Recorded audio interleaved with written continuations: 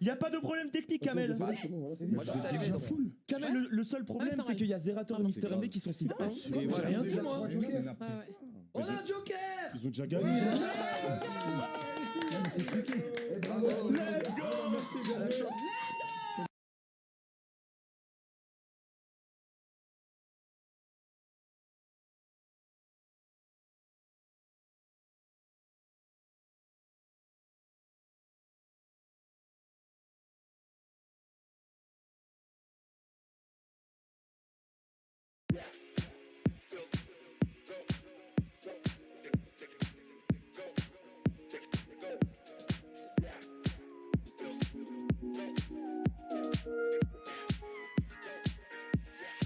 Let's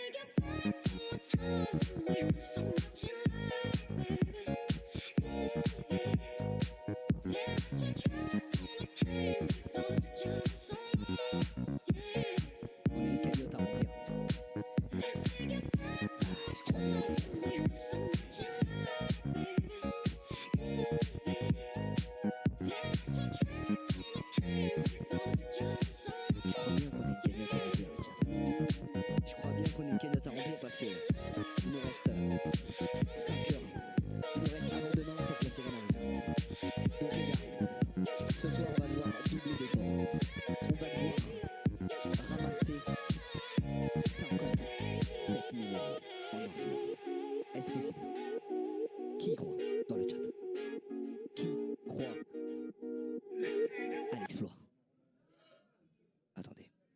Je vais essayer de mettre un truc au clair.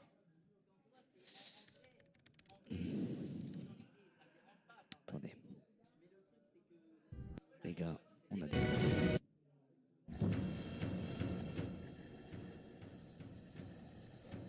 Le chat. On a une liste d'objectifs à remplir. Et parmi cette liste d'objectifs, il y a un palier. Le palier que tout le monde attend. Le palier que j'attends aussi, car elle me manque. Sincèrement. La sirène de chat. La sirène. 150 000 pour faire venir la sirène. Qui y croit dans le chat? Qui pense que demain, elle sera à côté de moi? Là, ici, à la même heure. Sirena, Andrea, Aka Andrea. Le chat, on a passé les 93 000 à l'instant. DGG dans le chat. Le chat, on va devoir aller chercher ce soir 57 000 euros. Oui, je parle bien de cette somme astronomique qui est 57 000 euros. On va devoir effectuer un plan Tar Casa des Papels. On n'est pas là pour jouer Uno, on n'est pas là pour jouer haute carte. Ça va être un plan Tar Casa des Papels. Il va falloir étudier toutes les stratégies possibles pour ramasser un maximum d'argent, un maximum de papels. Il faut faire un braquage cosmique. Un braquage cosmique. 57 000 euros. Si j'y réfléchis bien, c'est 57 000 personnes qui donnent 1 euro. Mais sur les 57 000, il y en a peut-être 10% qui vont faire une donate. Donc, si on part de ce principe-là, il faut qu'il y ait 40. Il faut qu'il y ait... Attendez, le calcul est un peu trop dur. Ok, je vais me reconcentrer.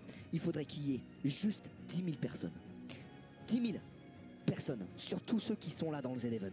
10 000 personnes qui donnent 4 euros. Vous vous rendez compte? 10 000 personnes qui donnent 4 euros et c'est fini. Est-ce que vous y croyez? Est-ce que là, vous êtes 10 000 à regarder?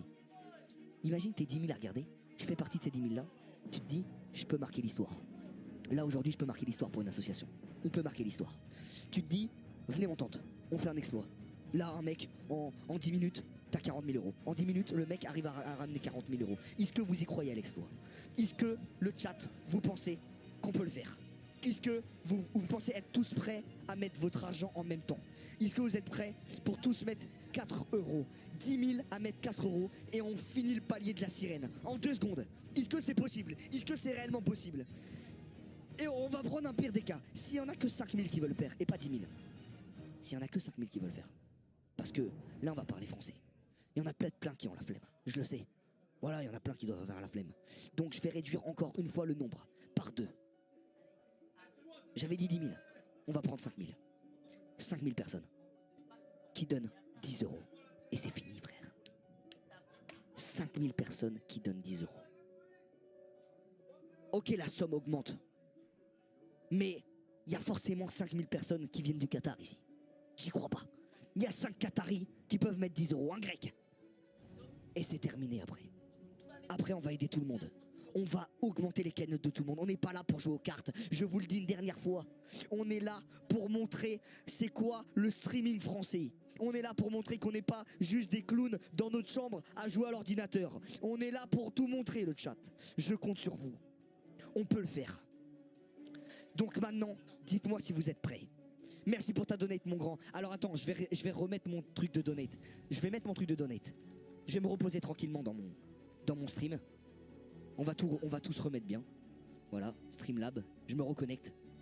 Oh là là, merci pour vos dons, le chat, vous êtes incroyables. Je vous kiffe, vous êtes la meilleure communauté. Merci pour tes 150 euros. Je me connecte, 2 secondes à mon Streamlab. Tableau de bord. Le chat, on peut marquer l'histoire. On va le faire. Je vais remercier toutes les donates. Le chat, on va le faire. On va le faire, le chat. Merci pour tes 7 euros. Merci Pépé pour tes 10 euros. Merci Je te suce Inox pour tes 1 euro. Merci pour tes 4 euros. Il y en a plein qui donnent des 7 euros. Mais si vous êtes 10 000 à donner 7 euros, ça fait 70 000. Donc si vous êtes 8 000 à donner 7 euros, c'est terminé. Le défi est bâclé. 20 euros de ta part. Merci Barney. Merci mon ref. Merci Anonymous pour ta donate. Merci pour tes 10 euros, lui. À partir de maintenant, tout le monde prend son portefeuille. Tout le monde. Vous êtes 5 000. Je dis pas tout le monde. 5 000 qui mettent 10 euros. Et c'est terminé. Et on marque l'histoire. On peut y arriver. Je vous vois chaud. Martial qui balance 10 euros. Dylan qui balance 10 euros. 7 euros le pain quotidien d'Inox. C'est magnifique. T'as fait ton job. T'as plus besoin de donner. T'as donné 7 euros. T'as plus besoin de donner. C'est terminé. Laisse à quelqu'un d'autre. 13 euros la sirène en slibard. Voilà. Elle va venir en slibard. Je vais lui dire de mettre mon slibard. Demain, elle mettra mon slibard. Je le jure. S'il y a 100 000. S'il y a 100 000 avant 21h sur cette cagnotte, elle mettra mon slibard en live par-dessus sa robe. Je le jure, elle sera obligée de le faire. Et j'y crois. Merci pour tes 5 euros. Merci le Forex pour tes 27 euros. C'est la dernière ligne droite. On va faire venir la sirène. Elle sera là demain. Cette putain de sirène. Elle sera là. Elle mettra mon slibard en live par-dessus sa robe. Je vous le promets. À 100 000 avant 21h, elle mettra son slibard en live. Merci pour les 94 000. Il reste 6 000. Le chat. Si tout le monde... 50 euros. Merci Mathieu pour tes 50 euros. Merci Anonymous. C'est le raid de fin. C'est le raid où va falloir tout donner des tripes. Tout le monde sort 5 euros. Merci Ulysse. Merci pour tes 10 euros. Merci pour tes 50 euros Antoine. Merci Melprod. Merci Mathieu pour tes 10 euros. Merci pour tes 27. Merci Sophie. Mais vous êtes riches. Il n'y a que des Qataris ici. Il n'y a que du Qatar. Merci Siggy pour ta donate. Merci Anonyme. Je suis allé me reposer 1h30. C'est pas pour jouer au no que je suis allé me reposer 1h30. C'est pour reprendre des forces. C'est pour reprendre des putains de forces. C'est pour montrer c'est quoi la communauté française. On est là pour ça aujourd'hui. On est là pour tout casser. Merci Mythério pour tes 7 euros. Merci pour tes 10 euros PJ. Les gars, je pense honnêtement que vous avez été au moins 100 à donner 10 euros. Facilement en l'espace de 2 minutes. Alors les 900 qui n'ont pas encore donné, c'est le moment de se sortir la carte. C'est le moment. Merci Vamos pour tes 1 euro. Merci pour tes 1 euro. Merci tes 10 euros Alex. Merci pour tes 27 euros 158. Le chat, on peut y arriver. 94 500 euros. Merci Théo. Merci Torture Ninja. Merci Dylan. Le chat, c'est maintenant qu'il faut marquer l'histoire, le chat. Je compte sur vous. Merci pour tes 200. Je crois qu'il y a eu 200 euros. Je suis pas sûr.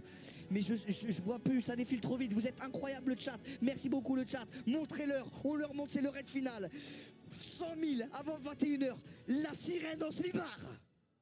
On peut y arriver, merci pour tes 200 €, je viens de les voir, merci infiniment, je te remercie, je te suce. Merci pour tes 5 € Mathieu, c'est bon, t'as fait ton job. Merci Célestin, tes 7 €, t'as fait ton job. Anonymous, 30 €, t'as fait ton job. Kat, t'as fait ton job, 7 €. Vous avez fait votre job. Andrea, t'as fait ton job, 7 €. Raph, t'as fait ton job. Inox Thébault, t'as fait ton job. Vous faites votre job. Lisa, 10 €, t'as fait ton job. Antoine, 10 €, t'as fait ton job. Tous ceux qui ont déjà donné 10 €, vous avez fait votre job. La cagnotte est en train d'exploser. On l'a fait monter à 100 000. Le chiffre rond, le serveur Minecraft. On va créer un serveur Minecraft en France, on va le recréer. Je vous jure, il y aura un serveur Minecraft en France en 2021, en 2022. La cagnotte va exploser à 100 000 avant 21 h. La sirène en slibard, le serveur Minecraft, on y croit. Tout le monde fait 27 €. Merci Naïma, merci Vlog pour ton donate de 10 €. Merci la capote d'Inox, merci Zazouille, merci Mathieu. Les gars, on n'est pas là pour parler chinois, on est là pour parler français. Mon PC est en chinois, je comprends rien. Merci beaucoup pour tes 500 €. J'arrive même pas à voir tes noyaux de dons. J'arrive même pas à voir. Merci pour tes 500 €, je te suce. Mettez tous son pseudo dans le chat à celui qui a fait 500 €. Merci tous. Remerciez-le tous infiniment. Merci Askel pour tes 25 €. Merci Ronora Pablo pour tes 3 € le chat. 95 500. Il nous reste 4500 à aller chercher. 96 500, la cagnotte est en train d'exploser. 96 500, on est en train de faire exploser la cagnotte. On est en train de faire quelque chose d'historique. Les 100 000, les 100 000 en 10 minutes. Les 10 000, on va chercher 10 000 € en 10 minutes. Le chat, on peut le faire. On leur montre, nous, on sait quoi des gros nerds. On leur montre c'est quoi les geeks de France. On va leur montrer qu'est-ce qu'on est capable les Français. On va leur montrer. Nagrom pour tes 7 €. Benjo pour tes 3 €. Merci Jordan. Merci Bello. Merci Zozo pour tes 7 €. Voilà, tout le monde commence à jouer le jeu. Tout le monde va sur son portefeuille, vous êtes 5 000. 5 000 à donner 10 € et c'est fini. Il y en a déjà facilement 300 qui l'ont fait. Il reste la suite des troupes. Les gars, une armée, ça va en petit, pas petit. C'est pas petit à petit, c'est tous d'un coup. Faut faire exploser le compteur, faut casser le Twitch français. Faut casser le système de donation. Merci Guigui pour la sirène pour les 35 €. Merci Sarcelou. Voilà, merci Jean pour tes 50 €. C'est ça la communauté. C'est ça les cracks de l'internet. C'est ça, vous êtes des putains de cracks d'internet. Le chat, les gars, on y est presque. 97 000, on a repassé une millier. Les gars, il nous reste encore 2 minutes avant que j'aille faire question pour un champion. 2 minutes pour atteindre 100 000 € sur cette cagnotte. On peut le faire, ne vous semez pas, ça ne sert à rien. Le but c'est de faire des dons, d'atteindre les 100 000 € pour voir la sirène en slibard. Demain, je crois en vous, on va la voir la sirène. 150 000 €, la sirène viendra. Le serveur Minecraft à 100 000 €, j'y crois. Merci pour tes 7 € Stekis. Merci Loupadio pour tes 7 €, merci pas grâce. Vous avez fait votre job, 7 €, t'as fait ton job mon ref. T'as plus besoin de faire. Merci Anonymous pour tes 27 €, t'as fait ton job. Le chat, merci Tom pour tes 1 €. Merci la Game Potion, 15 €, t'as fait ton job. Merci Force 1, t'as fait ton job. Les gars, les donates sont en train de défiler. Vous êtes en train de casser le système Twitch. Vous êtes en train de casser le logiciel. Merci à toutes les donates qui sont en train de tomber. C'est ça qu'on veut le chat. Vous êtes des cracks. Vous êtes des cracks. On va mourir à la fin de ce Z-Event. J'en ai rien à cirer. Je mourrai, je laisserai mes tripes. J'en ai rien à cirer. Il faut montrer qui on est. Il faut montrer de quel bois on chauffe. Merci pour tes 20 € à Jexel. Merci le chat. Merci pour tes 10 € Benjamin. Merci William pour tes 10 €. Merci Baba pour tes 1 €. Le chat, il nous reste une minute. Une minute pour aller chercher 2000 €. Une minute pour aller chercher 2000 €. C'est très faisable avec une communauté comme la tienne, comme la vôtre. Vous êtes magnifique. Le chat, écoutez-moi bien. C'est maintenant le rush final pour les 100 000. À partir de maintenant, il faut que tout le monde prenne sa carte bleue, mette 1 €. Si vous êtes 1000 à mettre 1 €, ça va aller très très vite. Merci pour ta donate Nagol, merci Anonymous pour ta donate, merci Omar, merci Chad, merci Tajine. Le chat, c'est incroyable ce qui est en train de se passer, c'est incroyable. La cagnotte est en train d'exploser, elle est presque à 100 000 €. Inoxydé pour tes 7 €, merci. Rush pour tes 7 €, merci. Voilà, vous êtes en train de faire votre job. Si tout le monde donne 7 €, ça va très vite. Il nous manque 2000 € à aller chercher. Les gars, on est bientôt sur les 21 h. On peut le faire. Il nous reste une minute pile avant que j'aille faire question pour un screener. Je compte sur vous. Merci pour tes 40 € Célim. Merci pour tes 10 € pour la pipe. Merci, je te suce. Merci pour tes 10 € Turlup. Merci beaucoup. Merci Axel. Merci Anonymous. Les gars, montrez-leur de quel bois on chauffe. Montrez-leur on vient de quel domaine. Montrez-leur on est où. Montrez-leur c'est quoi la France. 98 000, il manque 2000 balles, 1900 si je dois être précis, 1900 balles avant d'atteindre les 100 000. Et je dirais à la sirène de prendre mon slibard et de le mettre par-dessus sa robe demain. Je vous le jure, si elle est là demain, on doit viser les 150 000. Et on est de bonne voie, on est en bonne position. 21 h, il nous reste une minute le chat. Une minute pour aller chercher 1900 €. J'y crois moi, j'y crois. On n'est pas passé en 21 h 01. On n'est pas encore passé à 21 h 01. Donc maintenant, t'as encore le temps de mettre tes chiffres sur ta carte. T'as encore le temps de tout donner. Chéro pour ta donate, merci. 1 €. Merci Nabaku. Merci Greg pour tes 10 €. Merci Inoxkin pour tes 7 €. Merci Le Bouchi pour tes 7 €. Merci Salomé pour tes 5 €. Merci Le Qatar pour tes 1 €. Merci Powell pour tes 27 €. Merci Fafay pour tes 1 €. Les gars, la minute n'est pas passée. Donc vous allez dans les descriptions, vous faites un don de 5 € et c'est terminé. La minute n'est pas passée. On va le faire tous ensemble pour le Z-Event. Pour tout montrer, on va tout montrer. Merci Paxé. On va tout faire péter les trucs de tout le monde. Hein? Oui, mais je vais le faire après. Avant de dormir. Vous aussi? J'ai pas encore fait, non. Ouais, vous aussi. Les gars, on va y arriver. Merci pour tes 7 euros, merci pour tes 27 euros. Merci à tous. Merci pour tes 7 euros, Evan. Merci Umpact, merci Jade. Le chat, c'est parti. On est à 98 500, 98 600. Bientôt, on va y arriver, le chat. C'est pas grave, il n'y a pas encore 21h01. Il y a les 21h01, on n'en a rien à cirer. Ne se laisse pas abattre. 21h02 et demi, on les fait. On ne lâche rien, il n'y a pas de dommage. Arrêtez de mettre trip dans le chat. C'est pas grave, c'est pas parce qu'on a perdu une bataille qu'on a perdu la guerre. Retenez ça, c'est pas parce qu'on a perdu une bataille qu'on va retenir la guerre. Donc maintenant on se relève tous, le chat. On ne reste pas sur une défaite. On fait passer cette barre à 100 000 avant que je dois partir sur le live d'étoiles. S'il vous plaît, faites-moi passer cette barre. On ne reste pas sur une défaite. Merci pour tes 10 euros Thomas. Merci beaucoup, merci Gabriel pour tes 7 euros. Merci beaucoup Gold pour tes 10 euros. Merci Thibaut pour tes 10 euros. Merci Esteve pour tes 1 euro. Merci Nico pour tes 1 euro. Merci Kylian pour tes 6 euros. Merci Clem pour tes 10 euros. Merci Emilien pour tes 1 euro. Le chat, on ne se laisse pas abattre. 99 000. Il manque 1000 euros. 1000 euros. Mettez tous, spammez tous des 1000 euros. Si vous êtes 1000 à donner 1 euro, c'est fini. Merci Alès pour ta donate. Merci pour tes 30 euros. Merci Anata pour tes 7 euros. Merci Jason pour tes 7 euros. Merci. Pète-moi le cul pour tes 5 euros. Je te pète le fiac. Je te mange même tout ce qui est à l'intérieur de ton anus. Merci Anus pour ta donate.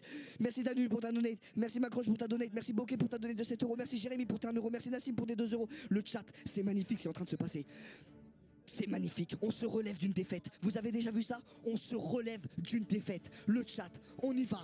On ne lâche rien. La sirène, merci pour tes 7 euros. Merci, on va le faire pour tes 5 euros. Le chat, bien sûr qu'on va le faire. On ne lâche rien. On a 99 000, il reste 1000 euros. Et on est facilement, quand le compteur va s'actualiser, on y est presque, je le sens. Il y a des 7 euros qui défilent de partout. Les gars, ça va être magnifique. Quand la sirène viendra avec mon slibar, ça va être magnifique. 108 euros tout fixe. Let's go. Merci mon ref. T'es un crack. T'es le crack de notre génération. Un max de bruit dans le chat. On y va. On ne lâche rien. Merci Tommy pour ta donate, merci Androx pour ta donate, merci Naissance Maze pour ta donate, merci Lucas pour ta donate. Le chat, c'est le rush final, c'est le rush presque final, c'est pas encore final. Quand je vais revenir après le question pour un champion, on fera le rush final. On prendra le temps, on fera le rush final. Là, c'est les 100 000, c'est symbolique, c'est le serveur Minecraft. Je vais créer un serveur Minecraft en 2022 pour toute la communauté Minecraft. Je le jure, 2022, ça sera notre année. Serveur Minecraft à 100 000 et la sirène en calbar. Demain, si on a 150 000 ici à 100 000, maintenant on se relève de défaite, il manque 500 euros. Merci pour ta donate, Blature pour tes 7 euros. Merci ta mère Inox pour tes 2 euros. Merci Viviane pour tes 27 euros. Les gars, c'est presque fini. Merci Romain, pète-moi le cul. Bien sûr que je te pète le cul. Merci Anonyme pour ta donate. Vous êtes les boss, le chat. Sachez-le. Chaufferet pour ta donate, merci beaucoup, merci Anthony pour tes 1 euro, merci pour tes 5 euros Marine, merci tout le monde dans le chat, vous êtes merveilleux, vous êtes magnifiques, vous êtes incroyaux, merci Baba pour ta donate, merci, on y est presque, 500 balles le chat, on donne tout, on fait venir la sirène demain, c'est pas encore fini, encore on est à la 2 tiers pour faire venir la sirène, on donne tous les 100 000, c'est un chiffre rond le chat, soyez prêts, merci Dias pour tes 1 euro, merci pour tes 2 euros Axaroth, le chat, je me pète le fiac de la sirène, non, pète pas le fiac de la sirène, merci pour ta donate. Merci pour ta donate Lily, merci le chat, tous ceux qui donnent 1 euro c'est merveilleux, le chat vous êtes incroyable, il manque 200 euros, 200 euros on peut le faire le chat, allez on est tous ensemble, on fire, je veux des flammes dans le chat, tout le monde spam 2 euros, tout le monde donne 2 euros et c'est terminé, pour la MIF, merci pour tes 100 euros, merci QLF mon ref, merci Alexis Gros Zizi, je te suce, Inox je te suce la tête de moi aussi je te suce, merci pour ta donate, merci Octave, merci coucou. Merci la sirène en calbar, merci Chérie pour ta donate, merci Vive pour ta donate, merci Polo pour ta donate, merci sans donate, merci mon ref, le chat vous êtes incroyable, c'est presque fini, merci Karim pour ta donate, les gars, les 100 000, le chiffre rond va bientôt tomber grâce à la puissance des Français, vous êtes puissants, vous êtes surpuissants aujourd'hui, vous êtes des cracks de notre génération, merci pour tes 68 euros, force du Québec, les Canadiens, grosse dédicace à tous les Canadiens de France, je vous suce tous, je vous prends le tir 2 dans la neige, j'adore ça, les Canadiens, tous ensemble, le Canada en force. On y est presque. 100 000. Le chat, on est à 100 000. Voilà. Voilà le chat. Voilà, let's go. Voilà, montrez-leur. Montrez-leur. C'est ça qu'on veut le chat. Let's go. 100 000 dans la cagnotte. Le serveur Minecraft, c'est officiel. En 2022, il verra le jour. Merci pour ce rush final. Et comme quoi, on s'est relevé de la défaite. En 5 minutes, on est venu chercher 2000 euros. Vous êtes magnifiques, vous êtes merveilleux. Je vous applaudis. Bravo tout le monde. Incroyable, incroyable la France. La France est incroyable. Les Français, vous êtes incroyables. Applaudissez-vous dans le chat. La communauté française est incroyable, vous pouvez vous féliciter pour ce qu'on vient de faire. On vient de passer les 100 000. Merci à tous ceux qui font encore des dons. Vous êtes merveilleux, le chat, c'est grâce à vous. C'est pas grâce à moi, je n'ai rien à faire. Moi, je suis sur une chaise et je vous demande juste de faire des dons comme un crevard. J'en ai rien à cirer. Vous êtes incroyables. Vous êtes des cracks de la génération. Merci à tous. Vous pouvez vous applaudir. Moi, je suis en retard. Je vais aller faire question pour un champion. On laisse la cagnotte à 100 000. Je reviendrai sur mon live, je mets le stream d'étoiles. Et je reviens tout à l'heure. Et on plie les 150 000 ce soir pour faire venir la sirène. Vous êtes incroyables. Faites-vous des cœurs. Une communauté de monstres. On a fait 7 000 € en 15 minutes. Vous êtes des cracks générationnels, je vous le dis. À tout à l'heure, les amis. On se revoit tout à l'heure. Bande de cracks. Ça coupe un petit peu, ça coupe un petit peu, mais oui. Excellent. 3 points. Donc c'est 3 points pour Little Tu te Big rends compte Well et qu'on n'a pas Gomard. répondu une seule question pour Face ça, en tête à égalité avec Amine et Billy. Et alors, 4 on utilise points. bien notre joker. C'est très bien joué. points. Bah oui, parce qu'on rappelle que c'est pour le caritatif, C'est beau. c'est pour Action contre la faim. Donc Let's c'est en 10. go. C'est en 10, mesdames et On a messieurs. répondu à Allez, aucune on fait question pour le moment. Un petit point sur les scores. 4-4 pour Aucun regret de merde. Little Big Well et Sans Gomard. regret. Amine et Aucun Billy. 2 pour Jiraya Kameto. Oh, le traquenard. 2 également pour Zerator et Mister MV. Prochaine question est à 3 points puisqu'elle est encore difficile. Yes. De quelle discipline sportive, là concentrez-vous vraiment bien Ah ouais, sur la ouais. question. Non mais vas-y, pas Ok. dis-là par contre. Oui. De quelle Faut discipline des encouragements. sportive Patrick Eldinger, l'un de ses plus grands représentants français, a-t-il refusé de signer le manifeste des 19 en 1985 ? Discipline sportive. Joker. Oh oui, il enchaîne direct. Bah ouais, c'est 3 Oh, il enchaîne direct, c'est 3 points, c'est très Allez. bien joué. Et on est reparti Les refs, Attends, mais on est reparti. Tous les 3 points, on attend qui sort une question à 10 points. Je refais. Oui. Là, je Mais redis. ramène, On enchaîne. Bah oui, il y a de c'est- l'argent. Il y a de l'argent. Mais comment ça, il y a autant d'argent Bon, alors j'espère que je vais pas me trouver. Est-ce que tu as une idée C'est qui Moi, j'irai voir Rivenzi Rivenzi pour Ah, le sport. Rivenzi, je pense. C'est une bonne idée. Non, je pense qu'il faut, vas-y. C'est une bonne idée. Rivenzi, il a une culture sportive et tout. Là, Excusez-moi. On n'hésite pas en régie à reset hein, les barres. Lorsqu'elles sont utilisées. Ah, est-ce qu'il va le faire Dis-moi qu'il l'a. Est-ce qu'il va le faire Oh là là, il a l'air en détresse. Alors, je répète. Il l'a pas. Est-ce que tu l'as, cette discipline Ah. sportive?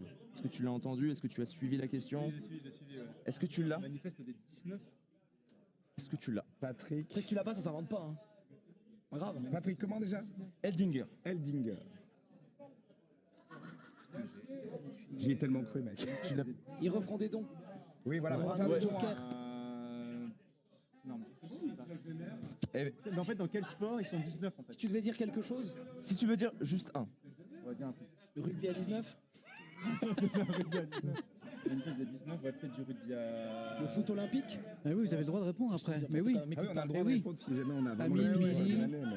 Qu'est-ce qu'il y a? À 19, Il faut valider. Après, Ouais, bah, c'est oui, vrai. s'il répond pas, vous avez le droit. Je suis désolé. En fait, faut Ok, trouver tu un l'as pas. sport. Tu l'as pas, et ben on rentre. Et Allez, voilà. allez. Et Et là, on réfléchit très Et fort. là, Steph. breton, et là, ça reset. Ça reset les barres de dons, mesdames et messieurs, c'est exceptionnel, tout marche. Viens Comment faire ça des fait dons, un s'il te plaît. Et oui, il faut faire des dons si vous voulez aider vos streamers bien. préférés, Les deux, c'est que ce mort. soit Amine, Billy, Zerator, Little Big Whale, Gomard, Kamel, Jiraya. C'était On olympique. enchaîne. On enchaîne. OMG. C'est une discipline sportive, Allez, je rappelle. c'est parti. Et il y a Patrick Inox qui Eldinger, est ici on qui cherche viendra son sport. ravir tout le monde juste après. Étoile, Ouais. on est d'accord que les autres ont le droit Ils de jouer là, hein. reviennent. Oui, Bredouille. et maintenant, et là, mesdames et joué, les gars. messieurs, Bien joué. et là, on est reparti. Allez, buzzez. Buzzer. Discipline sportive, Jiraya Kameto. Le volleyball. C'est Non. faux. Désolé. Buzz. Ah, Billy. cricket. Non, C'est bah, faux. ça se tente. Un Attends, sport. discipline un sport, sportive. Un sport, n'importe lequel. La natation. ça Buzz. fait des- Buzz. Natation, ça fait des- non. Non. Non. Est-ce que. Pourquoi pas hein. Du coup, on en a tenté aucun. Amine et Billy? Du coup, on a rien dit. Non, c'est faux. Et du coup, on a rien dit. non Bah, buzzer. Le baseball. Là, on enchaîne. J'ai envie qu'on la trouve, celle-là. Amine et Billy. Le son hauteur. C'est faux. J'ai envie qu'on la trouve. On va épuiser les disciplines sportives. Soit la perche. C'est pas soit Vous la donnez perche. des indices ou pas? Donne des indices. La notion de hauteur est intéressante. Amine et Billy? Le son en hauteur. Mais non, mais c'est ce que je viens de dire. Ah, bien vu. Oh non, désolé. Little Big Whale, Non, Gomard. non, l'escalade. Yes. Bien joué. Qu'est-ce que c'est bien joué. Qu'est-ce que c'est bien joué. C'est bien. Tu l'aurais eu? Est-ce que 7 points, vous êtes à 3 points de la qualification. Les Et là, la remontada, là. Pourquoi ils sont 19 les manants? je vous explique.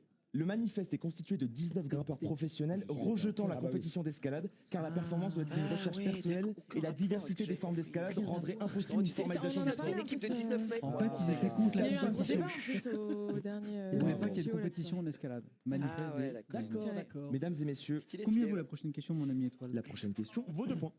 Celle-là? Ouais, faut pas un joker. Non, elle est là. C'est 2 points. Non, je l'avais loupé lui.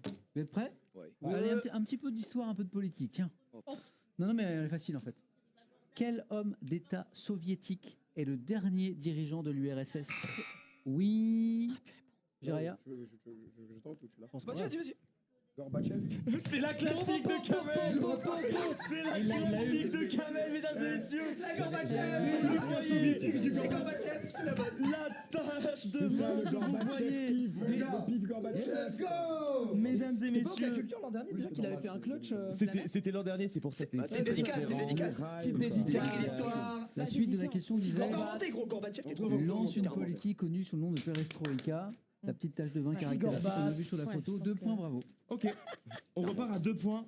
Et là, c'est une question jeu vidéo, mesdames et messieurs. Oh, jeu vidéo. Quel jeu vidéo, développé par Rainbow Studio et publié par Microsoft, met en scène des motocross dans différents... Jiraya Kameto? Bah, je sais pas, il a. Trial Fusion. Mais non, c'est Non. ça. C'est faux. J'allais dire Trial, c'est possible. Dans différents modes de jeu, comme le Supercross. 0 C'est MV. pas eux. Motoracer.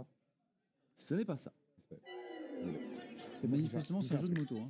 Quel jeu, développé par Rainbow Studio, un peu à l'ancienne ce jeu, Ah, je l'ai alors. développé... Non, mais hop, je peux pas buzzer. Attends, on attend, Tu on es attend. banni, tu es banni. Peut-être je l'ai. On attend, et Après. si personne ne l'a, Amine, quel jeu Billy, développé par Rainbow Studio, publié par Microsoft, met en scène des motocross dans différents modes de jeu comme le Supercross? ça vous dit rien? Je pense que je l'ai. Et là, on reset les buzzers, parce bah qu'il faut qu'on ait... Zera. J'ai les motocross madness. Yes. Ah. Mesdames et messieurs, Zerator, Motocross Madness. Ah, bravo, hein, vraiment Alors, bravo. La vache. Putain, le connard. Alors, il se peut que Zerator était en mode mais Motocross Madness. C'était avant Midtown C'est un Madness. clip de moi où j'en parle. Mais Putain. et Zerator, mais vous connaissez Motocross Madness, il l'a pas eu direct. C'est stylé, ouais. Putain, t'es bon. Il a l'air trop stylé. Il est trop stylé le jeu. Oh, pardon. Non, mais ça, par contre, ça, c'est c'est- Riders Republic du Ouais, Ubisoft. on sait. Ça n'a rien à voir.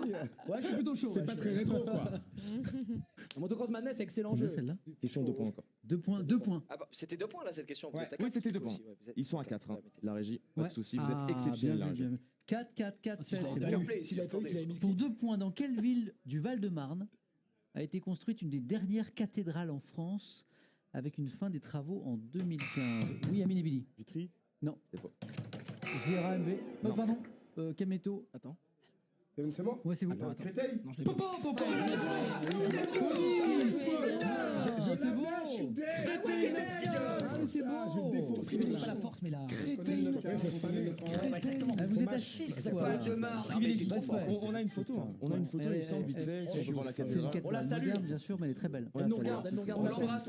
On l'embrasse. On a une Regardez. photo. Je suis au fond. Ah oui. Ah oui, qu'est-ce que. Pas ce que je vois dans ma tête quand Ah j'entends oui, cathédrale. voilà, ça c'est plus simple. On peut faire The Event.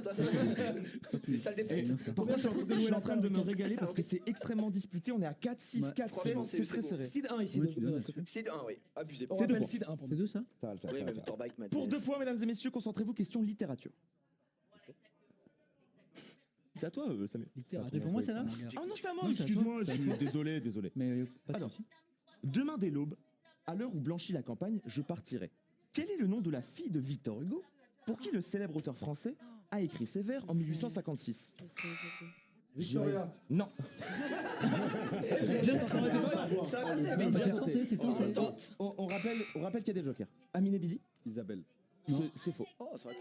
Non, c'était Indochine, ça. Isabelle. Les yeux bleus. Pardon. Les yeux yeux bleus. bleus. Je l'ai su à un moment donné. je l'ai Ok, est-ce qu'on l'a? Est-ce qu'on l'a?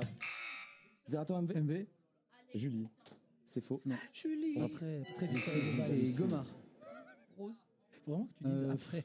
En Oui, plus, c'est c'est vrai, difficile de donner un indice là-dessus. Ouais, On a un indice sur le pré. Tu peux reposer? Oui, c'est Oui, bon. vous pouvez revenir. Martine. Non. C'est un prénom, je peux dire que c'est un prénom ancien, C'est un prénom C'est vraiment un prénom. ancien. Est-ce qu'on peut entendre les vers peut-être? bien sûr. Demain dès l'aube, à l'heure où blanchit la campagne, je partirai. C'est un prénom vraiment ancien qu'on vous donne plus aujourd'hui. Germaine. Non. Tu vas tenter. Micheline. Non, Mais C'est moi? Oui, c'est toi. Non. on Non, donne la c'est pas- première c'est- lettre. c'est Amine et Billy. On donne la première lettre. Claudine.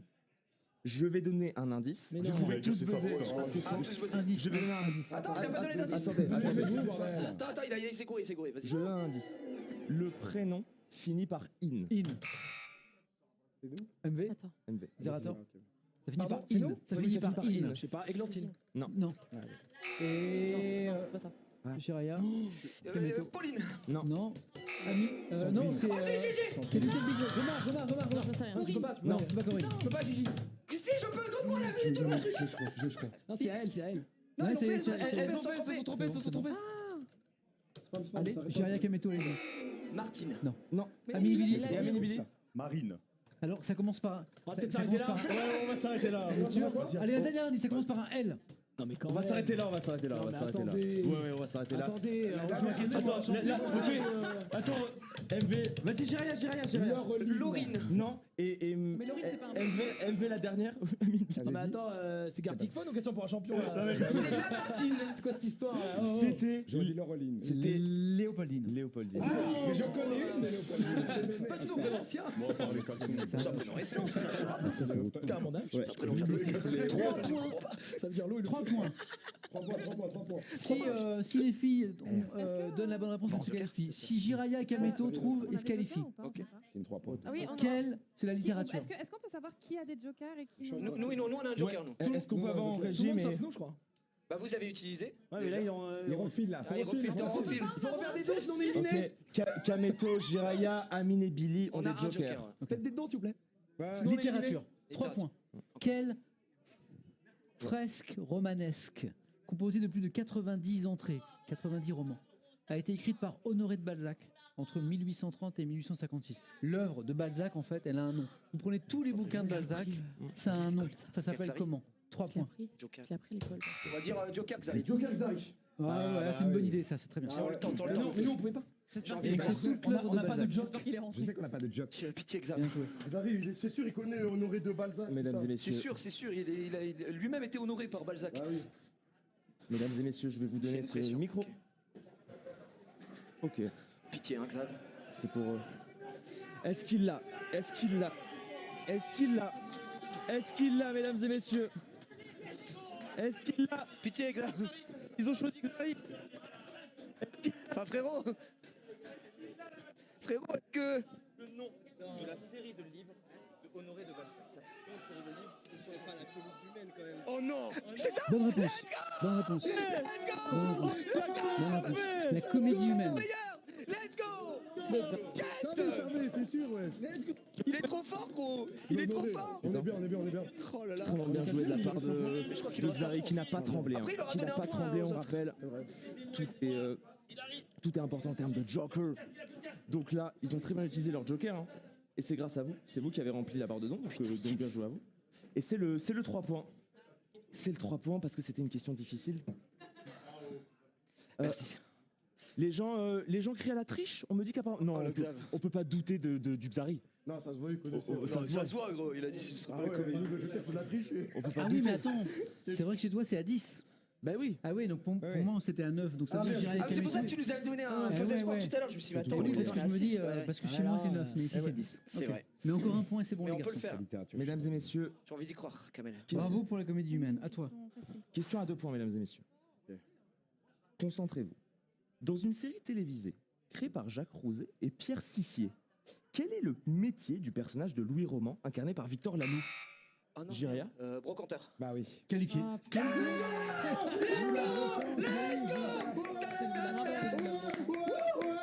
Petite danse. Ils ont. On joue la finale, C'est bon, ça fait. Qu'est-ce que c'est bien joué. Jiraya, Jiraya Bravo, et Kameto qui se qualifient. Premier On avait dit, qualifié. on se complète. Premier qualifié. Mais Non, mais Jiraya, ouais, t'as été c'est chaud, t'as eu Microsoft, t'as eu du truc. Et Kamel vrai, aussi. Rapide, qui est Kamel qui a Créteil. été très bon. Kamel qui est Créteil. Créteil, il a été Et très fort. Bogdanov, je sais plus, enfin bref, il était dedans. Il reste une place. Bogdanev. Il reste une place, je rappelle. Il faut avoir 10 points. Les filles sont pas très loin de la qualification. Combien vaut la prochaine question Pas trois, hein. Non, la prochaine question vaut 2 points. Vaut deux non, points. non, pour moi, elle vaut 1 point celle-là. Ouais, Elle c'est vaut vrai. 6, elle vaut 6. Non, pour moi, Non, en elle vrai, vaut elle est facile. Elle est facile. Je viens du latin mustum ardens. Je suis un condiment préparé à partir de petites graines de 1 mm. Moutarde. C'est la moutarde, c'est la moutarde. Elle était écrite. Si, je m'en Putain. suis doutée. Elle était là, Je Il a viens pas de la regardé, ville mais de elle était écrite en Dijon, avance. dernière année. Tu l'as même pas lu. T'étais comme ça. Terrible, c'était Ah, écrit. bah non, il Encore faut plus la bravo. regarder. Non, mais encore plus bravo. Ah oui, d'accord. Ouais, Il y a aucun problème. Mon 1, elle était affichée. Ok. Il y a aucun problème. Mustus Ardenne, bon. Il y a aucun Tu sais, problème. j'ai vu truc Dijon, j'étais là. Ça vaut 2. La prochaine vaut 2, mesdames et messieurs. Déjà, est-ce que tout va bien pour vous? Passez un bon moment? Oui. Amine et Billy, Mais je là, vous c'est sens- clair. Super, bah nous on est qualifiés. Non, mais en donc. fait, on a un joker, mais on veut l'utiliser au bon moment. Si ça se Ah trouve, oui, à tout c'est un moment, tu poses joker, une question à 5 Oui, non. Non. Il attend la question à 10 points. La prochaine question est à 2 points. Vous avez des jokers, les gars. Et les gens ont donné pour vous de fou. Ils ont fait On va le garder exploser. pour le 3. On a re un joker, non. On va essayer de Non, faut donner pas. Et le Joker là, faut donner pour nous. Quelle Faut chanson? donner à étoile en mettant Zerator. Pardon. Zerator ou MV si vous voulez en faisant des dons. Amine et Billy si vous voulez aider Amine et Billy. LBW et Gomar si vous voulez les aider. Ça sert plus à rien, elles ont des jokers. Voilà, c'est vrai que ça. Bon, pas de bashing. Quelle chanson de 1968, interprétée par Serge Gainsbourg, mais écrite de base pour Juliette Gréco, a le titre d'une danse? Une danse. Mister- Zera MV. La javanaise. Ouais, Oh, dansant la Là, javanaise. j'ai appuyé. Hein. Ouais, je Sept disais, c'était pas points. Kylian, mais j'attendais que la danse, justement. J'ai soit J'ai eu faite. peur, t'as buzzé, tu m'as laissé parler, j'étais là. Oh. J'avais Zerator et réfléchissais MV pas qui si ça va reviennent marcher, au parce que- niveau de Little Non, Big non, Wave c'est vraiment et pas- Gomar. Je vois qu'Amine et Billy sont en train de bien quand leur est-ce qu'on utilise le Joker. Ils J'ai sont. appuyé en même temps que je pense. Je les ai entendus faire. C'est bon. Non, mais. On grave pas. Ouais. Je connais pas un peu l'histoire. Pour moi, c'est 2. C'est 2. Mesdames et messieurs, c'est un 2 qui arrive tout de suite. Parce que 3, ça permettrait à une équipe de se qualifier. Donc on Pour reste l'instant, sur 2. c'est un 2. En quelle année a été adopté le drapeau de l'Algérie? Aucune idée, mec. Tahia José. En fait, c'est facile. Pensez à l'indépendance du pays. Et il se peut que quelqu'un l'ait. Pensez à l'indépendance du pays. Quelle année? En quelle année? Moi, j'ai joué à la décennie, mais. Amine Billy. 1963. Non, c'est faux. Et moi, je C'est dommage. Ah, MV? faut qu'on attende un buzzer, c'est ça. Zerator. 64. Non. Non. Ah, je pensais à ça. Tentez quelque chose, les filles. Il faut tenter, même si vous n'êtes pas sûr. Donnez-moi une date. C'est 2 points. Vas-y. 65. Non. Retentez. Amine Billy. 62. C'est la bonne réponse. C'est la bonne réponse. Alors, si vous ne connaissez pas le drapeau de l'Algérie, j'ai un screen pour vous le montrer, il est exceptionnel. Putain. Bien sûr. Regardez. Attends, tu veux dire que tu l'as pas sur toi? Il est dans... Regardez le drapeau de l'Algérie. Magnifique. Effectivement. C'est en effet le drapeau de l'Algérie. 1962. derrière la com là. Les accords d'Évian. La bestiole. Il y a un animal préhistorique sur la cam. Les accords d'Évian, l'indépendance du pays, le drapeau. Alors, À toi. quel... Combien de points? C'est une question à 2 points. Quel compositeur de musique électronique est l'auteur de la bande originale du jeu? Ah non. Excusez-moi, j'ai sauté une question. Pas C'est grave, ma faute. on la fera C'est- après, on Quel la jeu? fera après. Quel jeu? Excusez-moi. On la fera après. Ouais, excusez-moi la régie, si vous pouvez mettre la 23, je suis désolé, j'ai sauté une Pas question. grave, c'est pas grave. Ah, il a Est-ce abusé. que c'est Mais vas-y, mais possible? pose là, on s'en fout. C'était pas mal, ça. Ah, c'était bien, pose. Quel compositeur de musique électronique Ouais, est ouais. l'auteur de la bande originale du jeu The Binding of Isaac? Ah Ah oui. oui, MV? Oh. De Mike Visek, original, donc. Vas-y, y a pas de piège. Danny Baranowski. il a eu Y a pas de piège, y a pas de Il a eu piège. direct, il n'y avait pas de piège, c'était la question 23. T'inquiète pas, Chacun tu est viens allé pas au de- C'est un mot, c'est un mot, je suis un bravo. Tu viens pas de- Bah, c'est son métier donc Chacun chacun son truc. je suis désolé. Moi, je chez Danny. donc. Ouais, c'est la 24. C'est la 22. Les amis en régie, on passe à la 22 qui était Désolé. celle juste d'avant qui Sois vaut pas parano. Elle vaut 2 points. 2 points. Quelle série de jeux vidéo Vous avez des d'action jokers. RPG? Oh, Amine Billy. c'est très osé ça. Joker. Bah ouais, normal. Juste avec ça, juste avec ces Bah, mots-là. attends, avec ils ça. ont- ça, du coup. ils ont Ah, y a des que ces indices. mots-là, Joker, on est Bah d'accord? ouais. Bah Oui. ouais. On est d'accord? Ah bah Attends, évidemment. Ah non, comment Bah, ça bien sûr. En fait, Bah sinon, t'as buzzé. sinon dès qu'il dit un mot, je dis le Joker. Bah oui, c'est ça, tu vois. T'as buzzé trop Bah tôt. non, là, vas-y, va poser au Joker. Quel Joker? Ah, mais c'est Non, mais quel Joker? Quel Joker? C'est chaud, c'est chaud. Le Joker pour. Attends, j'ai toujours en train d'aller voir quelqu'un ou. Non mais Non, t'as pas compris. Non, c'est tu vas voir quelqu'un, tu lui poses quelle Bah oui, série mais d'action c'est elle pas- fait. C'est ça Ah le ouais. truc, c'est que là tu Ah vas ouais, lui poser la d'accord, question qui est je pas sais, terminée. ouais, T'as je pas sais, assez d'indices, en fait. Je pensais que T'as je voulais la paniqué. question complète. Au pire, tu retires. Il a le droit de tomber. ouais, il peut retirer son joker. Retire, non, il savait pas. Non, En vrai, Retire-le. Parce que t'as pas assez retire-le. d'indices. Retire, Ah, retire. on l'a utilisé en mode. On est en famille. Ouais. On est en famille. On est en famille, les amis. c'est pas grave. On reprend attention, je poursuis. Quelle série de jeux vidéo d'action RPG développée, éditée par Square Enix C'est Zerator et MV. Final Fantasy. Final Fantasy. C'est faux. Non, Mais non, mais sera proposé un action crossover RPG, entre j'aurais l'univers. Le jeu avec Mickey et tout.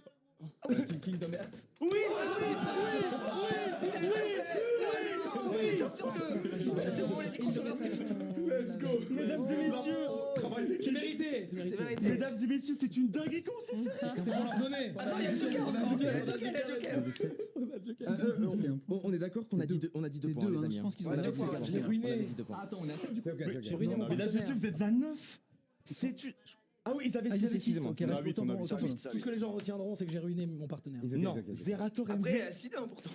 C'est Bravo, un. hein. Mesdames, On mène de loin. Non mais on est en train de vivre une manche de fou C'est furieux. magnifique. Zerator MV 9 points, On mène Amine de et Billy très, très 8 loin. points. On veut la question, Je sais pas comment ils ils ont vont bientôt venir. un joker, faut y aller maintenant. Comment ils vont venir Faut y aller là, je sais pas de quoi vous me parlez. Fais vite fait, les deux là. Faut y aller. Les dents, les dents, pourquoi le Joker là? À toi. À toi. Sinon, je vais ruiner.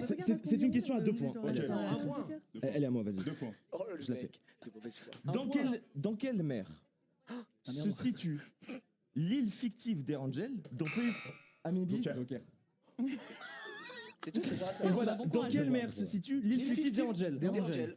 Venez avec moi. Dans quelle mer Vous allez interroger qui là Mais il sait, Ah, il savent- on lui mais a il dit, sait ce on que lui a c'est, dit. Angèle, au moins On m'intéresse qu'il faut. Alors, Y a je Angel, rappelle, hein, c'est non, ça, mais attends. par contre, Zerator et Mister MB, je rappelle que s'ils ne savent pas à qui donner un joker, on peut avoir quelqu'un qui lève la main. Ils sont en On mode l'a dit. Xari.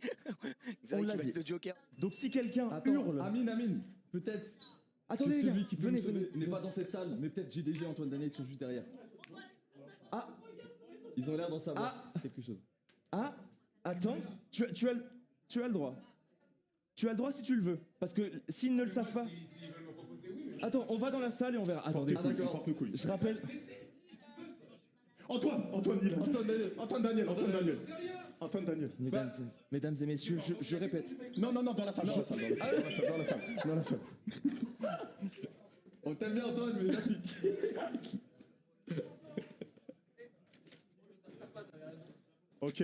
Frérot, faut qu'on prenne un bon nageur là. Mesdames et messieurs, est-ce que vous avez... Faut aller vite. Ça a l'air Du d'être coup- un peu chaud, ça a l'air d'être un peu compliqué pour l'instant. Le frérot Pierre, on va aller voir. Les gens ont l'air d'être un peu dans la merde. Il y a des noms de la tête, mesdames et messieurs. Des noms terribles. Non, que des têtes. Il y a des très très vite. Mon frérot Pierre. On hésite encore. Je voulais juste Il est où, checker il est Pierre, hein, je l'aime bien, c'est tout, je voulais pas le choisir. Étoile. Bien. Ok, tu-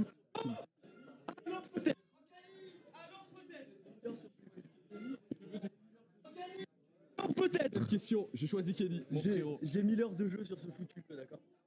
Je répète. Faut me faire confiance, je suis pas sûr de moi à 100%. Frérot, y a pas de Il y a regret. eu un pic à 237 000 viewers. Dis là. ce qui était dit, c'est-à-dire je me... Là. Hein, Zera Zera Il y a eu un pic à 237 000 là sur. Ok, vous me détestez pas. Frérot, y a aucun souci. Juste on parlera plus, mais c'est bon. Non, je rigole. La merde, non.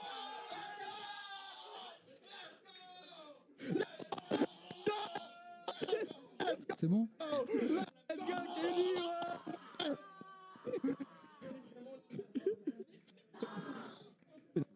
Let's go. C'est du jamais vu. Ce sont des choses qu'on vit une fois dans une vie. Et en plus, c'est dans le lore de Questions pour un champion, vous connaissez Merci, ce 88 qui a fait la légende. les gars, La merci. mer Noire. Merci. Qui C'est la avait- mer Noire. Quelle ambiance de malade aujourd'hui aux Yvettes en compagnie d'étoiles. Tu te régales? C'est la Mais mer oui, mais Noire. on est qualifiés, frérot. Ben oui. C'est la mer Mais Noire. attends. C'était pas annoncé.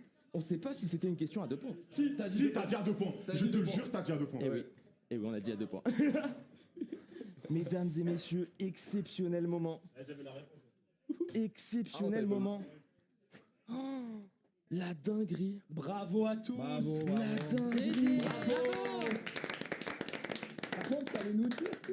Fallait dire qu'on pouvait aller dans la salle et dire qui a la réponse. Qui a la réponse fallait Non, nous en dire. fait, Faudrait les peut-être mecs- imposer de choisir le nom ici. Non, mais comme les mecs, on l'avait. les mecs nous disaient non. Non, par contre, il était vraiment pas sûr.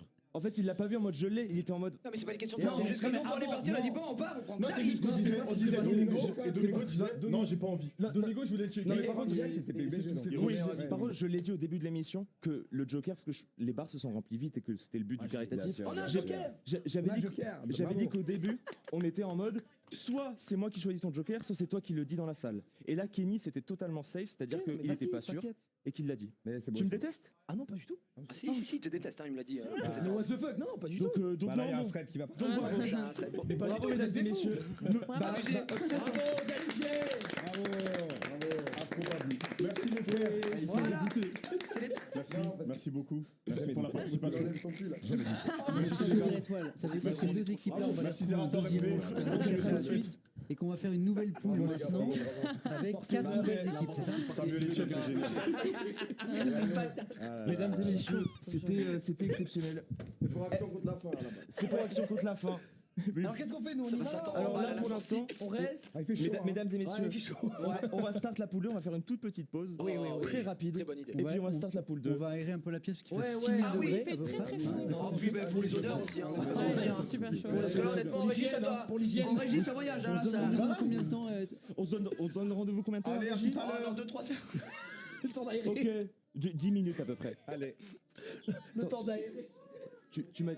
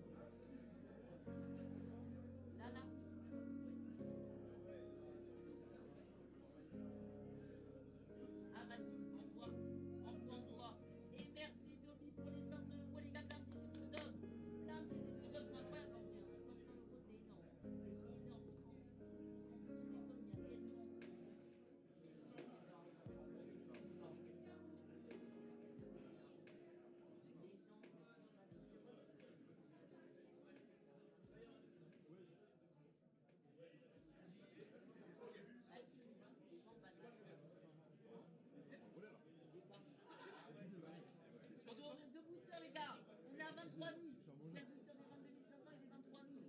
Et dans 2 000, je me rase la beubare. Dans 2 000, je me rase la beubare. Allez les gars, 2 000, ça peut aller vite. On peut faire 2 000 avant 22h40. Je le sais très bien. Je le sais très bien. Pris par l'inflation.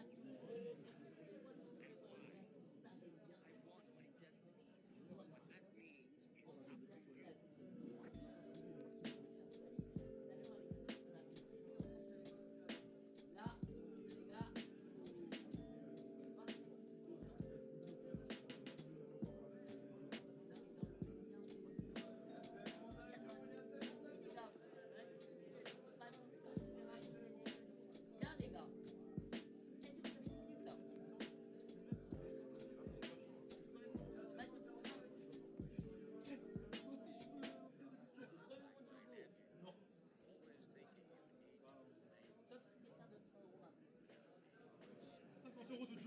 Oh, grosse cote pour le mec. Là, ça passe en merci à nous. Non.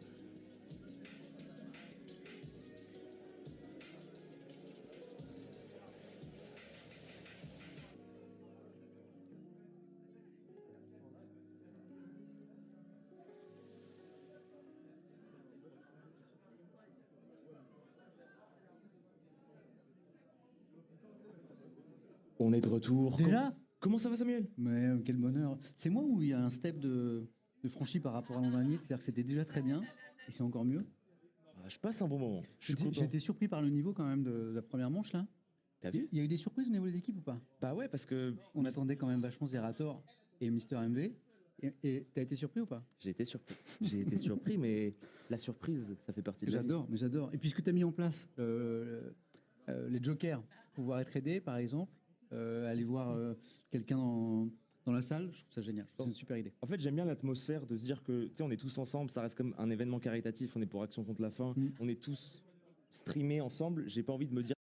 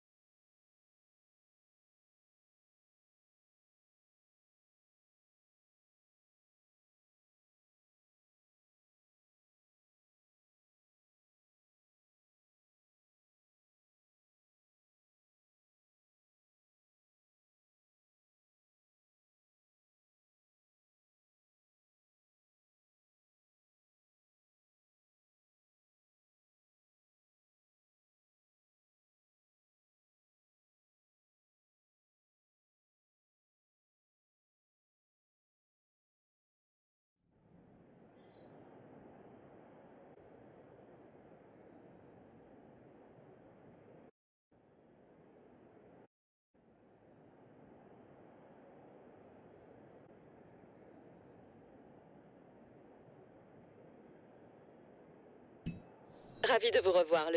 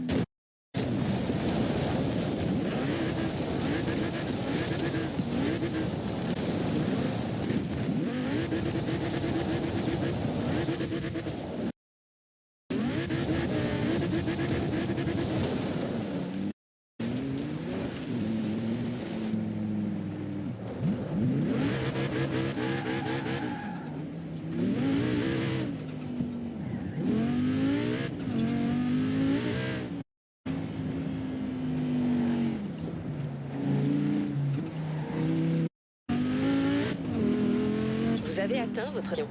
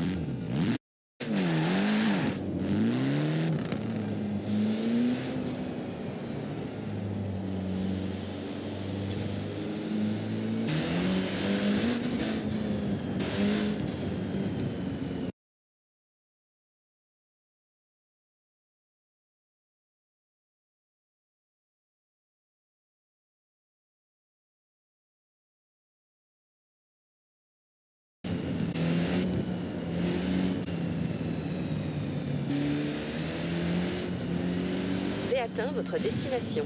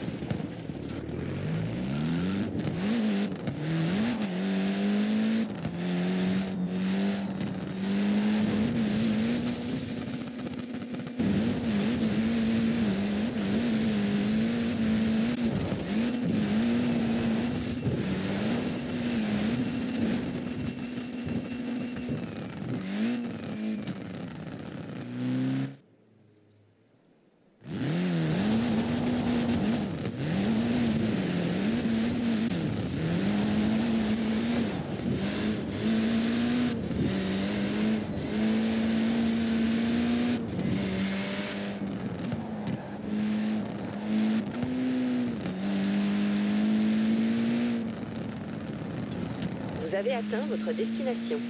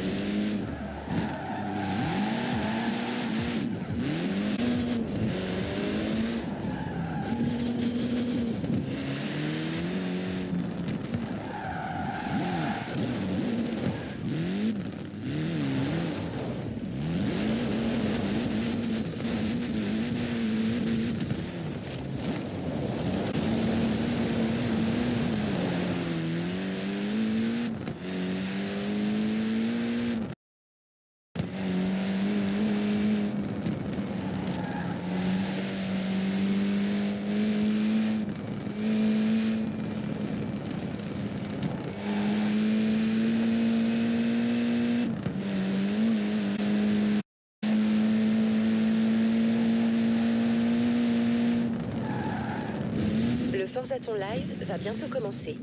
Bonne chance.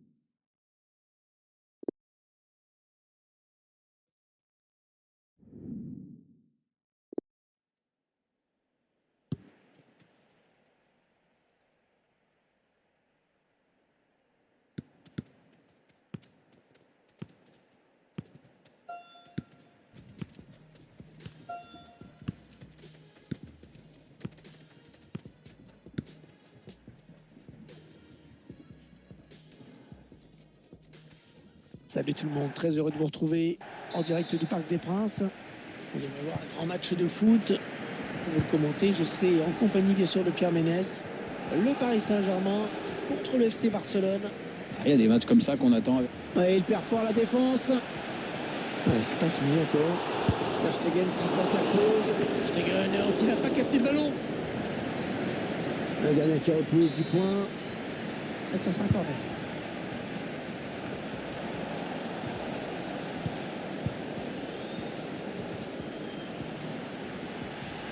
Perdu par les Parisiens. Ouais, très efficace hein, ce pressing qui l'oblige à dégager ce ballon.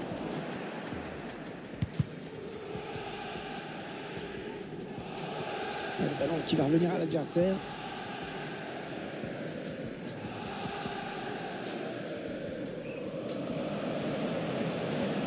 Oh là là, oui, il va le gardien. Il est parti à l'aventure, en dehors de sa surface. Il est devenu dingue. Ah, il peut donner l'avantage à son équipe là. Et la bonne intervention de Ter Stegen.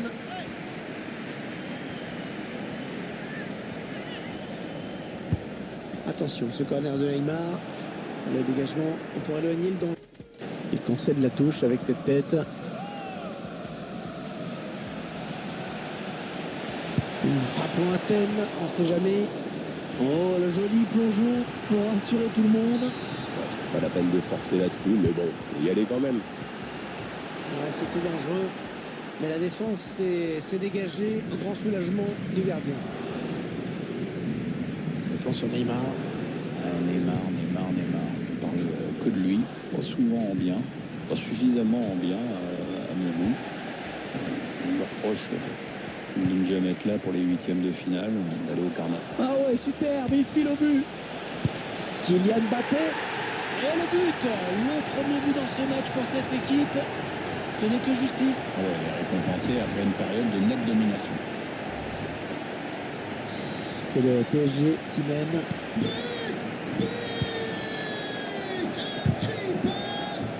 Le numéro 7, Kylian Mbappé. Neymar. Allez, occasion pour Neymar. Attention, ce n'est pas terminé. Oh, but, le gardien qui est complètement parti à l'aventure. On voit cette action. C'était pas le but le plus compliqué à mettre de sa carrière. Non, bon, il fallait le mettre. Ouais, c'est vrai qu'on a profité. En même temps, il n'avait pas le droit de rater ça.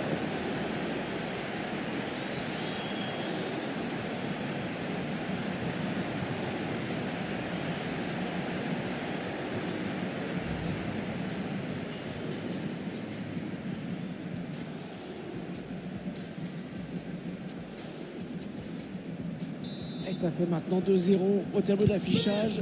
Ils accentuent leur avance. Marqué par le numéro 10, Neymar.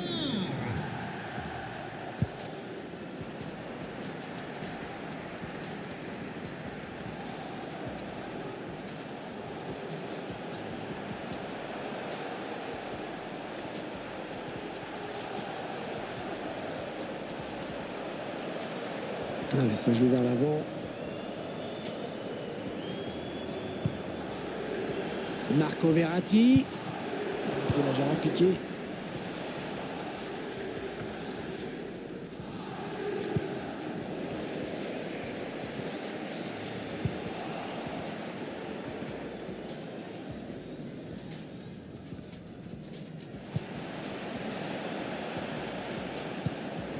Jordi Alba qui s'est complètement manqué sur cette passe. Ah non mais le gardien, regardez, il a pété un câble, il continue, il est fou, il est complètement dingue. S'il avance vers le pied. Et attention. Taylor Navas. Stegen, attention, l'action qui se poursuit. Allez, une touche bien placée pour le PSG. On le tient, l'arrêt de la semaine, voire du mois, voire de l'année, voire du siècle. Oh, le plongeon. Oh, il n'a pas hésité à y aller. Et il a eu raison. Ouais, il va voir le ballon, hein, c'était pas évident.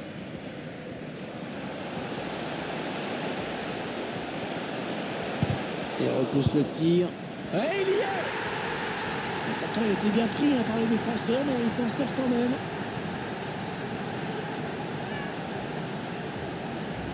On revoit cet exploit du buteur qui est allé au bout de son action. Il a bien résisté au pressing des défenseurs et puis il est resté assez de lucidité pour tromper le gardien. Superbe. Ce match qui vire à la démonstration dans cette première période. Le numéro 30, Lionel Messi. Le Barça qui est un club qui fascine bien au-delà des frontières de la Catalogne et des frontières espagnoles. C'est un peu normal, Hervé. Déjà, c'est un club qui gagne, c'est quand même l'équipe qui pratique. Ah oui, le bon ballon là. Ah, ça peut amener un but. Oh, le ballon dangereux. Superbe frappe en finesse. Le gardien qui est battu.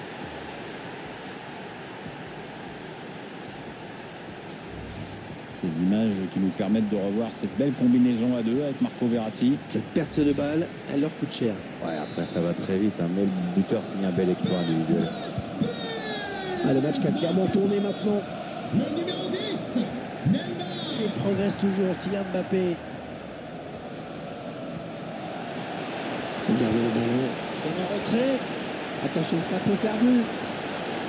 Oh, la nouvelle occasion. Est-ce que c'est mal joué ça? C'était vraiment une belle occasion. Le genre que tu ne peux pas te permettre de louper quand elle se présente. C'est vraiment bizarre.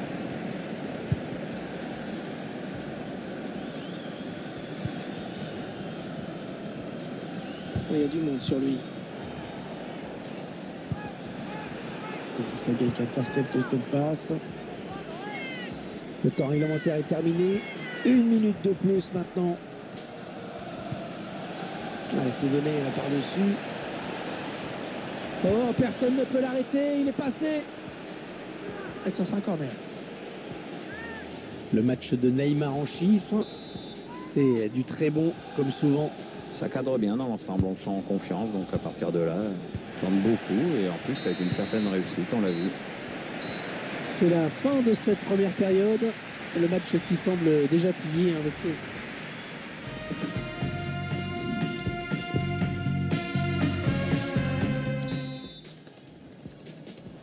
Le Barça qui court un peu le score alors que débute cette seconde période.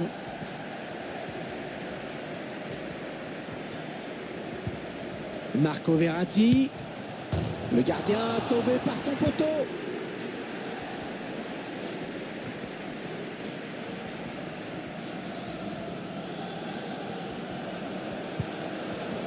Messi. Oh, le bon ballon. Kylian Mbappé, il stoppe son action, il était hors jeu.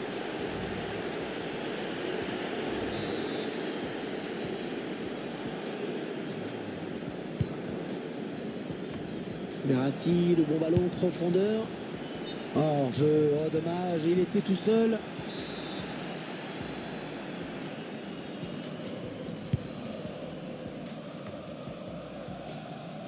Qu'avez-vous pensé de la première période de Neymar? Il est l'auteur d'un doublé qui a pesé sur le déroulement de cette première période. Du coup, c'est clairement son équipe qui a le match en main. Il a débordé la défense. Non. Et l'arbitre qui désigne le point de pénalty. Pénalty pour le Barça. Et il y a faute, bien sûr, pénalty. Pénalty. C'est menant pour Antoine Griezmann. Ce pénalty joué plein centre, mais le gardien avait choisi de partir sur un côté. Le numéro 7, un score qui est maintenant de 4 buts à 1. Allez, touche.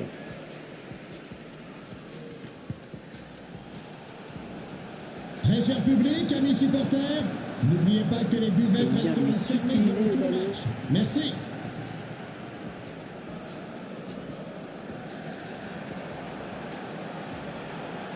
Les Parisiens qui vont visiblement essayer quelque chose là.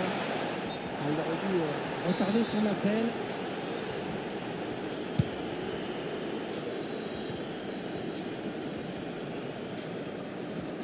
Antoine Griezmann.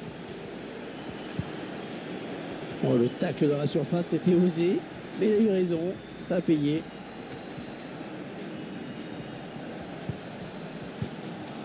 Ousmane Dembélé. Ouais, bel exploit individuel, attention à lui. Oh, quel manque de lucidité. Mais quel manque de lucidité, il était face au gardien. Il y a trop de nonchalance dans cette tentative.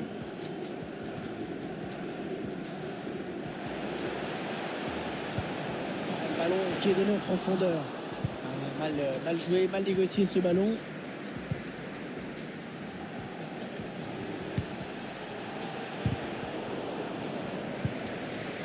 Antoine Griezmann. Le Barça qui continue, il y a avantage. Et ce ballon qui est perdu. Et dans le tir qui est contré. Le drapeau s'est levé, il a déclenché.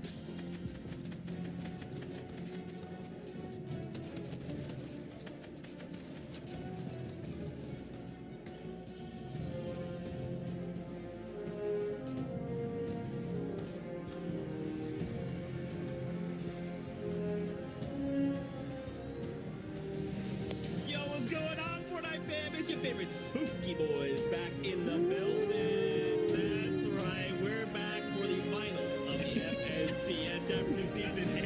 You can tell we're already having a great time. We're here. It's going to be an awesome day.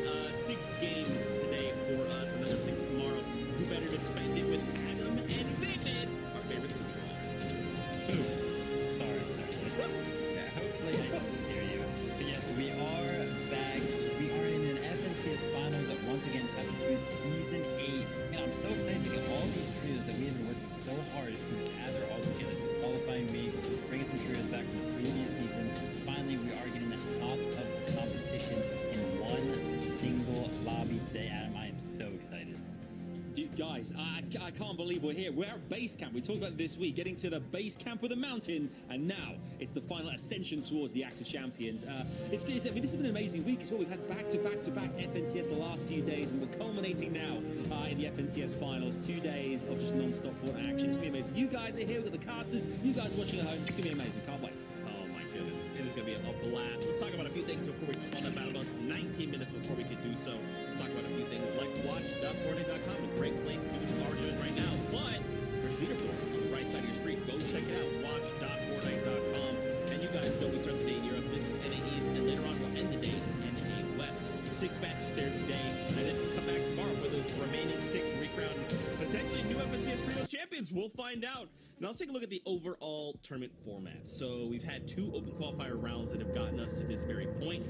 2 days ago, we started the semifinals day number 1. Yesterday, we kicked off that reboot round style in semifinals day number 2. But now, Vivid, it's time for the finals, day number 1. Yeah, the finals. Here we go. 2 days of competition, 6 games per day for a total of 12 games. And then the trio that claims first place is obviously going to be crowned your Chapter 2 Season 8 champions. Game starts in 5, 4, 3, 2, 1. Team SWAT, aim for the head. Gain the lead. Lost the lead. 32 trios all competing for that top prize.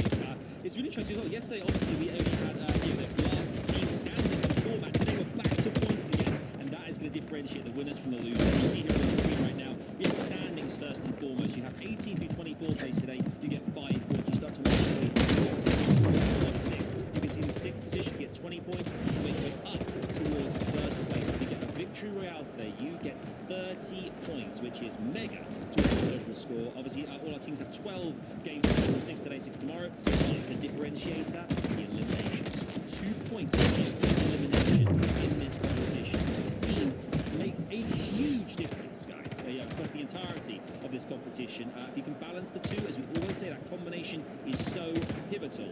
And if you can do both things correctly across the next couple of days, you are onto the home stretch, potentially being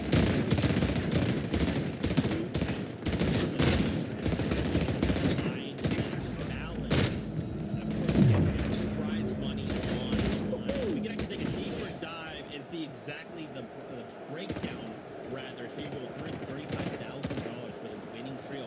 But do keep in mind, even if a trio doesn't walk in that first place spot, if you can go from like 33rd up to say 5th, that is such a leap in prize, right? So every trio would be competing to try and land even in the top 10 would be huge. So we'll have to see how things play out here in NA East. Now, we just have to see 7 races going head to head, but we actually have the first set of champions coming out of the Middle East. That's right, because remember they play a little bit before we do. Their 2 games are done. So congratulations, Fantasy and Abu Ghal, your new champions, coming out of the East. 373 points. Tie the leader. Gain the lead. 77 elimination production. 8.9. Very, very impressive. Game, right? Lost so the lead. Here, it was obviously just a battle at the top between that trio. Tie the leader. Alon, Cal, and Murloc here with 370 points. Only a 4 Gain the lead. But Adam, look at this difference between 2nd and 3rd. 80 points. That is enormous. 80 points difference. Gain the lead. Really out of that, as you can see. Well served. Yeah, I mean, as you said yourself, average eliminations of 6.42 per game is massive for the top team there. But what's really interesting to me as well is third and fourth position, only 1 point separated. King Slayer gained the lead. They're 1 point, that's less than 1 elimination. There was $3,000 difference for that one. 5 minutes remaining. Monstrous, it's huge. But you can see the rest of the points there on the board here, and all the kind of the money differentiations, the winning totals on the side as well. What's really interesting as well is let's not forget to celebrate new players. King Slayer.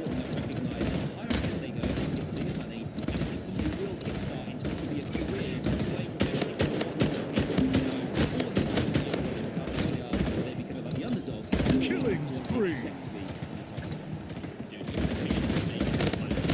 King Slayer. The trio skill set, it's so difficult to be able to just say, look, we've made a final. That in itself is huge. Now, let's talk about some trios that we need to be keeping our eyes on here in NAEs. We have a handful of here, in case you've never seen a Fortnite broadcast. You're like, Zeke, there's so many trios, who we follow? We got you covered, Mimic, and now we're breaking all of this down. First up, we've got Commandment, Scented, and Stretched. I'm sorry to get used to saying this trio's name, because this trio's a brand new form for this season. And why should we be really focusing on these trios? These guys knew they formed a week or two before FNCS started, and qualifier 1, they got it done immediately. 198 points, they played absolutely phenomenally. Their worst legs so these guys are here to make a testament, and it's awesome to see this newly formed trio is doing it so well. I love when trios like this form because it's like you have the vets incented and command. Game over. Victory. Also has been playing at a very high level this year. All the information combined between all three of these players on this trio is just making like a monstrous thing that everybody on the field today has to be worried about. Yeah, I think Commandment and Scented, if I remember correctly, the last 2 seasons, I think they placed second. So this could be the year. Now, changing things up now as well, with this new player in as well. It could make the world of difference with Stretch on their team. They could go all the way this time out, but, Scented regarded as arguably the best player there is in the region. We'll have to wait and see if these guys can do it. They won their qualifier, as we've alluded to as well. So they'll be a great team to watch over the course of the next Absolutely. Here we go. Another one for you. Muzz, a champion from OCE that decided, I'm going to move to NAEs. I'm going to compete. You pair him up alongside Miro, another champion, and then Booga, your World Cup Solos champion. I mean, guys, this is like the tippy top. Right? I feel like these guys will go very, very far. The champion trio here. Booga going to be the IGL here, and I think he's also doing the tarping. And then Miro, obviously, a dominant force to be reckoned with, finding those eliminations. Always did a very good job when he was alongside Day. Now he has Muzz, an FNCS champion from OC, alongside him. And you guys can just check these highlights out here. The cohesion amongst this trio, even though newly formed as well, they also qualified in qualifier 1, got 5th place. So right off the bat, they immediately started to perform. So excited to see what they can do today.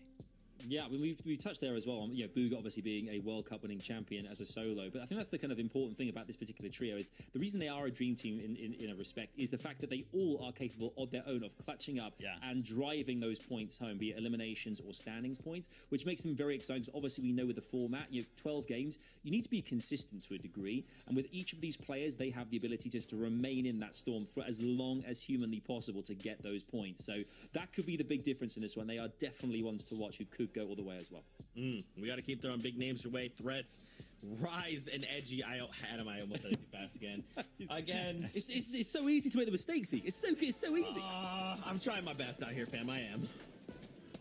Listen, guys. Edgy, Rise, and Threats. Rise has been rising up in the scene ever since the last season, being regarded as somebody who's a very good IGL. Edgy is used to having a very good IGL on his team because he used to have Scented. So Edgy is going to be very, very comfortable on this trio. He likes to play that co-IGL support role, and he's just very, very dominant at that. And then Threats is just a machine. Will find you eliminations whenever you really need them. So, and this is a trio that was newly formed like a week or two before FNCS even started. They came out qualifier 1, got 3rd immediately. So all of these trios that we haven't seen in a very long time, just as a reminder, they are very, very good and instantly performed regardless of them being newly formed trios.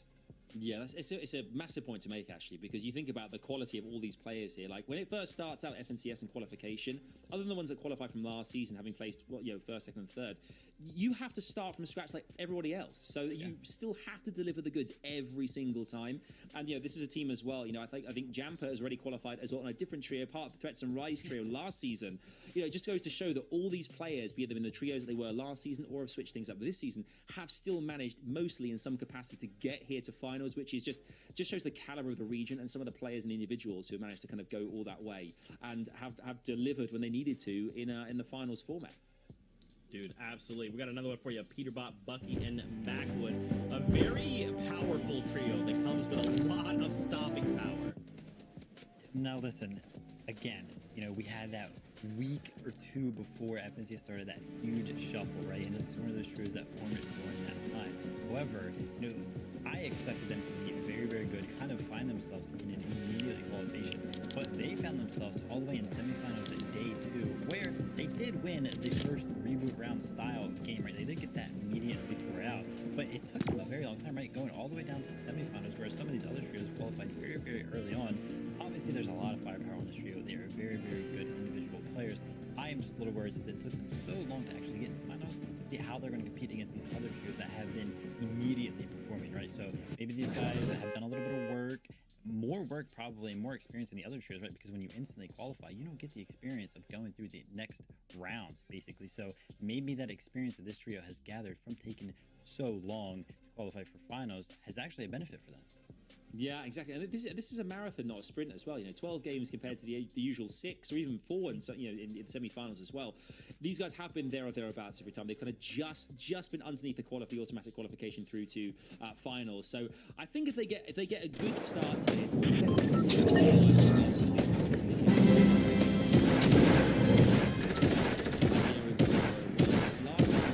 Peterbot's trio were they were kind of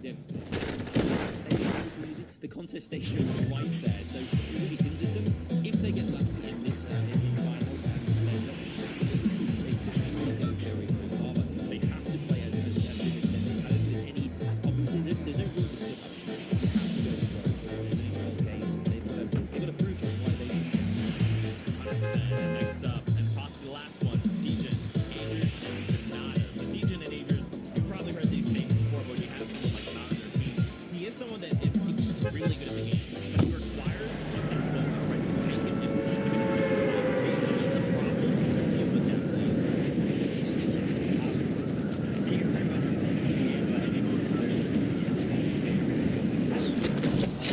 One of the best. He's got that 200 number in his name because he is so used to hitting 200 plus damage pump shots. Very good trio, but again, this is one of those trios that we saw go all the way down to the last game in Heat 1 that we saw yesterday in semifinals round 2. So they took it all the way down to the wire, but they ended up flushing out, and it's very, very exciting to see that because I think they are a finals worthy team. So I'm excited to see what they can do with the opportunity. Yeah, they got a really game 5 yesterday. They came, I think Canada came second in that match as well. So they got so close, and then finally in the very last game, because we championed Canada a lot, right? So this is the 10th FNCS finals, which is this part of the competition. But DJ and Ages as well are so seasoned, both as a duo and their original trio as well, with skills. So it's going to be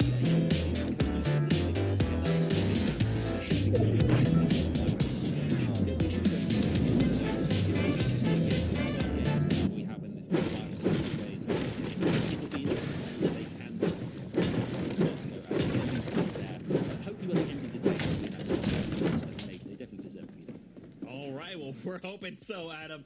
And just to continue this, let's bring up the lobby list here. There's just so many trios that have qualified through different means, some from last season, some through the reboot round, right? That get those games we saw yesterday. I mean, this is just your first game, and already you can see some of the people that we have talked about are on this first page, right? But people like Duke, Justice Users, the champions from last season, we've not seen them at all this week, right? Because they auto-qualified. They didn't need to play any games. They're already coming to the final. Now they show up. They have to defend their title against some of these power trios. Yeah, let's not forget about our opportunity to use FNCS champions, as you were saying. Wow, we've seen that. It's also been a while since the second season or third season, sorry. Abji, Teo,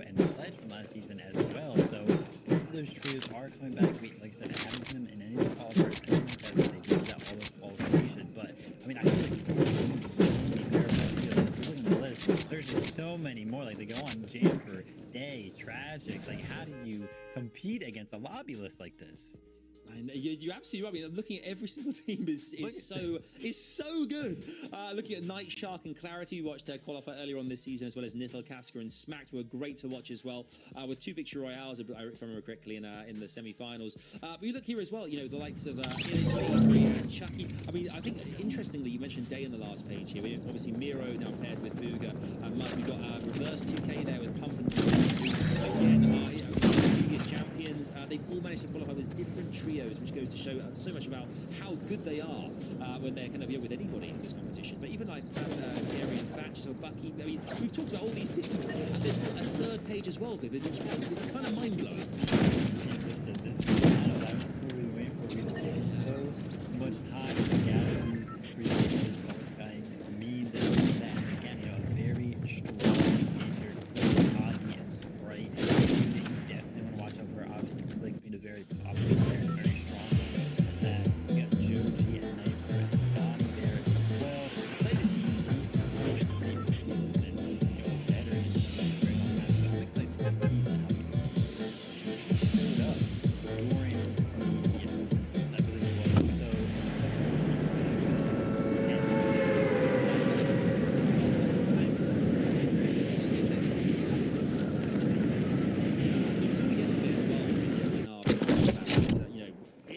teams did actually change throughout the course of the competition, kind of seeing who else is going there, but they should go somewhere else, which is a bit emptier, they got a bit more space. You know, here we are at finals now, and it'd be interesting to see the dynamics in the teams themselves. If you've got players in the team who have a preferred, you know, kind of but then someone else in the team is like, actually, my team is really well. How quickly in the competition, within 12 games, will they start to kind of change their mindset? Will kind of people start speaking up about where they want to go instead? Will they kind of want to change their strategies? That could hinder the newer teams. The biggest thing that hinders them,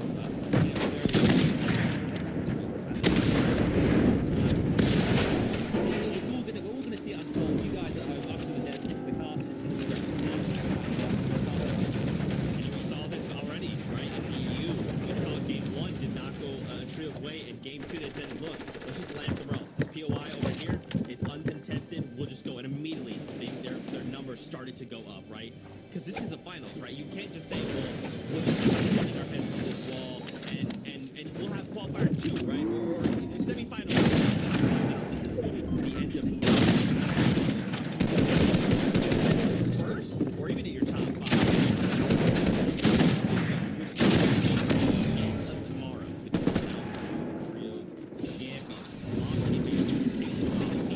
Clicks, Talking, and Sprite could go all the way. Now, honestly, like, if you've never heard of Sprite, this guy last season clutched up one of the craziest clutches we've ever seen. And I think, like, this is a very good pick for a trios champion. Oh, this is a very solid pick at MDF here. Clicks, Talking, and Sprite, a lot of potential. I don't think they've really shown that to its full extent yet, but it is finals time. These players thrive in the finals, so I completely agree here that Click, Slahi, and Sprite have a very good opportunity to get first, you know, at least like top 10 bare minimum. So very powerful pick there out of MDF. I went ahead and chose Commandment Scented and Stretch. Yeah, you just can't go wrong with this prediction, so I had to pick them. They've been so dominant for so long as individuals, and on a trio together, they're just going to sell. Yeah, and I think we all kind of think ourselves, you guys at home. I think all the teams on the screen are very capable. Casemiro, Booga, we talked about the kind of the dream team, if you will. I've got the dropping at Misty. They got absolutely all the potential to go the distance, and of course, Reese Big Champions trio as well, who equally are looking in a good spot. This is the great thing.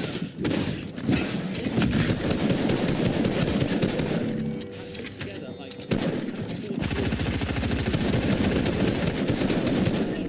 so, yeah, for us here, we just, I mean, we, as spectators, as fans, lovers of the game, we just can't wait to see how it goes. Guys, 20 seconds in the competition. Reese is here. He just got done wrapping up EU as an enemy. He's going to be a caster. Paired up with Monster D-Base. Right, of course, we'll be casting all active. We'll come back. We'll talk about what we saw in those games, and we'll keep going. We have 6 matches ahead of it. This is just the first half of the competition. Tomorrow, we have the remaining 6. So which trio comes out on top at the end of the day? That's what we're here to find out. Buckle up, Fortnite fam. It's game time. MDF, Reese, over to you. Thank you so very much, Zeke. Let's get it up.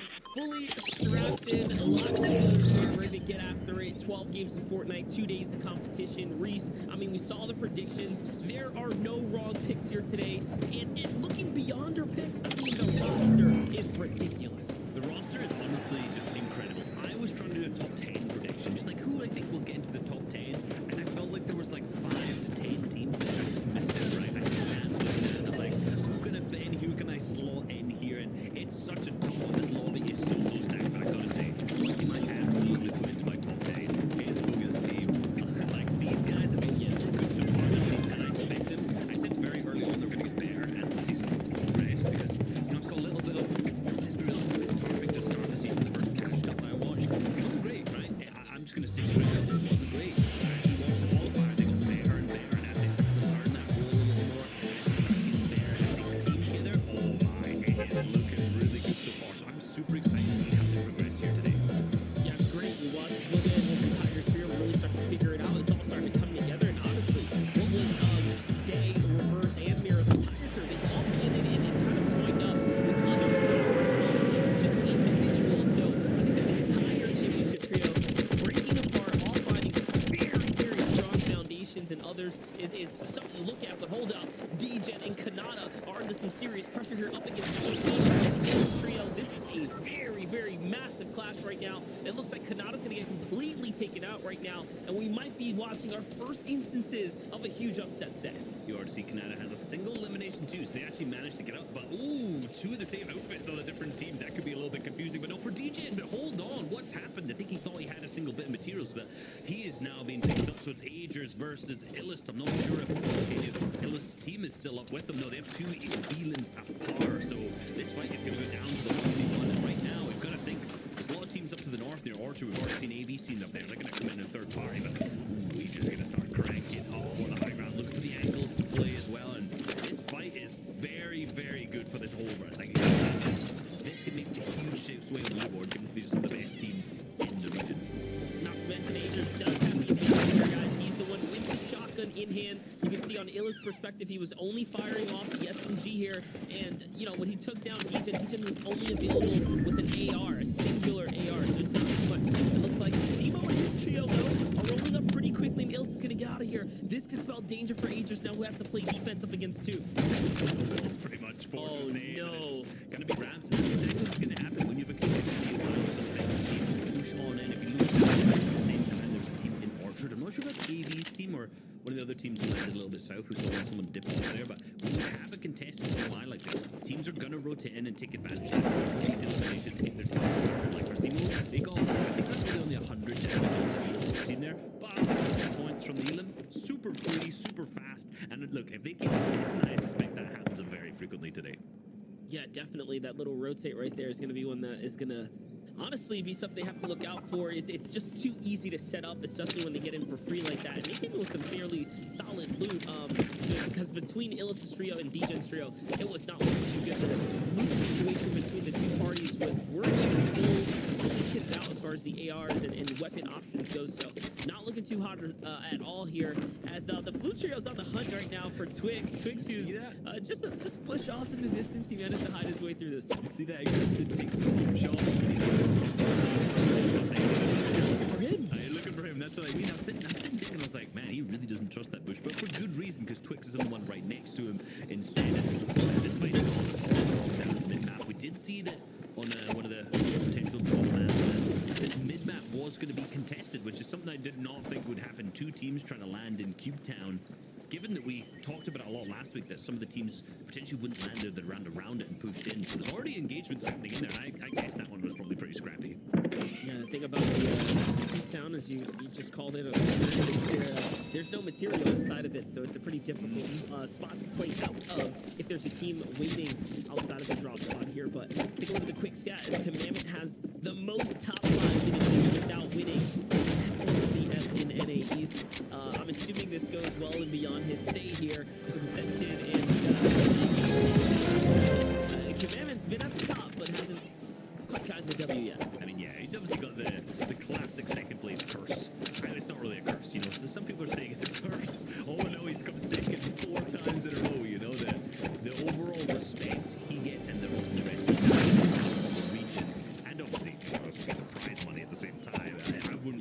curse.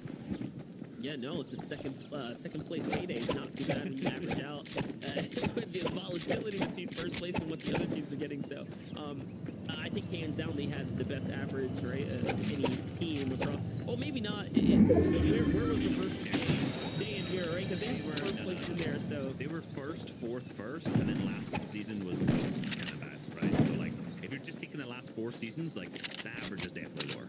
Then it's second, right? It's like, that's your average to work with. Yeah, it's pretty insane to think about. We jump back over with Illis, who's first hit his way back into his home draw spot. Of course, our reboot cards kind of lingering around this previous build. Extra cautious here to make sure that there is no one camping on top of the card. Little does he know, of course, this drop spot is completely clear. And it seems like the teams that were here have rotated well and beyond this because they're starting to position up for end game, or I should say for mid-game surge tags, right? Something that Illis and company are going to have to worry about because when your opponents or your teammates go down and they get picked back up, I'm pretty sure you get penalized for that too. So they're going to definitely have more problems now. They are indeed. I just want to go back. I love that thing. I love that shot. You can see Illis just crouching in the distance away in the POI itself as the reboot van just rears its head so far away. And obviously, like, Illis is going to have to go for a reboot play to try and get his 2 teammates play for them because they are a top team, but they've obviously dipped out a lazy lake because we know who's landed there. We saw them already, which was Scented Command and Stretch so far. So for these guys, like, they put respect on that name, but clearly, like, not as much respect on Fernando's team's name because they're just fighting middle spot too. Yeah, which is insane. They are definitely incredible players, but to be fair, they did qualify in through the reboot round in the last desperate attempt to be here in finals, in the final game. Yeah, pretty insane. If you guys haven't watched the highlights on socials, go ahead. I encourage you guys to go ahead and do that. Some good stuff out there. One of the best or most wholesome clips come around the FNCS time. The qualifying clips are, of course, always pretty fun to watch. Yeah, so I wish I could, if I could remember who posted it, I saw a compilation of all of the wins that were posted on social media in one on Twitter. If I remembered your handle, I would have said it, player, person who made it. I'm so sorry. It was such a good video. So much hype.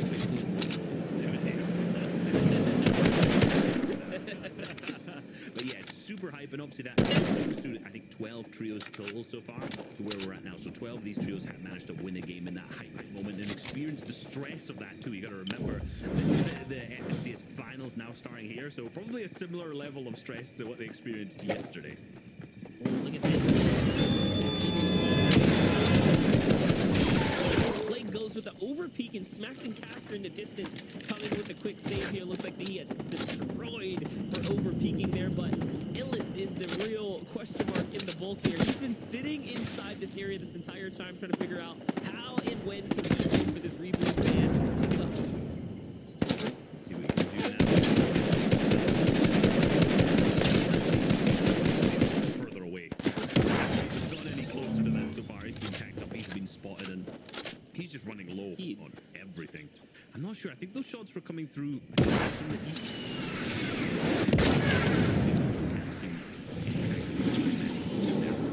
He also took the shots. The way that his builds are, I'm guessing the shot is now disengaged. Look, for Illis, if he managed to get Chucky back up, I'd be very, very surprised at this point. But if it is, maybe he can storm. But even that, what are they going to do with it? I'm pretty sure that's Day's trio that blew up his vehicle, realized, hey, this might be a solo, and now they're kind of sweeping around the area. Yeah, look, they recognize, hey, this is solo.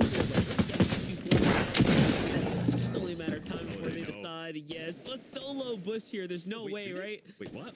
And he missed. Illis, oh, he's going to go for it.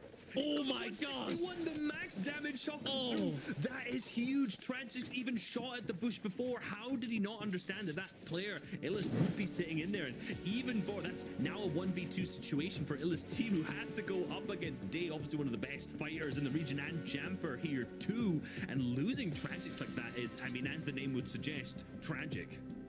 Oh my gosh. And the crazy part, this is winnable for Illis, regardless how you cut it up. Yes, it would be a difficult fight, but Illis, he's pretty nice with it. So you got to put some respect on it. And you can tell that Day right now is pumping the brakes here because he is putting respect on Illist as well, too. And now Illist is going to be able to sweep on out of there. What a cheeky little ambush play right there. It's going to end up working out for him. Look at the loadout he got from it, right? That was a 161. By the way, if you are, I know there are people out there who are controller complainers. No aim assist in bushes, by the way. And that was a max damage shot. And look at the loot he's managed to get from that. Almost cap materials. He has tons of heals. He has a launch pad. Sturge is going to be a big issue, but obviously he's tagged up. He's got 3 elims so far into his name. So for him, like, he could potentially get some good points. This is solo. The main goal is to get through the placement thresholds, right? That first one will give you 5 points. Then when you get to top 17, you'll get another 3. But for Illist, like, you know, if you get somewhere in the mid 15ths or something like that, like, you've done a good job as a solo. Not to mention, so you talked about the 161. The down body's an additional 100, so he's done a fair amount of damage, guys. Think about what that looks like when you're in a surge position kind of based up. He's done a lot of damage overall, and take a look there. He is actually well and above the surge now, and where he's at is pretty comfortable, right, Reese? Yeah, when you first see that damage pop up, it said 253, so the threshold of that moment is 253. They've done 480 damage above that. You can do the quick math, so they've done over 700 damage right now as a team, so that's plenty. If he can get about 300 more damage, that's probably enough surge for the majority of this game so far. So good job from them, honestly. Yeah, ridiculous plays right there. I'm happy we got to catch that one because we were just looking at the situation like, Illis, what are you doing here? Like, figure it out, and then all of a sudden it all just kind of get pieced together there at the very end. Take a look here. Oliver, OG, Sicko, and Chimpu won one of the reboot rounds yesterday in the mix right now alongside Doles, Slacks, and Baby Boss, who also took a reboot round W yesterday. Paired up against Users Duke on the other side of the mountain here, held out. This is a bit of a pinch going on here, and it seems like they're caught right in the middle, but they're working together, focusing outwards their fire right now. Yeah, it's a rough spot. I'm not sure how many teams have rotated through into Catty Corner, and you don't often see this level of congestion in here. And Duke's team is that team, like you mentioned, up on that far west-hand side. You can hear that automatic sniper rifle coming through into play, with a ton of the top teams are putting into practice. And remember, these guys are your returning FNCS champions. And if you're Dolzer's team, a more like underrated, up-and-coming team, like he's almost taking a Bloom fight with an automatic sniper here, which could absolutely end his game very, very quickly. But they just need to get some more tags in. So you know what? Might be actually worth it. He was totally taking a Bloom fight, by the way. He's sitting out in the open saying, hey, I'm down. Like, let's do this. Don't close this cone. And hey, it ends up working out. They find enough tags, but not enough to fully clear themselves here. So into the box they go. And Doles is going in with a full dive. Looks like he lost a little bit of the tracking here amongst the chaos. Here it goes. We talk about those Bloom fights right there. He sits out, goes toe-to-toe with another opponent off in a distance there, and it ends up working out. And once again, we are watching a 3v3v3 situation, this time paired up with Booga and company on the other side of the wall. And you know, when Miro gets rolling, he does not stop, and they might just be making the decision to commit here now. Yeah, they're going to hear the audio cues, and both these teams are super weak. So for Booga, Miro, and Muzz, this could be an opportunity to get a bunch of eliminations. All of our OG's teams start to go down. He's fully eliminated now to Storm Surge. Doles are now also knocked. That audio cue is going to be coming through, and over the other side of the map, we also see Clix's team doing exactly the same team to Spexy at the moment, as they start to push into this fight and engagement. And they picked up. Did they get any of these elims? Yeah, they got a single knock. I think they finished a knock, but they actually didn't get any of the points for it. They got all. No, they got 2. They got 2 eliminations and loaded in just right there as we were kind of sliding out of there. So it's a big 4-point swing for them. And that was a surge fight, though. So something to think about, Reese, is that they weren't quite in the spot that they needed to be in this mid game here. Yeah, they've struggled with that a lot previously, like a ton of Storm Surge issues so far. So fingers crossed that that's going to be a strategy they employ, but hopefully a little bit earlier, right? That they can tick off some of those boxes. But with Miro, Muzz, and Booga, they got 3 elims from this. They got 6 points from that. They pushed a fight, which is pretty common for like Misty Meadows teams to push up into here, but they seem to be way behind everyone else. So if they do that in a similar zone previously, it may not work out so well for them if our kind of reigning FCS champions of Dukes are here. But moving back over to Jamper, Day, and Tragic, they've managed to pick up Tragic, so they got the reboot card, they got the reboot off, but now they've got themselves stuck in this far position with some kind of rough loot. I'm not too concerned because I know this team can frag. I am very, very impressed with this team's fragging abilities. Tragic's in particular, right? Hit with a charged shotgun is a sight to be seen, and I hope he has one in his inventory because we could be seeing a double-digit elimination game. And for them, like I said, lower materials, once they get set up, boxed up, if they're near someone, like I think they can get an easy refresh. If I was going to count on anyone in this lobby, it would be them. Yeah, definitely. There's time for them to bounce back. I do wonder what happened with Illis and company. Did he make it to Dirty Docks and get the pickup or not? Because he was rotating pretty wide there on the outskirts. In the distance, I see Reverse UK Durant still up as well alongside Pump. That's a team that I definitely want to keep an eye out on. Like I said, any of those previous FNCS champions that have decided to disband from their trios and kind of hop on into things.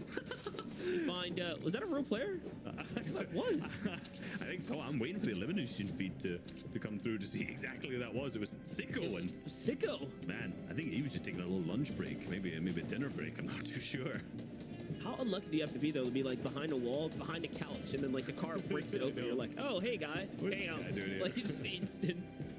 Well, there's a refresh for them. There you go. It said it would be no problem. Knew that. They knew it was there. Okay, so just to update, Illis is indeed out at 31st, so he didn't manage to make it further on through. But for Day, Tragic and Jamper, 2 eliminations, some plenty of materials. Tragic's, obviously, I talked about the charge shotgun usage when we saw his inventory POV. He had a green pump. I fully suspect that he, at that moment, will definitely sidegrade that or craft it into something different. You can actually see them hearing and starting to get a little bit closer here. And I'm wondering if these guys are going to start getting into this fight. Yes, they're playing the aggressive play and looking to come up behind Little Casker and Smacked in their own home. Yeah, there's so much going on right now. This is definitely becoming a hot spot of sorts. These outer edges teams just ended up on top of one another as everyone's trying to hop back into the swing of things here. But we talked about what all happened with Illis and company here. It looks like we have a little bit of a highlight for us. Jamper, Tragic, and Day. Things come full circle here as Jamper looks off in the distance right now, and it seems like everything ends up coming together eventually. So the Elim was definitely, it was there, and it came through. Yeah, it seemed to work indeed. See what ends up happening for them. You see Casker, Nitland, Smacked down at the back as well, They're going to be sitting trying to rotate through, and a lot of these players have a rough rotate to make. They got a long distance to go for that zone on that far side. We know that Tragic has a vehicle here, but this is still rough. Look at the map in the bottom right. Look at how many teams are sitting on the edge of zone because this is the far, obviously up a hill, but also because it's on that far east side of the zone. Tragic's team will be sprayed here. If they are not sprayed, I'll be very surprised, but they may have timed this perfectly because you can hear the launch pad coming on out for them. So another team in the air may be focused. A great job from them to go up round the hill on the far left-hand side to cut off the lines of sight, but now is when that pressure starts to come out. But they seem to be okay. That was actually a really clean rotate, but obviously now they are still going to get the spray. Yeah, they have a little bit more to go, and it looks like the vehicle is on fire, and so is Tragic's arm in the mix right here. He's got to get out of there, though. It looks like he lands on the floor, and remember, if you touch the ground while it's ablaze, there is no time to waste. You start losing tons of HP, and that's how Tragic's ends up falling. Day now just trying to get out of this lobby focus right now, and all of a sudden he has lost 2 members. Jamper is officially taken out there, too, so from what looked like a great rotate, the lobby decided otherwise. They wanted to blow that vehicle up. It's the late rotate that's going to make it happen for you, right? A lot of these other teams are already in the power positions, and so what's going to happen? Those full lobbies going to get eyes on you. You're going to get your position in, and they're going to say no thank you. And I'm seeing right now, we're seeing ex-teammates right next to Reverse 2K's team right down there next to Day, even though Day's actually tanking some Storm, which I'm not sure if he'll be able to make it through. He may go down to that, but that zone is actually pulled up here where we're looking to the north-hand side. This is where things start to get a little bit interesting. This hill zone, I swear we always game one have some crazy hill zone that always goes mad. But I want to see how these teams play it, because there's a lot of teams over like Skittles team who are very close to high ground already, but could take it and say because they're on this side, but not taking the opportunity yet. Unfortunate for Day right there, who falls in 19th place. He was just a single team away from earning a little bit more placement points for his hard-earned survivability there at the very end, but it is what it is. Now, ladies and gentlemen, pay close attention here for this game, because for every team that gets completely wiped out, there will be placement points given out. So if you see solos, broken apart teams, or anyone just trying to stay alive in those final moments, understand that they are quite literally clutching up what could be the difference in them finishing in the top 5, top 3, or taking this all home.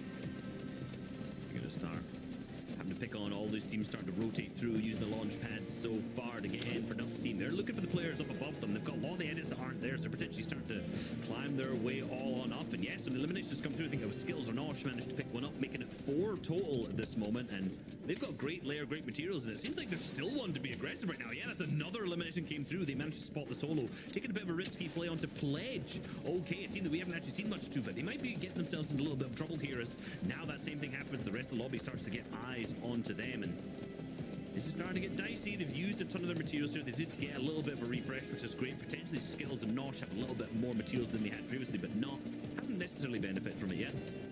We'll see where these first zones start to move.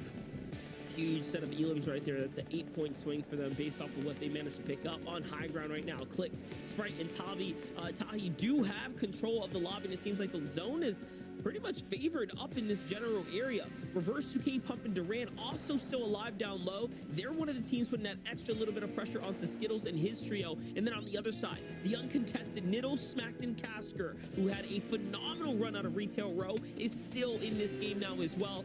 Equally healthy, and again, they all have that zone favoritism up on this top side. For Tahi, Sprite, and Clicks, though, they have a mountain that they're sitting very comfortably over, but it looks like this is now starting to push down off this elevation.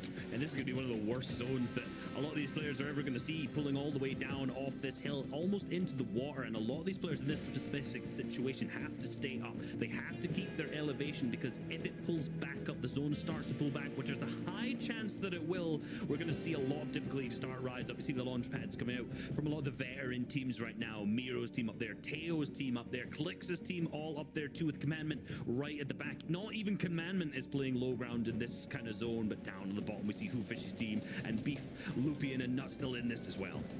Yeah, look at this, and he's going with the best play you can arguably ask for in this kind of situation. The launch pad with the Shadow Bomb combination here, it allow him to just sit way high in the sky and then still pull off the elevation of course, the glider, right, that allow him to float up, and no one can focus up on height. They're coming on down, though, because they are below the surge, and it looks like Threats and Edgy's crew might be the team of focus here.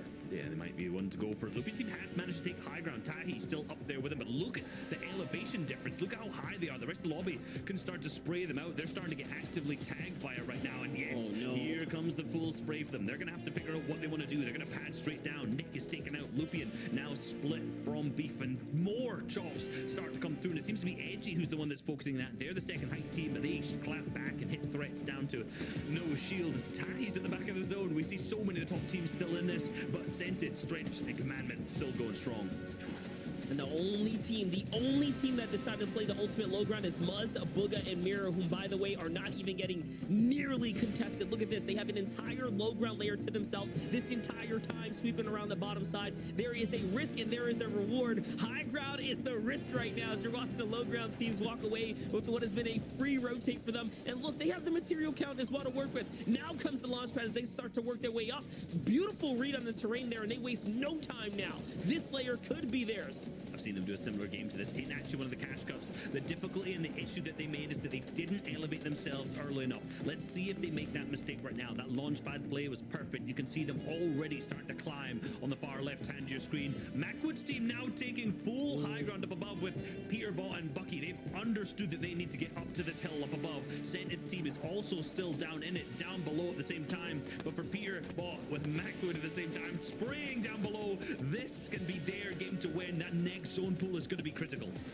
That's it. Only 4 teams remain now. Can they stay alive here? The low ground teams are getting chopped down there. Maz is down. Boog is down. Miro is by himself. He is just an inch away from earning a little bit more placement points on the ultimate low ground where you expect him. Commandment and Stretch are still alive as Sentence just gets picked away. And this is looking like it is Macwood's game to win here, unless Miro from the zone right now does something ridiculous. Yeah, we saw him playing the medkit, playing the back of the storm. Commandment still playing that classic low ground, but this zone is unrelenting. But Miro comes behind and he's beamed up Stretch to almost 0 HP. We'll see if they can use these heals off. He has the 2 chunk splashes. Will he time the zone? It probably won't go down to that position. And Miro dropping down absolutely underneath. Peterbot still staying on the high ground, trying to play it slow. But Miro, he's now gone all the way down to the low ground. He trades shots. He's down to 13 HP. He's not going to be able to do anything. The zone going to be able to pick him up. Yes, it's now a 3v2 situation. Commandment, Stretch, down on the low ground. Barely any materials to their name. And it seems like it may be the zone that picks them up. Yeah, there's just nothing much more to do here. Soon they'll be suffocated out. The angles are all through. They have to go go for the open gunfight here. It's going to come down to miraculous just hit of shot and connection of shot. One's going to go down. There are some points there available, but the full conclusion doesn't come through. And with that, an 11 elimination victory out there for Macwood. They've looked like they've had a pretty slow season so far, but in game one of the finals, where you would expect two veteran players and one new up-and-comer to do well, they start to shine with 11 eliminations. Yeah, it looks like they've put their differences aside, banded together, and now have somewhat of a power trio here. You love to see the full story come together. That was just game number one, though, so we're going to toss it over to Des. I want to see Zeke's reaction. Yes, Monster D-Face. You know I love the chaos. The chaos and I are best friends, Monster D-Face. That was a crazy game. Peterbot, Macwood, and Bucky to start the day. They say, oh, this is finals. This is the hardest, most difficult part of the competition. I'll tell you what, baby. Here's an elimination victory royale. I mean, that was awesome. The way that zone ended up happening, that was almost like a free win for those guys, being on height right there, building up. All those teams on the lower getting suffocated, but Stretch and Commandment making them work for their, even picking up a knock on one of the players. So could have picked up a couple more elimination points for them, but unfortunately they didn't actually finish that elimination knock that they got before they ended up winning down themselves. They did. I mean, the storm. I mean, we talk about kind of climbing a mountain, but literally, and then swimming through water and up. It was all over the shop. I think that's the challenging aspect as well for our players, is that they kind of, sometimes they, the game will throw these kind of things at them, and they have to kind of adapt in those situations. And for the newer trios, they haven't necessarily got to face those things before, but these guys all have the expertise, and we've seen as well that Macwood's trio, as we alluded to as well, having that height there as that storm shifting. I mean, they had the advantage, but Commandment Centered, Stretch, they pushed them to the limit, and it was great all around. Good to see Mira as well, just holding on, hanging on at the end there as well. That's right. Guys, let's talk about some of the trios we mentioned at the top of the show and check in with them, see how things are kind of going here in the early game, especially after game number one.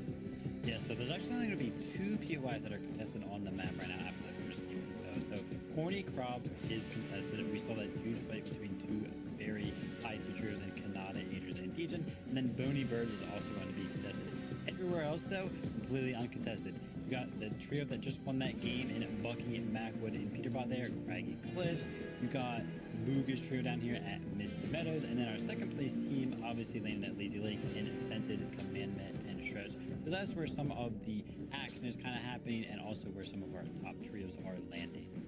Yeah, absolutely. It's actually amazing to see that we have such a lack of contested areas, because it gives them every player on the field the opportunity to spread out and to grab the mats and the loot they need to progress towards the end game. You can see here this great fight we saw off the get-go with DJ and Aegis and Kanada losing out to Illis, Avery and Chucky there. But Illis, then had to ride solo for a while, was trying to find a way to res his team, and then out of nowhere, Tragix walks into the bush and he takes him out, which is fantastic to watch. But the great thing is, thinking about like sort of Storm Surge as well, if Illis is a solo player and there's this entire lobby in front of him, this is the FNCS finals, every single trio is stacked. To get that kind of elimination, to kind of get those that hit count on your stats there, to hopefully help Storm Surge not affect you later in the game, is really, really important. But we can see here as well, Dukes users as well in there. These are obviously last season's winners. We're looking to see where those guys are dropping as well as Tabs and Pledge as well there. Yeah, landing into the Weeping Woods. It was, just want to update you guys, because we haven't seen these trios in a very long time. I myself was curious to know where they were going to land, but they just go with what they usually know. Duke's obviously at Caddy Corner, and Teo's trio there at Weeping Woods. And here you guys can see the finalizing moments once again. Basically, same thing that we've seen before, right? Macwood on the high ground right there. He's got a lot of those heals in inventory. He just keeps loading up while his trio goes down for those eliminations to try to get a couple more points. Yeah, I mean, 11 eliminations to kick things off that you can see on the leaderboard. Obviously, it's just the beginning of the marathon right now, but still, 11 eliminations, fantastic double digits in the first game there. 52 points is quite the advantage right now, but things, of course, will change. Good to see Osp, Visuals, and Frist as well there, who actually dropped at the Convergence. Really interesting. We've talked about this the last few days here. Lack of mats, but a lot of loot there. They've somehow come second there with 22 placing points and 7 eliminations. Tying in third position, we saw Commandment, Scented, and Stretch as well there in the end game. With Macwood's trio, but good to see as well. We got the Muz, Mira, and Booga we saw toward the end there, 34 points shared between 4th and 5th position. I mean, a lot of teams already picking up big points, and that's just the very first game. Again, this is a marathon, right? This isn't a sprint, so this is just the first game, which is totally fine, right? We have 12 game format here. We have 6 today, another 6 tomorrow. So I'm excited to see kind of what happens in these next few games, right? Will these teams decide we just need to send it and try to rack up as many points as we can, like we saw EU do? Can we even replicate that? That was lightning in a bottle, so I don't know. But right now it's time for NA East to respond, and we'll have to see how this continues to unfold. But for now, you heard the bus, which means we're going back over with Reese and MDF to take us into game number 2.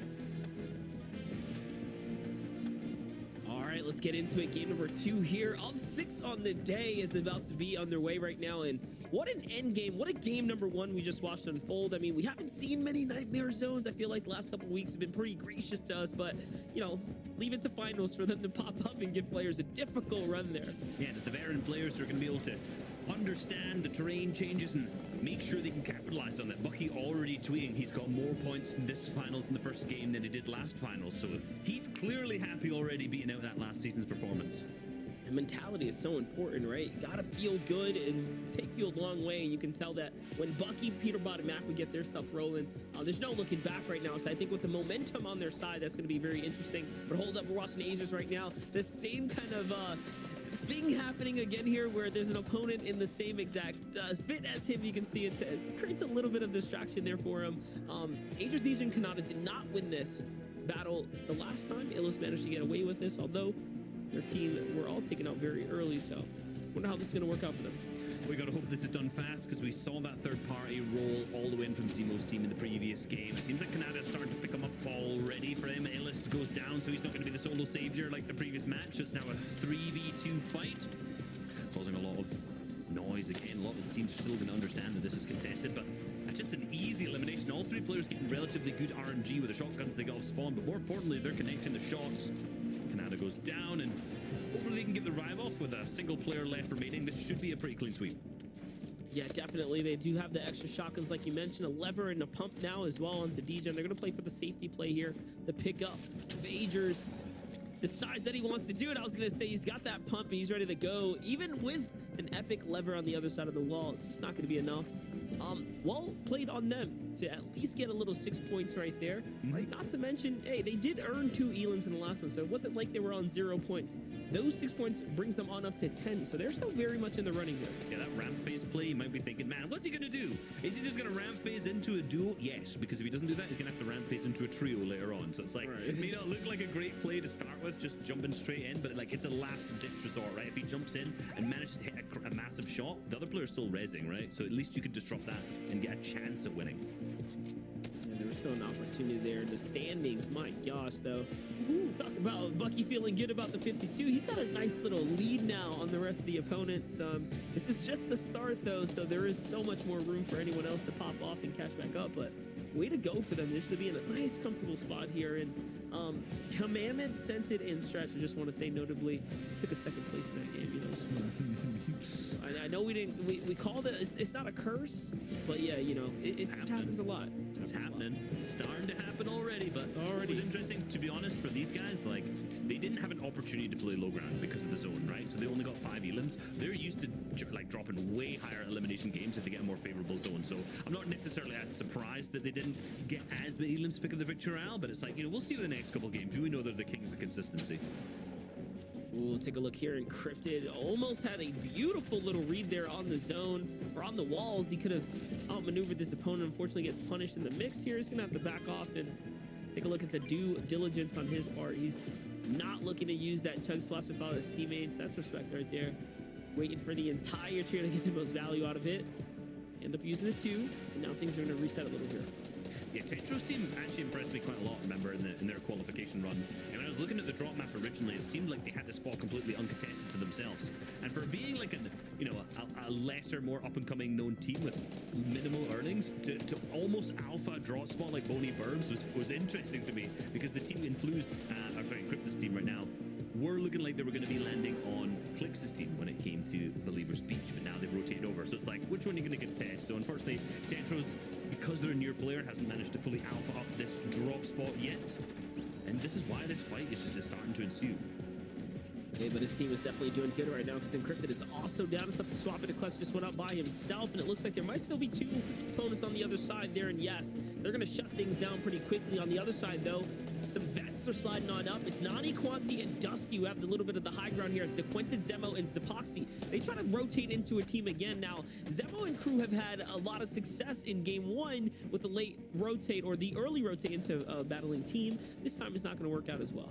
Yeah, they had that really good layout, obviously, like we mentioned, pushing into Agers and DGen's fight on that west side, but now, or the east side, now they're pushing west instead. Potentially they have big ears and they can hear exactly what's going on either side. If they know that fight's finished, they know which way to push, so they've decided to push into Bunny Birds. Potentially it's just a zone play instead. They know the zone's pulling a different direction. They know the teams are going to rotate in through Bunny Birds and that this will be heavily congested for them. Interestingly enough, now's Spexy's team is fighting Nani's team. The two third parties have now ended up looking at each other and fighting each other. The two teams who just don't want to fight, but it seems like Nani's team's made the smart decision to dip on out. They are the team that lands to the west of this, to the crash site area, and they're obviously pushing on in because they don't want to push into Thresh team to the south of them or Clix's team to the north. Yeah, gotta pick your poison at that point.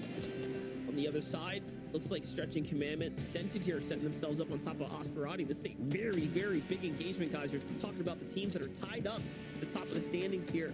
Second and third place, potentially looking to clash right now. And they are just parked here.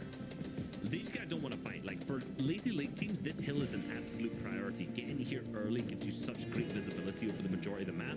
But for Osp's team, like, they're close by at the same time. They're the mid-map team that's landing to the gas station to south. So I expect that in many of these south zones, we're going to see this exact same thing happen. These two teams should not fight here. There's no reason for them to fight. Because especially since Commandment's team has the best position, right? They're up on height. Frisk's team's down below. Frisk's team doesn't really have the benefit of this hill because they only have that, probably 180 degrees of vision, whereas up on top, Commandment's team can see 360 degrees all the way around from here on out. The only negative of this is that usually in this kind of play, you would see one player in that bush that's right next to Osp as well to give them that little extra bit of cover and freedom of peeking for these guys, but still a great spot for them. I'm sure they're hitting the shots with the automatic snipers. Yeah, that's what Stretch is trying to do right now. Misses every shot as I say that, though. Come on. He's trying to connect there. He doesn't quite find it down range. It looked like it was spot on, though. I will credit you that. So since they can't hold the bush down there, notice the strategy kind of change up here. They end up allowing Scented to keep his distance here. But Scented does have the vehicle, so should anything get a little dicey, he'll be right over in a flash. Take a look at the fun trivia question here, though. Stretch's trio is tied for the most NA East Finals, 21. With what other trio? Has aspect too fishy. It has to be, right? Has to be. Because Kaz will have, what, is it 11, 10 or 11 as he's made every single one? Or Bucky? No, Peter Boss surely don't have that many. Yeah, I guess as a full trio, it'd have to be a full trio, huh? Wouldn't. Oh, wait, Miro, Booga, and Clicks. Also, wait a second now. Muzz's team alongside Miro and Booga too. I mean, DJ and Agers Canada. Okay. DJ and Agers. That makes sense. That makes a lot of sense. Too many teams, too consistent. Yeah, well, Canada's obviously made every single finals now as well. So that doesn't surprise me. DJ and Agers been so good the last few seasons as well. So we got one wrong, Monster.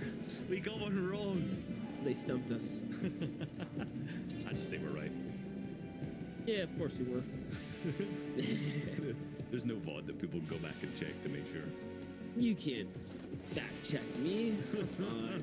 This is an interesting engagement actually for me, because right now, remember, Tragic's team was home in Dirty Dogs in the qualifiers. They qualified through this spot, and now they're pushing down from Steamy Stacks to fight Reverse 2K's team, who is the team who's landing here. So this is them fighting in their old drop swap. They should be very, very familiar with this fight. And obviously with Day previously dropping here with Reverse 2K, this is teammate versus, well, ex-teammate versus ex-teammate. Yeah, also, I definitely feel like this is the Day giving away the strategy in the sense that, hey, if we just get here, we should have the advantage. Just like one of the pain points of this drop, but Day looks like he's going to bite the hand that feeds here. Reverse 2K is going toe-to-toe with Day right now in the box, but Tragic's is going to step up and come to the rescue there for a moment. Started trying to figure out where in the world did that shot come from. What was that angle? Gets beamed there for a second, but I think Tragic's staying in Jamper managed to train this 1-1.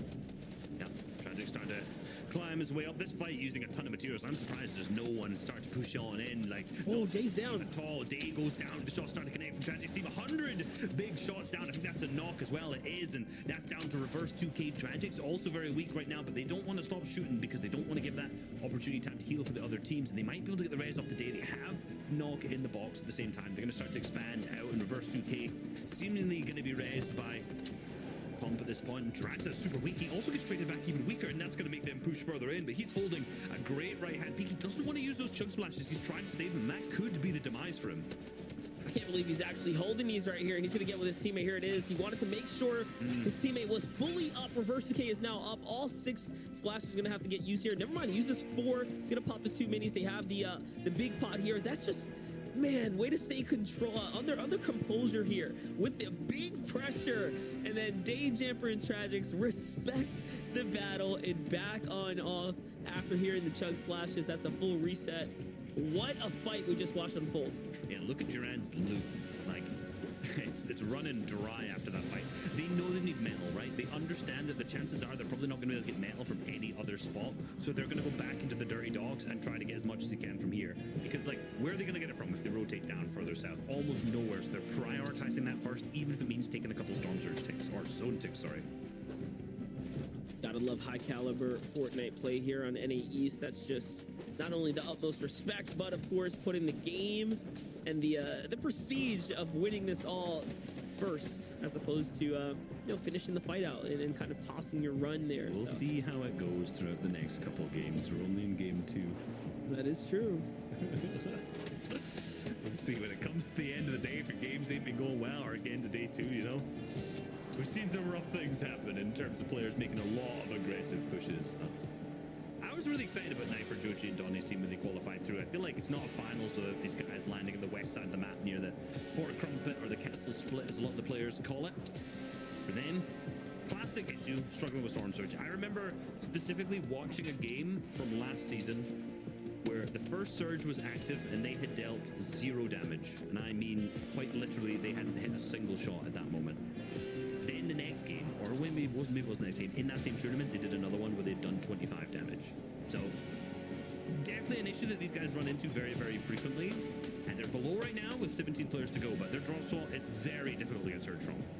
That's the thing. There's notorious, that entire area in general, Coro Castle, of course the Fort Crumpet split, even north of that, the Watchtower, you'll notice most of the time is completely uncontested. Teams don't even attempt a split there because they're like, yeah, we're just not gonna, yes, there's loot available, but no, we are not going to have a good game or tournament run either way. They'd rather take their chances at a contested drop. However, Season 5, Day Mirror Reverse, win FNCS from that drop swap. With minimal loot at that time. It was much worse loot than it has been now. So it's possible, just teams just aren't putting in the plan. Yeah, I think the plan is find yourself a team that's not afraid to jump in a box and get it on. That's the difference between, you know, a trio like that and most of the others that exist out there. Talking about tags, they desperately need. Knifer's going to find a couple of clutch ones, but that's not going to be enough. They're 90 below the Surge, inside, deep inside the storm line right now, and they have the pressure of not only making it to the new zone, but trying to find tags along the way. So, you know, the opportunities are here. It's just a matter of whether or not they can get behind these rotates. I'd really like to know how Nittlecaster and Smack got to this position, given they drop in Retail Row.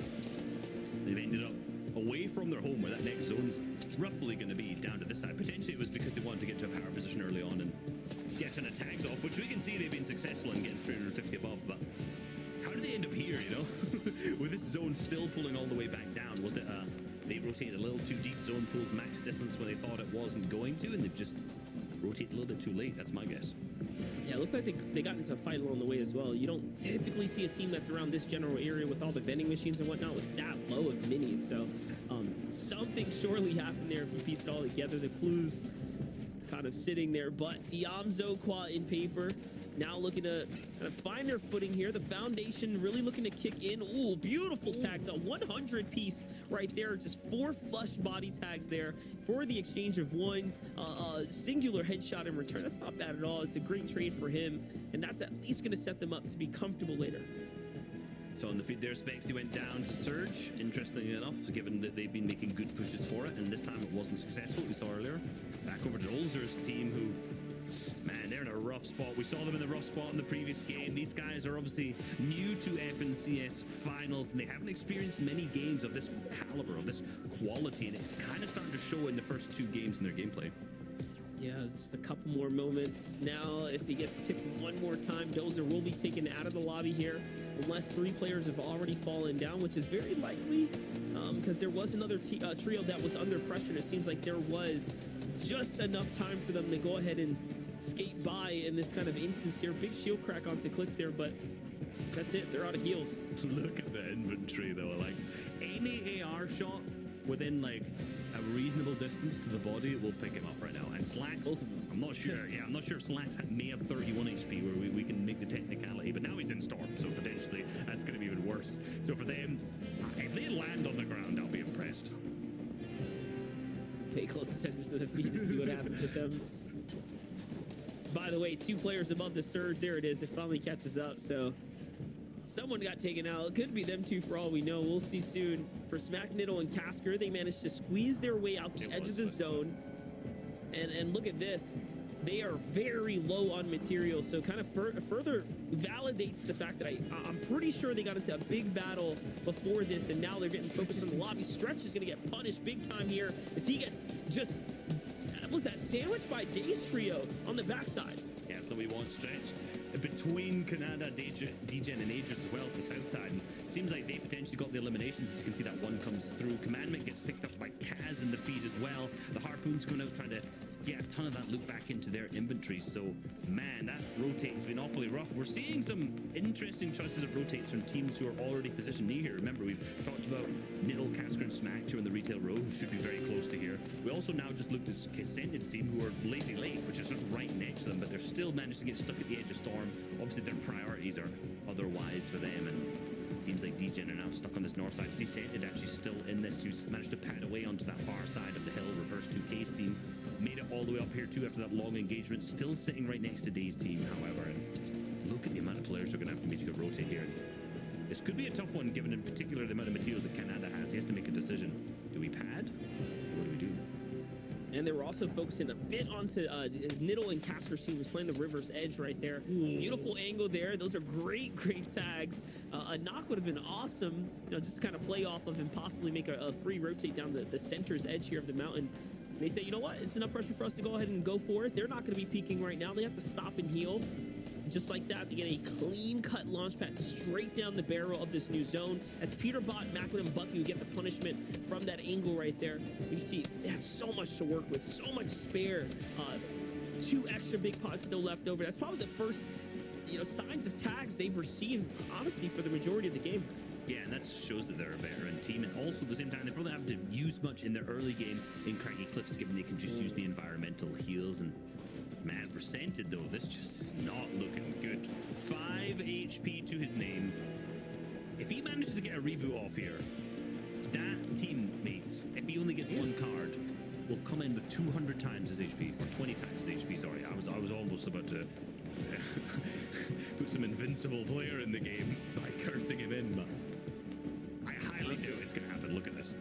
The play right now, I was going to say that I think the play here is farm this place out while you have it. Maybe you set up a nice little base, because don't forget that there's a high chance that he can actually survive the next zone here, and not to mention make it to the next placement point threshold if he pulls a favorable zone. They're getting very close. He's got to get to top 18 here, so it's not that far. Yeah, they have managed to get that first threshold, which is great. So they've got the 5 placement points already, which adds up. It truly does add up. Oh, yeah. But now, you know, 7 players still need to go down, Scented with no shield. Not many angles, because he's on that low layer, and so many players are up on the hills as well. He's trying to take shots through onto Clarity G, Rogue Shark, and Knight too, but I don't know if any of them managed to connect. It didn't seem like they did. No, he's still 78 low, and he did pull a favorable zone. So many players could start rotating into him here, but you see the Surge now active. He's going to have to start popping that med kit on through, and I highly doubt we're going to see him survive further past this, and he's just hoping and praying that he can manage to get into that next threshold, get the small points that add up. But on the south side of the zone, Smite's team, alongside Tetro, after winning that off-spawn fight, managed to go down to Rogue Shark, Clarity G, and Knight, but Twix manages to stay in this. So it's going to be a huge refresh for Clarity G, and this should be an easy rotate for them too, because that no zone is just over to the east. One more tick, and there it is. Sense gets taken out to the Storm Surge. Legion Agents and Kanata might just catch a glimpse on the loot there, but for now it's going to be completely untouched as Edgy, Rise, and Threat manage to sneak their way in dead center to this new zone here and start already working the refarm game, so they're going to be in a very comfortable position, setting themselves up. Macwood, Bucky, and Peterbot take to the skies here as they manage to touch down at the base of the mountain. Great spot, but the team holding the high ground, the most commanding spot here of the lobby, is going to be Nani, Quanti, and Dusky. That's a very strong and key position here because, look, they get all the valuable information here, Reese, of the playing field. Like, it is literally, they have the god's eye of the scene right now. What impresses me also about that is the fact that they drop just to that new spot to the south of Believer Beach, right? So they've rotated. We saw them push in to take a fight earlier on. Now they've rotated all the way across the map to get here. So they've got a great position, great rotates for Smack's team. Something else could be said, right? They've managed to get straight deep into the zone in the fifth. Smack now goes down. Cascar, Nittle still in this. It's Miro, Boog, and Muzz who are right next to the whole lobby also focusing, and Nittle, Cascar going down at the exact same time. That could be a blessing for Muzz's team if they manage to get the refresh off that, especially since he's so low on metal right now. And I'm guessing Booga probably has the most mats. And yeah, look, you can see exactly all of that additional loot up above, but it's not much. It was close to Siphon, I think, from what Booga managed to pick up there. He needed that, though. He definitely did need it, and there goes a little upgrade here. He spots some loot out in the side of the zone there. For Miro, Muzz, and Booga, at least they are still alive right now. That can't be said for Reverse 2K or Days Trios that were just taken out. You saw the feed light up there for a second, so a lot of the vets already falling this time around, and this game might just be the victors, or you know, the victory might just go to some of the newer folk here on the scene, like Quanti, Dusky, and Nani, who have just to get in that key position over the mountain here. They're going to make it very, very difficult for other teams to come on up. Yeah, they have to start elevating a little bit higher than this, though, because they're very easily able to be padded on by any of the teams near them. However, they do have a large drop because that hill's starting to get a bit closer, so I'd like to see Dusky's team start to elevate to avoid being launch padded on, but they do have the one player playing the ultimate high ground up above. Should be able to go on this Nanny right in the back. I'm still slightly concerned, but so many of the players now getting stuck in the back of the storm. There's only 32 players still in this at this minute, so barely any surge is going to be active when it comes to the edge of this moving zone. Nanny's team still managing to hold it down all the way up in height as we see Buzz, Booga, and Miro now claiming the front side of the zone. Yeah, definitely, and this is a difficult zone to play off because it went down that river's bend and then straight up the steep mountain into Caddy's corner, now up another just round hill here getting into this weather station location. Now to push on back, it's going to drop off the face of the terrain here, so it's going to be another, I call it a material drain at this point, and you can see teams or players like Durant are just holding on by a thread, but it's a very important thread. Look at how many more placement points he's managed to just earn himself by staying alive to top 13. With every team that falls, 2 more points are going to be given and rewarded to him. Yeah, the zone pulls straight back into Catty Corner. Wouldn't be in any East Finals without a Catty Corner zone by any means. And down on the low ground, look who's claimed it. Edgy, Rise, and Threats all the way down to the low ground. Muzz, Miro, Booga still up in the mid layers too, trying to get to that front side of the zone, but they're straight down to wood at this point, so they're going to have to look for an elimination, but they're getting sprayed upon from the teams up above because they've noticed that they're low on the max. Muzz playing, pops out, and the shots also connect. He's trying to go for the wall. They managed to glim it, but no, they do not. He's going to have to heal up here, and now 7 builds left to his name. Look at the heals that he has. He's definitely done a great job in this mid game, but he's going to have to start connecting some of these shots as they're running out of mats, and it's trying to go wall to wall with the player here, and he's managed to get some form of loot from that, but it's not enough for his mats at all.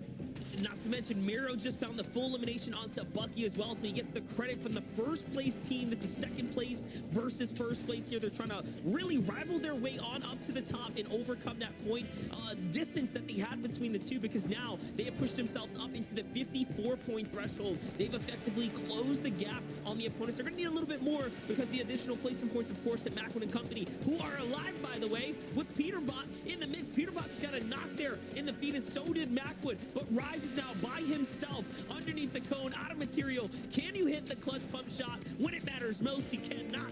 Down he goes to the hands of users there on the edge, but Peterbot's the name that I'm seeing just pop off right now. He definitely earned a bunch of points. Yeah, the feed was just lit up the same left, right, center, but now Justice, still the or the current FNCS champion in his home, also popping off now when it gets to a top 6 situation. Miro and Muzz connecting. Oh my gosh. One of the only teams who's probably oh my gosh. It's yet again another one. The elimination's coming through. This is why Miro is one of the best to ever do it, but they're getting shot in the back, and it's Justice, and another one goes down. Another elimination onto Justice.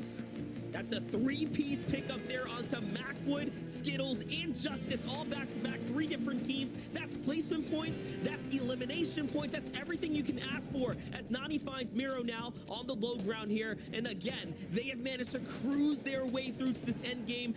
Don't throw it now. A little misfall there from Quanta to fall down into desperate hands here. And this is a 3-on-3 situation. Deemer, AV, and Eden, they're all going head-to-head here. They have to set up for the W right now. That's a win condition. But this HP Reese, they don't have much. They're going to have to commit here. They don't at all. The hill starts to pull up, and they've not been able to claim the low ground layer. You see one medkit play starting to go off, but it's almost 10 seconds too early.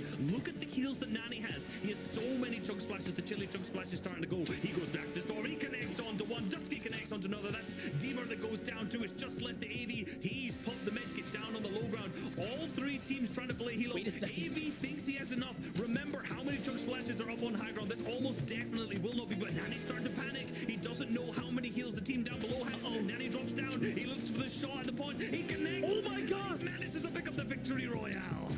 A single tick away, and Nani manages to just do it after nearly tossing in the final moments. And we talked about the pressure. We said keep your cool here, don't jump down too soon. And luckily, he stuck to his guns there. He played for the win condition, the heals that he had, but you can't anticipate your opponent to have 4 or 5 chug splashes as well. Yeah, he got a little bit shaky. We saw, I think they had 10 chug splashes, 2 chili chug splashes. So definitely more heals to out heal, but because he went for the medkit play, because AV went for the medkit play down below, that started to get him a little bit shaky. You know, he started to worry a little bit. He's like, man, do they have floppers? They have more chug splashes, and that audio cue obviously starts to come through. So started to get a little bit worried, but I got on my edge. I got a little bit nervous for him too, but they had it held down. Yeah, and then the pump shot comes in, players start getting dropped. That was actually very intense, and again, we see a new team rise to the top here. We're going to toss down over to the desk because I want to know the standings. Thank you so much, MDF and Reese, a nail biter in game number 2. Congratulations to Nani, Duskinbot, and Quanti. They find themselves the elimination. And for a moment, guys, I did think it was going to be a little scary, right? They dropped down. What I'm surprised by, I feel like Eden, if he had just like boxed up, maybe he didn't have supplies, but he had the splashes. So if he just run away, he might have actually lived that, Vivid. Yeah, and that was crazy there at the end there. AV almost clutched it up in that 1v3 situation, trying to pull off the helo. And when he popped that med kit, and then the odd team panned over to the high ground team, they had like 8 chug splashes. I was like, oh man, no way. And then AV had chug splashes himself, and it came down to the other team only had 10 HP, so very, very close, especially with AV getting that knock at the end. Yeah, you could feel that as well there, Nani thinking, you know, starting to run out of those chug splashes, thinking, I have to go for this now. Now is the time to end the game and get the victory out. He did exactly that, dropped down and one of the teams. So, you know, again, we saw so much happening in that end game as well. Big teams as well, the likes of, you know, Miro's trio. We had, I think, Macwood's trio. They were all there at the end game as well. So we're going to see the leaderboard now really start to show who is out in front. I think only after 2 games, which is really exciting. I can't wait to see it. Yeah, that's right. We're seeing a lot of Storm Surge, some issues, and some trios doing very well on this, which is kind of unusual. Listen, it's finals, and Storm Surge is very, very prevalent. As you can see here, we see a fight happen in the early game. This was very early on between Reverse, Durant, and Pump, and then Dave's trio as well. Though no elims actually ended up coming out of this. However, both trios got a plethora of damage in for Storm Surge, so it was a almost mutual agreement where after they both got a knock, they both kind of just walked away. And that's one way that these teams can play this Storm Surge, right? You can be very, very aggressive. Or you could find yourself be like Commandment, Stretch, and Scented, right? They like to just base up on hills and use their assault rifles from a very long distance and get tags on rotating players. So those are kind of like the 2 ways that these players find themselves above these Storm thresholds every single game. Yeah, it was really interesting to see some tactics as well for the likes of Little Casper and Smack. They're actually in the Storm taking a 2-tick. However, they were willing to kind of use the Storm as cover and take shots up high on hilltops to kind of, you know, not be seen, but still manage to get those Storm Surge hits in as well. Let's take a look at the standings right now. You can see Bucky, Peterbot, and Macwood retain the top spot right now with 50 placement points, 17 eliminations, and 84 points, but they're now being caught up ever so slightly by Muzz, Mira and Booga there, 70 points now, only 14 points now, separate the top two teams with 48 eliminations, placement points, eliminations 11 as well. Lots of teams that you can see like Osp's team in 5th position, you can see now 8th, you have Eden's team as well with 10 eliminations. Starting to see double digits coming through now as well in the eliminations, but those standing points really help balance that out. You can see here in the second half of the table from 11th through 20th as well, we can see teams that we've already talked about, like DJ and Ages and Canada, sneaking in now, having initially held up in that original contest. Corny there, they managed to kind of survive, go through, I guess, some placement points and eliminations, surviving that from the get-go there. But big teams coming through, Vivid, and they're all starting to really pick up momentum now. Yeah, going down very early was the center commandment stretch, so they are falling all the way to that second age even after a great first game. So we'll see what they can do in game number 3. It's okay, right? Like this is kind of where we're at you as well. It's like after 2 games, like, oh, this doesn't feel. But remember, 12-game format, we're chilling, right? It's fine. It's fine until it's not, unfortunately. So we definitely need some of these teams to kind of kick it into high gear. This is finals. You need to start making stuff happen. Find these surge tags. And honestly, if you just feel like the fight is not going to go your way, just disengage. Don't be eliminated. Don't have to wait till the next match starts. But either way, the battle bus has beat, which means we got to go. So we're going back over with MDF and Reese to take us into the next game. Let's get right into it. Game number 3 is here, and this is it. This is getting kind of crazy for us. I just wanted to give another hats off to Nani, Quanti, and Dusky there, who were just 5 points coming out of game 1, and they kept their head high and turned that into a victory royale with 7 eliminations. Like, just all in all impressive. Yeah, like I mentioned, a difficult victory round for them to get in terms of map positioning too. That was a cat and corner zone. They dropped to the south of Believers Beach in that new crash site there, so it's a real tough rotate for them. And they got there early. That was what was the key for them. They rotated down to the south side of that 5th zone early, grabbed that power position up on the hill, and were just able to claim height all the way through. Yeah, they got some favorable zones when it came to the moving, but it's because they set themselves up so well earlier than that they were able to capitalize on it. Crazy to think we didn't see just one of those ridiculous types of height takes and you know the madness that is launch pads in the end there, because they weren't holding it to perfection. We kind of called out one of the flaws there, a little low as far as the positioning they decided to go with, but it is what it is. And now we hop over to Chucky, who's already been knocked down, and Avery and Illis is the perspective on hand here. We're gonna have to clutch up once again here. Kanata, DJ, and Agers managed to get the favorable drop, it seems, again, as they have shields and shotguns in hand. Yeah, grabbing that early elevation is so important. As you can see, Kanata's team just instantly ramp all the way up, but Avery's team understands that they're at the disadvantage. They have nothing to work with, and they're starting to hit the dip and dip on out of here, but the pressure starts to come through. But hold on, Aegis seems to go down, because Illis is actually staying up behind, and it's not Illis that's in this vehicle with Avery. It's actually Kanata who's in the passenger seat alongside of him here. I thought the full team had started to dip, but this is what seems like a Michael Bay 1v1 here. This is so bad because there's not much he can do either, but he does get the vehicle to blow up there, and finally he takes out Avery. He was running low on ammunition as well, but luckily he is going to have just enough to go ahead and do it. And look at this. Degen is down as well. Illis is just something else. This is why you have to put respect on him. We've seen him do crazy things today. He's been on like somewhat of a running highlight already. I mean, Illis is always impressive to watch. I'm always, going all the way back to the first time I heard about him. I want to say Chapter 2, Season 2, maybe Season 3 era, when he was really starting to pop off back then. Like, he's been impressing me ever since so far. So I'm not surprised that still to this day he's bragging out like this in the early game. And look, he's putting in the most of the work. I don't want to say he's hard carrying this early game fight, but he's putting in the work for this team. No, it's okay to say it. He's definitely hard carrying right now. He was the last live before. He put points on the board for his trio in the game 1. Extra points when he shouldn't have, honestly, onto that just disgusting pump onto Tragics. If you didn't see it in game 1, you'll find it somewhere online, I'm sure. Here, though, yeah, it's somewhere up there. And look at this. Illis is going toe-to-toe now with Kanata.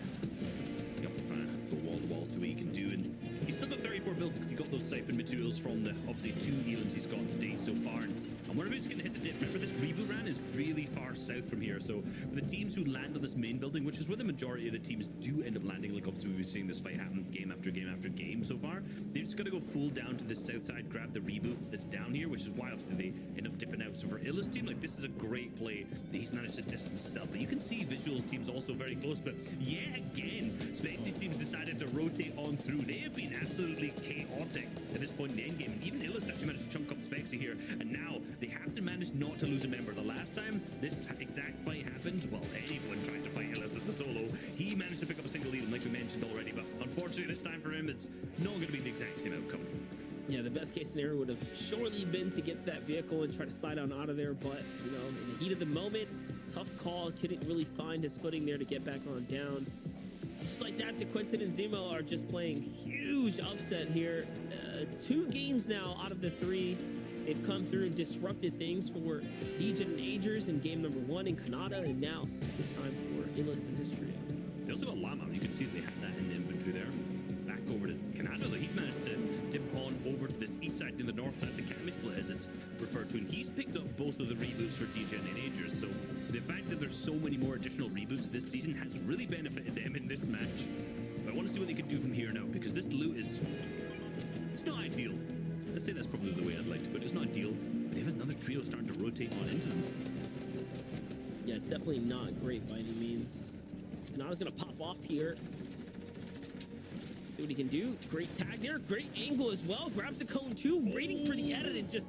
oh my gosh, he really did that right there to Plague. Sits him down. Teaches him a little lesson about Fortnite and a little control of the builds, if you will. My gosh. But they don't say Canada's one of the best box fires, if not the best box fire in the world, for no reason. Super simple mechanics, but in this high level of gameplay, being able to execute is so important. But in this fight, another team starts rolling. Spexy's team has now rotated on even further, so they're causing chaos for every team around here. They're seem super aggressive so far, and we've got to see how this is going to work for Canada's team. They managed to get the heal up and the rev off to Degen so far. Age is now playing underneath with Canada still at the same time, up above them to Quentin, but Nosh and Skills also seem to own a part of this. This is on the NA East region. Historically, throughout the last 2 weeks, through the qualifiers and through semis, we've seen the same area being so heavily congested. So many fights so far.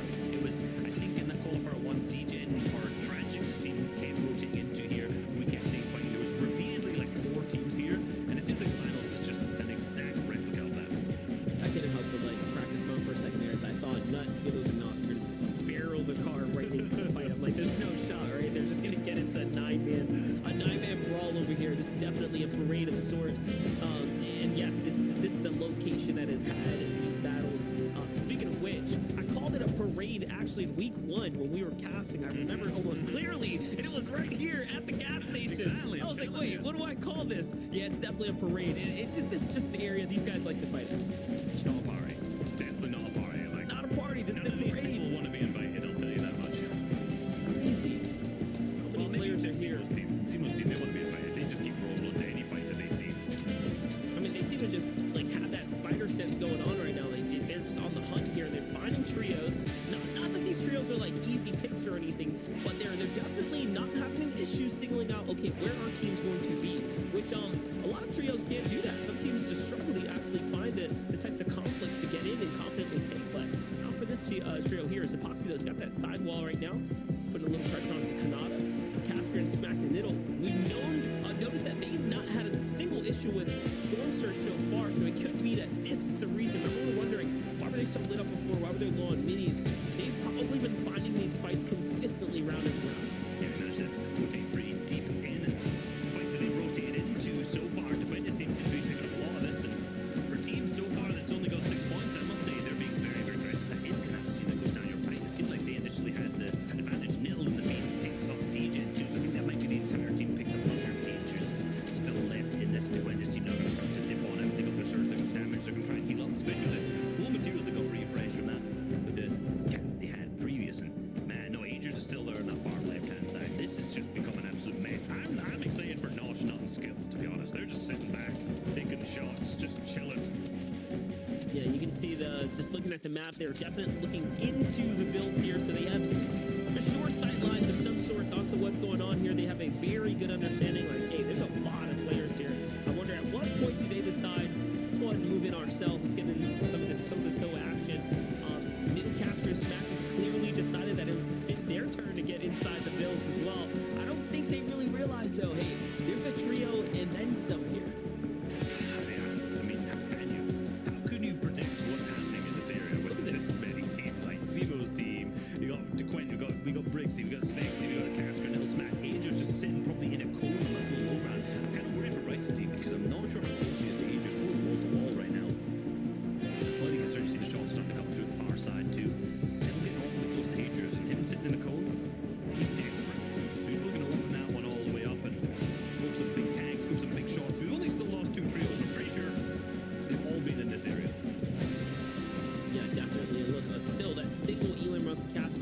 knock that he picked up from DJ just a little bit ago. Someone's trying to make it a little escape here. Was that Bryce? Question mark. We'll find out. That was a white tag, so this shouldn't last much longer than this. There it is, the big tag. Who was it? Reveal yourself, sir. It was Bryce. Yeah. Bryce. I was gonna say, I think the Agers knows better than to jump in the vehicle with how many, because Agers has a very good understanding. There's a ton of teams here. DeQuentin, yeah, Agers still in that code. He's not moved one bit. He's probably gonna go for the reboot, but now DeQuentin beamed on up now. A 2v2, I think, at this point. There's one of the other teams seems to be a little bit far away.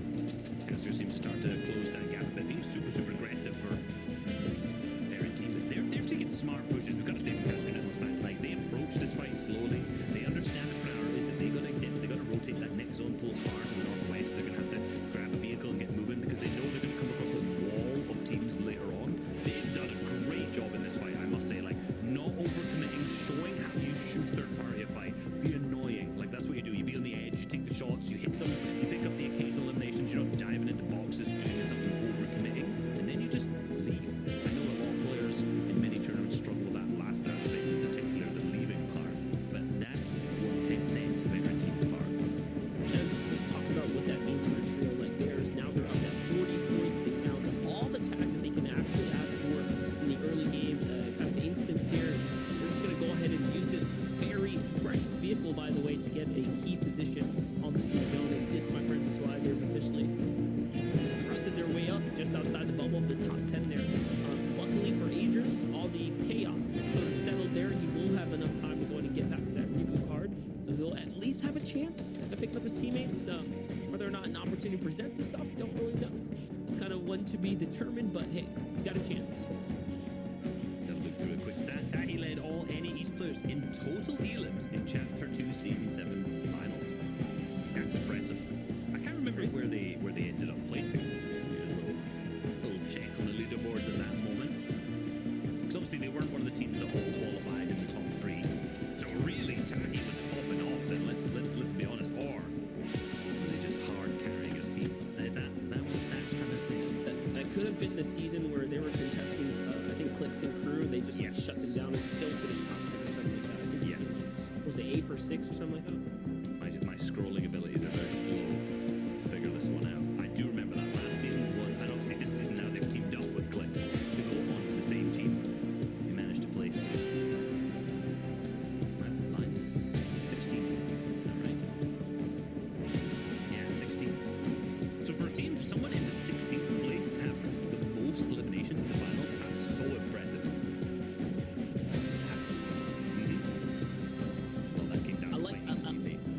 I like that it's like we see the clashes and like they put the rivalry aside and respect one another's points. Like, yeah, completely. You know what I mean? Like same thing with Peter Bot, right? With Macklin and stuff. Like that's honestly really cool the way the story kind of comes together. Yeah, and if you were on the socials last season at all, you know what was going on between Clicks and Sprite's team, you would never thought they would have teamed up in the season after that. Same with Peter Bot's team and Bucky's team. But you know what? This season's been full of surprises and team changes all around.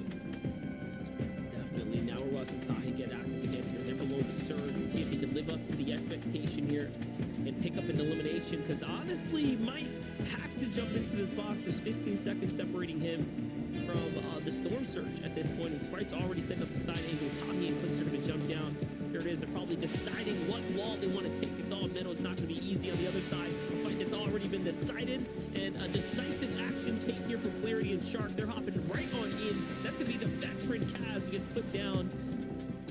Now, Clarity's got to continue to push here, though. He's still below the surge. All that damage he did there is not going to be enough just yet. Yeah, losing Knight's really rough in this fight. There's still the duo left. There's the Baby Boss team with Slacks that are fighting up against. I think this must just be a 3 duos in this area right now, as you can hear the surge starting to pop off. She's trying to figure out what we can do here. We can those audio cues come through. Baby Boss starting to get aggressive now that he understands what's happening. They have lost closer at this moment. They pick up the elimination of the Rogue Shark here. Slow on back out. They're not sure. They still probably think they're fighting the full trio at the same time because no more audio cues coming through. But Larry G down on the low ground, actually still getting tagged as well. He's trying to do what he can to save the team, and they've struggled with Storm Surge historically, very much so from that southwest drop spot that they have. And I think Slack's team is just going to try and take advantage of that. Yeah, They jump down, they wrap them up pretty quickly as well. They heard the surge, and that was just easy pickings and tracking there for Baby Boss. So it's going to work out.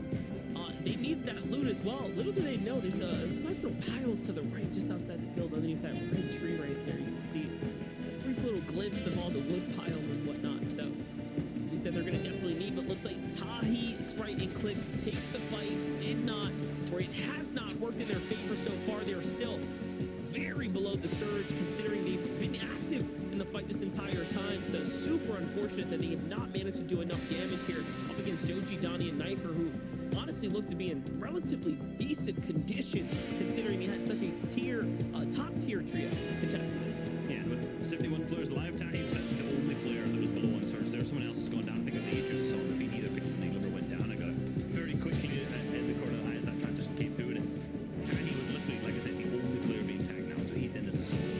The amount of players that we've seen not playing a full team, but hold on, he's been fully picked up from behind. The Knifer's team picked up a relatively easy elimination. They obviously got pushed by them earlier. That's now going to be 2 elims and 1 player went down Storm Surge over Knifer's team with Donnie and Joji. That's just free pickings, free tags, but they have wasted a ton of materials, and man, we're lucky to be able to get after the refresh back up. It was just like an open air, just 3, 2, 1 in the box. Tahi thought he was safe for a second there, but you saw he's definitely outside the zone either way. So the pause and heal, probably not the best idea, but it is what it is. Down goes Click, Sprite, and Tahi, and they were doing pretty decent so far. So, you know, again, haven't had very much luck as far as the way the zones played out up until this moment, but now, you know, just not having a great game either when things are kind of in their ballpark. Because of all these fights that we've seen, watch now, look at how many people just stuck to the edge of the zone. Peterbox team being one of that east side, all the way down to the southeast side, looking real congested right now. And see that next zone pulls, of course, it pulls to the west. So a lot of the teams that are congested here are rough, and a lot of the home teams we've seen today actually been doing really badly. We think now we're into Pleasant Park zone. Kaz's team's already down. I'm not sure the full tree is down, but we've seen Kaz in particular go down. We've seen in a previous game, we saw Justice's team struggle. So a lot of, when we were in Lazy Lake in that previous game, also we saw Sentinel's team go down there. So every time it seems to get to the home spot, these teams aren't really benefiting from it too much. I'm wondering if they're struggling with their rotates and positioning, if players aren't coming through into the murder. Also very interesting to not see Durant alive right now either. So Reverse UK and Pump just kind of as a duo here, not too far off from Macrobuck and Peterbot. There they are. On the other side, Stretch Commandment. Scented all still up as a full trio. Duke users still alive as well, going toe-to-toe with potentially Nick, Beef, and Lupian here. We're looking to see if they can force out a launch pad or fight there on the outer edge. Big fight going down there. I do believe Beef and company were sitting up pretty solid on the standings when we last checked in. Yeah, we saw them using the Shadow Flopper play, remember, in game number 1, but landing on height, not having too much success from it. But they're probably a little bit higher up there. No, it's actually Duke, Justice, and Users who's doing really good this game. The fourth, third after that, and they're in 3rd place right now, and they just got pushed in by Lupian and company. And look at this, forced them out of that position there. What's really interesting about this is I remember vividly last season having Juke's team making a really good rotating, super centered on a 3rd zone in a similar position. And in this game, they've pretty much done something relatively close to that. So great, fun understanding of the fundamentals from them. Therefore, we're going to look at Miro and Muzz, 1 elimination, just slightly above Storm Surge. They're starting to get active. The rest of the team sitting next to them. I feel like they're trying to fight Zenith's team here.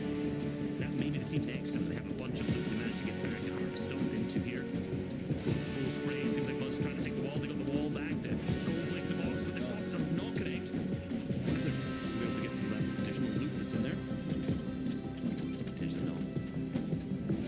Big Elam's going down in the feed. Looks like Aspect is still alive. He finds one off the Gonzo. Reverse 2K is going to fall on his rotate through to the new zone. Dukes no longer with his teammate here, just holding on to his 3rd place spot right now as the solo. Bucky's going to find Booga here in the mix of all these shots right now. And after 2 back-to-back 3rd places, Muzz and Booga are going to have to play this one out by themselves here to see if they can maintain that high average placement they've managed to do so far. And Muzz is a crazy solo player. I'm not sure how he does in duos, so I guess we're going to have to find out here alongside Booga, Jim, Oliver OG, and Sicko.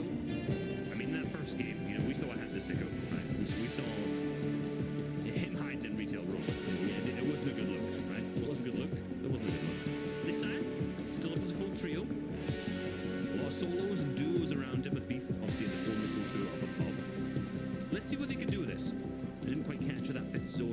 So we have to see if they have to make a rotate or if they're comfortable in their home spot here.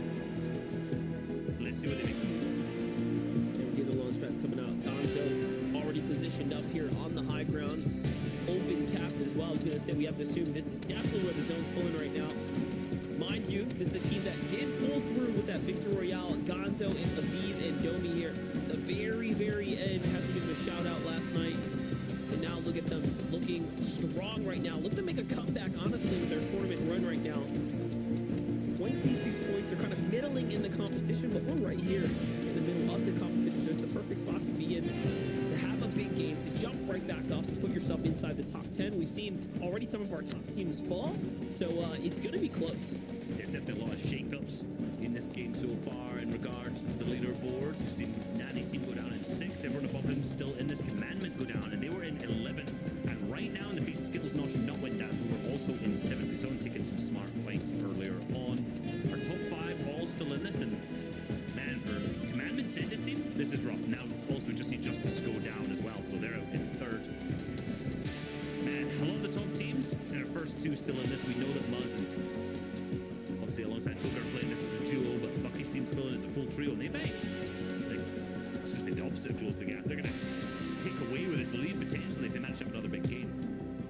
Could definitely break away here if they have a great game right now, but judging by Bucky's HP, Peterbot flat with full shield as well, they might just be in a bit of a desperate situation right now. We'll keep very close eyes on them. Visuals and Asperati Frist, all pretty healthy there. Another team that I saw from the peripheral for a second, Threats, Edgy, and Rise seem to have been pretty healthy as well in the middle of the zone, so they pulled a bit of favoritism to the Pleasant Park Road team that's going out of the Pleasant Park right now. Jennifer, though, hits his head on a bad launch pad here. He's going to have to eat a lot of Stormline. Luckily, a Cypher or something comes in at the very end. There might have been a splash, actually, from his teammate. So he's going to be able to cap off just a little bit here as he touches down. Willing to take some damage here for the better positioning up and over the mountain. Is it going to be worth it?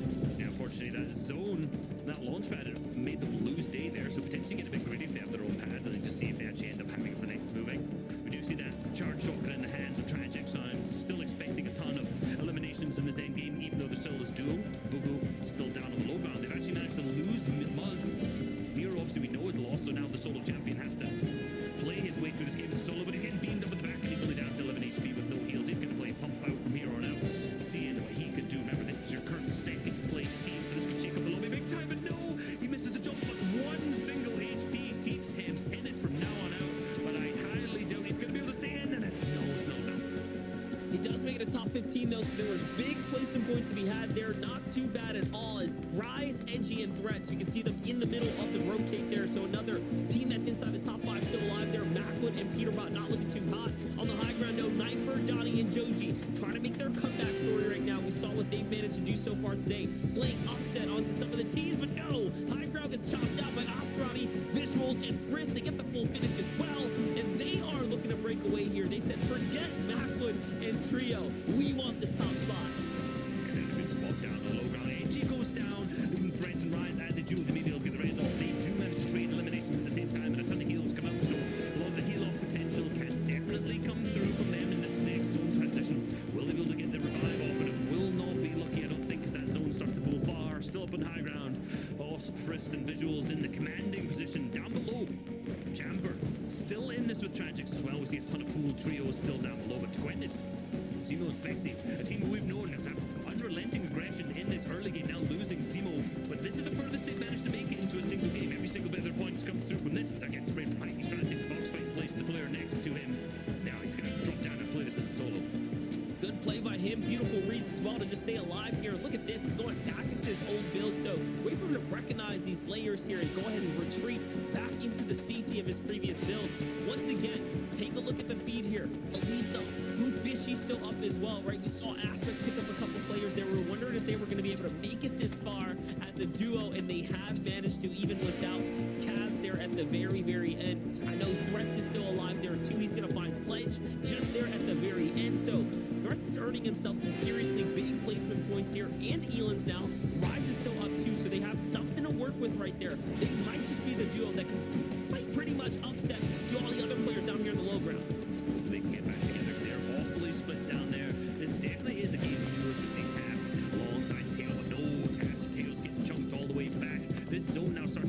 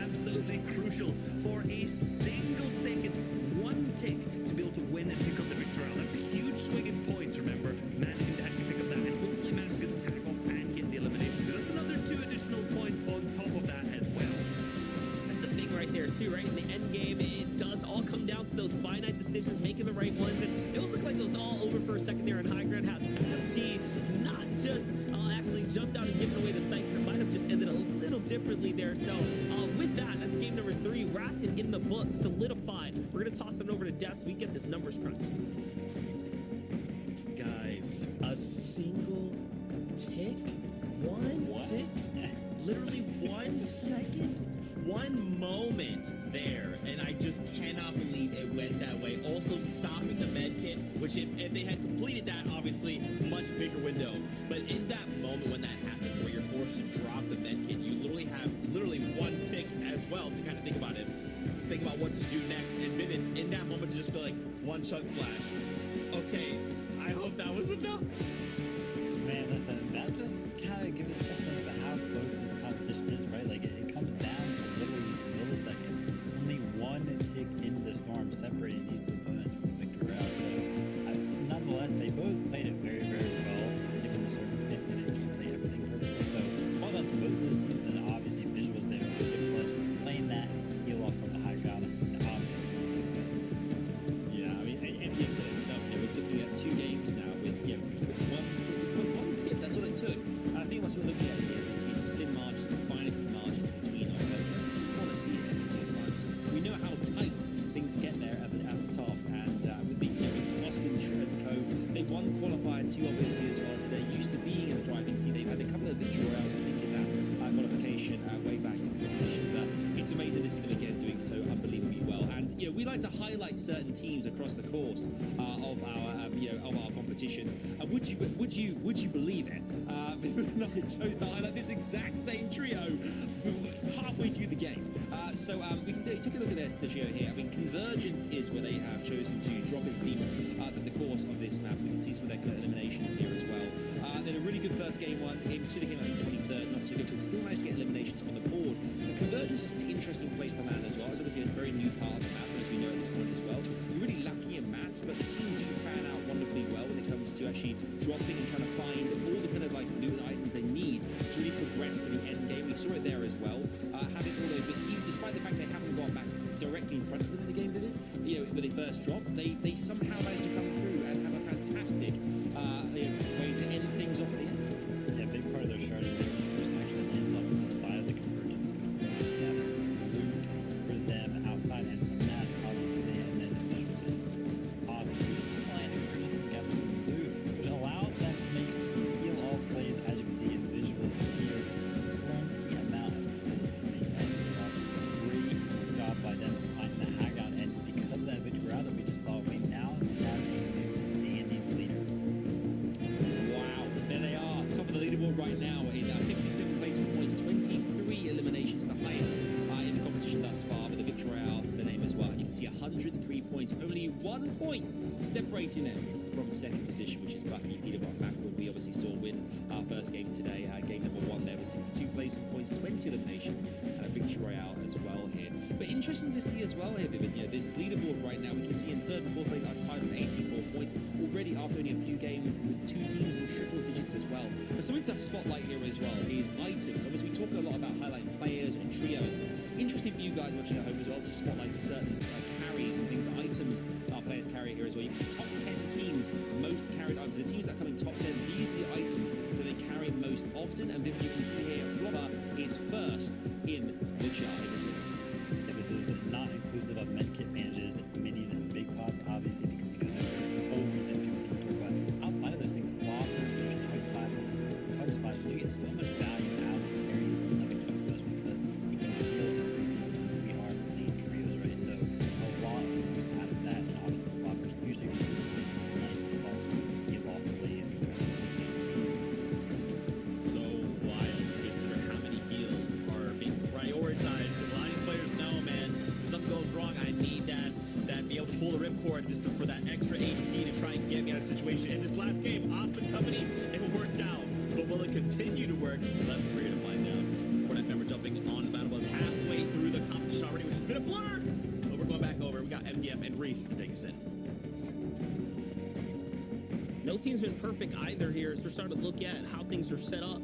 Just looking at us with the singular point lead, they did have a pretty rough game too, a 23rd and 5 eliminations. So the W keep paying off, and luckily just breaking past that placement threshold there to earn that additional 5 points. Otherwise, it'd be Mac would party all the way through right now.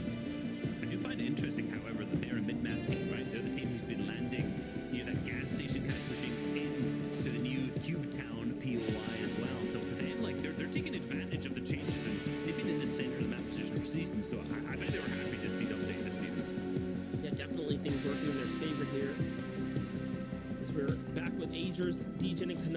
like things have settled down here. Teams kind of realized, okay, we have gotten them the first game, the next two didn't work out in our favor. How do we salvage what's left of our finals here?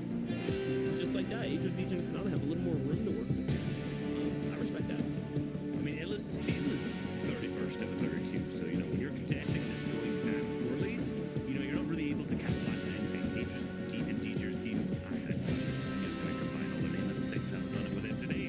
Aegis, Deeger, and Canada are currently in 20th, so despite the fact that both games aren't really going that well, it's like they clearly have the leg up, so very good decision from Avery's team. It seems like they've gone over to this east side, managed to potentially split some more of the loot on what we would call the north side of Cami split.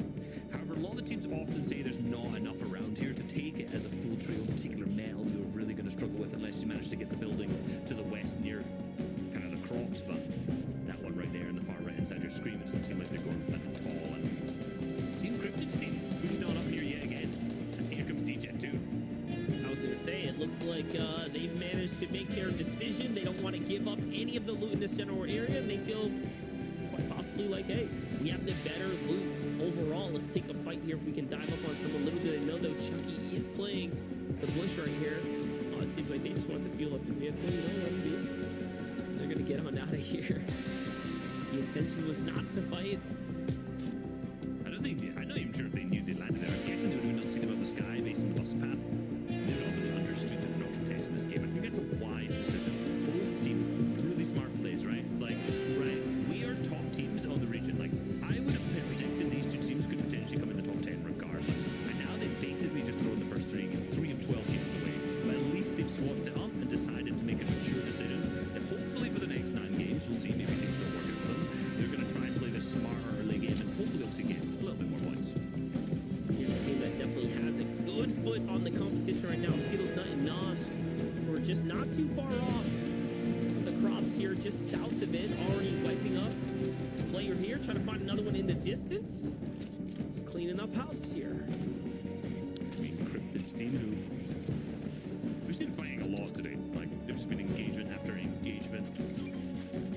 None of them really going that well, unfortunately, so for Skill's team, like I said, they've managed to rotate on in, pick up some big eliminations, some big tags at the same time, and now again, it's just they're going to focus on the good positionings that they have to make, potentially getting some more loot into this. I'm wondering how many teams are up there in this north side of Cami split, because they have Cami splits themselves, right? They're landing in that spot that we just highlighted on the map there, and I'm wondering if they've even looted that much of it, given the fact that they're rotating back through into it.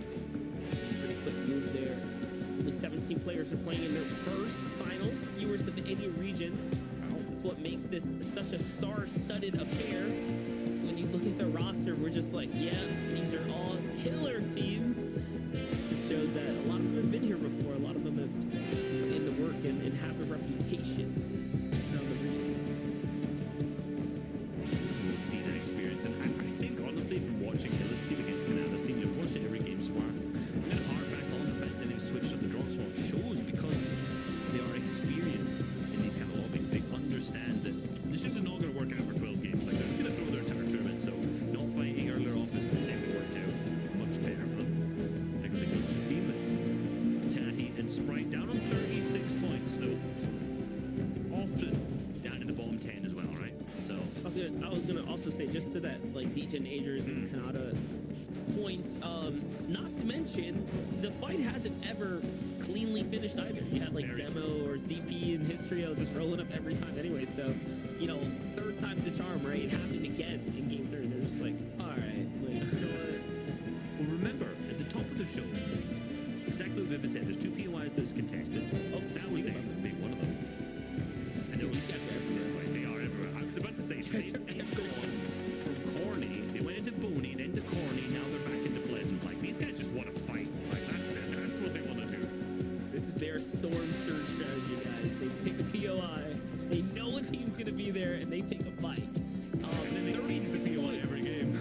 Yeah, I mean, hey, keeping the teams on their toes. They have 36 points because of it. I'm not saying it's a bad strategy by any means, but it's just not necessarily working out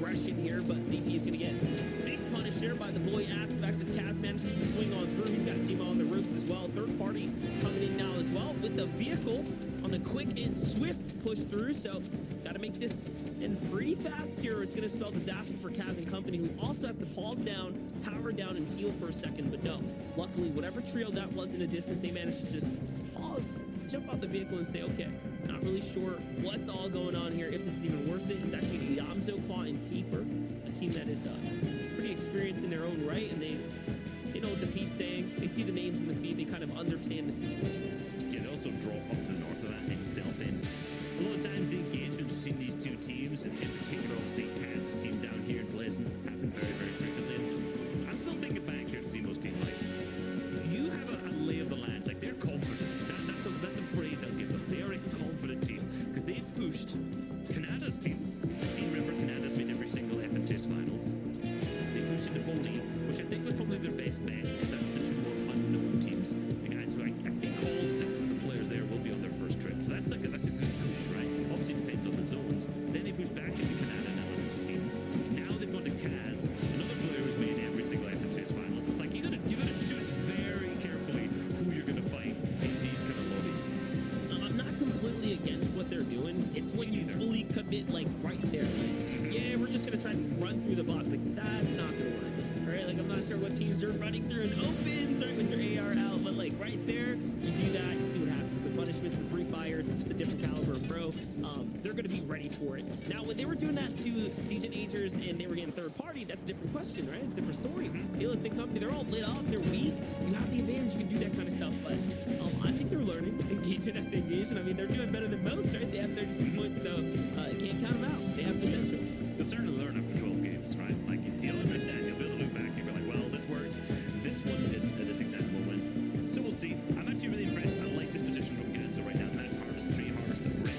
From this spot that Ganzo has, he can actually see straight down into the convergence, because there's a huge gap that you can almost see with the players that bounce through. So any players who start to rotate through, this spot in particular gives them the best visibility to see down. Now, I'm not sure if there are any teams in there right now. I don't see any as the camera kind of flew by them. They do have the great position to see down there. They're kind of looking at what this team right now is probably Birds. Let's move over near the Coral Castle. The Leeds team is getting into an engagement with Cold, and it seems to be over before we can even start.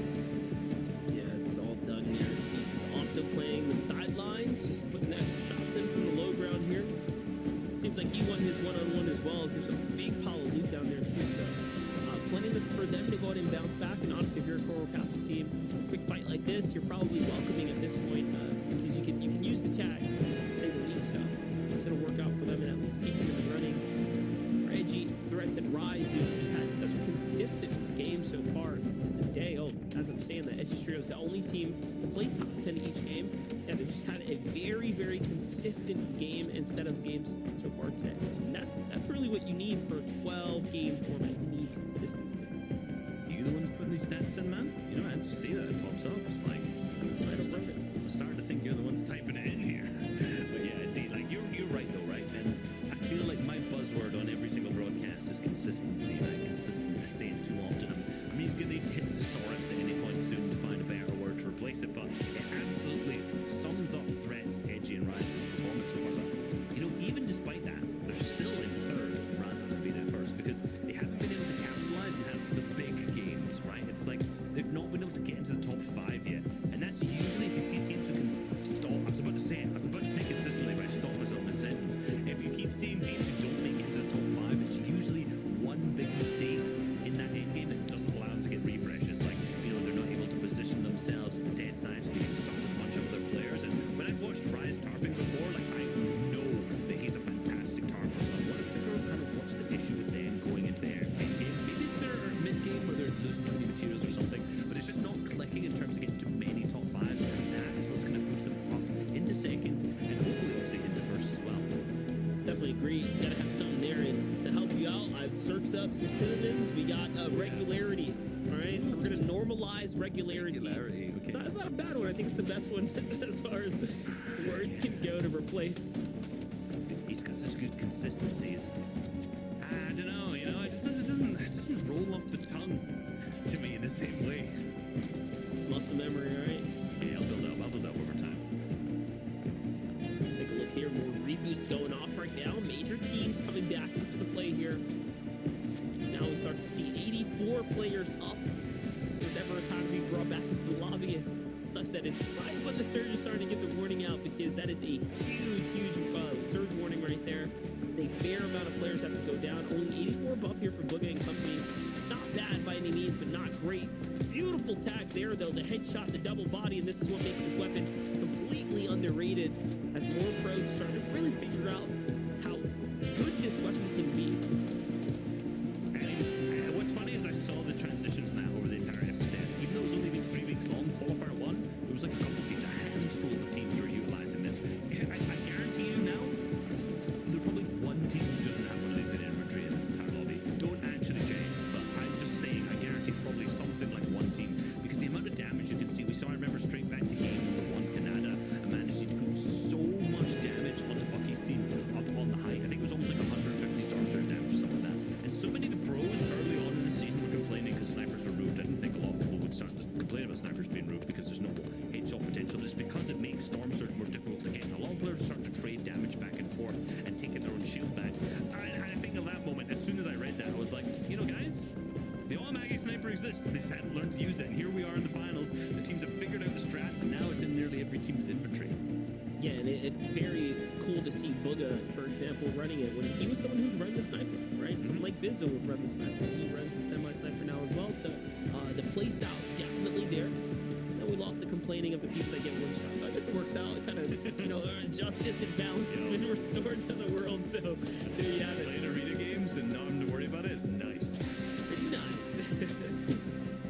I wasn't hitting any headshot snipes anyway, so no one of those guys. Never. But yeah, for them. So look at Chimp's team right now. Bit of a hit or miss. Mainly miss with the 19 points so far. Now being below Storm Surge, I wish their shots would hit. But again, it just seems to be missing.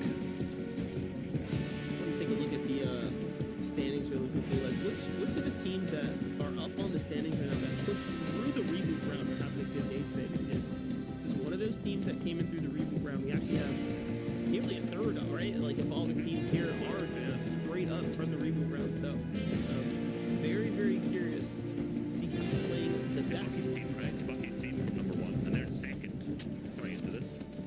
Got to be the biggest Joji's team that we've seen a little bit, but I'm sure where they are in the leaderboards. We got Cease's team. Well, we got DeQuente's team with Zemo, so maybe that's why they're playing so aggressive. They have like an all or nothing mentality potentially from qualifying through that reboot round style games. We were kind of bantering there. Pam still fashion carry just wiped that team on the run, by the way. I mean, we knew what was going on. Yeah, no, just huge credit to them. They just made that look super easy. But yeah, they were. It's the case of the audio cues, right? You hear the storm surge warning, the damage going off. You just sit, you just relax. As soon as that team starts to panic, you push in, pick up some easy healings. Solid down there. Here's Casper, Niddle, and Smack. Back at it again. Right now in enemy territory here, working through the builds. They managed to find a solo up top. They finish it. Smack's got a side angle right here. Might have forced them into their lair somewhere. They've been awfully aggressive today, like in particular in the early games. More than I think we usually see, like we mentioned earlier, it's calculated aggression, it's smart aggression. As I say that, Casker's just standing on the wall, just looking at someone. I hope that he wasn't about to get one pumped in that situation. I think that was a player who knew he had a disadvantage, wasn't going to push the end. They are sitting on the edge of the zone. They do have to go for a little rotate from here on out, but they seem to have a big tarp out. I'm guessing they've managed to pick up those 2 elims earlier, and they're just going to tarp their way all the way in hard mats. Illis team now still in this. That's great to see after obviously struggling off spawn earlier in the few games to start with. So that change in drop spot probably already netted them more points than they had in those first 3 games. Yeah, definitely seeing the benefits and the fruits of mixing up the drop here, playing something different, you know, not necessarily taking the full contest. This is surely the latest we've seen them as far as their placement points go. Now they're jumped up to 19th here. As far as 19 overall points, 5 for breaking through that threshold. But hold up, as you start speaking about it, Harpoon play comes in and they get brought down to low ground. Illis quick on his toes though, manages to back up with support from Chucky there. They landed on a trampoline, luckily. Just got himself straight back up. It was a close one. You gotta figure out what they're gonna do from here on out. 24 builds their name. I think this is the time now you gotta take a fight, right? This is the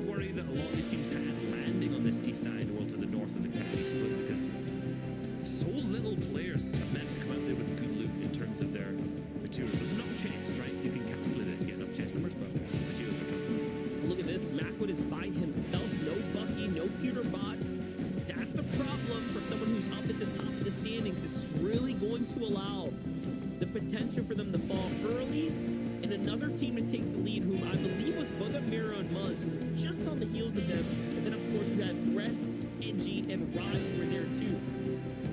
They're behind by, was it 18 points? Both of them tied third and fourth. That's definitely going to close the gap for them. So if we can see, you know, Threads rise alongside Muslim Miro's team also trying to get up over what I'm guessing is 105, 108 right now, because obviously Bucky's team's going to have gained a couple points this game. We'll see them overtake them into second. But anyone like Pantsu carrying back, we're obviously seeing them third and fifth right now. They've obviously managed to pick up a couple of eliminations earlier. We know they're in a good position this game, so they could also fly really high up the leaderboard as we start to fly around. We see Sentinel's team in a much healthier position. Boga's team now down below as well. 93 points to their name, so they picked up 2 elimination points. Well, 2 eliminations, so 4 elimination points total here too. Again, every time we've switched to them, they're on low mats if it's so, right? They managed to recover it in the first 2 games by getting good refreshes, but the last 2 games have been rough. I want to see them manage to pick up something. There's no teams around them, right? The only team around them is Sentinel's team. Stretch is going to find DJ there in the feed and Kanata too, so big elims happening there on the edge of the map. Pam, Gary, and Fabs, just to kind of briefly touch on where they were again. They were in top 5 coming into this game. That full team wipe that we saw happen during the surge honestly swings them way up, putting them in the kind of the race here for top 3 right now. So sleeper trio. We haven't seen much of them from their perspective, but they are in this run right now. And they are in wide round. You can see Justice's team, the current MT champion, still in this with users Jukes. Nutskill's not still looking relatively healthy. Not the best, so I imagine their loot starting to run a little dry. Knifer's team still in this, potentially struggling with Surge. I was just assuming they are because they have every single game so far. Hale, Villas, and Sus again, another team we've not seen much today. And I called that Knifer's team would be below in Surge just historically based on what they've been doing the last few games, and they are indeed. So we're seeing the trends in the feed. Actually, Commandment picking up Avery too, so that's a huge pickup. And Rise also picking up another one once again. So yeah, huge elims right there. As we take a look at Justice Dukes here on the side with User. Very interesting to see them kind of in this mix here. Nosh going to be one of the few that get punished here in the fight as Joji, Donnie, and Knifer scramble for the fight for Surge. They get the Surge that they need, but they expense 2 of their players here. And Villettes, being the last team to rotate into this fight here, walk away with 3 eliminations. Make that 4 now as the extra adds in, and look at all the loot here. Plenty to choose and upgrade from. And mats to use as well. This is going to be a long rotate here, so they're going to have to launch pad on out. Here it goes, little Ale's going to pop. He's going to think to drop a pepper for a teammate, but doesn't have to. So many shots coming in there. Sustas all his shield. He's down. He gets taken out, sniped out of the sky. It's up to Ale Villas to play this out. yeah, Sus was down. I think within like 5 seconds, or like 5 seconds and a couple seconds in the air, he was already out and down. So Hale's down in this. I don't see his teammate around him either, so potentially landed on the body. I'm not entirely sure where he's at. Skills also getting big sprayed too hard. Seems like Panther carrying Batch are the ones who's applying most pressure. It's Muzz also down below doing the same thing with Miro and Boga, and they pick up skills there on the low ground. So that's maybe the refresh that they needed. We knew they were relatively low in materials, but up on height, something you don't see very often. Rogue Shark alongside Knight, Clarity G. They are very much so used to being on the bomb, on the low ground, but maybe with so many low ground teams, they've been struggling a little bit today based on the 45 points that they have so far. Just notice that Bucky's now finally gone down in the feed as well.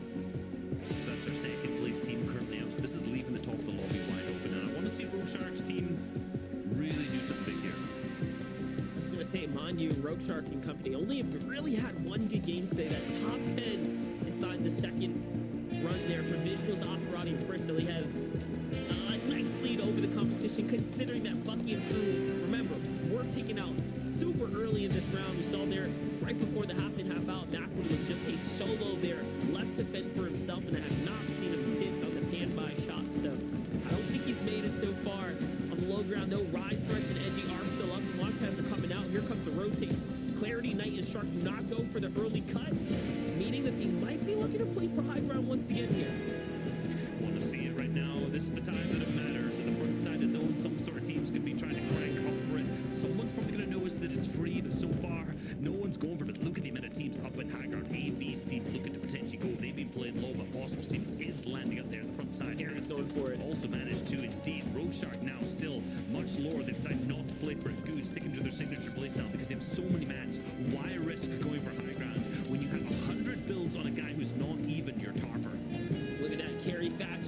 They did end up going for it. Pam Stu, let's not forget, that's our All-Stars, FNCS All-Stars champ right there himself. Put some respect on it. He's definitely been here before. He knows what it's like to take home some big, big cash. And he's feeling really good about it. Ever since, by the way, he has been on an upwards trend and staying consistent too through some of the cash cups and whatnot as well. So good to see him continue to find his groove here. And now with this high ground, this is their chance to go ahead and take home a top spot. Oh, small, but down below the bottom of the lobby right now. Rise, Edge, and Threats. Doing a great Rise, such a good target. One of the best on the region. Almost definitely in contention with Commandment for best positioning so far. Sticking on that full dead side, sticking so far ahead, trying to keep himself away from every other player in the lobby. And that's what's managing to keep them in the end games for so long. But up on high ground, look at the Fanches. HP right now, so low. They have 0 heals. I must think they do a Fanch. He's getting chopped down, but he manages to connect back up. But our current leaders have lost Visual and Frist. Awesome at the back of the zone, now playing the mid. Give it a player. Straight as box. That's our leaders taken out in game number 4. Just like that, the Harpoon will sneak up on you. We saw it go through right there. And look, it looks like the Storm Surge managed to do its damage in numbers here for Fast, Carry, and Pam, as they now have nothing left to heal with. In fact, just got barely any additional medium ammo to also put some pressure down here. So he's going to take some time to go ahead and find his footing here. They can't actually even use this high ground. And for that reason, Jamper's going to come on up. Luckily, the shotgun shots are going to connect. But look at this. Chaos in the mix. The zipline play, what we've been hoping for all weekend long. Carrie and Pam jump in the box. They're going for it, but no, it's not going to be enough. Carrie gets taken out there. He is down. That's going to go down to Dane. He's getting the full finish. I think they've lost their third as they seem to be just a duo and making the most of it. Dane going slowly up for high ground right now, using the pepper speed to try and claim it. But he eventually gets cold. He gets chunked down for 100. And Jamper now hit the launch pad with what seems like 25 HP. But they've managed to claim high ground as a duo. They have lost Tragics, but as a duo have managed to take the commanding position on the lobby. And now they have to start elevating themselves down a little bit here. The big pop, some more HP up above. Must still in this. Rise still in this also. And look at the loot. They are so good. You must think that these guys may be able to take first after this. Not to mention, Brett literally just picked up Batch there as well as he was trying to decline his way on down. So a little loot delivery here for Rise, Edgy, and Threat might be the difference maker. Might be the loot difference that at least allow them to go ahead and continue to tarp their way through these builds right now. And look at this. Jamper and Day have fully reconfigured themselves. They are back in the mix here as Musk is going to fall in the backside of the zone. That's credit to Day as well. So Day and Jamper now finding super big points right now. Our ex-FNCS champion really finding this groove here in the late half. Yeah, they're putting in the work up on high ground in particular as a duo, but down still here. Threat still in this as a full trio. They've now just picked up 6 eliminations at the total. Made that 7 as the player below down goes down. They're starting to get inside the box. They're starting to spray, but the high ground team, Day and Jeff, are starting to shoot back onto them. Now on the low ground, we still have Sentence team alongside Commandment. They have lost Stretch. This seems to be the game of duos, but Threat's now starting to climb up the high ground. Jeff managed to block him off. Rise drops down, picks up another one. They're getting an engagement down the low ground. Commandment goes down. The shots are traded. Rise goes down. It's a 1v1 in the low ground. Ex-teammate versus ex-teammate, and it's Edgy who's going to pick up that one. But now it's a 1v1 situation. Jamper versus Edgy down the low ground. The shots traded. Now Jamper's got 45 HP. The zone starting to pressure, and he's going to pick up the victory royale with Day as a duo after losing Tragic so much earlier. But he put in the work still. He had 5 eliminations with himself. That's going to be a total of 10 for the trio right there. Jamper, Day, and Tragic walk away with game number 4. But talk about a clash of Titans, Legends, and X-Pro teammates there. You never thought you'd see Edgy and Sentin on the low ground going head-to-head. Just fun clashes all across the NA East region right now. I'm feeling good about that one. Yeah, that was a good game to watch. We saw a lot of our top teams still in it. Obviously, the fact that Bucky's team went down early really opened up a lot of opportunities. Same with Awesome Team, right? Didn't manage to make it that deep into the end game in comparison to a lot of the other teams. So I'm sure we'll see a lot of the shake-ups on the leaderboard, but let's see what the analyst desk has to say about it. And yeah, Freeze, thank you guys so much. Fantastic cast so far. My goodness, game number 4 provided with us excitement. Old duo mates going head-to-head, Edgy winning out. Ridiculous amount of eliminations. Jamper and company getting the victory. Rolling out. NA East is not pulling any punches today, David. Dude, that end game was stacked there. Like you said, Jamper and Day on the high ground, First Prize and Edgy in the mix here in the mid ground, and then Center and on the low ground. I believe there was a little bit of a miscommunication between Edgy and Rise and Thresh, because Thresh goes up for high ground at the same exact time that Edgy and Rise harpooned in a box on the low ground. So I think if Thresh was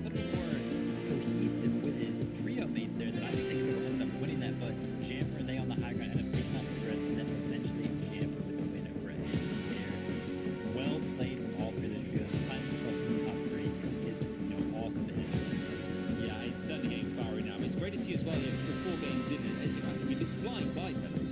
But we're already seeing that all those top teams that we mentioned in the highlight reel of the show, they are making their way into those final kind of parts of the game, which makes it really exciting for leaderboards. And as well, I guess Reese is absolutely buzzing because his pick wins a game and gets some serious victory royale points on the board as well. So can't wait to see the leaderboards, can't wait to see who's in the lead at the moment.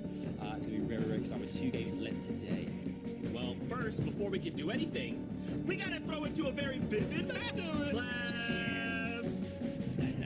So guys, today we're going to be talking about Helos. We've seen so many games won by Helos, so I figured I'd take the opportunity to go ahead and show you guys something that could be helpful to some of you. So obviously this is from game 3, visuals that did end up winning this Helos. The important thing to note here is that you cannot be at 100 HP and pop medkit at the same time, right? So whenever you do this, you got to make sure that you can your damage. Usually most people do that by going to the storm for a second.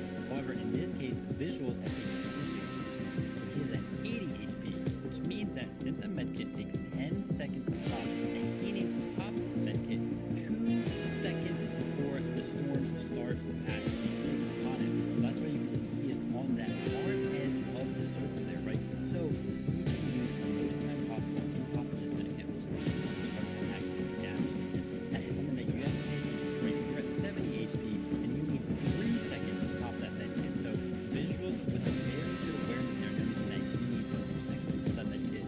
That way he can actually get it off before the storm does enough damage to actually eliminate him. Now, we're playing trios, right? It's not all about you. You have trio base, right? In this situation, visuals has Os's goal in this situation is to make sure that his teammate can out-heal the opponent, right? So Os is just going to want to distract. He's going to want to do damage. He's going to want to do anything. And he does that perfectly. Look at this.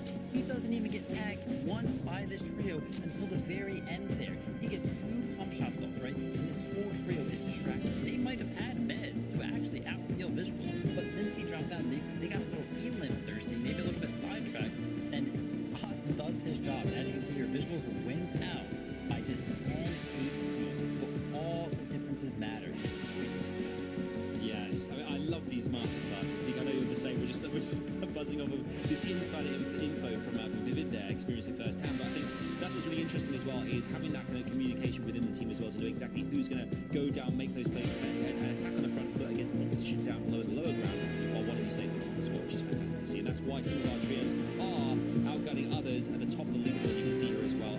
Edgy, Threats, and Rise currently in first position there as well with 1 point. Currently standing up. It's starting to flip up a lot now. We still to see this a lot in finals.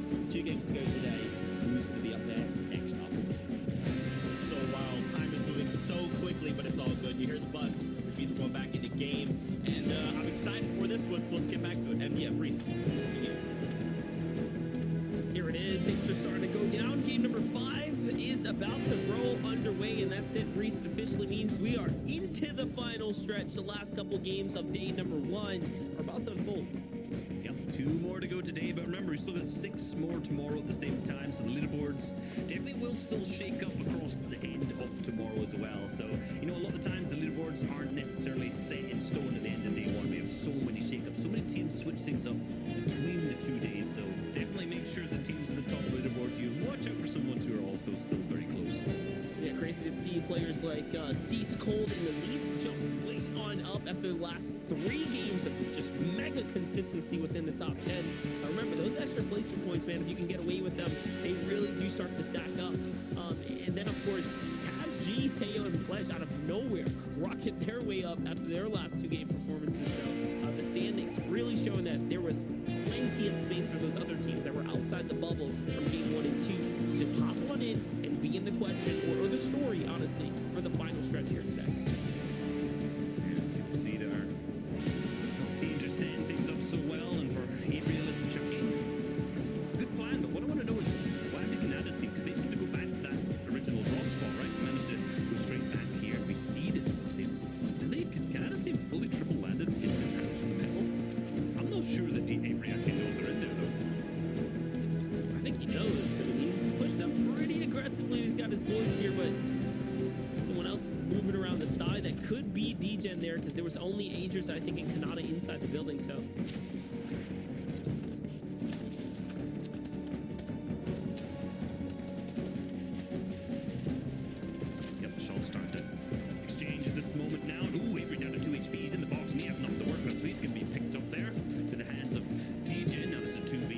situation. Chucky now starting to try again to fight as Canada drops down the low ground to be with his teammates. Ellis seems to be the back end of that. He gets picked up at the same time too. Chucky now trying to hit dip and disengage. He's only got to get a single build left to his name. He has plenty of good weaponry to fight with, but just nothing else to work with here. He's going to dip and man, this fight has just been so sketchy every single time so far. And we need to figure out what's happening here as Chucky seems to disengage all the way out.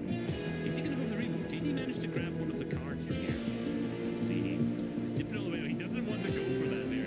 That reboot clearly shows that he doesn't have it, so he's going to go over to this far west side. We know there's barely minimal materials over here, minimal loot. And Agers, alongside DJ Canada, looking for the little hunt down. They're looking to see if they can spawn and find a player. And no, they've got nothing. And they've been rotating through here most of the games so far. I'm interested to see how it works out for them, right? Overall, don't see a huge amount of success from them on the leaderboards. We had 61 points. Obviously, that last game there definitely worked out in their favor. They're able to get a bunch more points, start to climb a little bit higher up the leaderboards, but they're going to need multiple more of these if they really want to do something big here. Their inventory's looking great. So if I'm interested, I'm looking just to get a ton of loot at this point and play out this final end game, right? 12, 11, 2 games so far. 2 other games with Dylan down on spawn. Fingers crossed overall, right? Just to give you a quick reminder of our leaderboard so far. French Eddie Rice is still up there with 132 points. Off Visuals Frisk with 117. Maz Mirabuga down to 114. And Lucky Pierre Von Macwood on 111 so far. This is our current second place team. This is the split that they were moving on to. This mid-map split. You can see harvesting out the metal here is so important because they're going to rotate into the convergence after this. And remember that convergence has nothing. It has absolutely no metal in there at all. So they're going to go and harvest out all of this metal first, then go in and grab whatever extra loot they have afterwards. This is usually the typical play that you're going to see these playstyles do out on this east side here, going to the gas station. And again, it's been working out so far. Mentioned the circuit of the teams in the kind of middle of the map historically have not done so well. Not sure if any have cracked the top 10 potentially on use of the map. Then they're doing so well, and right now Visual leads all players with 12 eliminations. The 12 eliminations split across 4 games. I can do the maths on that one. That's a 3 average eliminations per game for 1 player. That's a lot better than honestly some of the other teams are doing right now. Like Stretch, Sending the Commandment as a team are only getting 2.25 eliminations. So far Visuals is actually managing to outfrag many teams that are still in this. Super Heavy's looking really good this game, being a little bit slow. 90 players still alive, 20 will need to go down later on to the surge. And we're also seeing they've not done a huge amount in terms of damage so far. So for them, they can hit that rotate a little bit earlier. Avoid the convergence, which does make me think that they've not managed to go through in their center. They're getting tanked up. This mid-map position is going to be interesting for them. I want to see where they end up rotating to. They're rotating through some dangerous territory here. We see Pledge's team, and we think moves off to the west, but they're going to claim the hill right into the center of the map. This gives them such great visibility over so much of the map. So back over to Chucky's team, Dagers and DJ. We've seen it. Chucky's still left in this as a solo. He managed to rotate back through here. He's got some loot to himself here. He's managed to get back up in this little farmyard area. You can hear the audio cue. He hears a vehicle. And that's not DJ's team rotating to. If I'm thinking that's going to be, that's AV's team so far. Certainly looking to make a deep rotate. Champer's team right next to them, who we know has been very aggressive. Mainly they've been rotating down Dirty Docks, but potentially because of this particular zone, they're going to just roll straight on through here. Is Chucky going to look to go for a shot? No, he's going to rotate through if we go down to the south side of the map. Ooh, we're going to see Justice's team is starting to push on in. This is the current FNC's champions looking to push into Swampy and Encrypted's team so far. It looks like they're taking advantage. They got the big shots, and already Duke is connected. He's picking up Encrypted right now. Got the full siphon finish, full siphon materials at that as well. And this is now, I think, down to a 3v1 situation. The other opponent trying to dip on out of here so we can move our way on through. Yeah, that's it overall already. That fight is over before it already started here. Duke's Justice and Users now with 3 eliminations today. 86 points. Remember, this is our current FNCS champions. They're 11th before we just started here. They've just managed to, that'll probably push them up into the top 10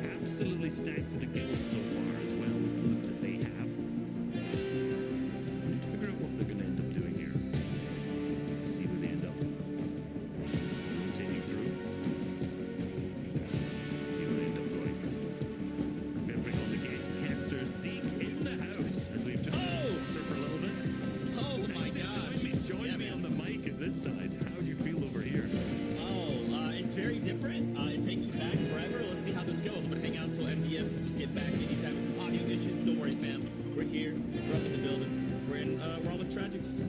Dave, Jamper. The day gets better when I hear your voice anyway, right? I feel like we've been speaking overall on EU, but it still feels like a millennia away. That's true. I guess we get to hang out quite a bit, and we get to do it again, and now more. Exactly, and now more back on NA East too. Like, how have you watched these games so far? Like what's you've been on the sideline reporting so far, right? Like, what's your takeaways? I love the way a lot of these players are using different items. So one of the things that like has been a pretty big shock to me is actually the automatic sniper. Coming into the weekend, there were so many people that just left it on the sidelines, and then it's funny that like I kind of did it on accident, but I was like, oh, I'd love to see the automatic sniper, and then like literally games later, we were seeing trails like, oh, I can use this to get Storm Surge. That's absolutely crazy. Here's a quick replay for you guys. Up on Chucky. They are absolutely running. He stole the car. He's driving away. Day, are you gonna let this man do this? It doesn't seem like it's now the car's blown up. He's jumped down for white HP. It's a 1v3 situation. D was in this exact same situation trying to 1v3 Illist in game number 1, and it's gonna be enough. Chucky is out, unfortunately. He did a great attempt, right? I mean, if you're in that situation too, you see power barreling towards you, you're a solo, you're gonna make any play that you can. Yeah, I think as well though, like kind of forcing them out of the car and having like making them blow it up as well, and especially when it has like those like set of tires, right? Then you're forcing this trio to make a decision like, what do we do now, right? We had this kind of plan. We were going to rotate here in this way. Oh, great! Like sure, we got some loot, but now we have to make a quick snap decision. We have to find another vehicle. It doesn't have the same set of tires, so climbing might be more difficult. We swap on over. We got DJ and Agers and Kanata on the very tail end of the zone. Is this a max rotate? It's gonna be a max rotate them full south, and because they've been fighting off spawn every time, it just like drags it out so much. Every single game we see that they're successful, and they have those far rotates. They did manage to get really good loot out of it, so I am confident in the position that they're in. So for them, we'll check back in later. Move back over to Ale, Villas, and Suscript, who are seeming to be making a purchase mid-fight here at the same time, but they're fighting off the baby boss trio. The confidence to stop and make a full purchase at the vending machine. Wow. I mean, obviously looking at Delzer and company, right, they don't feel comfortable enough to leave the box, right?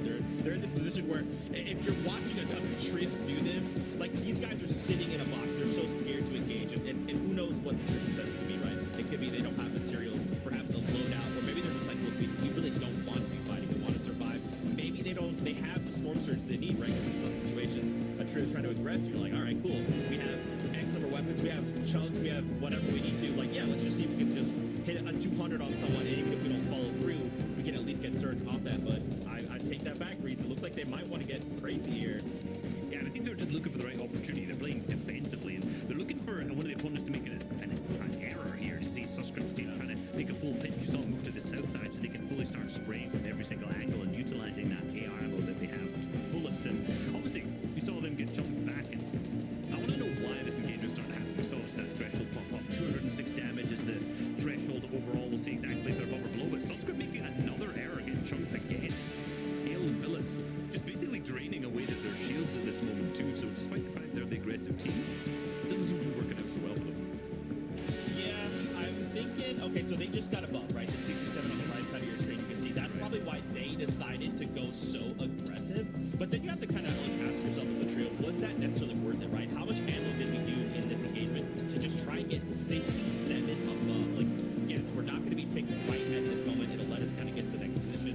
We can try and find somewhere else to get these Storm Surge tags, but oh, look at this. There it is. Trio.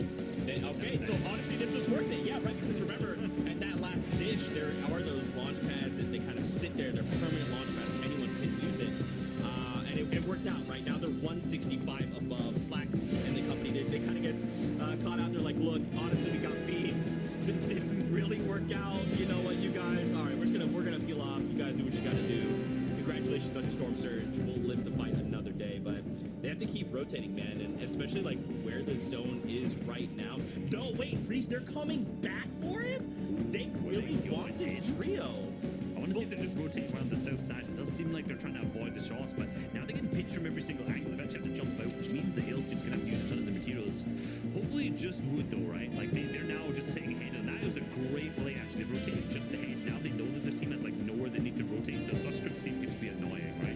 They're those teams who just set off box up in front, you take shot for shot, drain your materials, and that's a great play for Nail's team to be able to sit and just basically be the annoying team in that situation. I wouldn't be surprised if we saw some eliminations come through in defeat for them. Yeah, absolutely. Jump on over Peterbot, Bucky, Mac with 111 points coming into this game. I mean, a trade that's been ridiculous on the day. And remember, this is just day number 1, right? So to kind of build up that cushion going into day number 2 is huge.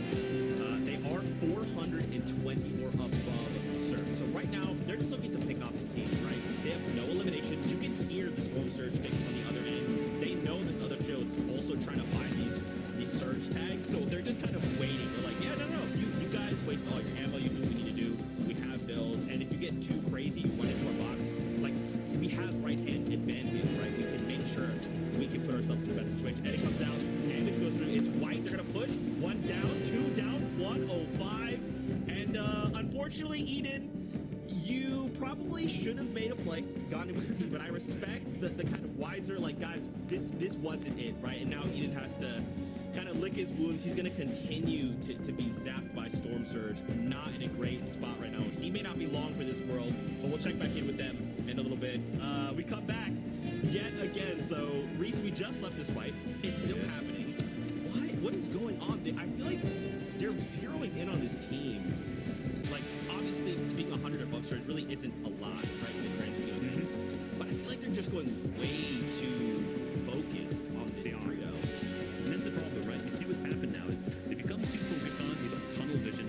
They got a ton of tags, so it worked out great for them, but now notice on the map there's that kind of blue marker, the blue arrows up ahead of them. Another team has just been able to do exactly what they're doing, Slack's team to them. So it's just turned the full circle. Now they're having to drain a launch pad for this too, which is not good. Luckily, and I mean very luckily, that other team is disengaged at this exact moment, right? They started their routine. Both of the other teams looking out the car windows trying to find them, and now they've used the launch pad to get to the third zone, which is so early. They've got minimal materials now nailed down to just using metal only. So they had a ton. Remember, they were almost cap materials when they started this fight. So if potentially they've got those tags and rotated out what they need a minute earlier, they could have already been in this position and not been held by all of the teams that had them. Slack's team, I think honestly, Slack's team may come out better from this because they've gone for this wide rotate the vehicle all the way back. But they are coming past Muzz's team, who's obviously doing super well currently in 3rd place. Yeah, just way too zeroed in on that trio. I'm not sure why. And you know what? This is still pretty early in the competition, right? Just day 1. We still have a whole other day. Anything can change going into tomorrow. Whoa. Dropping this player down. So 1 is already down, but not out. Okay, they have to be revived there. You can see that the silhouettes going on through. They decide, Edgy's like, you know what?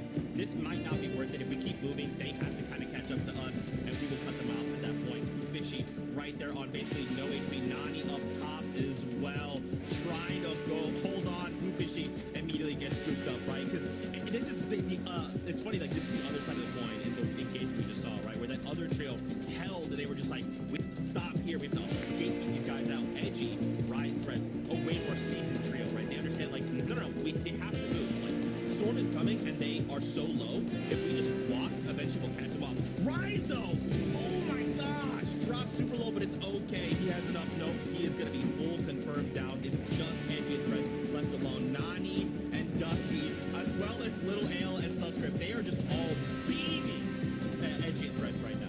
Yeah, that's so tough for them. So unfortunate. So Threads and Edgy now left as a duo. Things are going to slow down a little bit as that comes through. Look, see, it's been a pleasure. I hear in my ear MDF is back with us. I've enjoyed very much so this casting with you. I'll see you on your merry way, and welcome back, Monster. Yo, we are back. Yes, we're here right into the swing of things. You know, just have to get my doppelganger in, get a couple swings at base here. But yeah, looks like things are going crazy right now. Yeah, things are lighting up indeed. The south side of the zone being very interesting so far. Tons of engagement, tons of activity happening down there. And this is the north side that we haven't seen too much. We see Dave with elimination so far. Fans of Jamper looking, I was going to say healthy, and they are until I looked at that material count from them so far. They got to figure out what they're going to do from here on out. And I'm guessing it's the same old thing, getting an elimination somewhere. Big investments there. Threats is going to fall in the B. That's probably the biggest development we've seen so far. He got right on over. Rises down as well. It's up to Edgy to clutch up. He's going to put Villette down. Here comes the follow-up. Edgy is in a desperate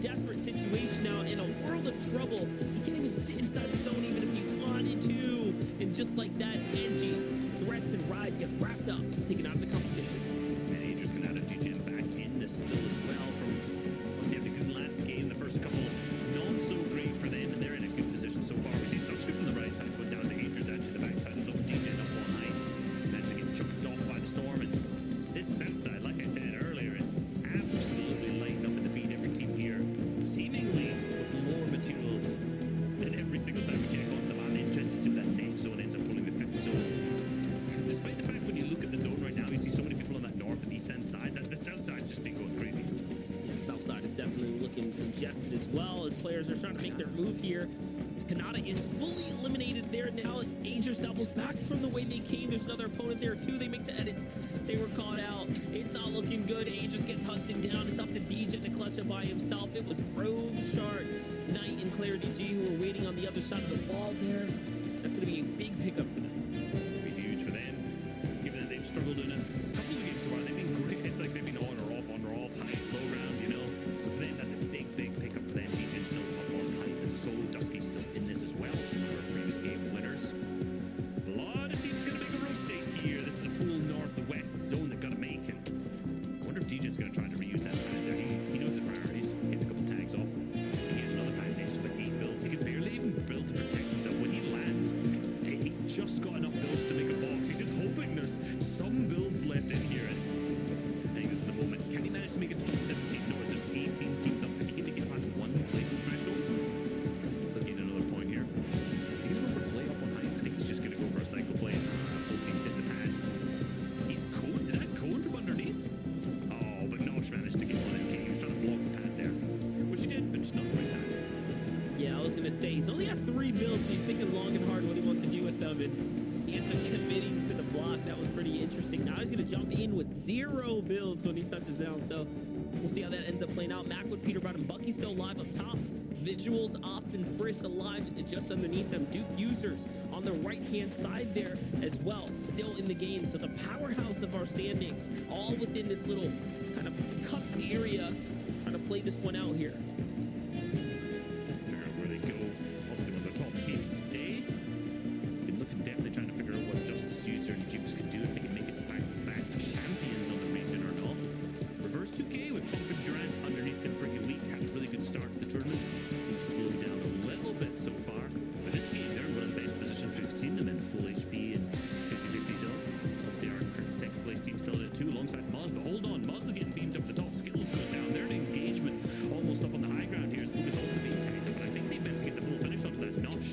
Super weak at the same time. And I don't know if they're going to really commit to this, but yet again, every time, I say this every time I switch over to them, low materials, they're late, they're in what mid-game, sorry, is definitely not as clean as it should be, because they're always in this spot with minimal left. That single elimination is going to come too big, but it's definitely not going to be enough to keep them moving. Now they need to figure out what they're going to do. Are they going to jump straight to the box, or are they just going to try and play out the middle materials that they have?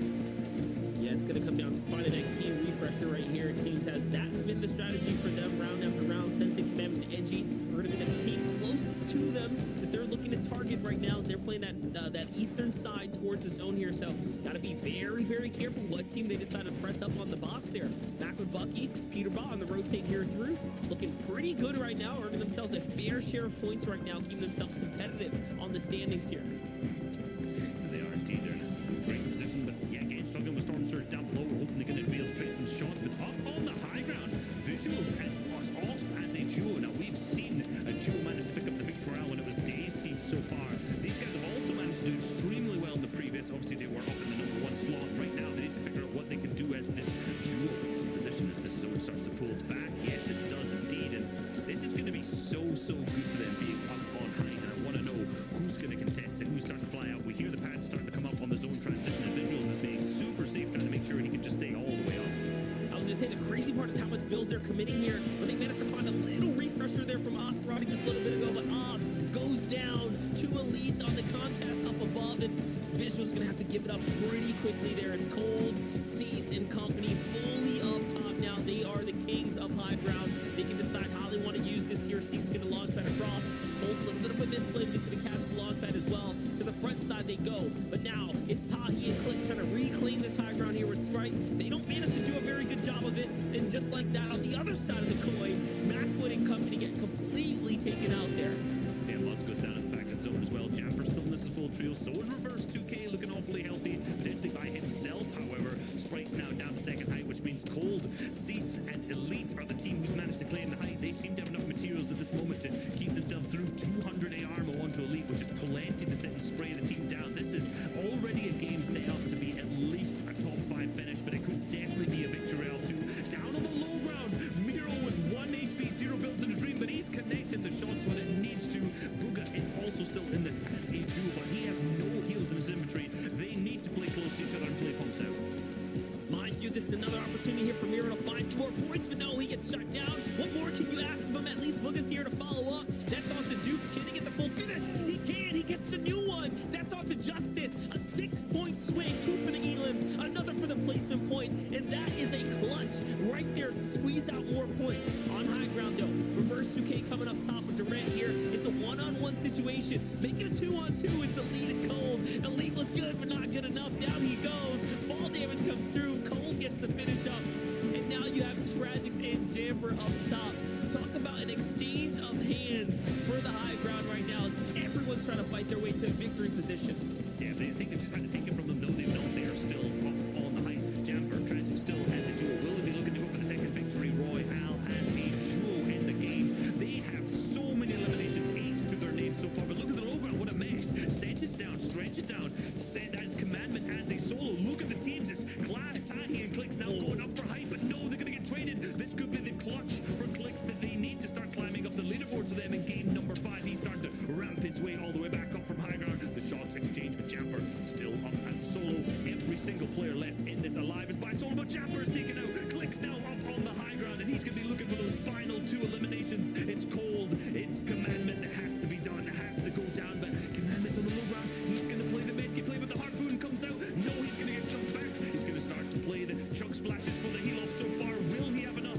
Will he be able to keep himself in this game, in this moment so far? It's him versus Clicks to get the victory. And no, Commandment is going to go down. Clicks comes in hot with the 11 elimination victory royale, and just like that, it was looking like a solo game for the ages at the very end there. Clicks, Tahi, and Sprite walk away with their first victory royale of the day, making sure that, you know what, no one's getting back-to-backs here, not on his watch, not here in game number 5. Look, I'm sure that leaderboard's definitely going to switch up big time, because we saw a lot of the big name teams start to dip out very, very, very early towards that game. And obviously towards the early mid game too. We saw huge pop-offs, obviously from Day's team in there, but huge congratulations to Clicks' team. They had 36 points going into this. Yeah, definitely. And just like that, though, we're going to have to toss to the desk, because we need to know the points after that game number 5. Gentlemen, we only have 1 game left here in day number 1. Don't forget 6 games tomorrow, but still, this will very much set the tone going into tomorrow's games. You know, Vivid, sometimes this happens. Clicks just has his back against the wall, and then suddenly it just goes from a competitive game to like a creative game. And if that happens, Clicks can't lose. It's like mathematically impossible. That's why Clicks is gonna, man, those moments right there. You know, he is just, you can see when the switch flipped. There was a moment in that game where he was just like, all right, I'm not gonna play the game by the rules anymore. I'm not going by the book. I'm just gonna do what I used to do, what I'm most comfortable with. And that's how he wins with the beginning. When he is in the zone, like in his own zone. And that showcased right there so perfectly well. And unfortunate for Commander because Cold looking for the elimination on him. I think he heard him start bobbing that medkit, start using the harpoon to break this build. So Commander probably would have won that and got that medkit off, but Cold was like, nah. Let me see those toes. I'm shocking, you know what I mean? Yeah, we've got our very own Clicks on the panel here as well. I mean, see, crushing it there as a caster as well, man. Breaking all the rules. Loved it, man. It was great. You brought the hype here. This is great. This is what finals is all about, isn't it? About the energy, the hype. It was fantastic, man. I think the interesting thing about the last part of the game there as well is, again, we're seeing teams now who are starting to break through. I mean, Clicks is true, have not had a single elimination in the last 3 games. They're at 36 points. They're in 27th place. We're going to see exactly what happens when they bump straight up towards top of the leaderboard with just 1 game to go on day 1. That is just the kind of game that you need. You can points here on screen now as well. Edgy, Threats and Rise. Prior to this game, they were in first position on 141 points and sitting pretty. You know, this is a team who, out of 5 games, only finished outside of the top 8 once. So they're they're in a really good position here. They've had great elimination. They've obviously Abuga, Muzz, and Mira as well. We talked about these guys at the beginning of the dream team, if you will. Again, the first 2 games coming in 3rd position, moving in towards the last game. They were 8th in game 4. Consistency with eliminations, and it always seems to be there or thereabouts with it. Yeah, I mean, that's what they're good at, especially in that game right there. We saw Lupe, he was all by his lonesome, but he was still picking up really good elimination. So in that game right there, they actually picked up 9th place with 5 healings. Like I mentioned, Lupe was playing them as a solo. So they are actually going to be pretty high on the leaderboard. I'm excited to see where they find themselves because a lot of the teams at the top did not do too well. As you see there, Muzz, Mira, Lupe, yeah, they're in 3rd place, tied with Threats, Edgy, and Rise for in 2nd.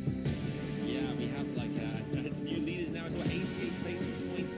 Precisely true with 29 eliminations, 146 points. It is, look how tight it is though. Even if you look down to 6th position here, first through 6th, only 16 points between those top 6 teams after 5 games. I mean, this is almost unheard of. We knew it was going to be tight, but you know, they're at 2nd and 3rd place right now. Threats' trio and Luca's both tied on 141 points as well. It's absolutely unbelievable. That's what we wanted to see. We wanted to see it being tight. We're looking at a spotlight here as well. We have Cold here, spotlight from Slice's trio here. Solo time alive, 5 minutes. So obviously 5 minutes without the rest of his teammates continuing to try and drive home those standing points and remain in the game to some capacity. And solo impact points of 42 points. This means the points he's created from having no one else on the team with just him. 42 points when he is the solo player left in that trio. Total eliminations as well, though. They're looking good at 14.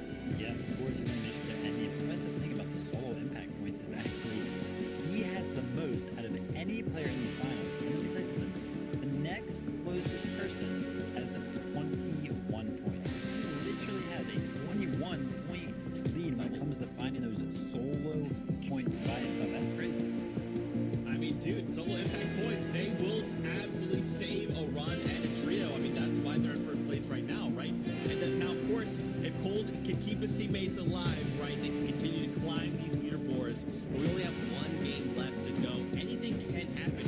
Fortnite can keep a close eye on that elimination feed. Every interaction is going to seal these points. That's it. This is that last chance. And then everyone has to go home, think about what mistakes they made, and bring it tomorrow for fresh games. All right, the battle bus has rang. So it's time. We're going back in. MDF Freeze one last time here in NA East. This is crazy. Feeling like it's 2018 again, and we're at WSOE with Cease coming into the last game in 1st place, trying to take this all home for day number 1 right now. Feels good. This time, though, the landscape's been changed. Time has gone on. It seems like the vet's still here kicking. I mean, we're definitely throwing it back, especially given Zeke on the cast as well, right? Like, we're getting some OG names in here. This is it. We have all the nostalgia for you guys here at the main desk, but getting back into the swing of things, man. Clicks, Sprite, and Tahi pull home that big Victor Royale. Clicks fans out there probably taking their hats off, throwing them up in the air and celebrating right now. It's a big feels good for them. And they needed that, right? They needed that huge point swing. They were pretty, I'd say, far off the mark, but now 88 points, not too bad. Yeah, I mean, they had, I think it was 21 or 36, one of those numbers. They're very different, but both of them are in my head right now. Points going into this game, which they got 9 elims in that first match. I think they were absolutely popping off, and then they just basically got almost 0 points in the string that followed. So that big Victorial is definitely the swing that they need. Shows that, like, they have the fragging ability, they have the skill, but they're just not putting it all together in every single game like some of these other teams are. We might be watching Cease's team contested now. Remember, they were up here, somewhere around that Coral Castle area. Could it be that Cam Slam, Plague, and Bryce right now trying to catch a little revenge here, pushing on in? We saw this. Find out. Pretty sure we saw this in one of the qualifiers too, and the way that this is going is basically exactly the same way it went. Oh, I was about to say for Cease's team, but no. They've managed to pick up and actually win that engagement so far through. I actually thought that it was a 2v3 situation the other way around, but no, they're actually going to end up picking up all 3 for Flucams, and that's the first 6 points that they've got on the board in game number 6. So realistically, they had nothing coming into this. They had, I mean, quite literally nothing. Their match history was 0 points. It was what? A 29th, 32nd, 30th, 29th, 32nd. So they switched things up. They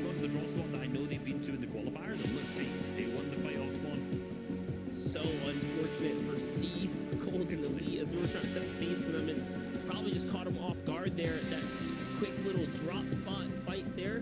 Just looking at the history of CS, yeah, they managed to have, they had elims all the way through, so for all we know, they could have been contested for a little bit, or in other rounds, and not sure how it's all going to play out. Super unfortunate for them, though. That's going to put them pretty much dead near track for today. They're going to have to return tomorrow with a new game plan. They will indeed. Fingers crossed. I mean, I think first is maybe out of reach, but unless they have the absolute best day of their life tomorrow, we'll see if they climb up. Yeah, no, for their team, that's not happening. I mean, they could win all 6 games. They could win this game and all 6 and take away with it. But you know, like looking back to EU's the crazy forms of Kenny's team here, like is that replicable by any team? Potentially, yes. Now, I'm not just trying to say by Blue Cam's team, the way they played today, you know, probably no. Yeah, it's going to be tough. It's going to be very, very tough. And again, it's going to be harder for a team like Cease and company for them to bounce back, really figure out, hey, what can we do different now if we're going to be contested, if this is our fate for the day 2? Like, how do we turn this into something big? Especially after they had that momentum, right? They were doing so good to start with. Now they've been conned. Now what is that? Is that momentum killer? Did they slow down, or like what's the play from here on out? Right? They have those 6 games tomorrow, so that's the final game they'll play today. What do they do? Because in this game we see Blue Cam do well. Like Blue Cam seems like a move, but they got no points in the other draw as well. It's like whatever they do now is almost better. Look at Jampers Trio, who had 16 points in the first 2 games, and now 116 in the last 3. So wait for them to bounce back as well. We were just kind of horsing around about how it seems impossible for teams to come back, but hey, Jamper and company are the exact opposite of that. They're a team that have managed to pull through, bounce back. Remember that game 1, Tragics was just honestly clipped by Illis in the woods there. It's just such a big way to kind of open things up and say, yeah, we're on NA East, baby. Give us the highlights. They also had the similar thing when they qualified in qualifier 2. They won the last game of 14 elims, and the 2 games before that were both top 5s as well. So it's like maybe they're similar to Andalace on EU, where they're just like the second half of the tournament is just better for them, and in this case maybe the second half of the first day. Take a look here, little Ale popping off right now. Soft gun from Villets once again. This is a fight that we've seen unfold before, somewhere in this early game here. Even though he's Little Ale, I just laugh when you call him Little Ale. I feel like you put some disrespect on his name here. Little Ale, man, Little Ale. The wee man, as we call him in Scotland, yeah. And big for them though, they won the fight. Obviously, we saw them fighting quite a lot around the east side of the map, that southeast side with Blue Cam's team, obviously that previous match, but things have changed up here. Now, Spexy's team has moved now up to fighting. They have pushed every POI at this point. Listen, I think they're actually going for a record, a team to have the most early games contest. Like their goal of the weekend, we're contesting every drop once today. Every named POI.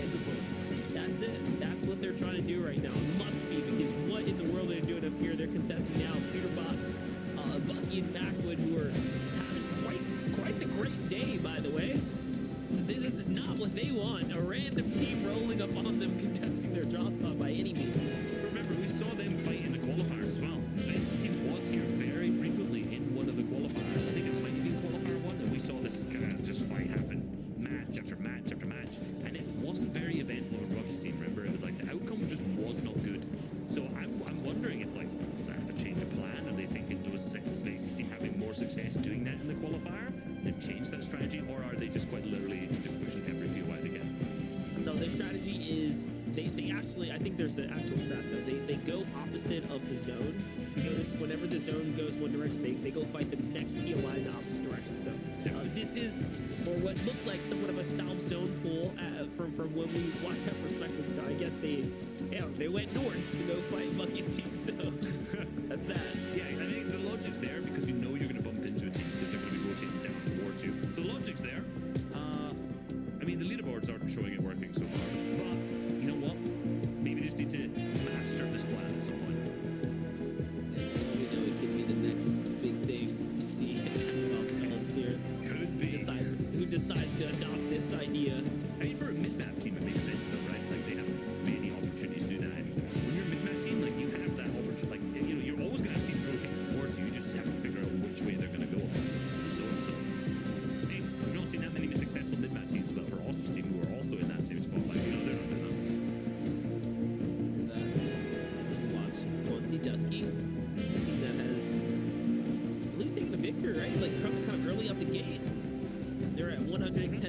right now looking very, very good. Game 2 Victory Royale winners. Gonna fight with Rope Shark and crew. This is gonna be drawn out to the storm unless they decide to back off and disengage, but it seems like they are looking to do so right now, possibly migrating to a vehicle to get on it. Good play. Interesting. Yeah, they're just figuring out what they're going to do. They picked up a victory round today. But interestingly enough, out of the 5 games we've had so far, 2 of them have been won by the teams who came through in that semi-finals day 2 in the reboot round style game. So teams are clearly able to capitalize on the victory rounds. But, you know, it's working in different formats. It's working in the reboot round style format and in the finals format. Does make sense when it comes down to these finals. I'd say it kind of mirrors the pressure of a reboot round. Yeah. High pressure environment, slow and steady play style, right? Absolutely, 100% right. You'd be comfortable with composure. What I realized is when I said that, I basically just said, you know, people who can win games win games. That's crazy, right? I didn't want to re-say it for you, but look, we can make big brain comments all we want, but they sound good, you know. confidence is key, my friend. I'll always point out, though. I'll always point out when it sounds silly.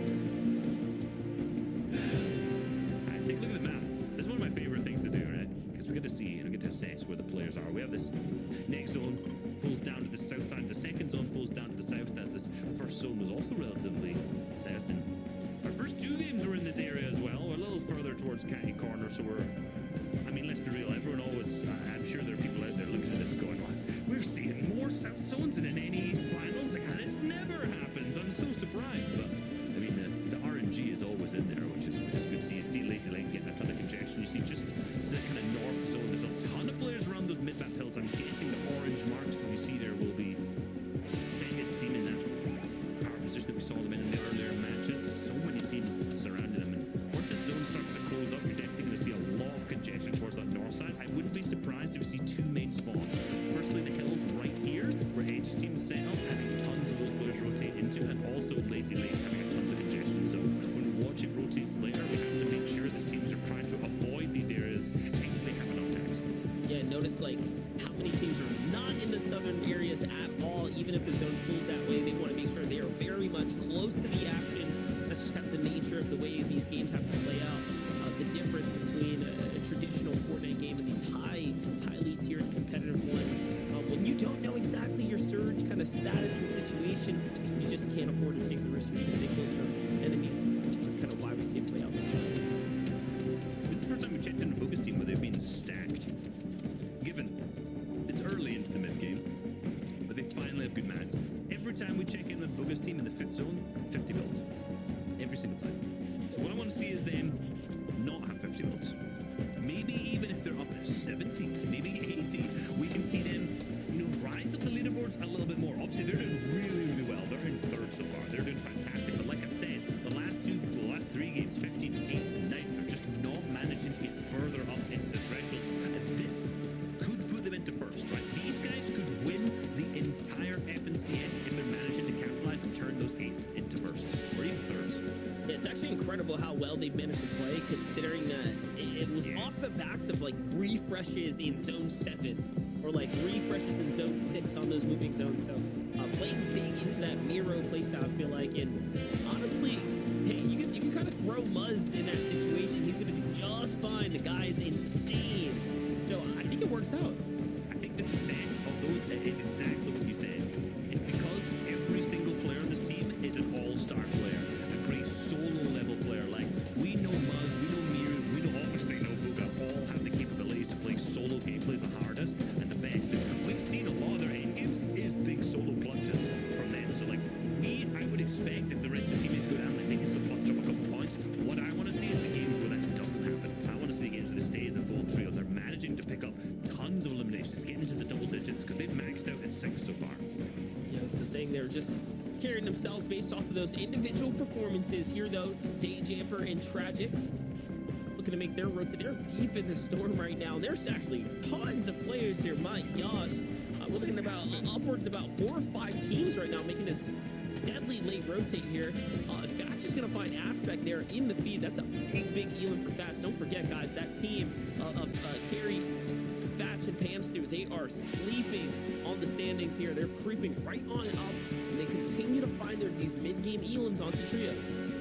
They've had some great games so far. It's like their team is like if they get to end game they do well, or they go down as soon as first moving star. So for them getting this mid game engagement is super well. Obviously they're managing to pick up tons of refreshes from them.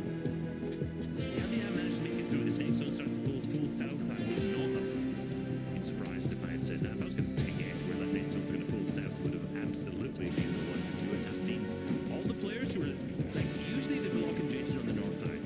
Right now it's like there's congestion in zone. It's like all these players are still getting tagged by at the moment. I've not seen a game that this many players are stuck in the back of zone for this long. Days one of us we saw rotating and late visuals, and it's a lot of our top teams as well. It's like a lot of our top 10 teams are stuck here in the same position.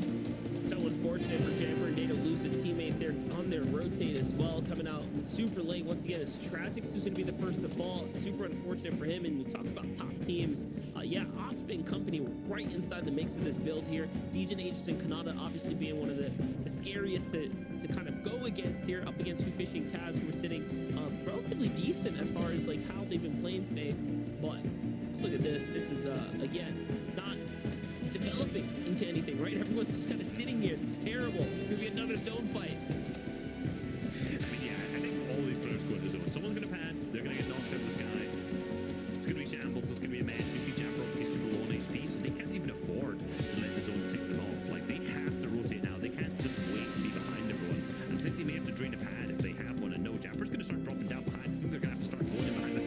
Kaz actually pads. They are gonna find one, so they're gonna manage to hit the pad. Luckily, everyone else is starting to follow at the same time. This zone's starting to go to lazy lake. I said that this would be an area that has tons of congestion. I thought all these players would have rotated in here about 5 minutes ago, but no, they all ended up being at the start inside the zone here.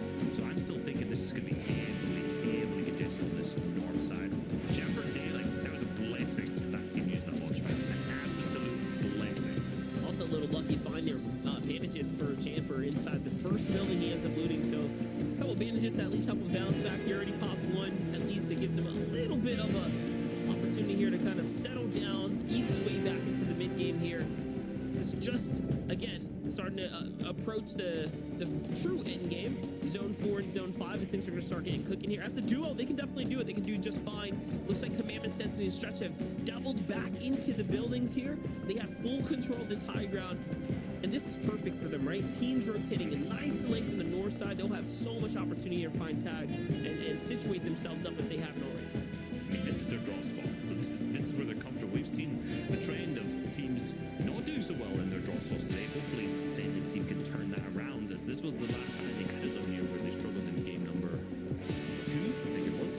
Day's team of Jamper, we did obviously see them pick up the Ventral in game number 3 as a duo. But for them, they just need one more team to go down, and they're going to grab way more placement, right? They're going to get that 5 points, which is crucial for the leaderboards. Every single point adds up. And I think they can get a little bit further. I think they can definitely make it top 15 as a duo based on what I've seen so far. Take a little drone shot. A little wide. We see reverse with the Ram still in this, getting into engagement with AV, Demer, Kenan down below on the high ground. Nosh skills. Also getting into a fight with Beef, Lupian, and Nick as well.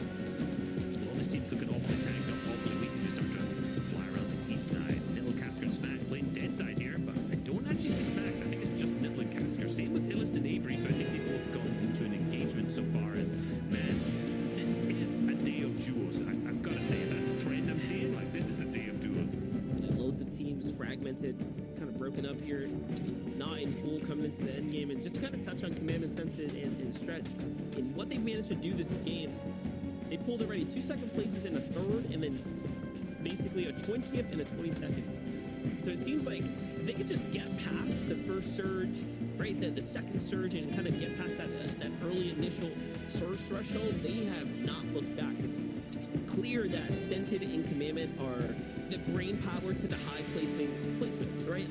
It's pretty clear the consistency did not leave because they removed Edgy from the equation. Indeed. I want to see this consistency from them, though. Everyone wants to see who's going to come second in this tournament. I don't think anyone's even looking and wondering who's going to come first overall. Is it going to be them for second, or is it going to be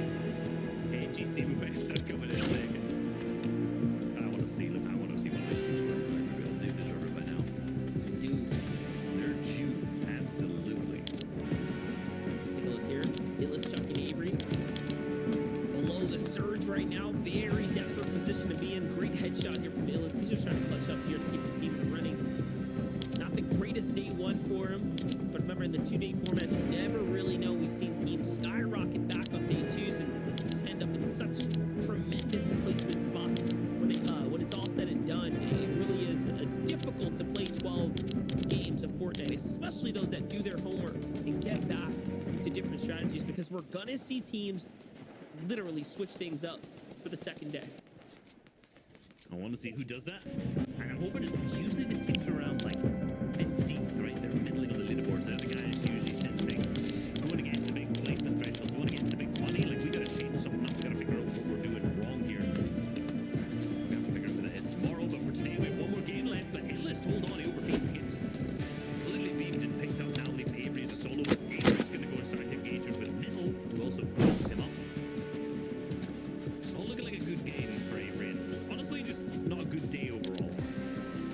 Definitely not. I saw Backward go down on the feet. I see Muzz pick up Encrypted. So big exchanges, and Booga's going to find another one there as well. These are massive points, guys, for the team of Booga and Muzz, who are way up at the top. They are going to have materials in the pit zone. We said it earlier. I said every single time we look at them, they have 50 bills. They've just picked up a bunch of refreshes at this moment. Now, during the first 2 moving zones, they won't need to get anything, and they should be able to stay as a full trio. I have my fingers crossed. Look at this. Avery's trying to be super cheeky here, playing for any kind of elims possible. He found one. It looks like the second's going to come through with the knockout. Actually, I think someone actually sniped that from him. Unfortunate, no siphon there. He hit the down body and everything, and then doesn't get rewarded for it. Could have been some points, but, you know, it kind of is what it is for him. His day 1 tournament is wraps, because this is game number 6 here for NA East. What an eventful day it has been on high ground. Little Ale, Suskers, and Villets trying to set up, but what's really important is what's going on down here. Day, who's still trying to clutch up, who's done a fantastic job breaking into more placement points, by the way, and now an Elam takes over. These are so massive. What we missed, I saw it in the elimination feed, is that he also picked up a 1v2 onto Duran and Pop. So he's picking up, he's still fighting with the versus team at this point as a solo, then also managed to pick up Nosh there. So him as a solo with 3 more eliminations, that's 6 points. Remember, also all the placement thresholds that come from it. I said they'd be able to hit top 15. Yeah, 17th right, that's another 3 points. They got the 5 from getting into the top 24. So that's so many points that they managed to accumulate, and this is what the difference is between some of these top teams and some of the teams who aren't able to perform as well.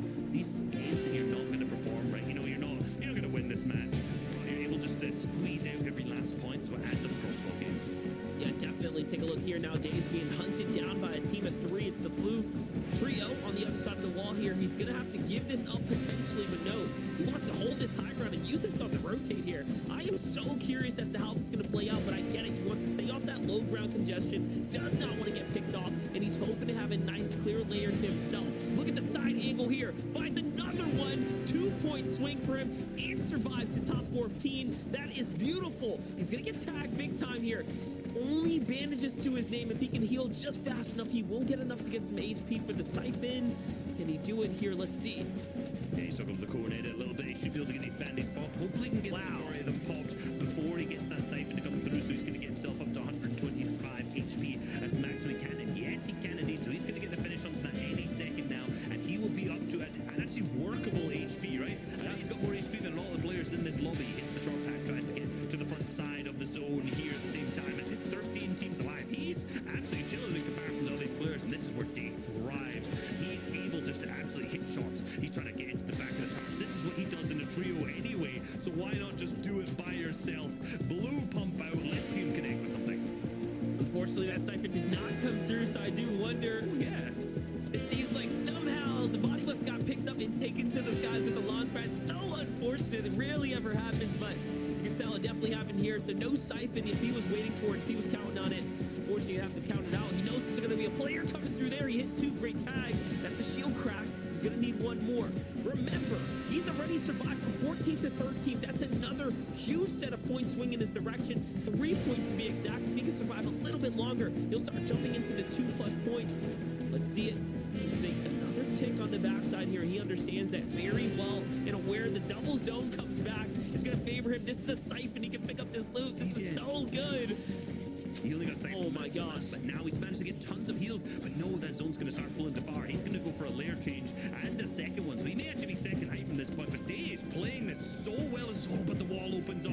He manages to get out. He's got that opportunity to bump the two big pots. He only has 4 builds. Here's the player on the other side of the wall. He's going to drop straight down and try to go for the opponent's wall. He's cycled in the box. So good. With the pump shot, unfortunately, it's wall to wall, but he's going to be picked up in the 40 white shot. Still a great tag there. Aegis finds a little bit of revenge there for Degen's down body. And Day just ridiculous clutch up right here. On the other side, threats though. 168 for the team. Edgy and Rise are still in this game, so you can't count them out. They're earning big points.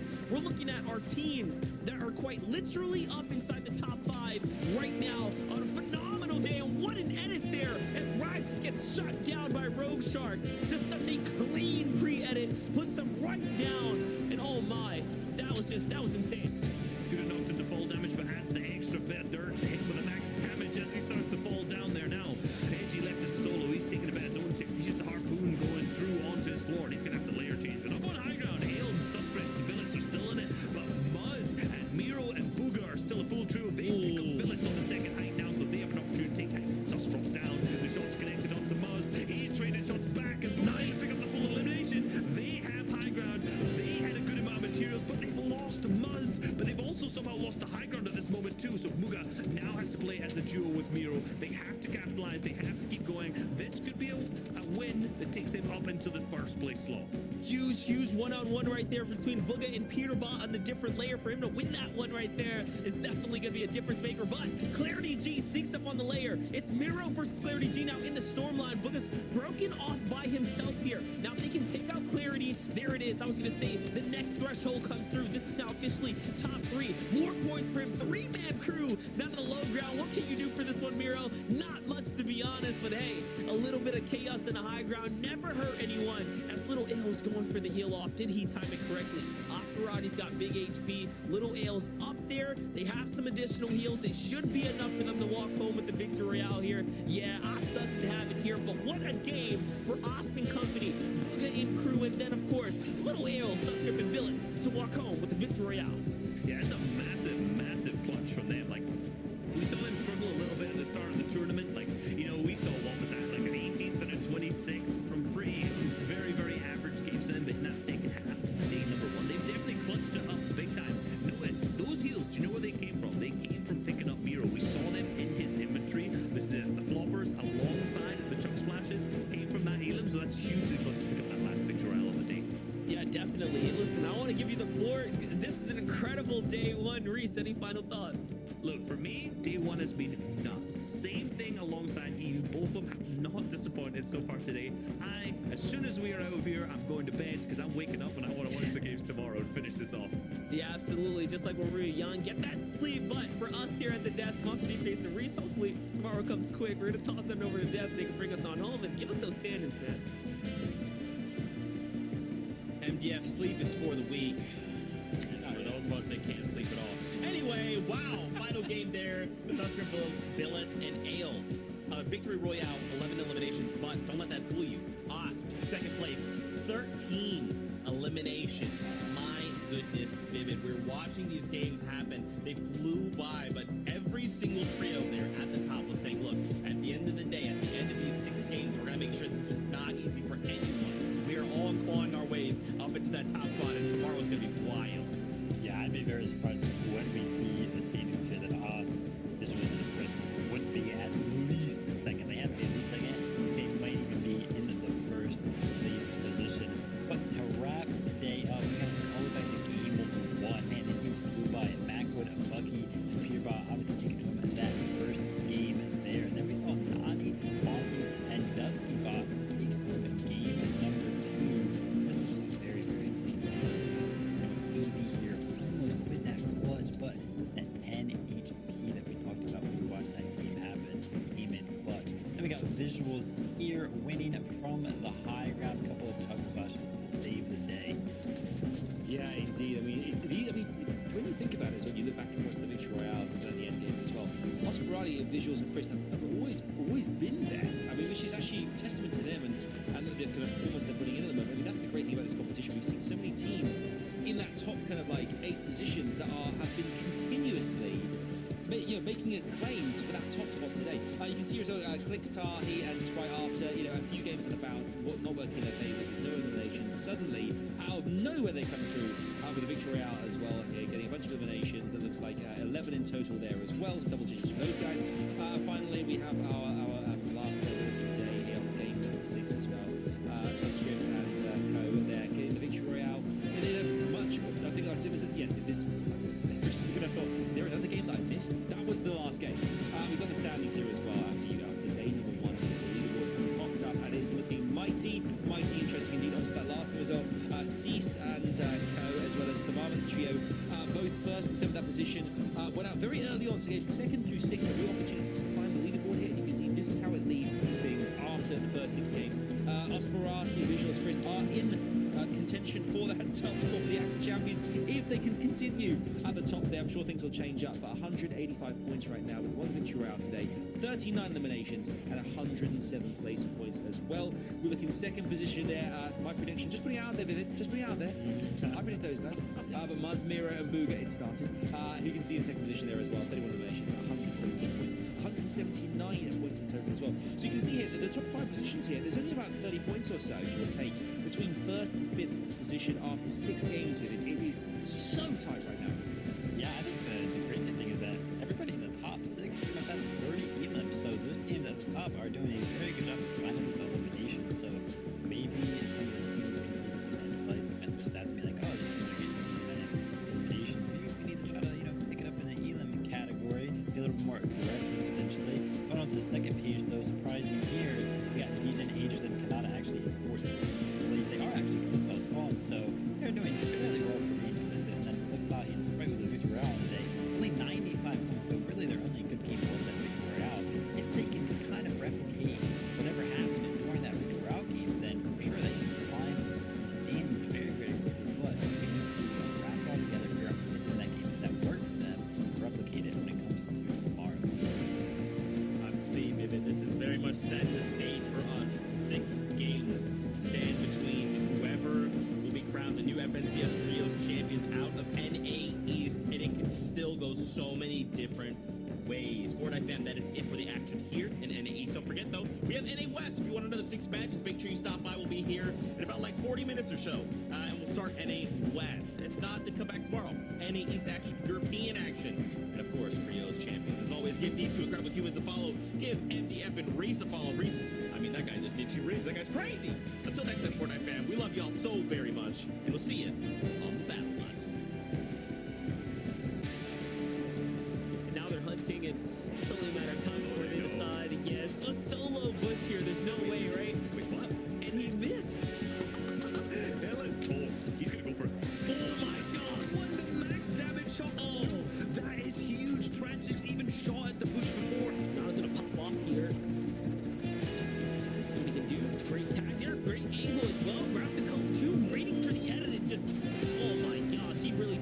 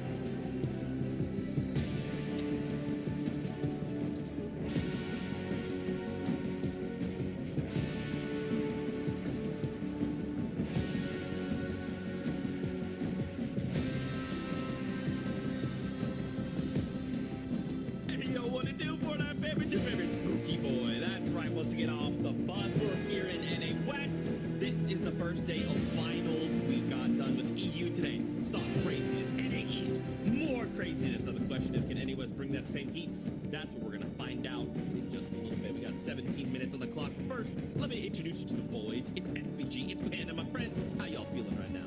Hey, feeling great, Zeke. Ready for the finals. I mean, if we've seen anything from the other regions, like, we're in for a show today, Panda. Yeah, we definitely are. And like I've said since qualifier 1, this is the season. I feel it in my bones. We will have new champions at the end of day 2 tomorrow. But look, I know Zeke's already given me the look, but you know, listen, I still feel it. The changes in the air. Will they be able to do it? Production, clip that, okay? If he's wrong, we're gonna play that tomorrow. Okay, thank you so much, production. Hats off to you. Let's keep the ball rolling here, guys. We got a few things to get through before we can jump aboard the bus. So, first off, watch.fortnite.com. A great place to do what you're already doing. Checking out the broadcast here, but get this, leaderboard on the right side of your screen. Trivia that you can lose to me at. What more could you want in life? There you go, watch.fortnite.com. Check it out. You're gonna be, it's totally fine. Let's talk about the overall point format. So naturally, we start today in the EU. We jump over to NA East, then we end right here in NA West. 2 qualifiers, 2 semifinals, and now has led us to this moment. Finals day number 1 is VG. Yeah, we had the build up, and now comes the drop. All the trios are set. Everyone came through over the past couple of days to get our final spots, and now we have 6 games today. We got 6 games tomorrow, 2 days of competition, 12 games in total, and these guys are going to be battling for the top spot.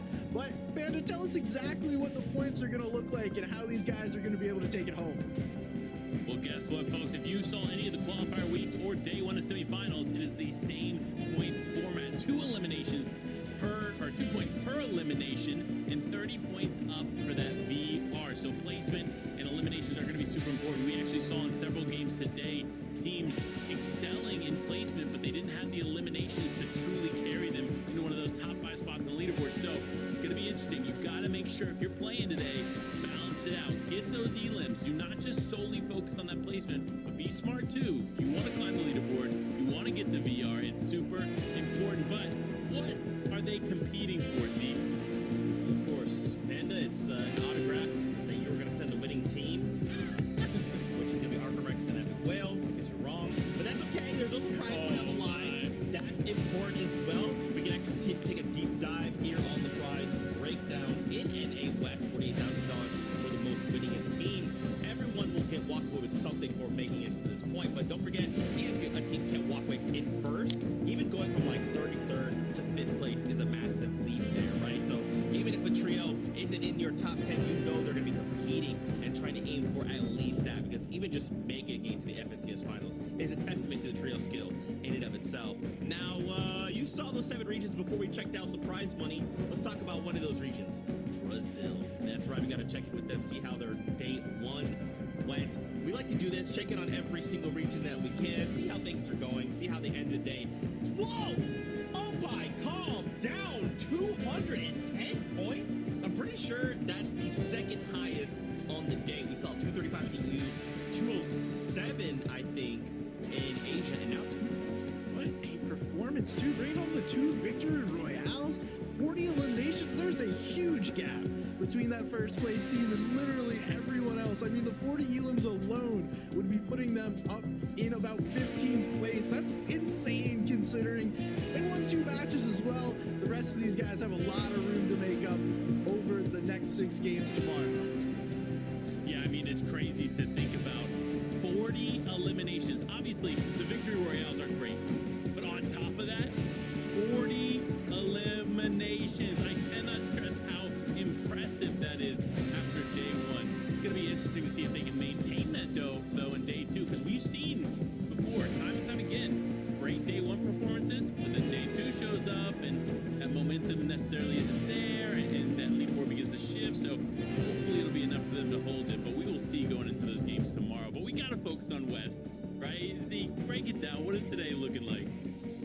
Well, right now, we're going to talk about some trios that you guys at home should be following. Trios that you should care about. Trios that we think are high-profile trios here in the West, especially after the great shakeup that was Chapter 2, Season 8. In case you're just watching Fortnite for the first time right now, you're deciding to wait till finals, it's great to have you here. Thanks for showing up at all. We really do appreciate that. Let's talk about these trios.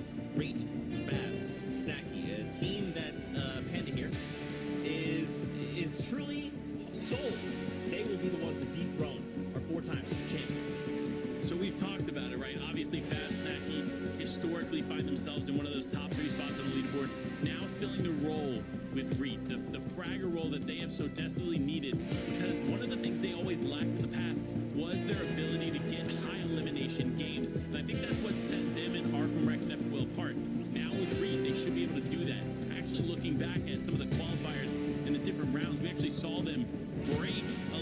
elimination records on the weeks. So, I mean, there was one week where they had 77 eliminations in 6 games.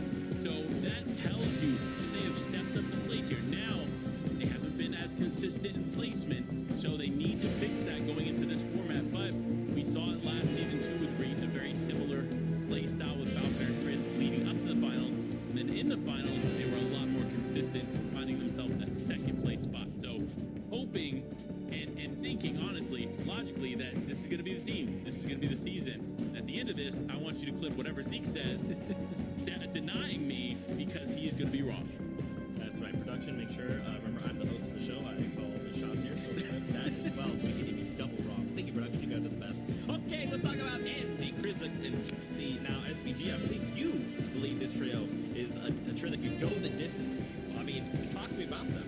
I mean, we've seen Krizix and Jelty compete on 2 different regions over the past couple of years, and 2 of the fan favorites, especially Jelty. I mean, who doesn't root for the guy? He's a huge personality, and not only is he a fan favorite, but he's going to be one of our favorites going in today. I'm not like Panda. I do think that the top trio is going to take it home, but Andy, Krizix, and Jelty, I think they'll at least win a game here today. They've shown they can do it, and they have the camaraderie as a trio to be able to play consistently. It's going to be a matter of whether or not, they can dethrone the big guys. That's going to be our big story today, but hey, I know you guys at home, you're going to be rooting for Jelty either way.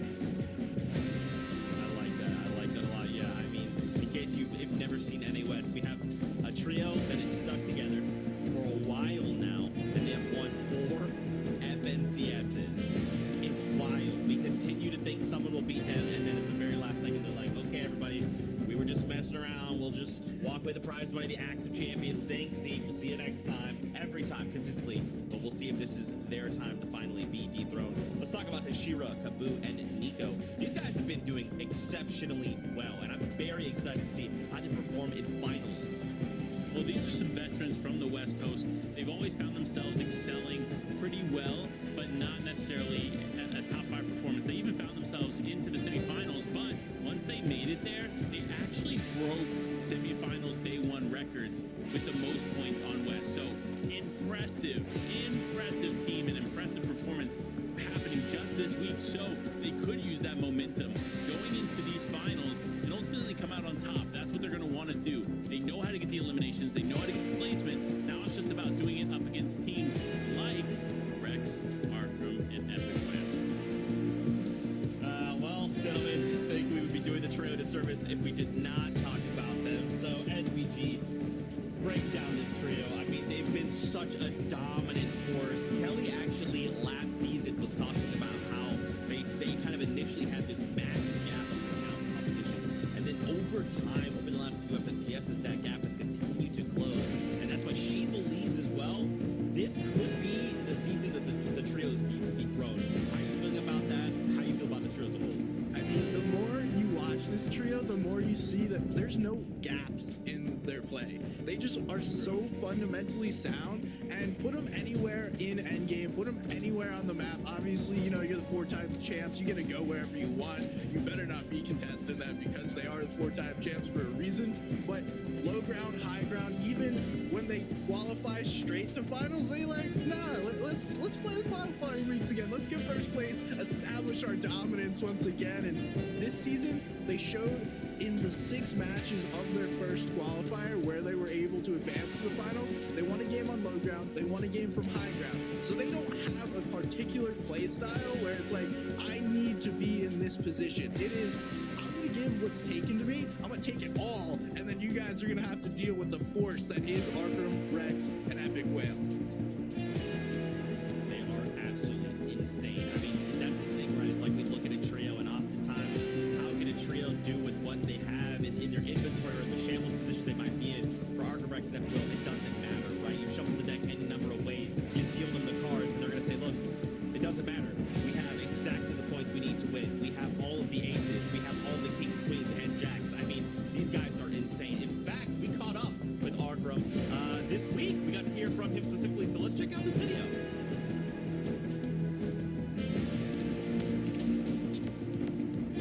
Hi, this is Arkham and my trio, Epic Whale and Rex. And me placed first last season in FNCS. Well, if I'm not playing or like doing stuff, I like to. Recently, I've been going to the gym, so I feel like that helps a lot mentally. I like playing horror games. Like that's my thing. I started playing Fortnite in like sophomore year of high school. All of my friends were playing it and stuff like that. I was on my PS4 and started playing with all my homies. You know. Yeah, it was completely different. Like for me, like I'd never played a battle royale or anything like that, and the building aspect and all of that, and it just made it really fun. Like challenging myself, like practicing and getting better is what I like. So I kept on just challenging myself, getting higher, better, and better, getting to the higher level, and then it just happened, you know. So like I'm not playing the game just to play. Like every second I do play the game, I'm thinking about how I can get better in that very second.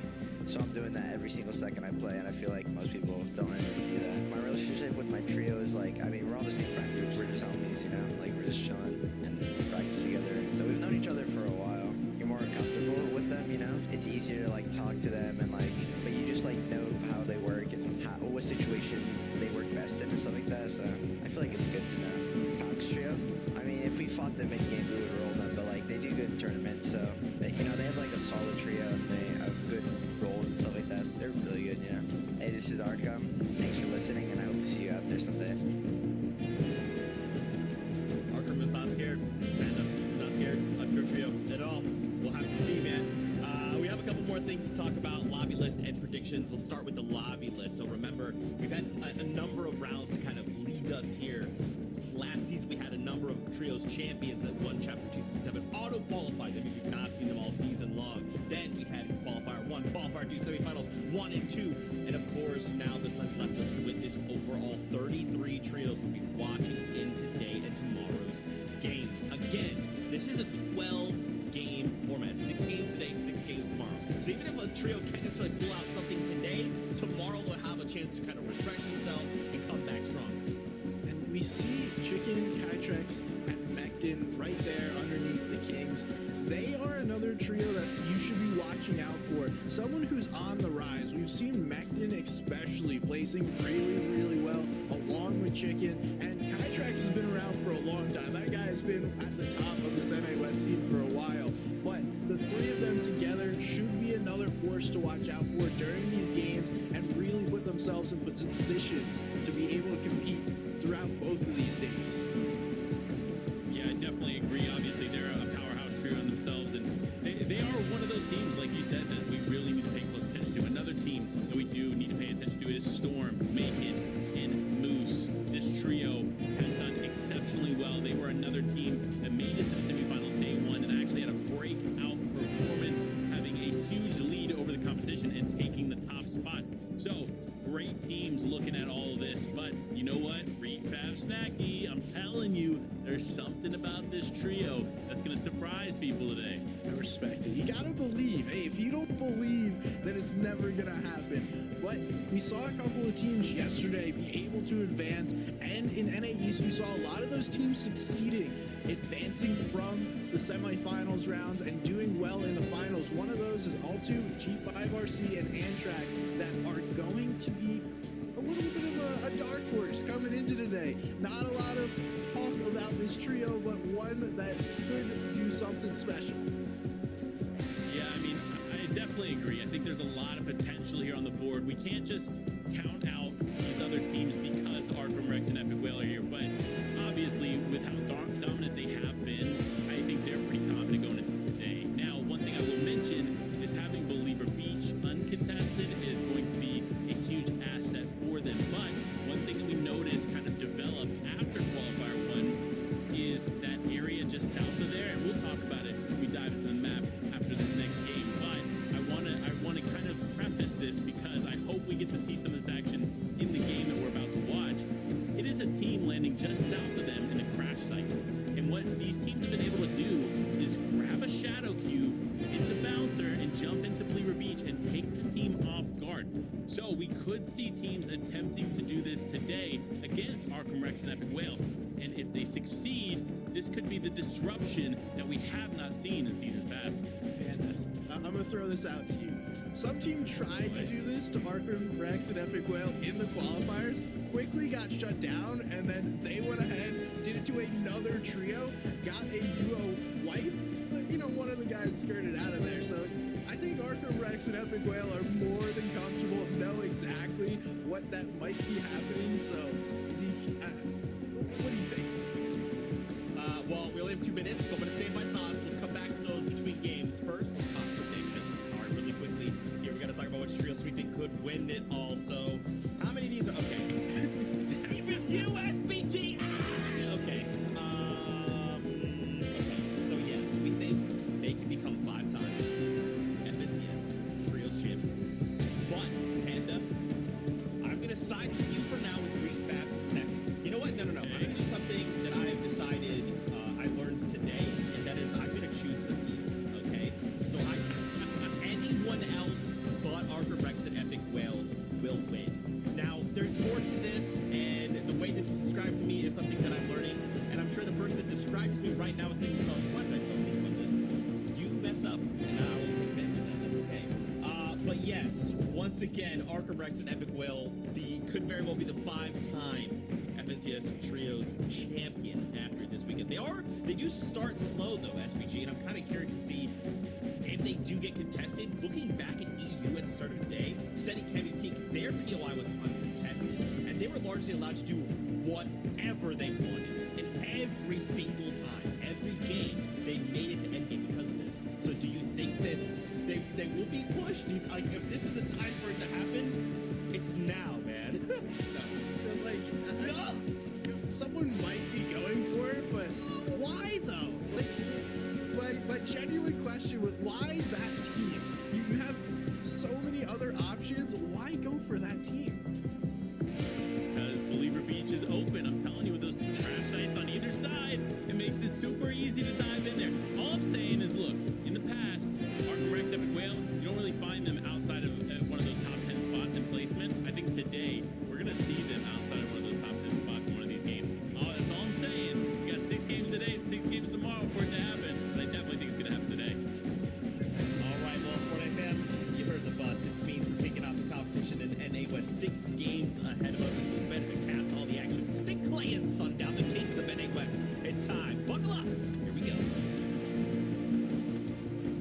Thank you so much, Zeke, SBG, and Panda. What's good, Fortnite fam? We're back one more time into the island for the FNCS Chapter 2 Season 8 Championship. We're over in the West for the finals. My name's Sundown, joined by Clay Stelling to kick it off. Clay, how you doing today, brother? I am so hyped for this action. I'm so hyped to see if we can get that 5-time. Back to back. I think that was enough. Backs there. Here today and look at just how free they are as they glide in. Not a worry in the world. Looking to do it again. What do they need to do though? Everyone's saying that they start off pretty slow, and that's right. But if they start out fine, they are looking so good with their performance. And ooh, got a big knock coming through. While they've got it uncontested here, 40 yards still going down there. You can see that's a full confirmation going through as well with that hit marker coming on the side. So we'll look to potentially get a reboot going on us. Nigel Hope, right as we say that, making it moves both going down as well. So full white coming through on that side. And we'll see it's that caddy fight. You always say if it resolves very quickly. First 2 players down. And Vanilla is going down also as well very quickly. We saw the heroics coming out from Ranger Noah W yesterday during the semifinals round. Quick step left hand side. Players competing to NA West have 243 finals trips collectively. That's not a small number. Not at all. I wonder which region has the most. I wonder if you have a stat on that about which region had the most players and with the most amount of final appearances. And hopefully that's something we can get. Go over to Stealthy. We saw a lot of fighting here the other day. Not a lot of fighting overall. There's going to be Noah W players being involved. That's Ella's just picking back up. Ranger. How do we want to do it? But there's another trainer nearby as well. So 3 team searches in this area. I don't think Stealthy's big enough to support it. Yeah, trying to create a little bit of space. We did see the early trades going on, so potentially not going to be that worried about Storm Surge. It is a little bit more prevalent than we saw yesterday. There will be 30 teams playing throughout the entirety of it, so 90 players going off. We know West is generally known for being a bit more passive aggressive, especially in games kind of 1 or 2 over the course of a 6-game series. 3 and 4, they let loose a little bit. 5, who really knows, we kind of toss that one up in the air, and then 6 is traditionally everyone playing for whenever the tournament says. And right now we're kind of keeping an eye on what's going on with Noah, Manilas, and Ranger, as they are sandwiched between a couple teams, and it looks like we have a decently far south pull. So if we don't necessarily have any contention going on, which is possible unless they're pretty good about splitting the map going out, I wouldn't mind seeing kind of just like an overhead of the map and where people are at, so we can get an idea of the triangles, kind of which safe zone we're looking at, and then kind of start to talk about where we might see some paths and some people who could end up crossing. So we go look at Antrax, McLovin, who looting around the southern side of the map, and they have plenty of space as well. And playing with Chief RSC, who had a very phenomenal performance in the qualifiers in a solo clutch, got them pretty far, and I think that huge amount of points coming through. So I'm excited to see that. We do see that zone. Bottom right, it's going to go more southeast here towards retail lazy. That'll be around where it centers up around where these players are supposed to go. But we know when it goes that direction, it keeps going south usually, or it centers up around that retail row mountain. So I feel like everyone's seeing this zone and they gotta know, hey, second here, it will be a push they have to make. You see Antrax trying to go in, that player trying to go to that little ramp to look at it. We've seen so many times Chuck's coming out. But the cone comes down, they predict it perfectly, they do what they had to do in McLovin. They got separated away there. Unfortunately, the idea was not good enough, and they're also going to make sure, knowing that Storm Surge is going to be a possible 2 body shots down, and then confirm the headshot, trying to do as much damage as possible to add on to that total, maximize it, and kind of worry about that pass, knowing that, hey, everyone is pretty spread out. There's not a lot of names dropping in that top left-hand corner, and if you are new to competitive Fortnite and just watching, or it's been a while, welcome. Thank you so much for joining us again. This is the finals here in NA West. All the other regions have played at least one of their days, so you can check out some of the leaderboards, go back, check the VODs if there was a broadcast, or if your favorite streamer or content creator happened to be in it or playing, feel free to check them out because the action was incredible. But otherwise, we'll be covering it here. We're just kind of tuning in, and there's not going to be a whole lot going on because there's a sizable amount of money on the table, and everybody's kind of poking, prodding, trying to feel each other out, and it's going to come down to that initial traded damage. I'm intrigued to see how some of these teams that didn't have this experience to today use this 12-game format to their advantage, to take these first couple ones to learn and to feel out the lobby, and then make their moves, then try to make their plays for their game. As teams that are not afraid to make moves have to do that as well. Our quarterbacks, they're already rotating through and already into weeping as well. I think it's perfect for them. Now, we've always talked about the issue for them in the initiative play out there as well. They have to stay up together. They have to be there together. They're great. They have individual performances. They have the pop-off factor of every member being able to clutch it up. But they just do so much better when they're all up in that endgame.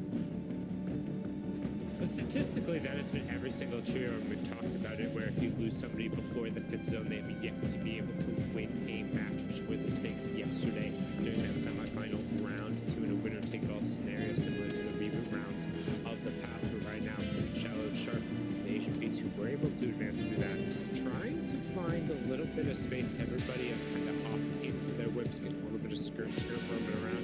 This is very typical for NA West. This is how people like to go find the text, basically loot up as much as you can carry. Don't overstay, don't try and look for too many upgrades. Just kind of head towards the center zone, particularly when you're that far out. You can see now how a big portion of northern teams have all kind of formed a little bit of a conga line. It's like 1, 2, 3, kick, 1, 2, 3, kick.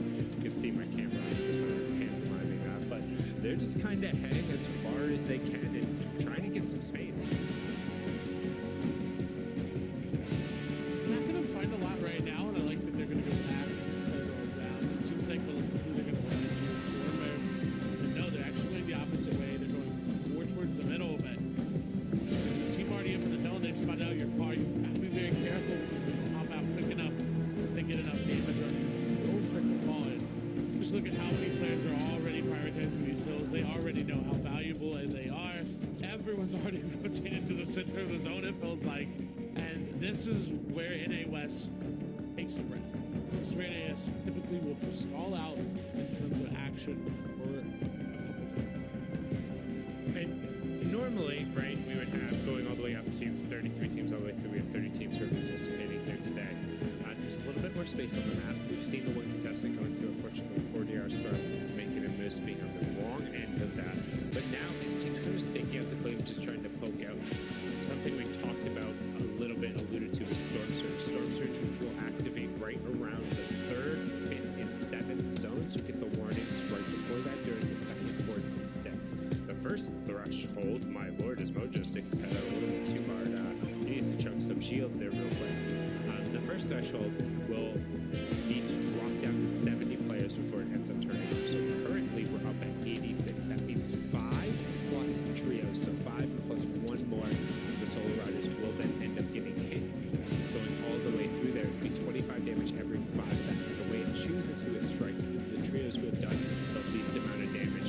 That's why you see so many people going over the observers doing a fantastic job showing us where that zone pulls in Clay. You said it, Tank. Sometimes it keeps pulling to the south, and it kept pulling to the south right on top of retail. So many mountains in play. The first game, we're going to get the biggest mountain zones possible. I'm excited to see how everyone adapts because it's fitting. A couple seasons, I think it was 2 seasons ago, a zone like this in the last game is where Arkham Rex made their winning push up the side of the mountain to end up winning overall. Can they start off the same as they ended seasons ago? Can they start off hot? I'm very curious. Fast is going to knock on the FJA, so if we got nothing else going on, can we see just what's going on over there? It looks like if these guys are going to rotate side by side, because curious as to how you're able to even get in a situation where you're able to knock somebody right now. I mean, we saw a little bit of poke going on through some of those semi-auto sniper rifles, but I'm assuming he's probably going to be able to be picked up very quickly. It's just maybe it was overreaching for Surge. Some of these other players are just trying to take whatever tags they can off of, throwing up the shots there with the epic AR. You can see Yumi squishing Kono, trying to trade the shots in. I mean, cars are just so effective to rotate it. It's just an 800 HP shield that only one tree is hitting you. It's really hard to break through. And it just protects you so well. When you think that if you're going to get hit, there's that window that breaks, and you don't have to worry about it. And look, if you're on the right side of this, they're not going to have that many angles, and as I say, it's easier to protect yourself. Look at all the damage that goes through onto the enemy team from Paco, from Angel, from Nitrix, as they continue to spray down. That's going to be Ranger, Noah W plays, and Vanillas, who are getting their shield just ripped to shreds. Ranger has to hop out, Noah W plays, and Vanillas will continue to move their way on through. We haven't really touched much about it because it's such a very interesting thing. We'll come back to it. But another sundown stumper for everyone. There are 5 returning trios from the Chapter 2 Season 7 finals. Who are they? I'm gonna need to pull up a team list in order to 100% go through that, or at least see a wide from the observers. I know, obviously, Epic Whale, Arkham Rex is one of them. Tata Caleb and his trio is another. Nate, Blizzy, and Regular is another. Actually, I'm not positive who Tata and Caleb's third is. Sorry, I'm trying to find my list of teams here without cheating. It's difficult with all my resources. So there's 3. Clay, good help. Come on, give me one here. Help this one out. Oh no, Riverside was not with Tata and Caleb. Okay, so that's a 0. And Snacky and Reed swap trios. Jelty swap trios, so that's a no.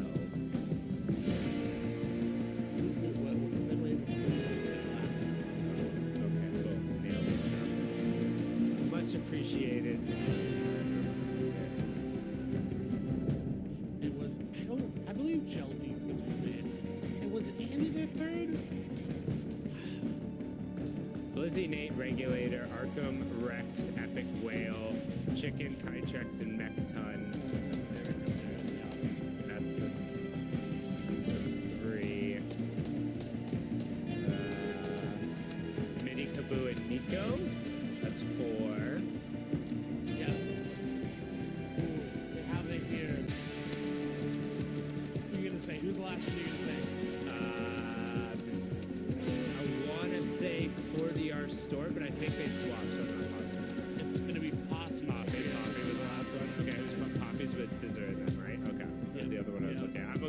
Florida. I'll take Florida 5. It took a little bit there. I apologize, but now we're going to get into the storm surge fight. You can see the activation going on, and the fights are about to go down. 5 trios were underneath Solo, XLR, and Nova being one of them. I know we're able to burn time, but the action is going to burn now as Marathon ends up getting knocked between Solo being forced to drop it down and getting going, and you can see the 25 damage coming through, voicing their action. I like that they're not wasting their time when they're really getting into it, fighting well. Also, getting a knock on Keith Oha, also going down with Storm Surge, just obliterates them, and Nigel, Aiden, and Rodrigo end up being the benefactors, and they'll pick up the 6 points.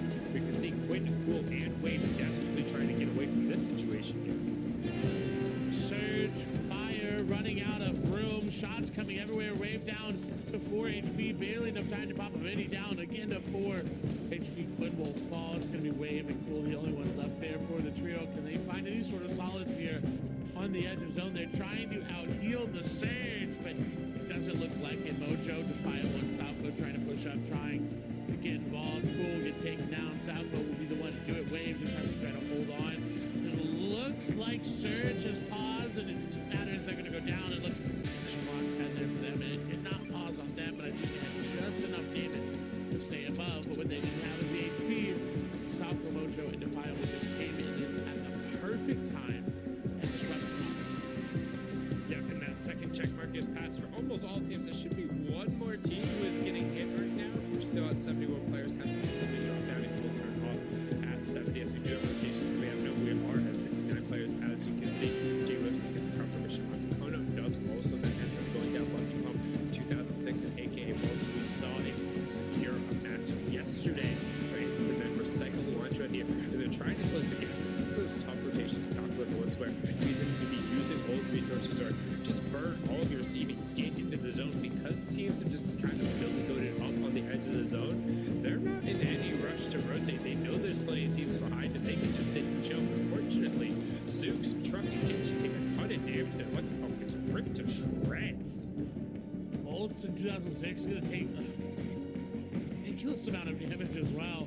And that's going to hurt them so much more, because we saw the inventory coming in. They had no shields. They only had a couple med kits on each of the players, and that was it. So now having to use those early and then rotate through any tag by anybody in the team is going to focus their spray on them, as we got a wide of Chicken, Patrick, and then comes up low on this hill. Jagger, Batman, Ruga, and Mojo, rather Bomboy, trying to make their way on through. I was just thinking about how Jagger and Mojo and Solution have split into 3 separate trios, all here today as well, all competing for that FMCS final, all trying to take away from none other than Arkham, Epic, Whale, and Rex. I honestly wonder where they are. We haven't really seen where they ended up rotating through, and I am intrigued to see exactly where they position themselves. Positioning is going to matter so much more in this zone in particular. When we talk about the changes of verticality, we talk about Fortnite being a resource management game. Luckily for a lot of these teams, we both go a little bit one of the more forgiving areas. I mean, it's not much of a saving grace. You get just slightly smaller mountains as opposed to the really big mountains, you know? So a small boulder the size of a really big boulder. As you can see right now, Hercules Rex is posted up the highest point with a line of sight on anybody who wants to try and rotate up the backside. So this is fantastic for them because they can see everything except the people who are going to rotate close to the inside of this, who everyone else in the lobby is going to have an angle on. So nobody's particularly safe, and they're just coasted. Everybody has gotten their 5 placement points. No elims coming through since we're inside the top 24. The next round of placement points will start kicking in when we get into the top 17, and honestly, it's probably going to take a little bit for that action to kick off unless they get a nice little 1-2-3 here. Even if they do, I don't think they would go for it, just because, yeah, they do need to rotate through, but we know they're not that aggressive. We're not going for it. Arkham is going to slide down. You see the backside there, just trying to make their rotation through, but that's so great. They already have early high ground. They can set up to continue to hold early high ground. We know what they do with it. They win games. And they convert 1 games into 1 tournaments. Again, we talked about it 4 times in a row as a trio. If you look at them as individuals, each one of them are a 5x with a solo and a duo coming through. I mean, they've done it all. They've been the Kingslow West for so long. And I mean, I don't want to say it's been comfortable, because if anything, it's been the opposite of that. It's been very disciplined. They've been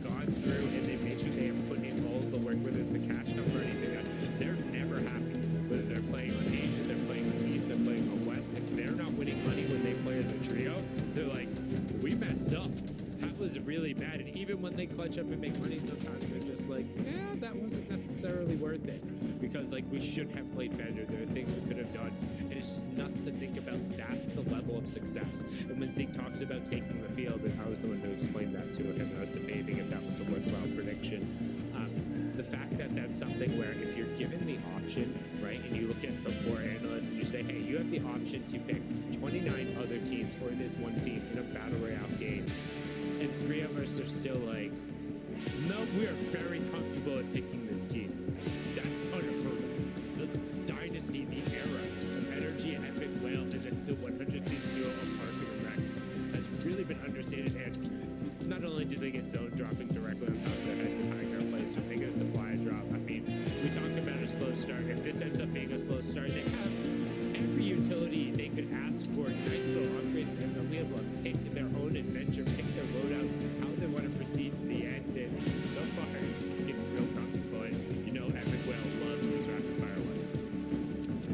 So great to see him use it as well. One of the best with it. And I think, again, anytime you can split up your ammo onto a player that's not being used anywhere else is so great and so valuable. And look, they've actually picked such a great spot because they can grab angles on everyone flying in, because everyone's going to be worried about high ground strength, so they're going to coast lower, which is right into their line of sight. They do have to worry about everybody building up around them because they've kind of set up that base of security for themselves as well as everyone else, but not worried about taking to the low ground because they have so many paths to go up. And one of the things that I love is they didn't commit to go up for the high ground right now.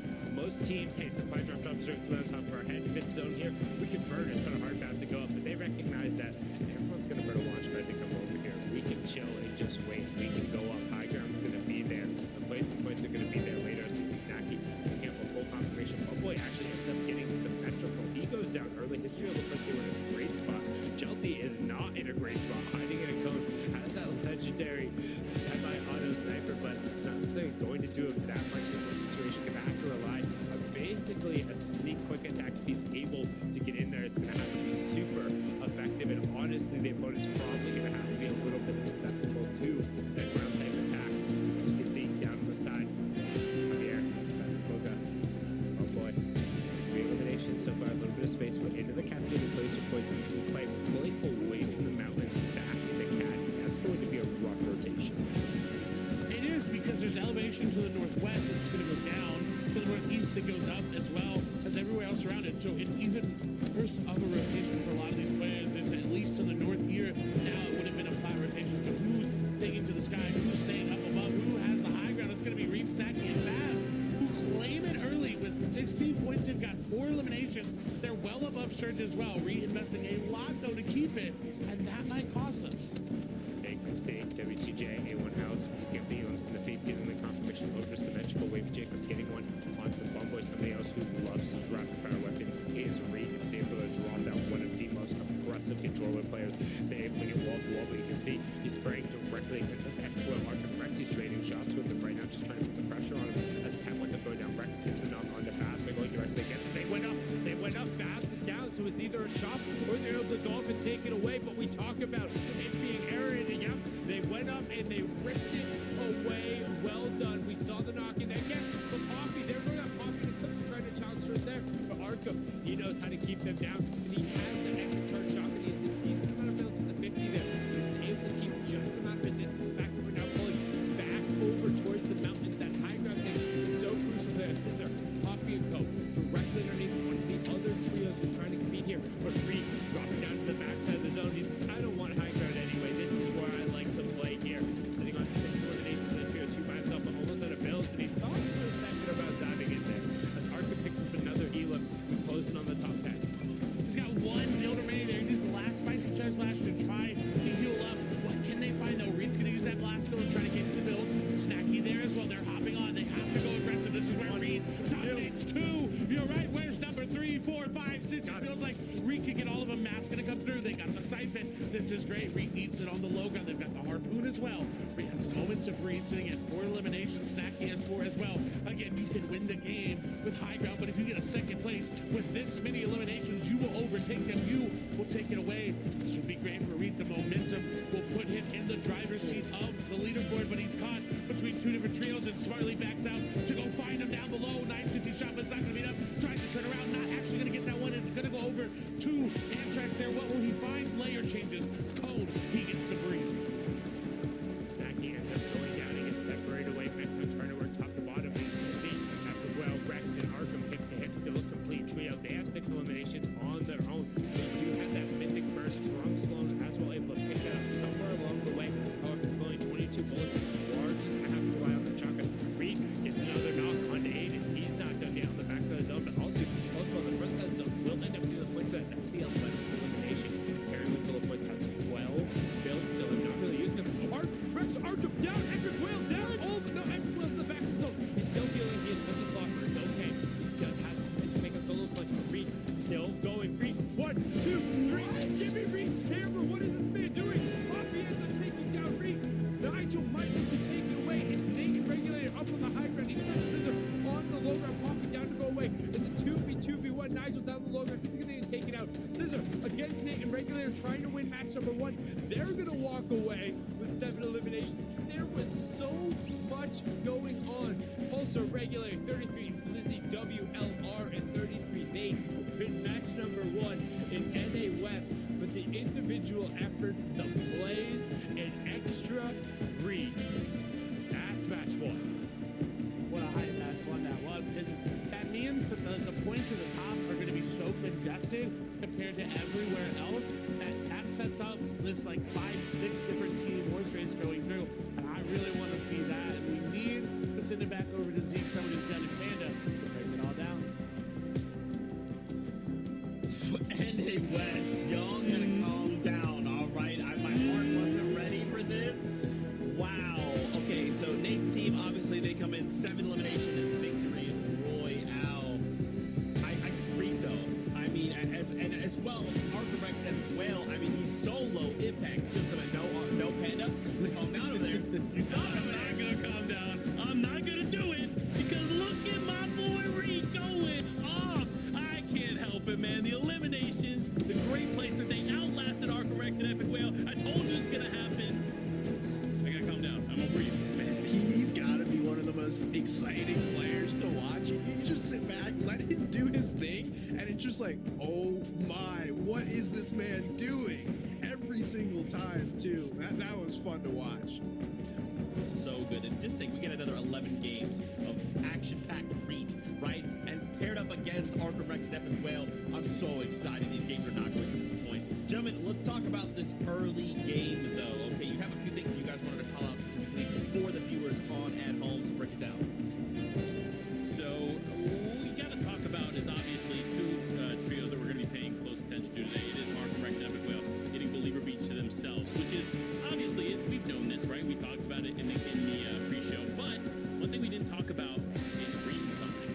What is the area that they're getting? And we kind of want to compare this here for a second. So bear with me. Are you ready? Ready? What? Like, they're getting all of this area, right, to themselves. So they're able to not only loot that region, but they can actually split the area and get tagged as they play. So impressive stuff. But there's one POI I want to talk about in particular that week over week we keep seeing getting contested. It is in fact Caddy Corner. Yet again, Rodrigo's team find themselves back at Caddy Corner now. That Reed Company have left, but they're not alone. That was really interesting what happened in game 1. Rodrigo and Co were able to take out Moose and 40R Storm off spawn. We can see Arkham, Epic Whale, Rex, maybe getting tagged up a little bit, sending some tags back, and they're chilling, they're by themselves. Snacky was all alone in Corny with his boy Reed and Fabs. Man, I don't know how you get that much of the map. It's pretty impressive, but it speaks to the caliber of player that no one even wants to contest them. They do need to be careful, though, doing these kind of splits later on in tournaments, because if teams run into issues with Surge, they're going to jump on them. But Panda, here's the contest. Everyone's landing this side. They're all getting after it. And it's actually these big angles coming here from Aiden, being able to get that one chest, build up, get the angles, the big shots. And we see Nigel able to pick up some as well. These guys played really clean as a full trio. A quick wipe, and we'll have to see this battle, because this is really the only battle off spawn that we saw in game 1. Likely not the only one we'll see all day, but it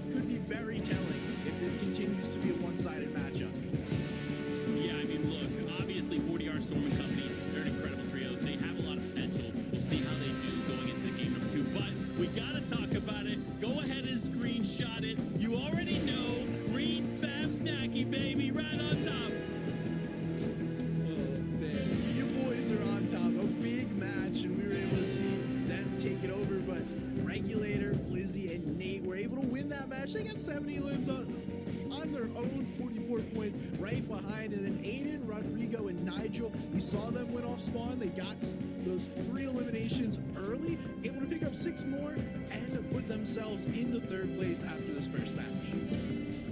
I mean, look, obviously this speaks to the impressive performances from these players here early on. You see 13 eliminations, 7 eliminations, 9 eliminations. That is no easy feat here in the finals. These players are putting up huge elimination points on top of getting great placement. So it's just about keeping that balance, keeping that level head, and keep it going. But you already know I can't stop talking about it. Reek, Babs, and Snacky at the top. I told you, you won't listen, but it's happening. This is just the first game. Okay, Panda, they did it one time. They have to do it a few more. Okay, we can't forget Arkham Rex and Epic Well, they're in 5th place right now. This is like where they like to start these competitions. If you let everybody else run out in front, this is a marathon, right? It's not a sprint. They're just chilling, and then when everyone starts to gas out toward the end, they're like, oh, what's that? We still have way more left in the tank. We're now gonna outlast you guys.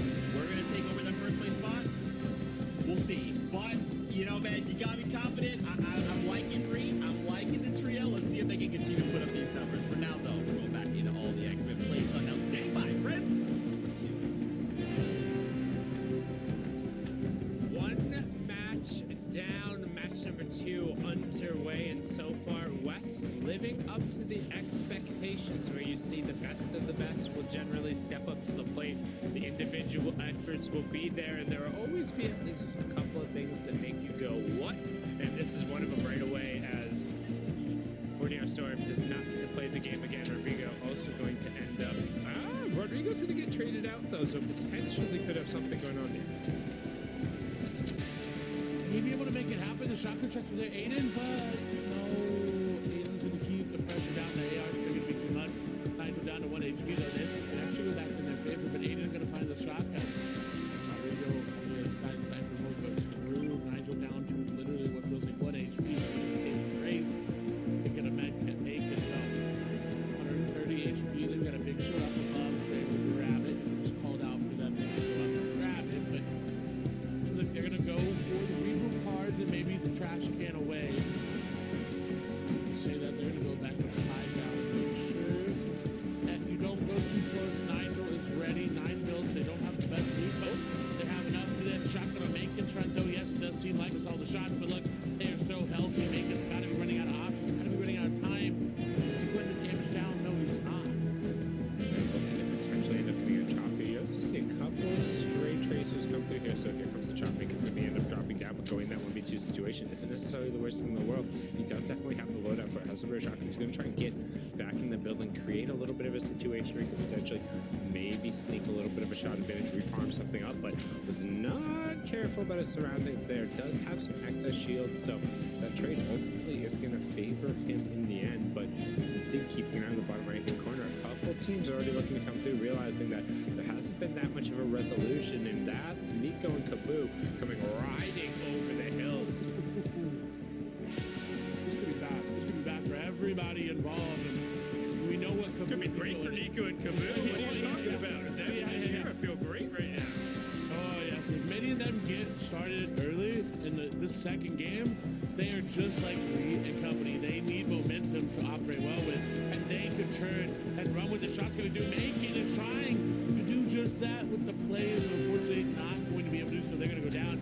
And if I'm Kaboo, I let this reboot go off. I let them get this extra play because yes, it is only Kaboo. This will know they go in too early. Aiden going to go down, and that's just going to dissuade Nigel from going for the reboot. So while they get those points, they're not going to get as much as they could have. Yeah, no, Nigel's going to skirt on out of there, knowing that he already has one of the reboot cards. Maybe potentially look to come back around. Caddy in particular is, I don't want to see famous for it, almost infamous for it, because there's so many excess white deals in the area that sometimes you can just kind of sneak around. And again, we've talked about it, NA West being one of the heavier reboot favored regions out of just the entire world. On top of that, the changes this season to make reboots more accessible, then it turns into a situation where never really quite safe because it can always dip back and over. You can see Nigel immediately about face, and he looks, you can see extra Ashira, aka Midi, closer Nico, 33 Kaboo. They're posturing up, they're seeing what's there. I mean, they should recognize the fact that there's full build metal on top of the hill, but it's even as a trio, it's a little bit awkward to push that.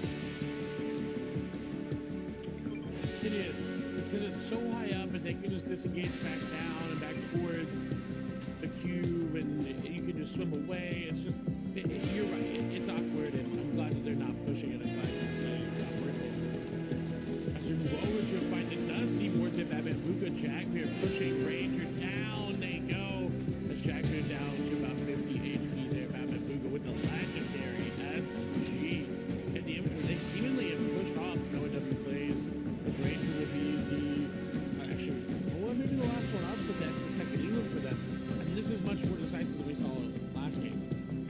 Well, what it says, I saw Noah end up getting a confirmation going over, so they must have then ended up being a secondary fight over the reboot ban. That just didn't quite go their way. And if that's not a type of fight you're familiar with, that's not a fight you get a ton of practice over. Whereas a lot of the competitive players, and I'm speaking from Ranger, Noah, and Vanilla's perspective, then compared to Batman Boga, somebody who's been around the scene for a very long time, fought off with Wale and Sake against Epico and Arc of their over when it was Sweaty Sands. I mean, they're used to those type of situations where you 3v2 at a reboot ban or a player comes down, like you know to react, you know, hey, when a player comes down and they immediately get rebooted, like your job is to throw out those walls, to be holding walls for your teammates and ending in that situation. Like you're not the firepower, you become a support player no matter what until you get some other resources on there. And I mean, this is a different look over here right now. Mr. Hawkwood and Angel, it's like they're doing a little bit of hawking of that reboot ban over here, knowing that Craigie is in the zone. Noah can hang out for a while if he has Ranger and Vanilla's cards. It looks like he does, but there's also no reason for people to leave Craigie unless they need search.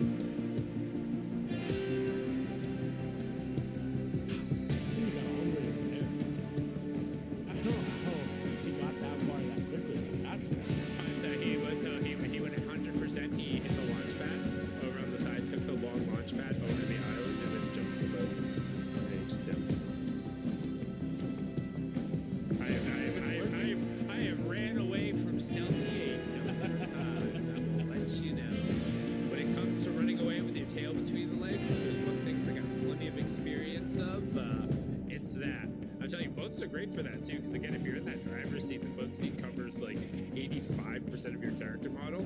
It is very unfortunate though when there is snipers or bows in the game, because that like 50% it doesn't cover is your head. So when you get hit, you get real hit. But you can see Noah just kind of hung out, waited. He's gonna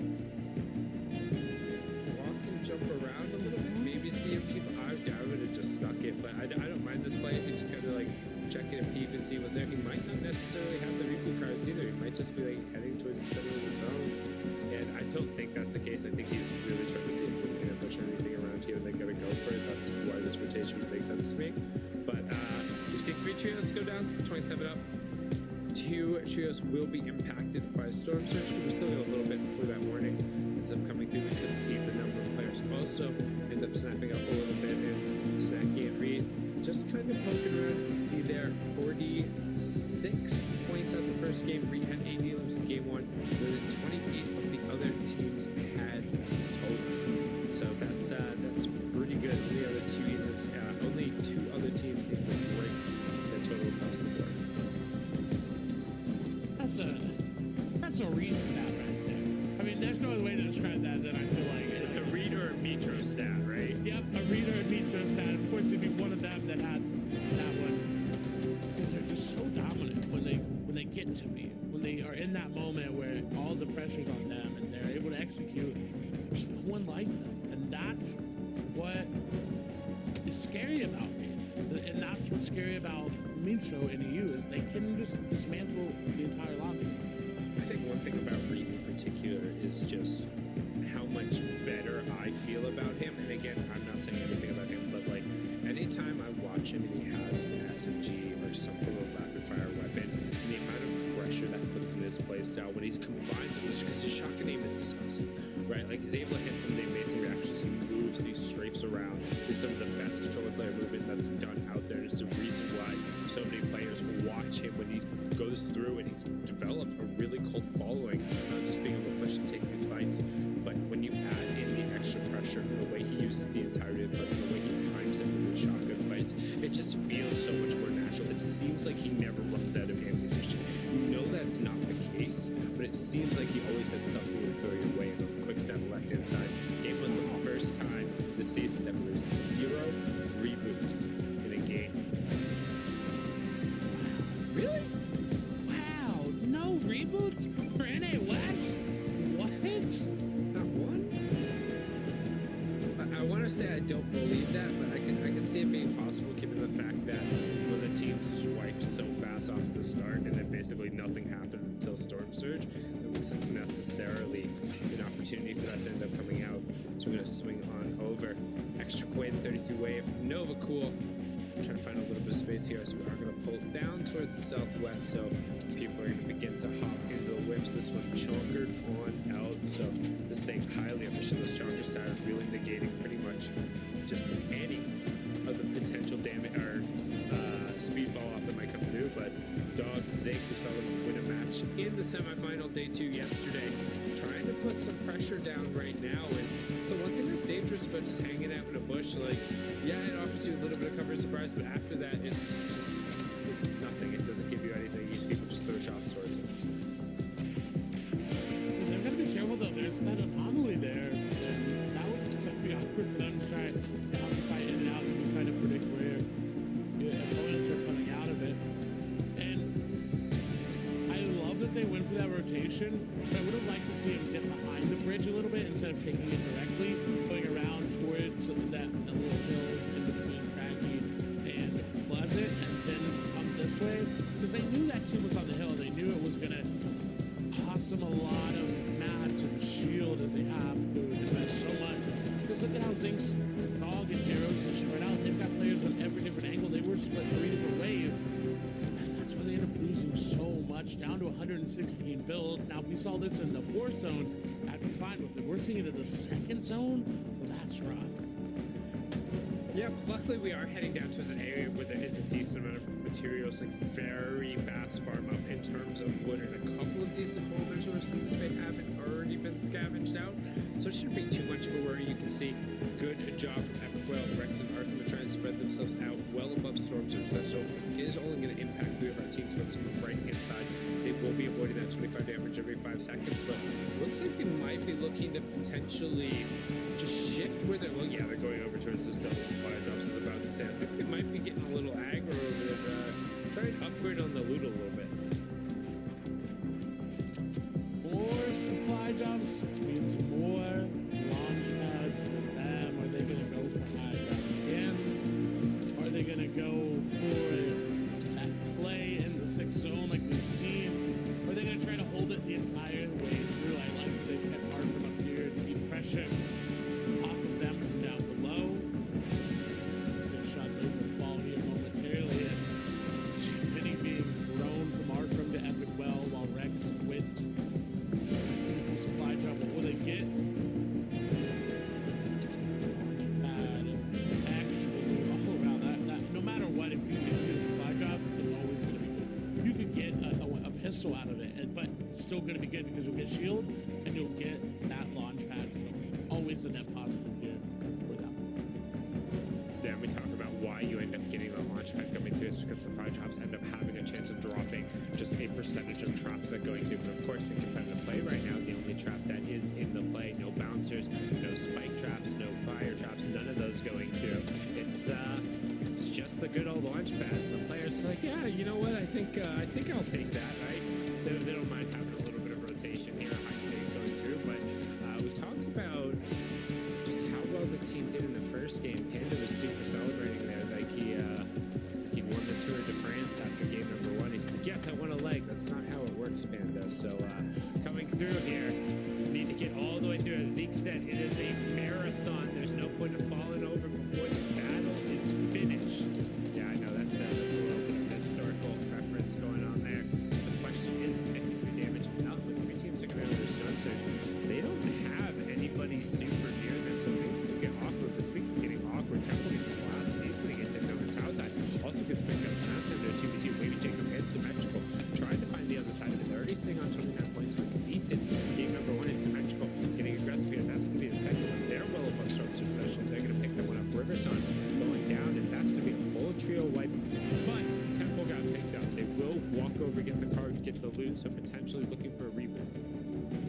they should be able to just drop back in the zone here and grab just that. It's only going to be a very small tick. There's a reboot random risky now. It's fine. You're good. This is not going to impact their game that much. They're well above Storm Surge 450. They're so good for the entirety of the rest of this game. And all that extra loot there, this is a reboot everybody should always make. 10 times out of 10. Yeah, it's real fast. You're going to be able to just scoop all of that up. Just keeping an eye on the top left corner. Seeing when that Storm Surge ends up turning off. We also saw Reed end up getting a confirmation on it. He was not sure if he was supposed to knock them off, but it should be enough to help them avoid this initial Storm Surge. Somebody is still tanking it right now, so somebody is feeling that pain as we look around. Actually, it looks like it's a trio on the opposite side of this fight, so this could end up just being some 3 points going over. 3 fast and Saki, and it'll be just that, 6 points right on over, so maybe Panda can keep his hands up in the air for now. It's good to see them being decisive and aggressive and realizing they need to do this. They've got to be very careful.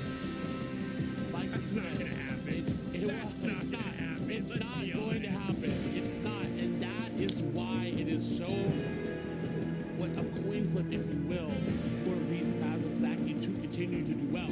Because every game, it's if we're aggressive, is it onto the right trio? If it's not, they can go down quicker than they got their points in this game. And now, despite the fact that they've picked up 3 eliminations, they have a bunch of elims and stuff, they have an amazing trio carried up directly on top. So Matthew Call and Wavy Jacob are not just going to let them go for free. It doesn't matter who they are. Like, yeah, if the timing's right and everyone has to rotate, they'll rotate as a pack, but anybody is going to capitalize something lazy or give them an inch. They know how to pounce on it. However, I can anticipate them being a little bit more careful of the fact that they already won the exchange on the other side, right? Like, if you hadn't already taken a fight to have some elims under your belt, you might feel a little bit of an onus of fight. Or the 4th zone so close nearby, you're going to be content to just tunnel your way in. You can see us pulling down over towards the bridge. So, well, not a ton of changes in verticality, some rather abrupt ones. Taking a look at where everybody is, we've got South and Final Mojo right in the middle. Mitty, Boo, and Nico right below. EXC, Moni, and FJ. Nearby as well. Big teams right around Reed, Baz, and Snacky. This is a lot for them, but they're used to it. They can deal with this. Let's keep moving and see where everybody else is. Coffee, Sizer, right above. Another trio down below. Jelton Physics and Andy had such a hot start. Qualifier number 2. Have not been able to put up that same performance. Need to. They've got 11 games, including this one, to do it in. But again, their team is all about momentum. And you can see the observers give us a nice little look at who's who, where's where. We also got a format on the left-hand side. Thank you, production, for flying up. There's a anomaly that does get popped over the top of Rex. We'll see. It's just used for a little bit of cover, a little bit of line of sight breakage. I actually like using it as that if you're rotating ahead of it, right? Because you don't need to necessarily have to interact after the fact. They're well above Storm Surge, and even better with targeting a delayed shot there. We did see that format come through. We do have the +5 points coming to every single trio who is still on their feet, so that'll be nice. But they also need to be careful about staying in this bush because some shots coming through. They'll trade a couple out, and the late rotation, not necessarily ideal. There's going to be a lot of teams over here, so I don't necessarily mind seeing what happens over there. However, one of the teams who is going to end up being below Storm Surge right now, Wave, and Cool. They've got a lot of work to be doing. 97 damage isn't an insignificant amount if you're not wall-to-wall with someone. You're looking at 3-4 tags. We've got pressure from everybody down below as well. They've got to be careful to not fall through. That's one of the hardest pressures to deal with as well. That floor pressure, because you look to go that cone when they spray it out and they're trying to stay up while Quinn attacks from everybody, and that's what happens when you rotate too late on the edge of the zone. Everybody's going to spray you. Look, there are so many different tracers coming through. They're going to get dropped all the way down. Cool and Wave have to try to stay alive away from the site, but this is looking rough. I mean, rough might be an understatement. You just see the bullets are not going to stop. And well, actually getting a confirmation on the sharp in the top by Big Bar. that Storm Surge action that we talk about, and Wave's just praying that he doesn't get noticed by more players. We'll need to go down 523 above to our match number 1 winners 33-8 regulator Pulsar. We can see Wave found just a little sliver of land. It's like, this is a nice little area. Fine over here. I don't need much. You know, I don't need a blanket, a pillow. It's okay. So this real estate is good, and Launchpad's gonna go out. And you know what? He might. I was about to say, short bad behind. I thought he might have had time to even just like snag some reboot cards real quick being walked over. Granted, there just looked like there was a ban that would end up being in play, but he with only 2 builds on. All those 2 builds up against a literal. You never look the loot llama in the face. He gets a max solo player. So Wave gets an extra breath of life here. What can he do with it? He's able to go back and get even more bats as well. Wave got gifted the best possible thing as a solo. And I like that he's building up to make it seem bigger than he is, right? Make yourself seem like 2-3 players in that box and don't move. Sit there and wait as a solo. Look at Wheat and Snacky though. They are missing paths. They went down too early, and this is where we have to pay attention. This is what sets up the course of the next games for them. How they play when they have one player down.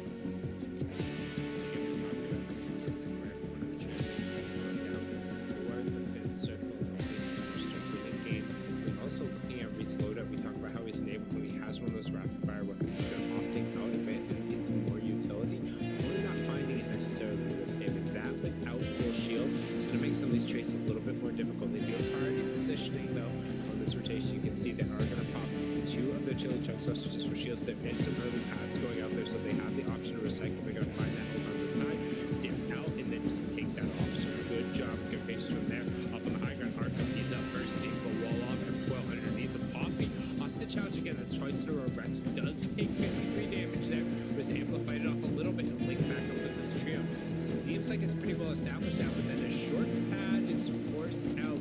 Not sure if that was a disengage or no, that was his own trio. They're going to connect back ahead towards the other side and try and work again to force it out. So does get caught over towards them, but that's Arkham leading one way, and they've now split the lobby, and they're going to just pad back and forth, Clyde. And if there's one player I want to land on that trio when you're going for high ground, it's not Rex, because his shotgun aim is the best out of the entire trio. He finds shots that no one else can. Their shotgun aim together is all very well, but look at the shots that Wave is going to find. Reed is going to go down. That is a big one there. What can Snacky do? He's on the backside. Observer's reading my mind, wanting to go right there. He gets zoned. He gets a moment to breathe, but what he's not going to have is any more points in this game. Hold him at 60, but high ground has been soloed by Batman Buka. Jackbear and their teammate up above. They've got to be careful. Wave's trying to make something happen, but doesn't really have. No! He's going to find XLR out of nowhere. Doesn't have the HP to keep going. If he does at this rate, he's going to go down. He has to try to find some sort of damage. 94 below. Snacky going to fall down now as well. We saw that. The 60-point threshold for them, and that is where they're capped. That is where they're at. Third place going to fall now as well. Where are Arkham and Rex are sitting in the middle of your screen. Second high ground. They are trying to still make the play. I guarantee you they're going to look up for high ground to try to take it. Waiting on the match. I was about to say, they were waiting for the chance, but they made a bunch of investment early on, and now they're going to drop down, they're going to fight, and they're following Rex and saying, follow me, here we go. Big 100 shot from Arkham, big follow-up after way, and they just delete a trio. However, that trio looks like short on mats as well. Arkham only picking up 15, trying to box out a little bit. Temple also picking up Coffee in the feed. We're inside our top 13 trios. We're in the cascading placement points with 27 players remaining, 12 trios on their feet. Storm Surge is off, we're going off. Just a slight change in elevation. Batman Booga, Jack Beer, Bungback up on the high ground. Moni on the backside of the zone. You still see Era right there on the side. Epic Whale, Rex, Arkham, Wavy Jacob, 4 eliminations to his name. Symmetrical with 2, 6 total, but not a ton of space to necessarily operate with Wavy Jacob. We're going to be in charge of the typing and the fighting. The fighting's going to happen now. Big 137 tag, going to be able to trade it back. That's a 99 on the same target, but better fighting from the duo there. Barely even saw him, but bending from the cone. But Wavy Jacob pops in. He says Eclipse. It was pretty good, but I will shine through. And Arkham goes down. Arkham goes down in the top symmetrical. Also picks one up on Cyrazer there. And you can see Wavy Jacob picks it up. Their entire trio is out. So Pods is going up. You're talking about a shooting is going to happen early on, basically before the leaderboard can even get established. Everybody that's in the top is starting to fall down. 5th place, 6th place, 3rd place, 1st place out. Where is the 2nd place? Nate's still operating down below. They're the one that can run away with the lead. But with the points that we're seeing, it's all still going to be a lot of players moving together. It's not going to be that many people breaking away like we've seen before. Wavy Jacob operating with Symmetrical. This is a team. If they start getting a lead, if Symmetrical can operate, again, he is a snowball player. They will do very well, especially now adding Wavy Jacob, who can do this, who can get 5 eliminations, find shotgun shots that nobody else can. This is a pairing that is going to be scary moving forward. Jelty and Krizzix up above, don't look to spoil that. They are running out of room as this 9 zone comes to a close. It's going over old builds, so high ground has to start to work their way down. What are they going to do? The shots come through. Wavy Jacob trying to find anything. Andy is going to fall. Jelty going to fall as well, and only Krizzix is remaining. Just Krizzix up on his feet trying to fight it out. Nate ends up getting picked up there. You can see a little bit of space being given for Jaguar. We're down to our top 3, 3v2. Jaguar ends up finding one, but he can't get the confirmation over in time. It's all the way down to Bumboy, who's executing on the high ground with the medkit. Looks like he has the later medkit as Nico's going to go for the fight. Wavy Jacob tries to find the siphon, and he ends up getting it. Gets it the last second, but will it turn into more? No, Bumboy gets the medkit and some chunk splashes. He has an extra one. It's off to the dance on the high ground.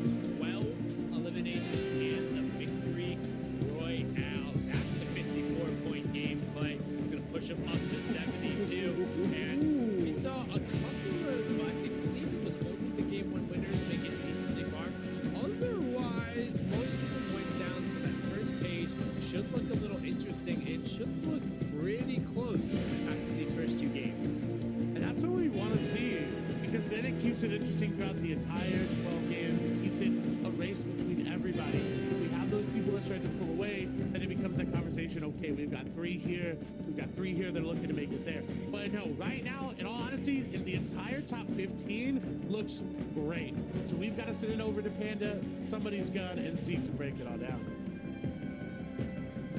Thank you guys so much. Fantastic cast. First 2 games are now done, and I think we're going to see the patented sundown shook inning. We'll talk about that more when we get to the standings, but for now, thoughts on that game, SPG? Man, that was craziness, and like they said, we're going to see a big mix-up in the leaderboard. We saw a bunch of trios make their first stake in this final today. I mean, some guys showing out, making sure that they're going to be noticed within these games. Yeah, I definitely think it's going to be interesting how we see these players continue to play this out, because we saw Bumboy actually utilize the heal strat on the high ground. Did a very, very good job of controlling that, had his teammates drop down. I mean, literally that's perfect execution in those final moments. But that's the first time we've seen Bumboy and company be able to do that. So will they be able to replicate that same energy in these next games is the question I want to see answered. Thankfully, they did it game 2, right? Let's just get that as early as possible. We can iron these out. But let's talk about this early game with Kaboom, Nico, and company. And we're using the battle map to break this all down. So what's going on? These lines are showing us the paths that these different players are going to take. We can see Hashira far, far away, but his teammates loot up in under 60 seconds, and they're going to go ahead and take a look at what's going on around them. They know that corner is contested. They see players getting eliminated in the feed, and then Nico and Kaboom quickly hop over Panda. Yeah, they do a good job of positioning themselves here, and this is really important for any of the teams watching or anybody watching at home. The reason they did this is because Storm Surge plays such a huge factor. So if you're able to get in and get some quick attack, even elimination points after a fight like this has already taken place, you want to take advantage of it. And that's what we actually see Kabu, Nico, and Hashira do extremely well. They run into this fight, they know that there was a fight taking place, they clean up quickly, get a nice little elimination, and then it's back over to the rest of the game. But here it is, the standings are in symmetrical. Temple B and Wavy Jacob have now climbed the leaderboard up to the top spot. Actually, very impressive to see him up here. Hey, Wavy taking the last spot. He was able to do so much in that final match, and we saw another pop-off game. 13 eliminations in second place by Symmetrical, Temple, and Wavy. But hey, Regulator, Blizzy, Nate still hanging around. Those guys had another solid match. 5th place with 6 eliminations. So being able to stay consistent, and obviously we got the game 2 winners able to hang out in 3rd. And checking out what's going on, here's some some teams that haven't yet made their mark in these finals, but still, after 2 games, span of plenty of room to make things happen.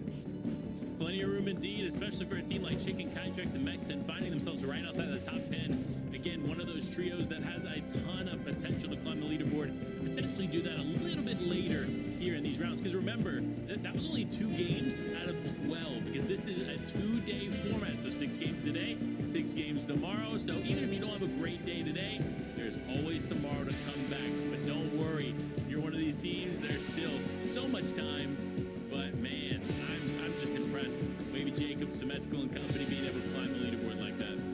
They got 13 eliminations in that game, right? And they ended in 2nd place. So we don't even necessarily need a victory royale to completely change up the standings, right? They're still very volatile. We're still very early on in the competition. And no trio has really kind of run out in front and pulled away from the pack. Right now, it's still pretty even, which is kind of unique, circumstances for this moment in time, because I was already expecting one trio to be way out ahead. But I think that's going to change after the next few set of games. More ahead of us. The Battle Bus has let us know that it is time to jump back into all of the action. Play and Sundown are calling the shots. So for now, we're setting it their way. Thank you so much, gentlemen. And I want to kind of, I don't know, clarify the narrative. Let's look back a little bit in history, and I'm not talking about actual history lessons, okay? You can put the books away. This is all about Fortnite here. When we look at some of the NA West finals, and we look at through what the history of the leaderboard looks across the first couple of games, with the exception of the last finals, it's always been pretty competitive up until kind of that 9th, 10th, 11th-ish game, right? Then going back 2 seasons ago, that's when we saw Epic Whale, Rex, and Arkham really be able to rock out those 2 victory rounds at the same time, as we have yet another catty corner drop. This time, 40-yard Storm finally gets to touch his feet on the ground. So does Macon. They're going to get the advantage over here, but it looks like Storm, unfortunately, expecting the better roof drop, didn't pull a gun there. So Nigel, while getting a gun, will also get some minions. We're going to see what happens here. As Noah W and Vanilla's, hey, they're going to get a little bit of return over there on this side. In a great angle from Macon the ambush onto Nigel. They should finally be able to close this up. And Moose is even putting pressure down with what looks like a pickaxe right now, just trying to chase. Aiden desperately trying to disengage, but Shaka going to end up coming through, and that will be that. And finally,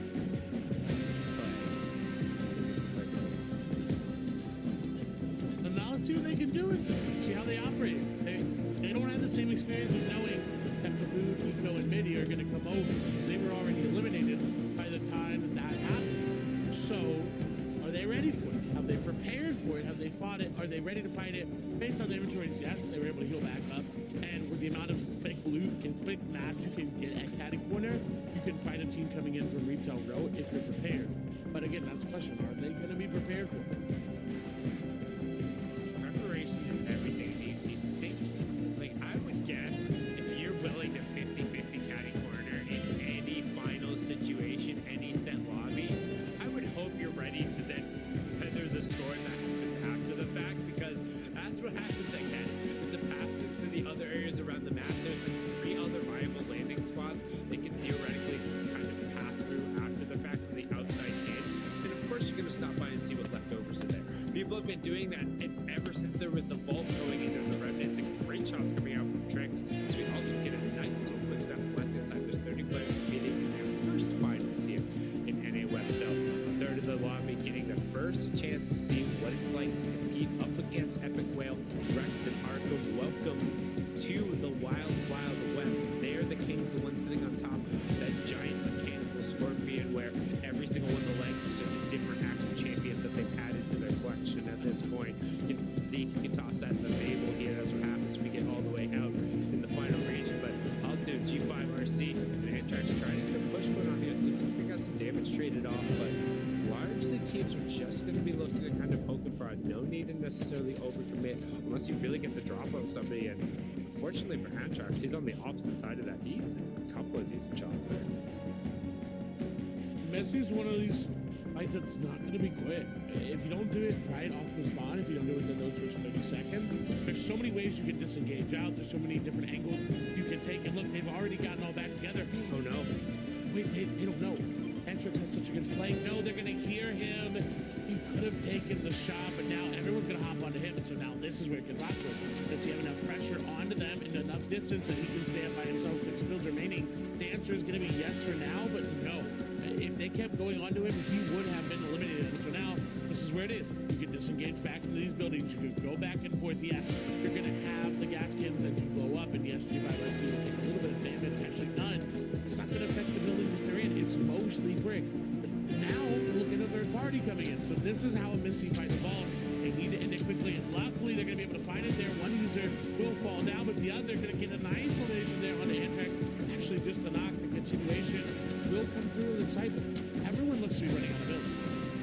You don't want to run out of builds, and it's tough to refarm in this situation because, yeah, you think, oh, there's plenty of things that can get around me. Well, one, you reduce your cover, and two, gives you like 3 brick of swing even if you're hitting the power point. So, very difficult to get that back up. As you can see, Trix is the only one who's really at fighting effective HP. The user playing trying to sneak a shot in there, not allow his teammate to deny.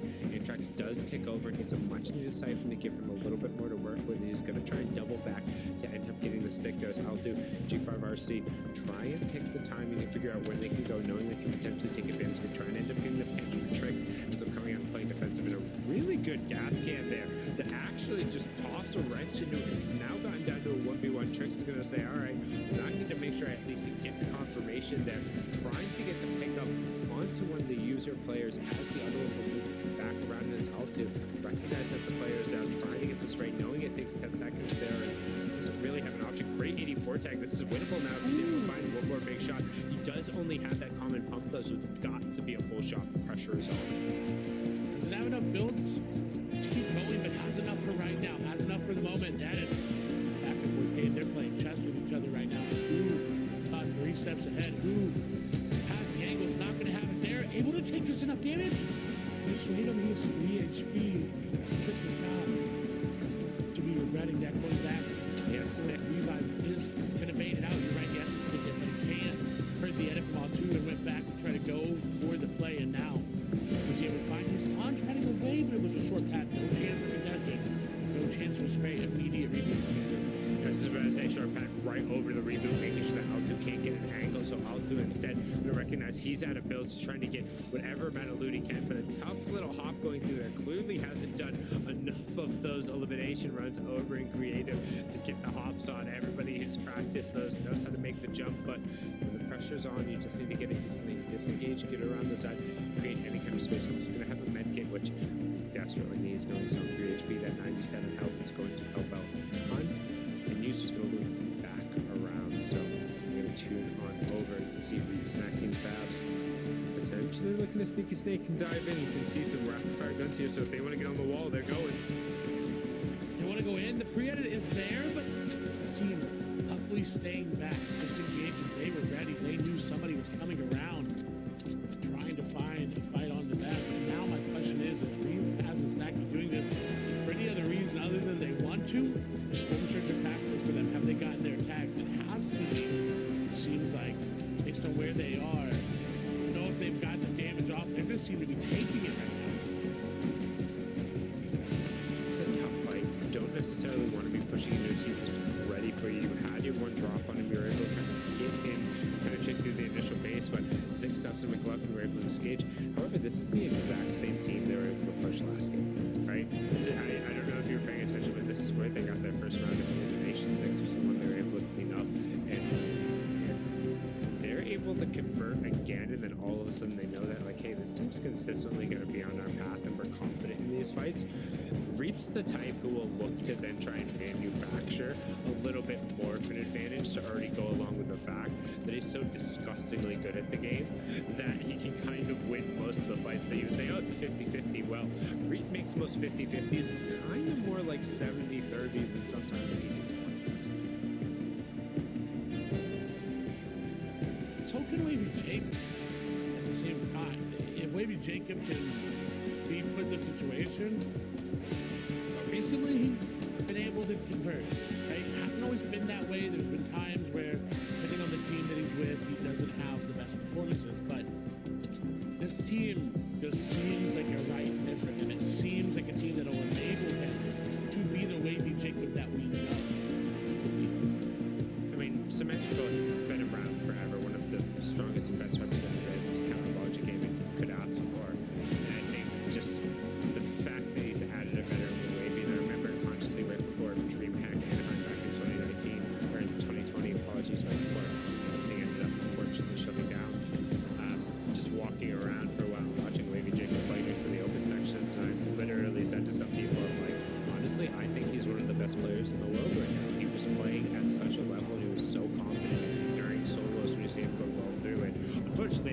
stopping right before that tournament. He had a little bit of a rough performance there, but the fact that you can even be put in that type of conversation goes to show just the level of skill. I think it's something that doesn't get talked enough about in West. While it is a little bit of a lower population region, they have always turned up when it comes to those bigger international events. Go back to the World Cup, putting up 2 of the top 3 solo performances going through. And then in addition to that, like the very top players, they win tournaments and qualify all over the place. They go to Asia and they win tournaments. They're going to qualify in the East. We just qualified in Europe a couple of times. Like, that's absurd. It really is. I mean, it's domination. And speaking of that, they're trying to do this.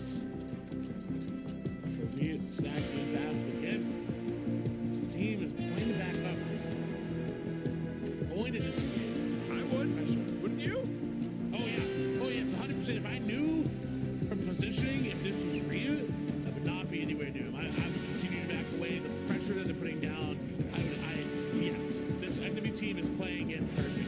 11 dub and 6. You need to keep that pressure off of them because as soon as they get into your box, they're not going to stop. It's not going to happen. Right now, just waiting for the force of action. Poking and prodding. See if anybody has some chink in their armor, but everybody's chainmail is pretty good. However, an opening could be those Zix. Just take a couple shots. It's Nitrix trying to finagle a little bit of a way in there. We can see Power R 4x in a row, 5x across the board. Epic Will Argument Rex. We do see Stormsters running on the right hand side. 159 below, but you can also anticipate that number to update. Boom, there it goes. So 159 is the absolute lowest. We will have 5 trios impacted by it. Right now, the current trio we're watching is 57 damage above. That's about 2 rifle rounds, depending on damage fall. It could get a little bit lower, so they're not 100% comfortable, but a team that's below is the team who is directly opposite Regan, his trio, so they could potentially be looking here for some free points coming through. And now we're forced to make this decision of, do I go for these long-range tags, or do we hop onto the team that has been pressuring us the entirety of this last zone? That is such a double-edged sword there that I would not want to be the one to make it. Hako in a fight here with Former trying to find all of these eliminations. We'll find the knock there on the 1. It's going to be him versus 2. Not anything there with that charge. It's only going to be the green there. They're not going to be able to put that much damage down, but it's still a charge. It's a lot. I was about to say, you don't talk down. The one thing the charge, regardless of the thing hits like a boost, right? It comes charging through and it's not Bambi when it ends up causing a collision. I mean, you're the one who then ends up needing a tow truck when all is said and done, right? Like, the thing hits like an absolute truck. The real damper you end up getting on the lower front is the fact that it just takes forever, and then you have that lower flip side where you really genuinely get punished. Like, if you don't hit that shot, then you might as well just sit there and just be like, all right, just hit me with whatever you got. Go ahead, all done. Just looking at you, watch me. Like, I'll reload eventually. It's okay.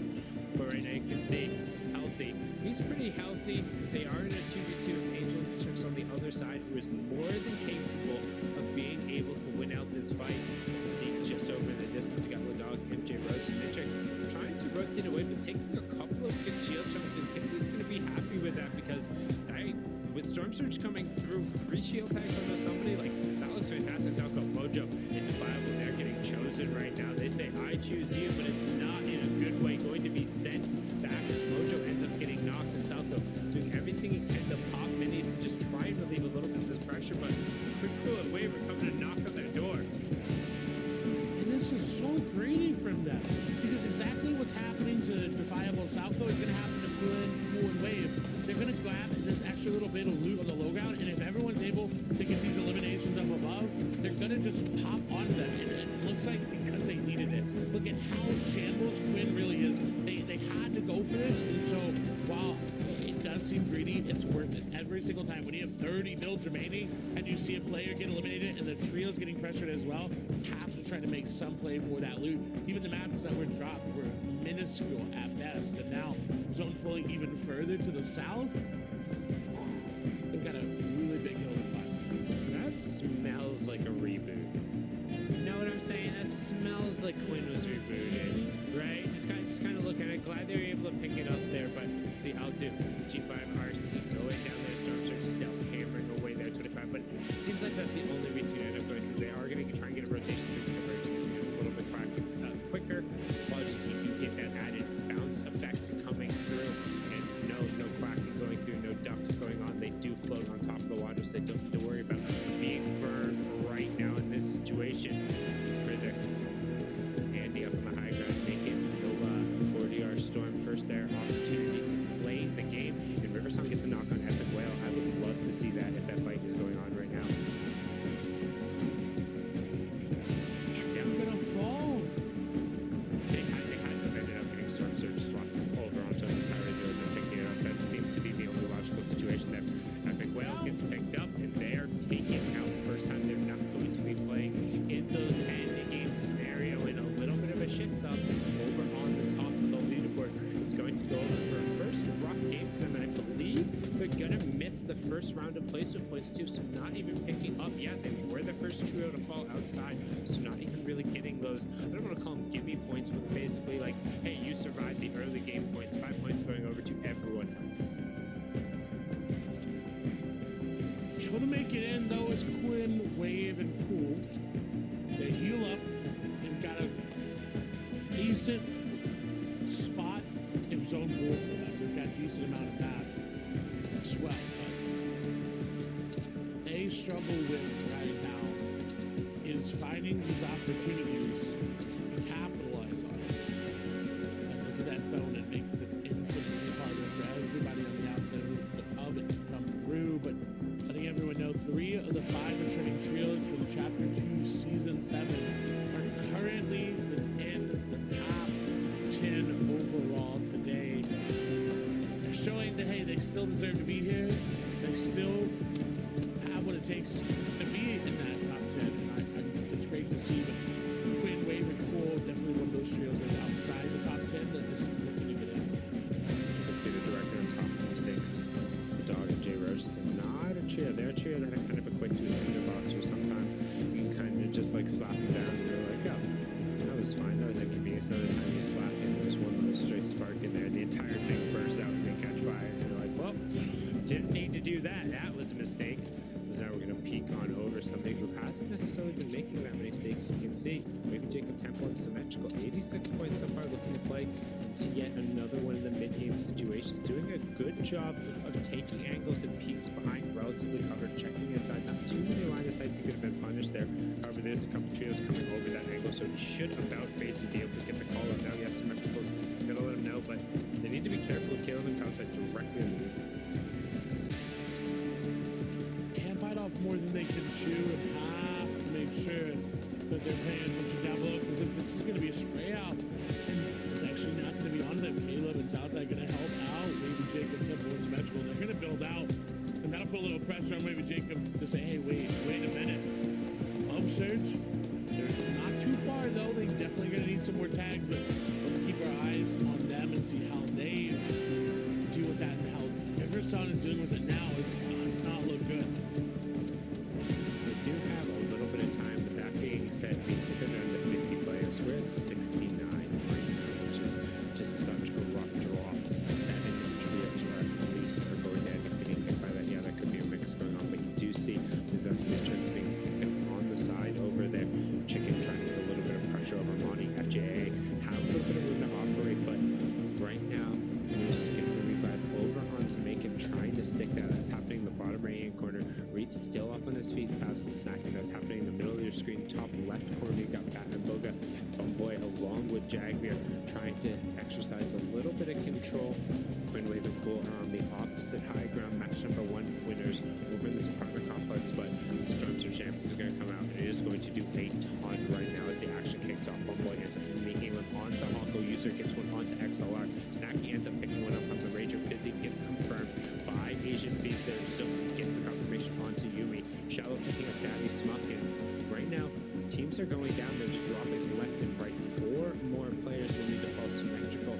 Also getting a confirmation on there as Zooks is trying to get the revive. You can see Sharp trying to pull that body of Daddy Schmuck away as they rotate. So good on them to try and max there a little bit. And Storm Surge should be turning off here. A couple players are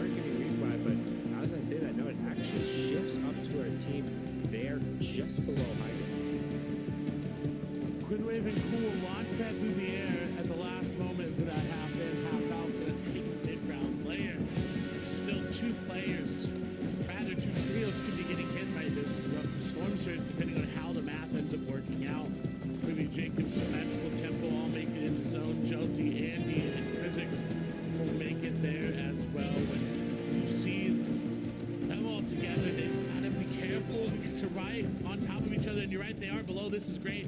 See from Wavy Jacob, they're going to be above now. They are going to take down Jelty. That damage can go right back on. There's a team down below trying to push on to them. They get even more tags. This is great. They don't want to go fully in. They're not committing just yet because they know if they commit now onto that trio based on who it is, they could go down. But what they don't realize is that high ground is spraying down Jelty and Physics. Now they're getting involved. Now they're spraying back. This is where they need to make a move to try to get these eliminations. They need the eliminations, and honestly, they need a top off in terms of the shield. That hammer, just absolutely hammering our storm surge there. Yeah, it only took on them maybe for 3 or 4 times, but it's across the entirety of their trio. So you can see they're very much so hurting on effective HP. We are going to get a little bit of a zoom out here so we can see kind of the shape of Lobby. See Trick and his trio down on the low ground. No games being played for them. Babs, Reed still up over on the side. Snacky with them. J-Rose's part pretty much directly underneath them though. So that's 2 trios who could end up in the fight. But Weird Jack, they're still plenty of control. We're going to swing back on board here. Quinn, Raven will try to find a little bit of room to operate as we do have the 6 zone pull. It's not going too far, but we're going through the woods and maybe up a slight little hill, but not too bad as we close in on the cascading placement points as well with 19 trios. Dropping on down because they're running out of builds, running out of options, and running out of time. Everyone's taking damage but Quinn. Seems like someone has got a line of sight on them, and they're trying to break it right now by getting through these builds. Quinn is leading them, but look, they're all, oh no, they were on the backside of Quinn. They're able to go around, not taking any more storm damage there. They've got to just keep going because they don't have the HP to do it. And Symmetrical and Wavy Jacob falling now, going to be the Temple. But Sundown, he's so low below Surge, down to 192 damage below. They have to find 2 different players at the same time. No builds, no shields, no AR ammo.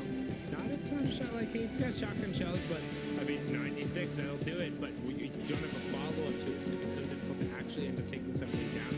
Now Surge is coming through. He needs another huge shotgun shot to put himself back above it. He did get at least 1 placement point so far, 2 actually with 17 plus 16. Now that's a 3rd placement point. So solo impact there. Gonna find the player who doesn't have the follow-up that we talked about, but up on the high ground, look who it is. Babs, Reed, and Snacky. They got control. We're going back over whole build, so the challenge won't necessarily be that efficient as it should be able to be slapped down.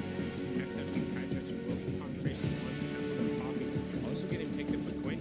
Doing a good job of finding a little bit of solo room to operate. He's up to top 15, but he should be going down here in a second. He knows there's a trio there as soon as they open, but no, they're actually going to launch pad and he's going to drop down to live to fight a little longer. A Snacky is going to not make the same tune for somebody else. He ends up picking up an elimination there. Quinn goes down. We have our top 12. We're into the 8th zone. It's almost closed down.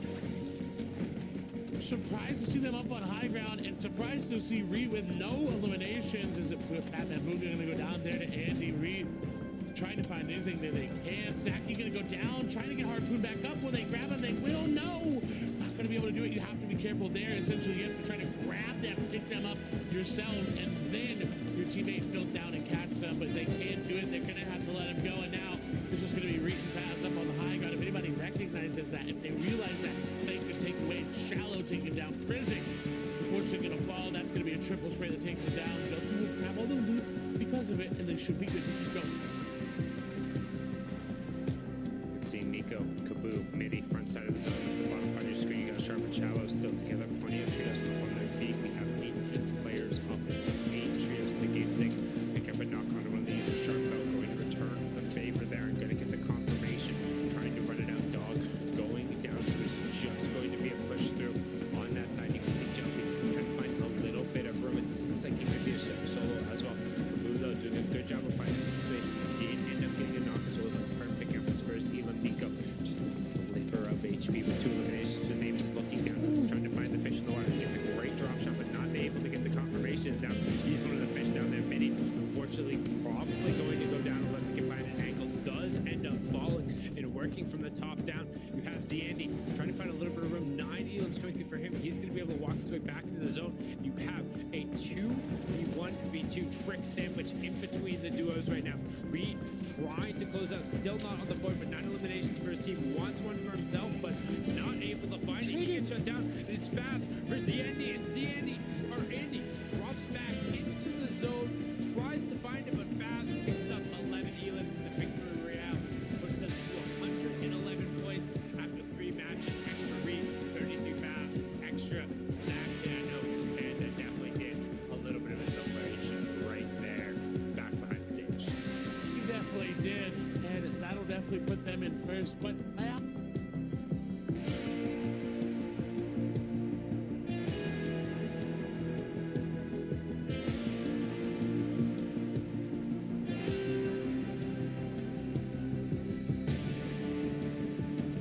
much? We'll have to wait and see, because Jumped and them did put up their numbers. Everybody seems like in that final moment is getting a lot of eliminations, and with Jagger and them alive so long into the late game, they've got to have a lot of points as well. And of course, to get all those points and to break it all down, we've got to throw it over to the analyst desk that has Zeke, Panda, and somebody's got to break it all down.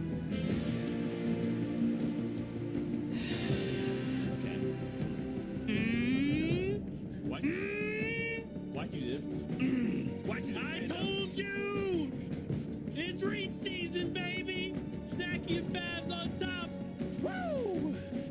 I can't believe this happened, SVG. Now, once again, congratulations to Ree and company, but we can't forget Jelty, also 10 eliminations, second place, but still, SVG, I don't want to get my hopes up. I don't want to get my hopes up.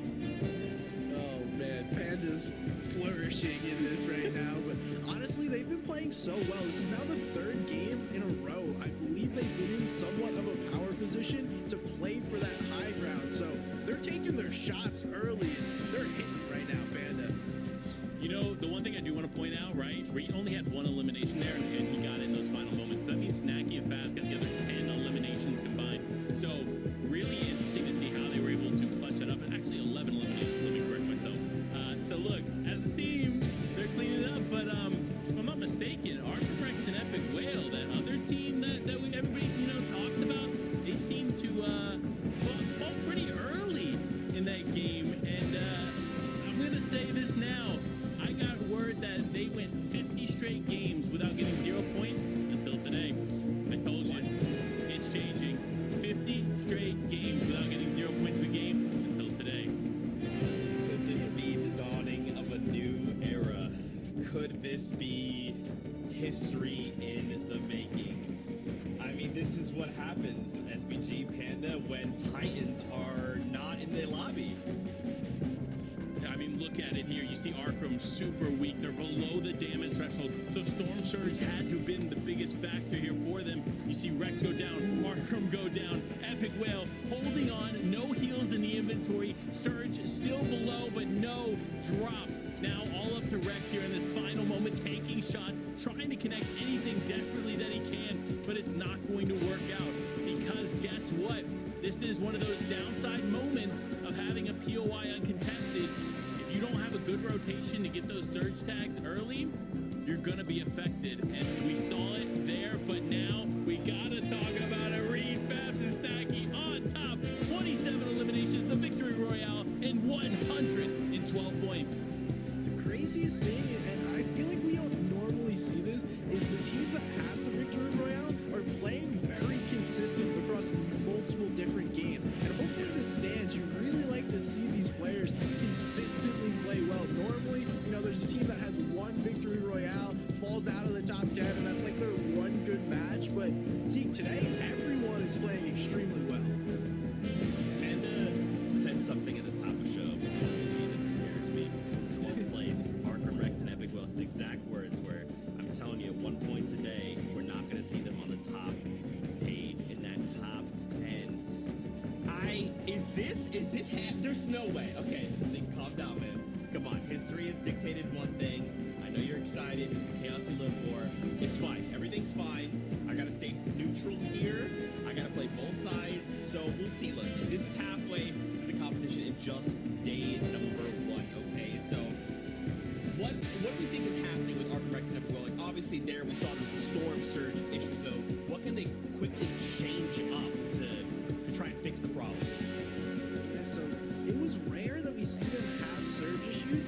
because they over-rotated. I think they thought zone was going to continue to play south. Dan and I were talking about how Markram is understanding zones unlike anyone else. Sometimes the cards just don't fall in your favor, so they over-rotated south, unable to get surged. I highly doubt we see it again, but if it does continue to happen, oh boy, they're in for a long day. They're in for a long day indeed, but it's okay. Look, it's only been 3 games. They still have a lot of time to come back, but it's okay. They won't because Reed, Fast, and Snacky on top. I told you. Qualifier 1, told you qualifier 2, I told you in the semifinals, and I'm telling you now in the finals, it's happening. The dethroning is taking place, and we got to get into the next game to figure out what happens next. You know, SPG, he's already got the rose-colored glasses on, man. He's already seeing, he's trying to look ahead in the future. We'll have to see. I'd love to continue this conversation with Clay and Sundown. Friends, thoughts on Arkham Rex and Epic Whale versus Breeding Company? Over to you. We got 9 more games. We're chilling. We good. I think it is much more unlikely that Epic Whale and Arkham have repeat 0-point games than Reed and Co avoid 0-point to low-point games just based on play style. So we're going to tune in yet again. All right, Clay, flip the coin. Is it heads or tails this time? Who wins the fight? Tails. And so it's going against Nigel.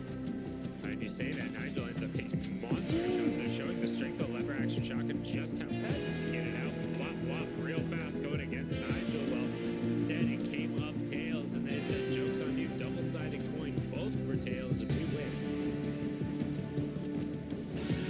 Beautifully executed. Now they don't have to worry about this side stalling out, and that's again one of these things that Caddy. There's very few POIs that just like Mike stalling out and Stevie, Caddy, Missy. Those are just 3 of them there that if the fight takes a little bit too long, it gets awkward, other teams start coming in, and you just hope the fight that you wanted. Stealthy, not one of those though. There's not really a lot, in my opinion, for people to disengage back into. It's very, yes, there's a lot of trees, but you can track your opponents very easily there. As Lucky Pop going up against Vanellas, they will go down. Jagger, Batman, Booga, and Bumboy nearby. As Vanellas will go for the shakedown. They don't really have a lot to work with in terms of close range. Get all ARs here. Dropping everyone but one as we see Amtrak's fall and defeat, unfortunate. Honestly, we've got a lot of early game aggression. Yeah, I feel like in this fight, every single time I'm flipping the feed in the bottom corner, has always been like 2 people being picked up, and then there's the reboot coming through. We just never get the full resolution. You can see the disengage, utilizing those launch pads that are innate to the area, and just being able to hop out and then hop right on over the island. You can see Vanilla's trying to get on top of the stealthy wall to check and ping out, knowing that the players will disengage down, but you don't really want to chase out there, right? Like, you're going to be happy with getting stealthy control. The other team's going to be happy with just getting out with what they can, and we end up in this exact same situation we've seen where just a couple of points end up going over, and that's about it.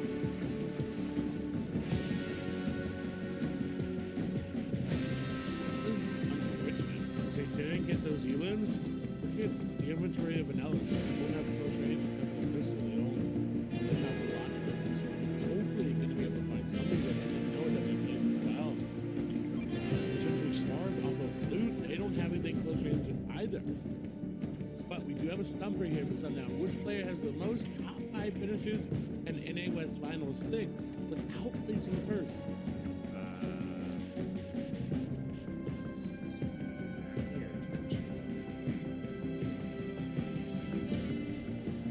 Wait, no. Maybe? Yeah, because Macon ended up getting, I think Macon got a dub back in the squads. Yeah, I'm safe with that. I'm safe with that. And we'll have to see. Ranger know that we played the Vanillas are going aggressive at the Lighthouse house to try to find these eliminations. They already found one. Can they find the other 2? Can this put some back into this early game? Again, they don't really have a lot to work with. This team is running out. Beautiful box by Ranger there. Is going to get both of them down very low. The team is going to be right there to clean it on out. That team, unfortunately, ran out of space and ran out of time as Ranger know that he plays Vanillas. Executed beautifully there on the push. Yeah, nice little chase down factor right there. I'm just going to go, oh, it's fast. Okay. I was going to say fast is going to be the third one that ended up coming up, but it's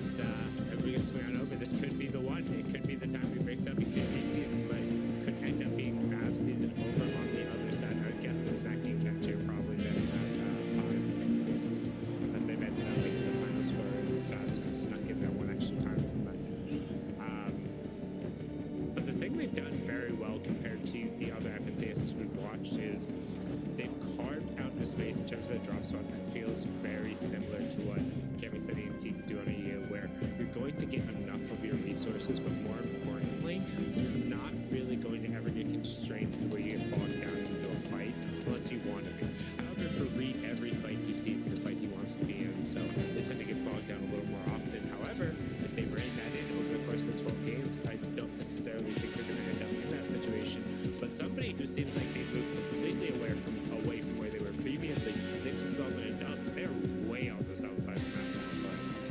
But nowhere near where Reed was. They did not want to have to do with that concussion. The spray back not going to come through. Dubs takes a lot of damage, but we'll be able to heal back up. Sharp, shallow, Asian feeds, putting the pressure on from 3 different angles. You gotta be careful. The shallow is right there. If shallow gets a little bit too aggressive, the entire trio could hop onto him. Sharp there to back him up, though. They're back on top. That takes even more damage, and now Sharp and Shallow looking at them. Look who fits to go over, give some heals, give some mags. And you get a little bit of time. Those they wait for the charge splashes there, but again, it's not a waste if you teammate up. If it ends up being if you have this fight on top, it's not a waste at all.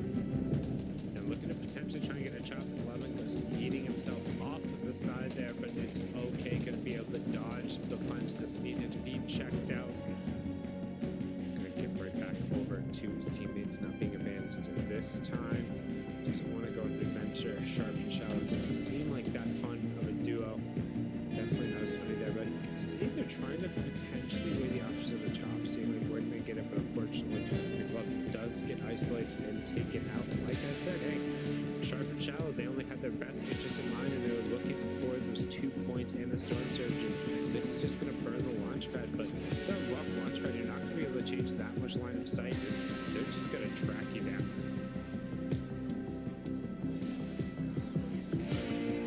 That's what they're trying to do, but also wary of that storm coming in. They do get the moment to get away, go through that little flush back to the area, and continue up the top of this mountain. Oh, that's why they went to the IO card already ready. They're ready to go out. Go about their merry way, and we move back over to the trail that needs to find their way again. Next, Arkham and Epic Vale. Where can they find these tags that they're seemingly missing? Luckily now, Zone's coming to them. This is their game.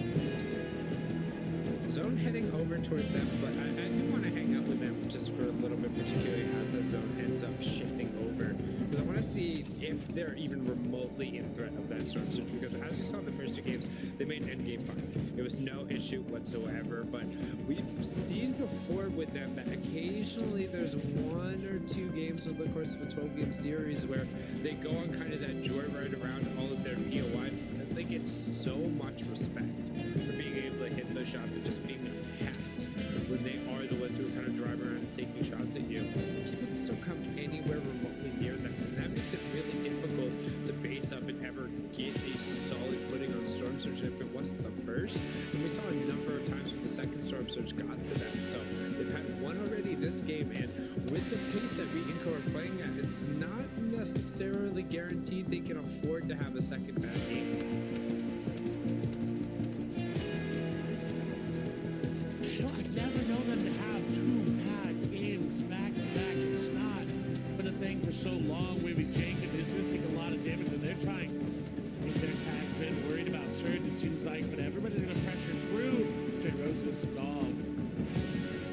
And Six looking to pressure symmetrical from Wavy Jacob. Full quit and Wave will hold off for now, but I don't think Wavy Jacob's done with that fight. I don't think he wants to be below Surge channel. I mean, no one wants to be below Surge, but them in particular, they want to be able to play the way they played the last game, and they had their aggression when it was merited, and they now have to rotate through.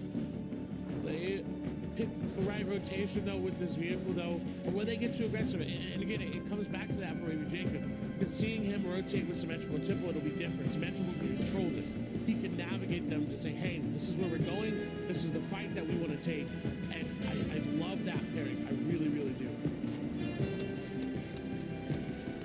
The question is, can they convert onto more Wavy Jacob popping out the window? That's 2 headshots go through, so can be relatively happy with that. Taking a couple of things again, using the bunch of damage there, however, sitting on tons of shields. Maybe Jacob yet again being able to bout face by plenty of rifle tags. So I don't think they're going to end up being worried about Surge. I promise you there's at least 3 trios that hasn't done as much damage as them, or hasn't done as much damage as Wavy Jacob since we've been watching him, right? So like they should be in a fine spot. Additionally, he's got 415 extra medium ammo, so he can just kind of like hold down on that right trigger of his as he walks around if he wants. And we see where the zone pulls. We're pulling way out west. Whew. This is perfect for Argument World Rex if they have set up for it. Look, there's nobody. There's now one trio to draw directly from north to south in the middle of the zone on the western hemisphere here. Only one controls that entire side of the zone. It's a lot of free tags for them, a lot of space to operate, and a lot of control that's going to be given over. Though control so far in terms of the series has been a little bit funky. Yes, we saw it in the second game where you're able to really ride out and kind of rely on the high ground to end up getting the victory royale. But it's been tenuous at best, and there's been a couple of other circumstances that shift to it. We will see that structures warning on the right hand side. So first trigger comes through and it's 154 below. Then it's going to update it so we know that the absolute lowest team has to do at least 154 damage, which isn't necessarily an insignificant threshold going through. However, could end up going up a little bit higher than popping back and forth. So just gives you an idea. However, K2G, FJA, Garnet, XC33 Mona, they're going to be more than happy where they're at, staying 300 above, not necessarily too worried. 4 trios will be impacted, so expect a little bit of a rush here. And again, this is a situation where I'd love to check in with F-Pro Arc and see just kind of where they were at with the storm surge, even if they're just a little bit above. We saw they were last time, and then it wasn't enough and ended up shifting back over to them. Taking a look around the map, though, we'll see through Delta, and Alex is going to be 153 below. No one really around. They can move quickly with this slipstream and can get to these other players that are on the other side of it, but as you see going through, there's nobody there. There's not really an opportunity for them to get 150 damage below. That's a lot. They have to make the move over there going for. They're dropping down. Who are they going to pick, though? It looks like it's going to be Keto, Oko, and Blazro. They're trying to engage upon another team at the exact same time. They may not realize it. They may not notice. The spraying will give it away. Blazro will be notified, but now again between 2 trios, who do they pick? What do they do? Honestly, I think you hope one of these other trios is also underneath Storm Surge. It doesn't necessarily look like either of them are playing as such, but if that's not the case, you kind of just have to go with Blazro just to have some larger damage. But Alex is also on the back end of a Delta and flying back in for a second. Looks like they're just going to opt to try and either disengage or throw themselves back in, and it looks like he's going to try and use it to potentially get a different angle of approach. And this is such a tough fight. And like you said, this is 2 trios right on top of each other. They're going to look to try and pick pump back and forth the Storm Surge, but Free just can't find an angle. So instead, going to dip into his utility, trying to find a way back to the zones. Does find and trying to sneak on through here, but he's still just taking that damage. His teammates are being hammered away.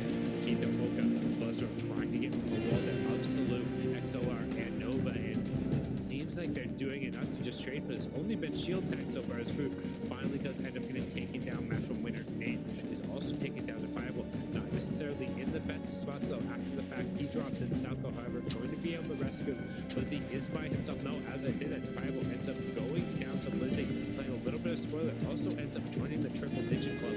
Really, he just wants to hold on to reach that top 24 at this point as a solo. He wants the extra 5 points that are going to come through.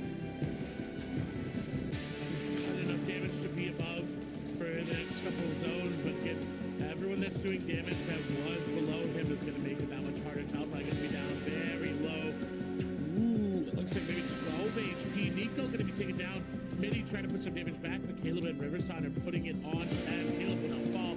That's going to be Riverson and Taltai versus Midi and Woo. Or what? Damage can they find? Zalco will immediately launch pad away to zone, but going to get tagged up. Taltai will disengage and not take even 2 ticks to zone. And Shira, Midi, that is going to launch pad through. They'll leave Nico behind. On the other side, though, Riverson's going for the revive there on the curve, and they're going to be able to get it. Revive, and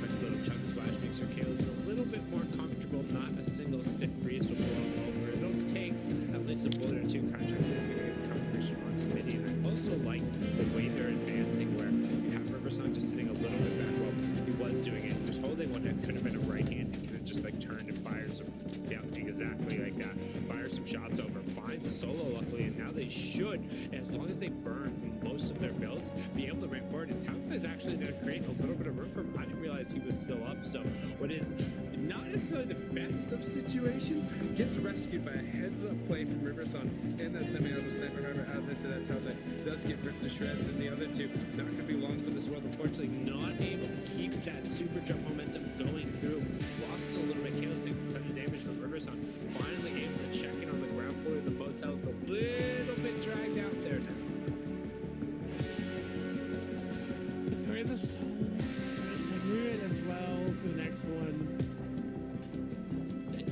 They're here. They made it. Yes, it was a tough rotation for them to make. They did have some struggles, but they're here. Again, that's what matters for Fortnite, is just getting into that moment where you can pop off, or you can operate on the low ground or on the high ground, even the mid ground, where you can find that chaos and thrive in an Arkham Epic on Rex. Not where I thought they'd be. I thought they'd be up on high ground here on top of the hotel. Again, they did rotate out and took a lot of control of the Leaf Beach. Now they're trying to make their way over to Wave. You see Arkham building their way on out. They've made it over. Looks like the zone. Looks like they'll reform up, not going all the way across the road just yet, but gotta be careful. Yeah, but this season, so Hotel normally was this super strong power point because you had great sidelines around it. There is a massive ship crash just a little bit down to the south. I think you guys see it. It's parked right over on the top of the screen. Jalti's right there. There's a ton of shadow stones over there. You have the sideways street. If you're posted up on top of the hotel at any point in time, somebody can just come dropping down on top of your heads. And you just don't want to end up in that situation. We've seen, particularly when we get into these final situations, Epic Whale, Arkham, and Rex, they play for late game. They try and play it like it's a checkbox, and they go through. Unfortunately, last game they failed kind of that second check where it's like, okay, first, make an off drop, blue dump, okay. Second, get our strokes or stacks. They weren't quite able to do that. They're given a little bit too much room. But right now you can see Fabs, Reed, Snacky trying to lay over some shots, but XC, Mooney, and FJA are in a great position to potentially take advantage of them. Doing the storm search warning, take on the right-hand side. So expect a little action to happen as players are going to be forced to rotate. Point zone is closing in, so it's the last safe zone completely inside of the previous one. That means real estate will be able to climb towards the outside on the high ground part to the south where this crash site is. Riverson ends up going down. Again, we talked about the match one winner. Lizzie just tried to hold on. He did manage to get the 5 points, but damage is going to start to do once the circle closes with the three more full trios. 9 players need to go down. I don't think he's going to get much of a hope. And Rex, Epic Will, and Arkham, they hear him. They hear him skulking around over there. Oh, they know. They just gotta wait for that edit. Lizzie should have been spotted out there, but somehow able to sneak away. With a low surge, doesn't matter. There's a trio right on the other side. They're in their builds as well. Going for the edit is gonna hit the 100 tags there, but the entire trio's there. You really need to find more. You need to find any sort of room to operate in this area, but you really can't. There's not much there back against the wall in the zone. Not able to do it. They put up a good fight, but it's going to be Angel, Popple, and Nitrix that do end up taking them down, but Arkham Epic Well Rex right nearby. Where's this zone cool, though? Second, honestly, may have cooled towards them. Looks like a little bit of attention coming towards their side. There was early spray over there. No, the zone actually pulled over towards the northwest because a decent stack of people are rotating through those old nodes. We did see Moni and Exing just go down. FJ also going to confirm. It looks like they were underneath storm surge. Snacky Reed were posted up right next to them, so a little bit of an easy rotation. You see Batman, Boogie, Jaguar, Pumboy investing a decent amount of hard materials. They're on what is almost the higher control. A fantastic shots from Jaguar with that legendary burst AR. Just blah, blah, blah, finding everyone in the sky. And teammate actually says, let me close that. Jaguar's like, oh, let me open that back up. Excuse me, I'm ripping faces off, making it look like Mongo with the infantry rifle back in the day here is not missing. Oh my gosh! They're not going to have to worry about surge in this moving zone at all. Jaguar putting it all down. Not able to convert on Elam's. What's the matter? With aims like that, you are vibing. Look who's got the high ground, though. They look to make a stand. This could be the game that puts them back into that top 10. It's in their drop spot. It's in their area.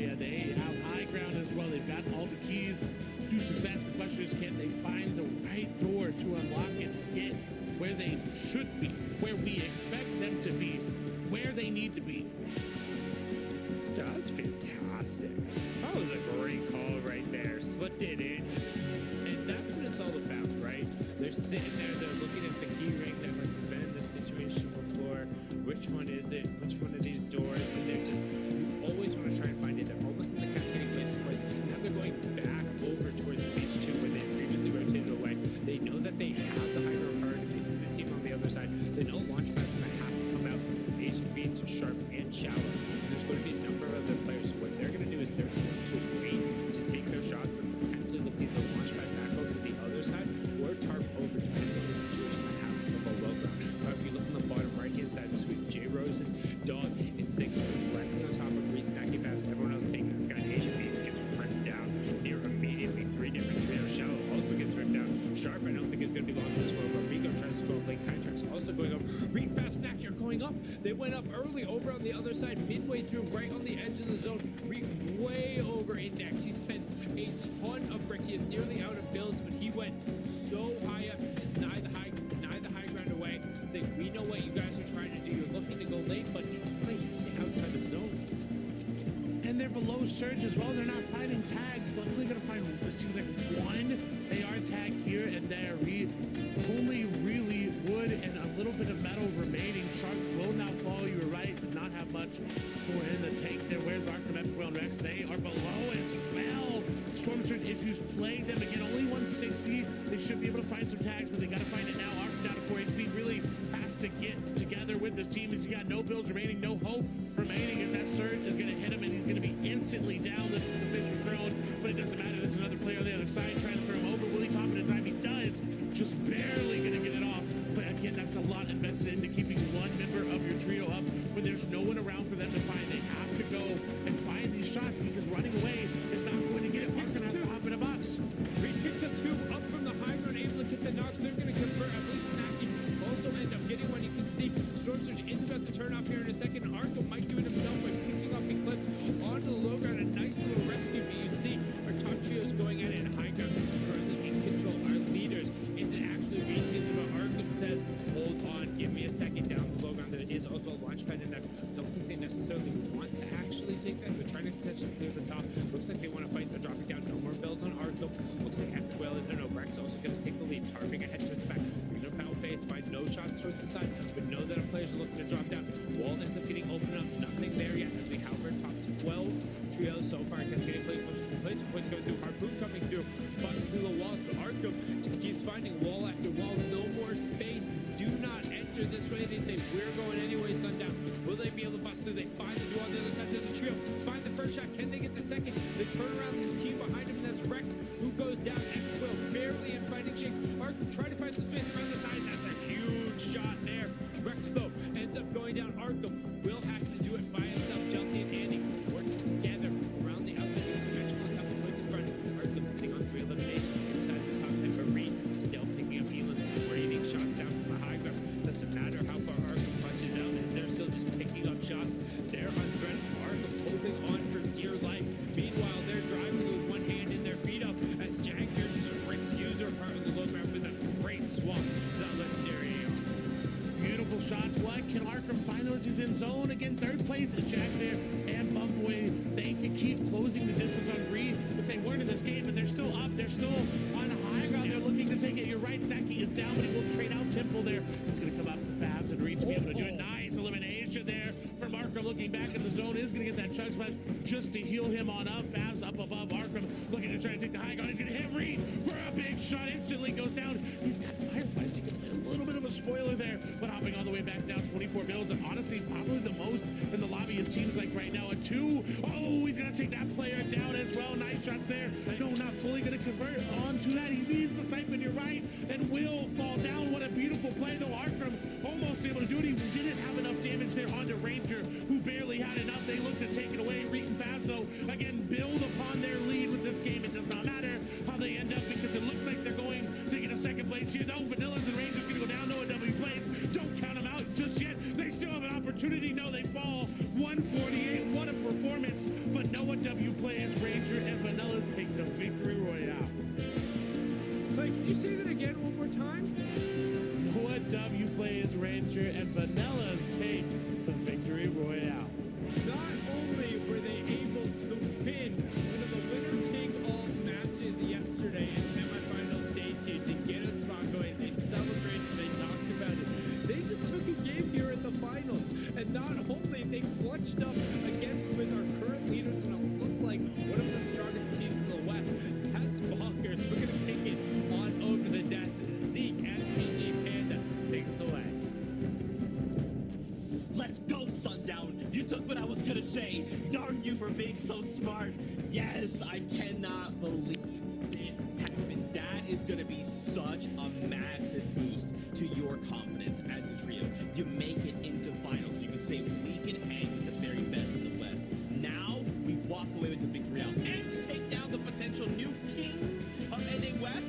You know, TM, we're not sure yet. No, Panda, stop that. Great. No. Huge congratulations to Ranger and Vanillas after that game. SPG, before we get to Panda, thoughts?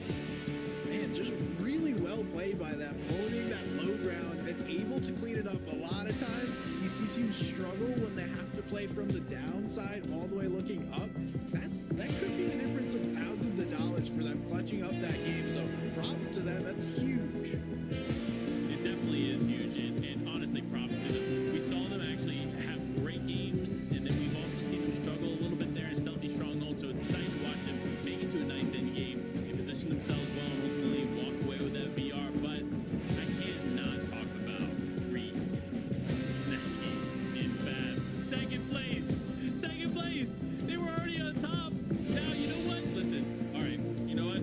I'll let it slide. I'll let it slide this time, but don't worry. I'll come back to this later. Don't you sweat it. But one thing I do want to say is, if they keep this up, they could easily solidify it in day one. All I'm going to say. Oh my gosh, we're never gonna let this live this down. We've had a very vivid masterclass in the past. Now it's time for a very Panda masterclass. Take it away, buddy. Hello, all right, let's dive in. This is a bit of a class for everybody involved on how to not get focused here in these high-pressure games. Remember, the finals are the best of the best players. So the last thing you want to do is find yourself in a position like this where you end up getting focused. So one thing I want to talk about here is obviously this team. This team ended up rotating in from this direction in a vehicle. Obviously, Salco and company, they identified that quickly, and they tried their best to kind of counter that. But the moment that they did, all of a sudden, Quinn paying close attention, Busy and company now paying attention, Noah Blaze paying attention, and Jay Rose's team paying attention. So by doing this with not a lot else going on around you, you end up getting caught out and now become the focus of the lobby. So that's the last thing you want to do within a scenario like this. Fortunate for them, they are going to be able to say that they've learned something here from this, but for Winway the Fool, this was a little risky too. You actually see them going in to try and kind of fight Salco on a box fight basis, but they immediately have to disengage because they could have ended up in the same scenario here as Defiable and Salco and end up getting focused. So smart on them to just completely rotate away, but now they lost a player in their team and they lost valuable resources as they begin to rotate back in the zone. So definitely keep that in mind for all you players at home that find yourself being the focus of a lobby. That's how to avoid it. But here it is, Reed Fab Snacky at the top of the leaderboard with 148 points. Slaying and playing today. 32 points, or 32 eliminations for the guys. A victory royale. We saw they just got second. Everything is clicking. Literally everything is going well for these guys. They're playing their positions once again on high ground. We see Andy, Krizux, and Jelty able to make that push into second place. And then a lot of teams hanging in there, right around that 5th to 10th position. Yeah, I mean, look, these teams are shown they have what it takes to climb the leaderboard. And Jelty Company is another team that I did say has a lot of potential to dethrone the Kings. But right now, it's Reed Fab Snacky on top again. Still, in my opinion, set up for success and ready to take that top spot. Okay. Maybe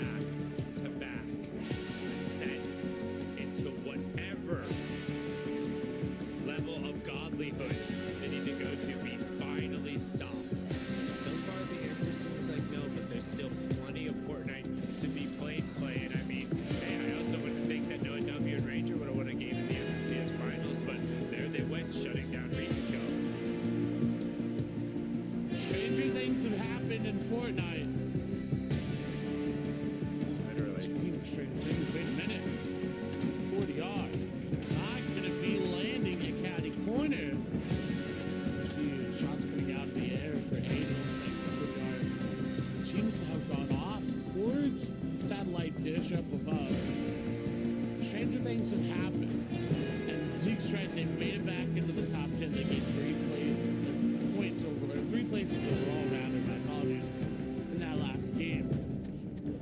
Good for them. I mean, Panda's talking real big for somebody who only has a 20-point lead at the top of the table. I mean, I'm coming over from EU this morning. I saw what Cammy said he and Teague did. I'm not getting out of bed for anything less than like a 60 to 80 point lead, all right? Like, come wake me up when they're breaking records, okay? As you see Altitude going down over there. Checks in his trio, picking it up. And also, this is a fantastic time to bring it up again when you see the users coming through on screen. This generally because somebody ended up having to have their name changed, either to doing something inappropriate, not necessarily on brand. Don't forget, this is your opportunity to represent in front of the entire Fortnite community, to get your name up on the big screen, to get the credit you deserve for the fantastic plays that you end up doing. Just make sure your branding's consistent. I mean, I know playing super easy for you, but I mean, I've been sundown for 15-something years. It's just pick a name, end up going with it, rep your org, whatever you need to end up doing in that situation. But just be yourself, man. That's what ends up mattering, as you can see. There is a little bit of a troll under the bridge, so you need to be careful just kind of standing out here and winging shots out in the open. Yeah, I mean, look at Archimate Pro and Rex, right? Yes, they are so good and they get recognition just because of that, but at the same time, it's easy to find out who they are at any given moment because it's always either Archimate Pro or Rex or some variation of that. So Over Solution will fall down. Nigel and Aiden trying to get over as Bolt at 2006 Born will. Put the pressure down. That's going to be a lot. I mean, again, they didn't have that initial off spawn fight against 40R. Company it. They're pushing out to get it. They know they need Surge, and that's where they have been getting it for these early zones. Not able to get it now, but oh, wait a minute. Who's coming over the backside of the hill? Look who wants to turn this fight around onto Lucky Pump 2006 and Bolton. They do. And now Nigel and Aiden are forced to go away. I think early fights up here are so awkward because, like, yeah, there's a decent amount of material if you have time to go and farm it, right? And you're not really going to have the opportunity to go around there. So if somebody extends even out a little bit and you're like, oh, I can build up, like, I got 80 mats. It's a lot early game. Yeah, you can build up on the wrong angle and then all of a sudden you have, like, one brick wall to cover your side. And that's what happened there. Bacon, he's way too good of a player, as I said. He's just going to be able to beat those shots through. And now they've turned what initially, it seems like if they came out the gate with this strategy, they would have been in such a better situation. So it feels odd to then, again, I don't want to say coin flip, but you might as well cue the Yakety Sax, the Benny Hill music in terms of those catty corner fights over and over again every single time. It seems like every region just, there's at least somebody who wants to flip a couple games over there. It's a little bit overvalued. I get you get the peppers and you get the free shield, but there's just not enough loot. A retail row I could see better contesting, over.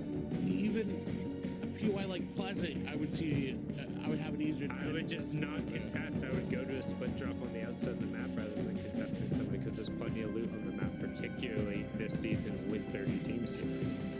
I agree wholeheartedly, but out of POI's 2 contests, it's not one of them. It's like Holly. Right? Why would you ever want to contest Holly? It's just not worth it. You had to pick a POI to contest. So, glad they made it out. I'm glad they disengaged from the initial fight to come back into Caddy to reap the rewards of it. But is it too little too late? Yes, we've only had these set of games, these first 4. But again, when you've had 148 points in first and they're they're at 13 points, that's a very steep incline, and it's almost facing 90 degrees. It is a steep incline, but the wolves are in the grass right now. You can see them trying to do the rotation around the outside. The angle over here on the swamp. It's Jelty, Physics, and to Joshua, who are a little bit of prey. You can see them throwing shots over to the side, but Team Leaving from Switching is never going to care about trading the shots because they can always rotate back through, find some of those excess barrels, and just make sure they kind of whack them a few times as a group. And I'm just going to post them right on the other side of this wall. They'll probably end up building a ramp or just holding a right-hand advantage seeing if there's somebody there. No, instead they are just going to keep back on over and head to zone. And we're going to get a little skirt. Nice little camera view going on from in there, but instead making sure they hit those fences. Generally, anytime you see players pass chain link fences, it's worth to stop and hit them. They're one of the most efficient sources of metal on the entire map, giving you 7+ per swing. Ooh. It's gonna break out here in the middle of the map. It's not expecting Salco to be that low initially, but seems like they got the damage pile trying to go all the way up. Mojo needs to get in this fight and needs to get in it now. They're stalling out, they're waiting to try to get any angles there on the Talatai. Riverside looking at the high ground for the 5 when they drop down, and it's gonna stay almost nearly dodged. Talatai there, but they know the damage will connect.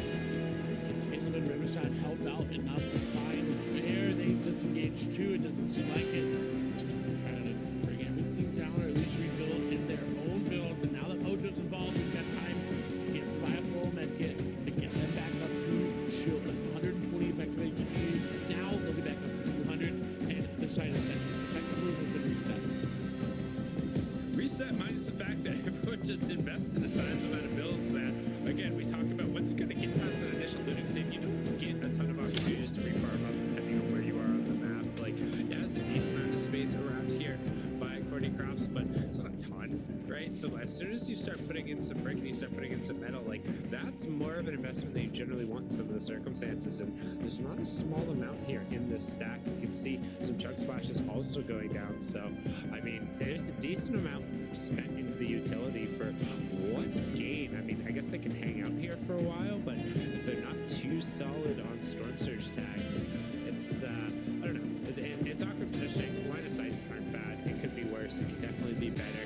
And as teams who definitely aren't towards the top of the table, I feel like you want to be pressing the gas a little bit more right now.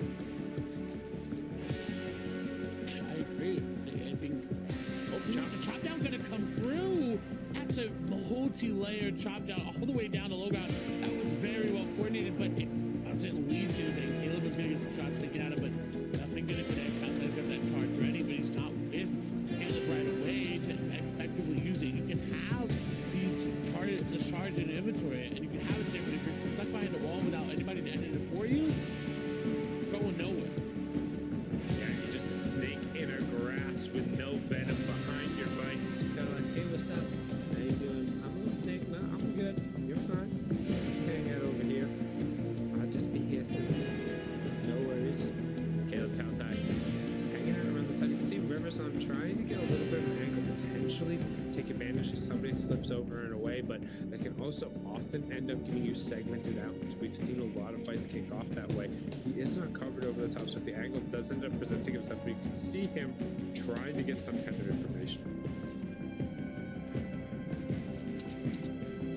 Don't like this fight continuing to stall out. And this for either team, it's just not worth the investment. Now someone's making a decision, but it's not leading anywhere. Everyone's just disengaging so quickly from that fight.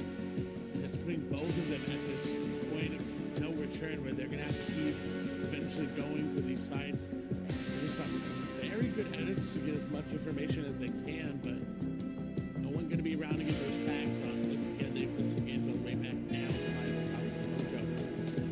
Don't want to give this fight up either, but at some point you have to. But you don't really get the option to anymore, right? Like, you burn a launch pad to get away, but what are you going to do? You're just going to walk away from the team that you've been stacked on top of? Like, it doesn't really work that way anymore. So you see quick stat left-hand side as we transition over to closer Squishy's trio. It's the only team to improve both placement and number of elims each game, so their stocks are on the rise. If you'd invested them early on your portfolio, you'd be looking at it and be like, hey, that's pretty nice, but so far we've also only seen one full trio end up going down and 5 players total. So it's the full trio plus 2 other scragglers, and there's a lot of room to be operating in.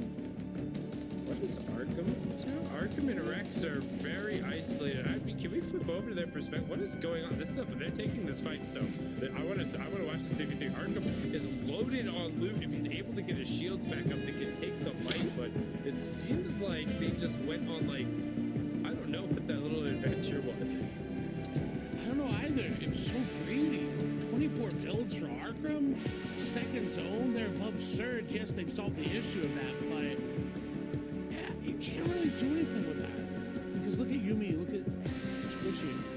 They're disengaged all the way out. They can't capitalize on any of this.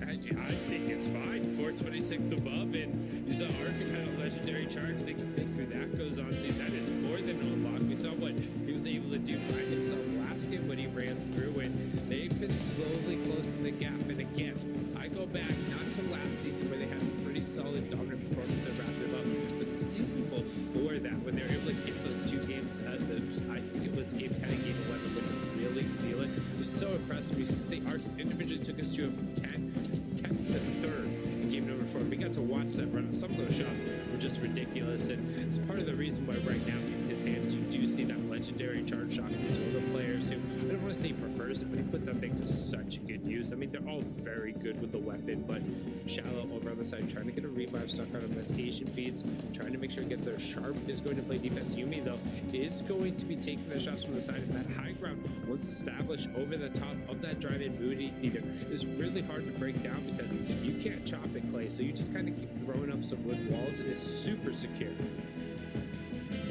Which kind of solves their issue for now of the low materials.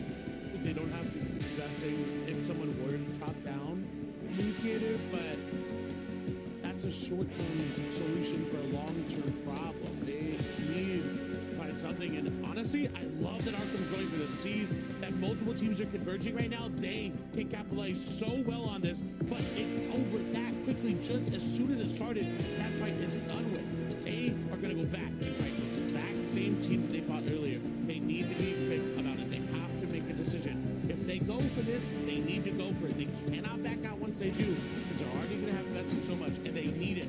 36, there they go. Harpoon is out. They're going in, trying to get through. No, not going to be able to do so. Harpoon's going to find some extra loot. They're going to go for it right away.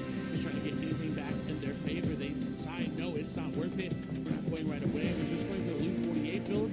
That's still a net positive for them, but they need more. They need these eliminations, and they need all that extra loot. They're still wall-to-wall with that trio on the other side. And it's Arkham in a little bit of a weird situation where generally he wants to be one of the ones playing towards the front, but because he is holding that charge, he needs to be playing at least a grid or two space where you don't necessarily want to end up wall-to-wall against a lever or a pump. Even if you are the best charge player in the world, unless you have like one of those scroll wheel resets or a super fast trigger finger, it's just not going to end up getting those shots out quickly. And Bumboy, Batman, Booger, and Jagger are going to post up on the slight little high ground change here, so any of the priority positioning they might have had is going to get cycled out. They're actually going to dip back on over in here and just try and refarm anything they can kind of get their pickaxes on.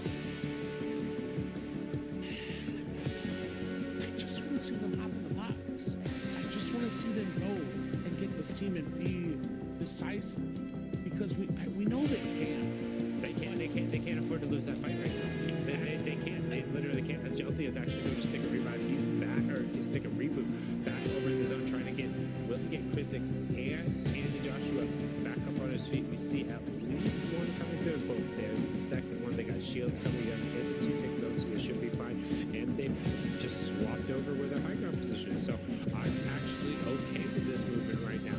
Arkham Rex and Epic Whale gets put them in a decent spot. You know, if any of these teams try to rotate, they will have a line of sight up above that tree. They have the Harpoon, which is a saving grace when it comes to refreshes, so they don't have to invest a lot to go grab them. But they have to be actively looking for it, and they are. They always are. They won't have to deal with Surge anymore. Only one player will need to fall. So it's not the worst. We've seen worse off positions in this game already for some trios. But when it comes to late game high ground for them or late game mid ground, I just don't see what we need to see in their inventory to make it there. Now, I fully expect them, if zone doesn't go their way, as we see Arkham use that Harpoon to grab a little bit extra loot, I fully expect them mid-game to hop into a box and to go aggressive and realize that they will need a little bit extra magic, a little bit more refreshes to come through. I think it depends where this zone goes. Observers, thank you, giving us this gorgeous shot. And fortunately for them, Clay, they don't have to go anywhere. it's a hop, skip, and a jump, and they're right over there. There's some trees that they're going to be able to refarm to get up on some of that stuff. I think they're going to pass the storm surge check, and honestly, I think they're going to play a little bit more reserved this game, knowing that they can't necessarily afford to have one more bad game if they want to really keep on the pace without having to do anything ridiculous and without having to shift their game plan. And there's going to be a lot of players who end up going down here, so this lobby in particular is going to shift drastically, as we saw the reboot come out from Jelting, unfortunately is all for naught, as they also miss out on the +5 points as we just now get our top 25. Moni and FJA should recognize there's a bunch of loot down there, but the question is, can they get to it? They are. They're going to drop down there. They need to. You can be a little bit greedy there, but you have to recognize the same thing that you just did. What happened to you? Not as much pressure. Everyone's a little bit more focused on their rotations. Like you talk about, rotate either super early or super late. This is right now in that super early phase where players are starting to think, hey, we're going to go. And are we going to rotate? Are we going to do it? Now, here they go through. Because of that launch pad, they're able to use an extra one there. I've changed it a little bit more greedy of a rotation. Moni secured them there in the zone, and this is perfect. There's already natural cover. He can just use a little bit of that wood there and be fine into that metal base reset. And Fab playing right above them. I don't know how many heals they have or where they'll fall above surge or below surge. You see a lot of damage going into them. 126, so they should be okay enough with enough players around if they need to hop in the boxes to get some extra surge. 15 more players will need to fall before it's a problem. Yeah, that was the number that makes it a little bit more sketch, but I think luckily they're very good at taking these wall-to-wall fights, as we've seen on occasion. And Reed also peppers with the legendary pump shotgun. If you thought his movement, his box-to-box fighting was dangerous, well, he is fully unlocked, going to be able to go side to side. Look at that being able to find it, just laying down the damage, but unfortunately not necessarily converting it over into points quite yet, but they're going to be happy as long as they can end up playing the end game. Keep an eye on that top left corner. Do any of those names end up dropping that are towards the top part of the table? Right now, Reed is a little bit extended, though, away from his teammates. Like to see him kind of rein it back and get on that leash. 2006 more trying to find a little bit of room. Servers are going to walk us around the outside of the zone. The question is, where does the half-in, half-out pull at Selco? That's going down and pulled over towards the northeast, so a very far pull for pretty much everyone but 3 or 4 of our trios. Symmetrical going to be one of them. They've got to actually zone in the block. This is so smart. Recognizes, hey, there's a solo there. Just getting hit by zone and by storm surge rather. Easy. That right there is what I would say is an easy elimination for players in Fortnite, because the end was open. Unfortunately, that player was more focused on popping that back hit, and they are going to go down. Look, he's going to have the high ground now, but it's going to get chopped out real quick. They're going to fall down, but Arkham will reconnect. Well, going to invest some mats in to reconnect as well. Rex there too, but now the question is, mats. We're going to get a look at it here. They're going to pad. And you're right, they're going to go for this recycled pad, but honestly, investing those mats right there to keep high ground in a zone that's not there, it's not likely. I think I'm okay with it. You want to make sure that right now, again, their priority is they're not worrying about trying to have this massive game right now. They're worrying about getting into the end game as 3.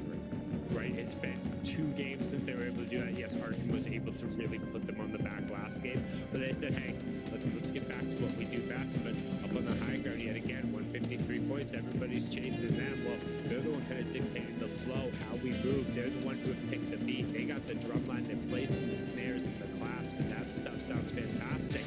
However, on the left-hand side of the screen, in the top corner, see Rex is getting a confirmation there. That's 2 more points over than Moni. Gets one onto Jagbeer. Take a look at the bottom part of the stack of Wavy Jacob with 137 points, 5 eliminations so far this game. Our match number 4 winner, Noah W, he was able to clutch it up. He goes down to the hands of another player on that side of Squeakin. A very far pull to the northeast and right on the side of a nice little change of verticality as well. No one's going to pull it. No one's going to have full control right away. They've got the high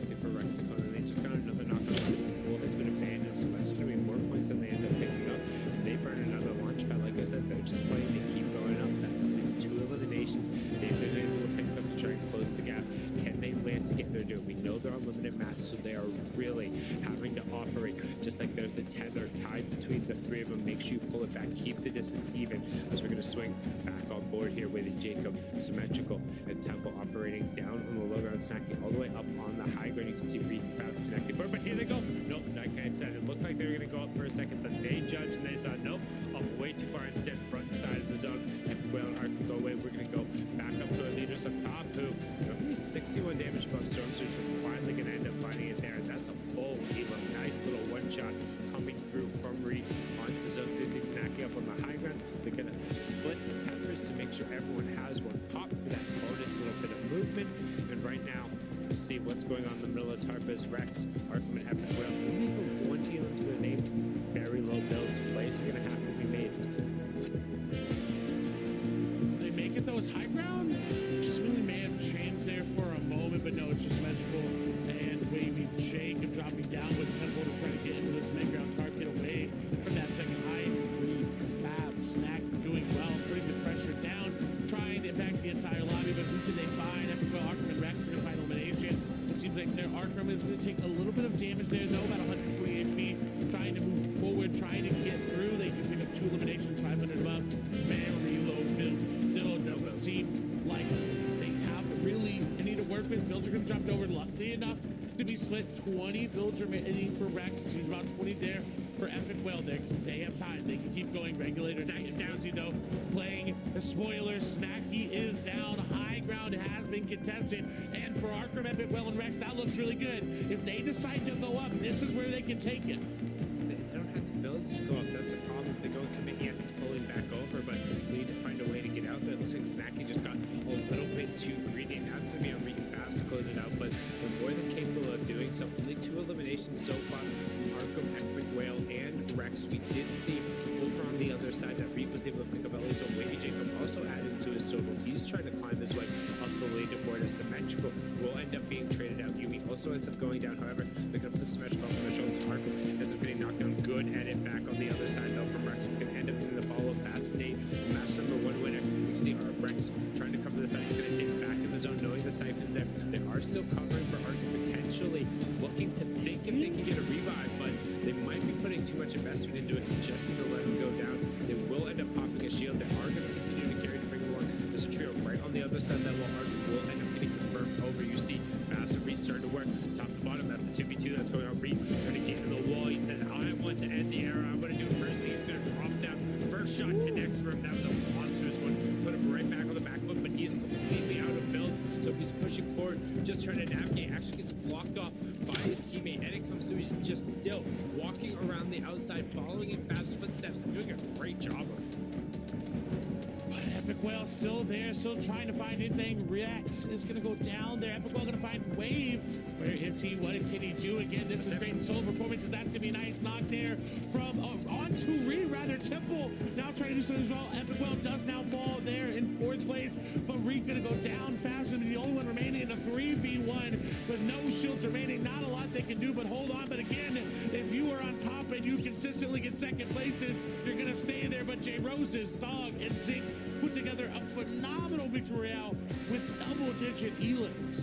11 eliminations in the victory royale, 52 points, and yet again, a 2nd place performance coming through for Reed, Snacky, and Fab's high ground control all the way, but the eliminations weren't necessarily quite there yet. So we did see they've had a lead. They're going to keep climbing up on the placement points, but what does the leaderboard look like going into our final game on day number 1? Zeke, Panda, and SPG break it down.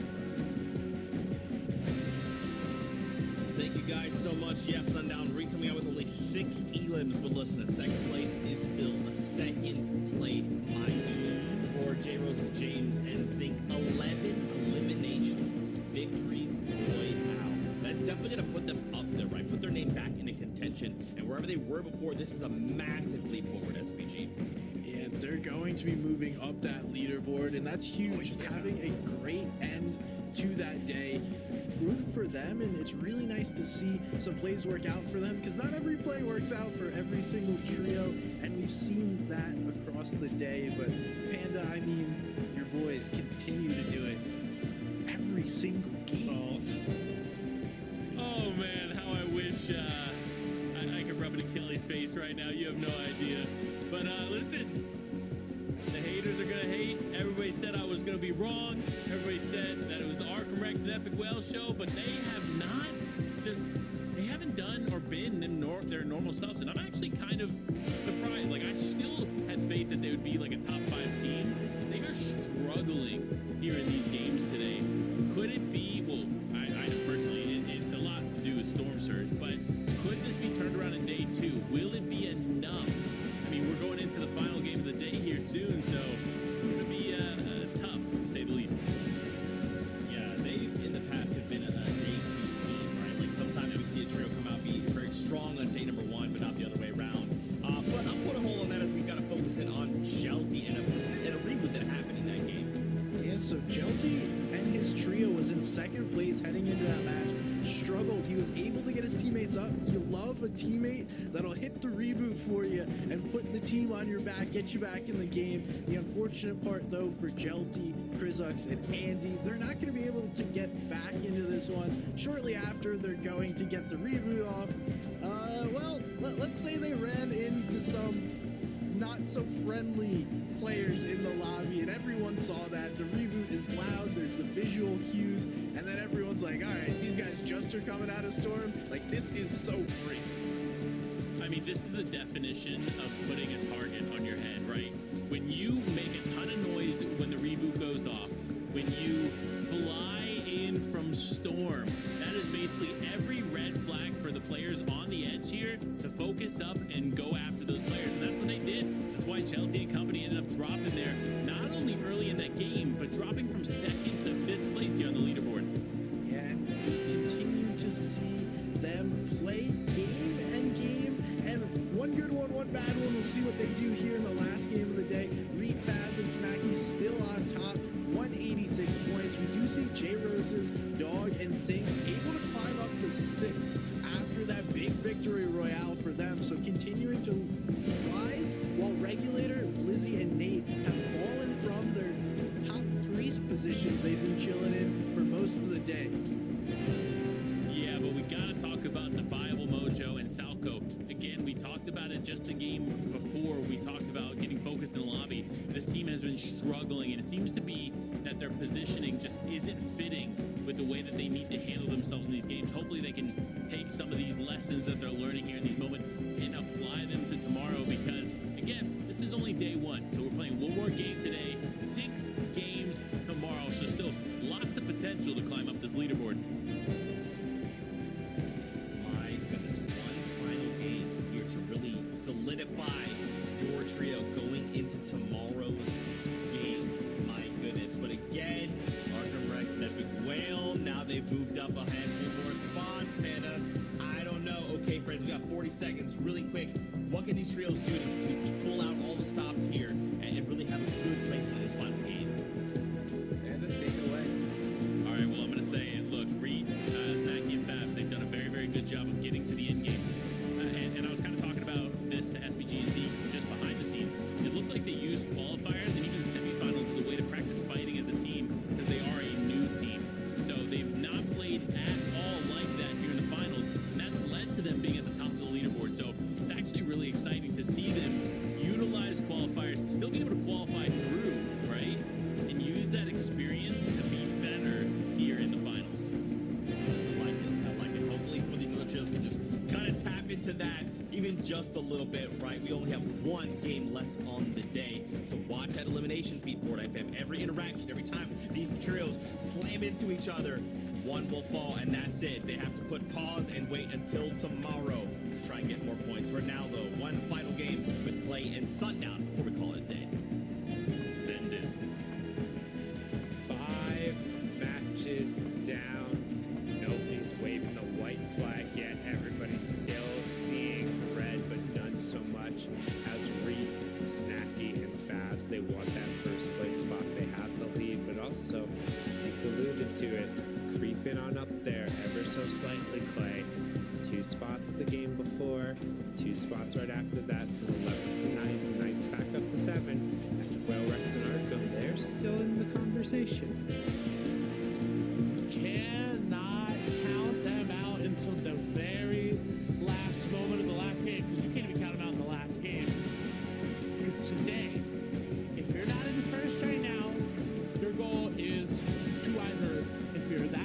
to overtake them, or B, to get as close as you can to keep that lead minimal. Because if you can do that, you set yourself up so well for tomorrow.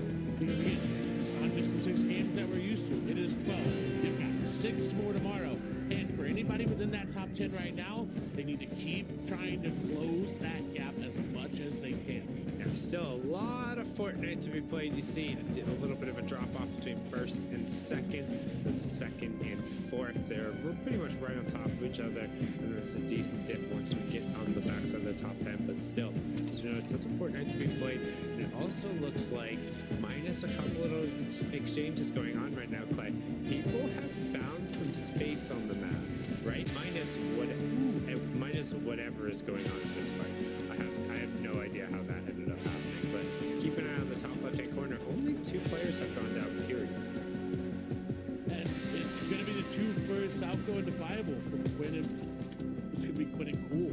Actually ended up being the ones that fell. And now Wave trying to be the last one up for the trio. Going to grab those reboot cards eventually. They've got 5 minutes, so a lot of time is a good thing. No time at all to leave for the CB and grab them up. Yeah, I mean, you can put that on the clock if you got forever. I mean, you can see the bottom right-hand corner, it's 2.5 minutes until this first zone even begins to close. So it basically being tired in the zone of it being 1 tick, any amount of heals means you can hang out. It's part of the reason why we've seen so many more reboots this season. It is viable to just wait, maybe go hit some rocks, kick some rocks, sit in a bush for a while, you know, check up on whatever you need to look at. As Wade, that's what he did. He hopped right on over to the island. He's going to whack some trees. I would always recommend going all the way back to the myth school of thought of never breaking something completely, because if it breaks, you'll change how it appears on the sightline. However, with the change of line of sight over there, he should be fine. But Salco's looking. He knows people like to skirt down onto that island, and he's going to tag him. He found Wave. They're going to let him go? No, there's no way. Okay, yeah. Salco going right over. Essentially going to land right on top of it. But oh, wait a minute. Wave's got a big pump shotgun shot there. It's going to take off a little bit of damage. Not as big as the pump as I thought. Oh, it is one of those epic, legendary pumps in the inventory. But all Salco has to do is not take a big chunk of damage, because once you go in a 2v1, even a 3v1, as soon as you start going in 1 by 1, player has a chance. They've got even bigger of a chance now, but as we see Mojo and Defiable, that big chance is immediately going to be eliminated as Defiable going to take him down. Well, the one thing that's beneficial, particularly in a man-up situation where a player's down, the other player can just kind of throw himself at him, knowing that they aren't going to be able to get the confirmation right. Like, you can trade out knowing that they're not going to get an instantaneous sniping going through the vanillas, actually finding a knock onto Bumboy. So some decent exchanges happening a little bit after the drop, but not necessarily seeing the confirmation come through. Oh, there it is. So we're able to separate them out. That's 2 points going over there to the... Still nuts to me that they're able to take away a match and win here in the finals. No, with an incredible clutch to deny Reed the W there in game number 4. I mean, yeah, back-to-back second place is pretty good and has climbed them with the leaderboard, but right now Rodrigo trying to look for an angle onto Moose 4DR Storm and making it looks like they're about face it, go hunting for him instead. Solution just waits out perfectly there by the tags on the Moose. And smartly disengages all the way up so that he doesn't get hopped on, and is unfortunately going to fall down, taking no damage though, to be able to get back up to their teammates. And immediate disengage was called. The team is too far away to help them out. So they decide, no, we've got to go. We've got to keep rotating through. Rodrigo move away. Again, it doesn't matter how big your lead is here going into the final game. It's a matter of how it ends up closing through. And so for Nigel, for Rodrigo, they are outside the top 10 and 14th place. They want to cut into that lead. They want to make it just a little bit smaller. Moving over G5RC and Jax and Al-School, trying to find Asian feeds there on the other side. They are very weak, hopping in the box, not able to get it. The team is going to be there for the spray. They end up taking him down. And this again is another team that's outside that top 10 that really wants to put their name here in NA West. So it's a very good game for them to continue to try to build momentum. And that's largely what Game 6 is about. It's whatever points you're able to rescue going into tomorrow, trying to make your trio feel good, either about your game plan or about one particular fight, so you can go back, VOD review, and try to figure out what kind of mistakes you can make. We've already seen some improvements, some adaptations being made, teams not necessarily falling below Storm Surge, being able to patch up those holes a little bit. And then also the question becomes, is there anybody you really can take advantage of who's around you? Right? Is there maybe some cheeky eliminations you can kind of cheat out? Is there a spot on the map that's just completely open where you can steal a little bit more space because you'd expect somebody to rotate through there, but it's not happening? So now we're going to swing back on over with the reigning 4-time champs. The reign, though, could potentially be threatened, currently sitting on 122 points with 85 players remaining. This is a match number 6 here, 6 of 6 on the day, 6 of 12, Chapter 2, Season 8 FNCS. My name's Sundown, joined by Clay Stelly. If you're up late, early morning, depending on where you are, wherever, thank you so much for watching and tuning in. The action has been incredible so far, and it really has been a question of, can Fab, Snacky, and Reed really push forward and hold on to its #1 spot? And that stat just speaks volumes of how Fab, Snacky, and Reed are playing. They're the only team with all 3 players in double-digit elims. Says, oh, wait a minute, Epic Whale going to be involved in an early game fight. It's going to be over at Boney Burbs. They're going to take down Former. 3 other trios here. There's a lot of players, and this is good. I like this. Early Storm Surge damage, extra loot, and fighting early as the trio. Not inside of Sweaty Believer. Like, and one of the things they do fantastically when they are able to kind of section off one of the members and then get an elimination, they make great use of the leftover resource. They'll calculate out and they'll be like, all right, we have exactly 12 extra metal and 20 extra brick. Do we want to build out over the top of what we already have and edit back over there? Do we want to save that to tunnel out to a little bit of space? And they'll make the right decision in that regard. So it's a little bit of min-maxing that you don't necessarily think about, but on top of the 2 points, they have extra shields to them work with in case they need to go trade more Storm Surge. But since they do min-max so well on the down body, this should be fine, at least for the first test. Today, West showing us some storm fights here as Shallow and Sharp trying to withstand the pressure. Novo, XLR, and Solo, and they look to heal up with these sloppers and grab these elims. They're not, I don't think they're personally that far away. If it's gonna end near the end of Weeping Woods, they should be able to make this rotation, especially with the double med kits here from Nova. We've got floppers as well.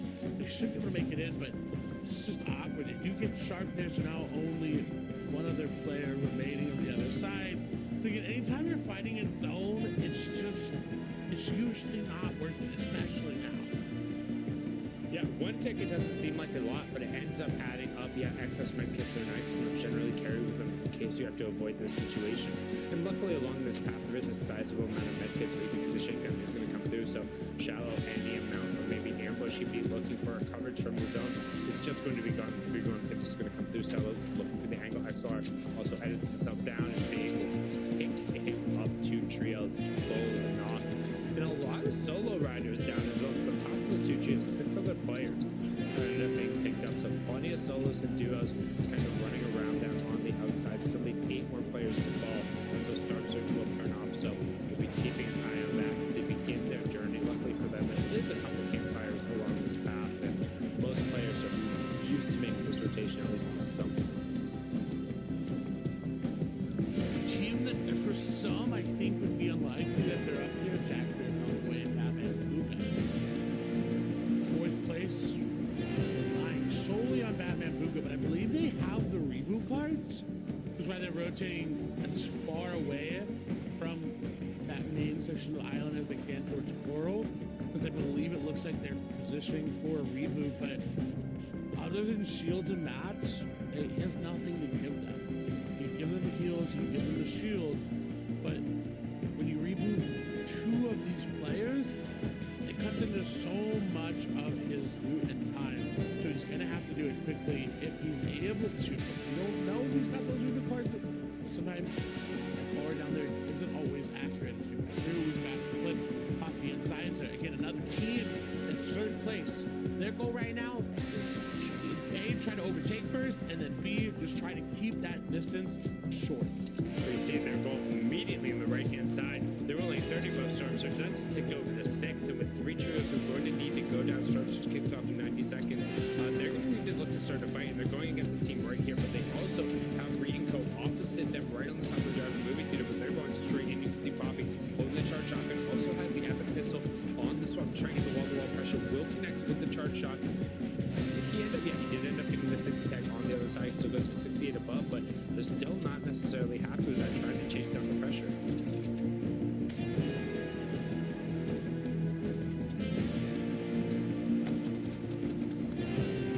Let's see, bottom right-hand corner, reboot is going off. He will be able to confirm back over Coffee and them as they're able to just reset.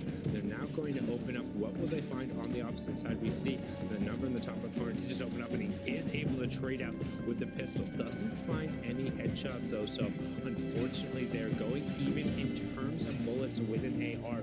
Will net out on a loss of HP with the chunk splashes though. The Storm Surge situation turned much better, and Arkham actually gets a knock on to Nigel. I'll be interested to see if the fight ends up getting confirmed, as it was Fab snacking and Reed ended up backing him down, but Reed just took a ton of damage right there. Unnecessarily at that, like back averages to get his HP back up, and again, anytime you use right heals early on is just so unfortunate. That, of course, for them, it doesn't seem like that big of an issue right now. They are in first place, but they needed not to be over aggressive, and they really haven't been. They've been playing such phenomenal games, and this is not the Reed that we've seen where he makes these plays and ends up regretting it and going down. It's, hey, I'm gonna play aggressive, but it's in the late game. It's where I know I can hit Elix, and where I know if I go down, my team can still do well. And that is a different Reed. That is a scary Reed. That is a Reed that's in first place. We see Rex with another elimination.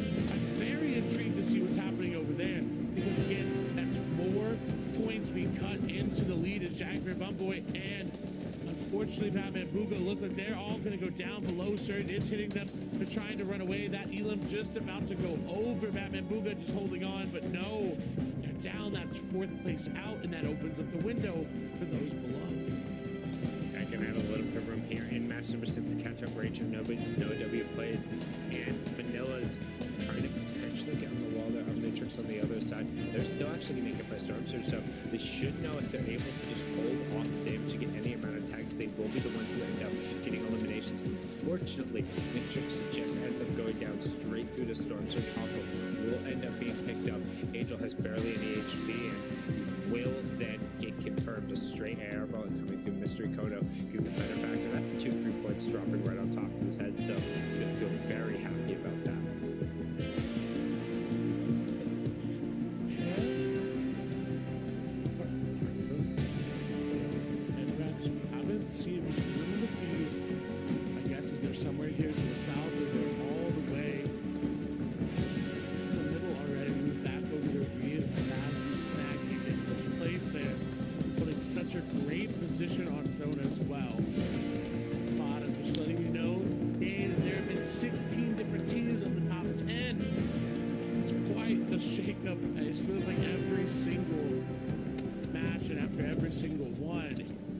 Shakes up so much that it makes sense that there's 16 different teams that have been there. That's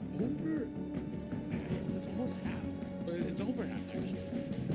And being able to get a little bit of representation towards the top, but also at the same time, there's been a few teams who have been mainstays in there pretty much the entire time, and most of the changeover happening towards the bottom, but it's generally how that statistic would work anyway. You can see down in the little river base, and that's the answer to your question. There's Arkham, Rex, and Epic Whale postured up, maybe right towards the side. You do have our previous match winners over with a decent angle on them. However, Wavy Jacobs, Symmetrical, and Temple, they've been raining shots down from above, currently sitting in 2nd place. Everyone has also gotten that +5 points coming through from the additional placement points of top 24. So right now, everyone's just waiting. We will see where the 4th zone holds, which is going to dictate a lot of this end game, given the terrain. And we're going directly on over towards that northeast corner. So a decent pull for a lot. Maybe Jacob and Symmetrical, along with Temple, I think benefit a lot more. They do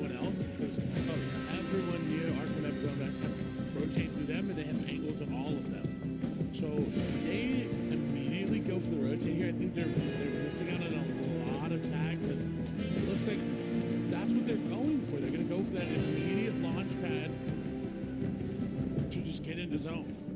Yep, and I like that play. I like that decision. It's something we've seen where prioritizing getting into the zone and just getting an area, particularly one where so many players are going to look to try and really go right along the outside. If you can get there first, it's going to be super beneficial. Also, if you get Wavy Jacob and symmetrical this opening up on this huge, just portrait-esque shooting gallery right there, they're going to find some tags. You'll be fine in terms of the Storm Surge. It's going to rear its head here in a second. And honestly, if you're able to pass that check making in the end game, you're going to turn this into at least a 15-point performance, which is how you want to close out the game. Chelsea Physics and Andy trying to get back to where they were. Good amount of points under their belt. 5th place coming in. They dropped 3 places after that last game. That's not where they want to be. They want to be at the top. But look at Andy taking a lot of damage there. Chelsea going to take a lot of damage. He's going to get the trade on the Zinks. That is worth it. You take that much damage, you get the elimination. It does not matter. Back up fighting HP. What can Andy find? Do they have any heals for them? Or are they going to just sit and wait? It seems like they're fine sitting and waiting. But look at Jake Moses. Look at Dog. They could have capitalized more. I mean, they could have, but their effective HP right now is just so negligible. They barely have 200 HP between the two of them. You look at the bottom left-hand corner of the screen, you see Rex, Argro, Epic, Whale down there. You also have Nico, Kaboo, Mini right next to him. You do have Reed down in a little bit of less position. We've seen them much more on high ground as of late. However, they're tucked down there in a lower spot. So Salco and Defiable are going to be the ones who have the high ground. And Mekton, Chicken, and Kai are going to ramp up right above them. We're going to take a peek right now. Epic Whale sitting on 2 of the Elims. Arkham also has 1, but plenty of fishies in the inventory. So maybe looking for a Fox, but also looking to try and open up on the ground down here. Nobody with a zone pulling north to do a priority. Reed is picking up an Elim there, trying to even the score.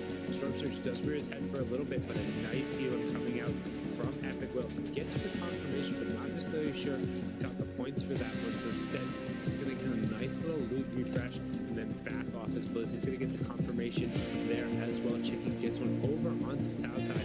One more player will need to go down. So top of our screen, we have our 4 times defending champ, bottom left-hand corner, 3 leaders with Reed, Snacky, and Baz in the bottom right-hand corner, 2nd place, symmetrical with the other veterans in Temple.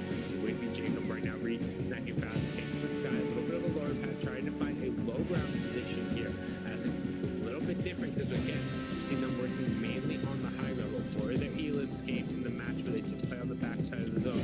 Epic Whale opting to go late as well, and they're on a relatively similar path. They could be on a collision course here, but maybe, but Arkham's going to be able to build them up just a little bit, get them off of that initial low ground there, and give them some space to work with. They're going to have to get a little bit more. Caleb right above it has low HP. They could capitalize. Anthrax there on the other side. Did sneak underneath them. Reed, Fast, and Zach just on the other side. You're right. They are on a collision course. They're running perpendicular to each other. But who's going to go out? Oh, Reed almost getting tagged up there. That was a big wall spray. If that team would have capitalized, it would have been something of him almost going down. As we do see Andy, unfortunately, falling at the hands of Symmetrical. That 2nd, taking down 5th place right now. It is chaotic here on the low ground. Look in the mid ground, though. Wavy Jacob gonna find one more. That's gonna be Andy finally going down to a short for that elimination. They grab all the extra loot they can. They're in a good spot. and you can see everyone's posted up right towards this little high ground side. Doyle was also able to get a confirmation. They're still hip to hip, and again, they're set up. He is now trying to put a little bit of the burn on his back. J Roses are going to knock on to Jelty, trying to get the confirmation. Overserves down to 46 players. We're into the cascading place of points. This is it for day number 1. Players are trying to put a stamp on it. They want to move up that leaderboard. They want to get whatever room they can. And right now you can see there's plenty of heals. They're trying to separate out the launch pad. So Epic Whale's going to stay mostly in the safe area until he knows he's able to go up. And they're probably going to look to have a challenge here as the zone is going to move out and away. With this zone moving out, so 46 players being up, Storm Surge is a very real threat depending on how many players fall here. No real definitive high ground control as all of the launch pads are taken to the sky. one seems to have it, but who is it? It's going to be Mojo up above with Salco and Defiable. Going to be solo tarping out. That is awkward. If someone looks for it there, Nate and Blizzy making their way on through fastest in the front side, his own Snacky in the middle. Reed is at the back. They're all together. From Epic Well and Rex together as well. This is great for them. If they can keep it together and keep rotating, it should be good. 48 above. Finally, we hop on them. Win an in-game above Surgeon. Look, they're looking for that high ground. They have it. Rex wants it. 24 above.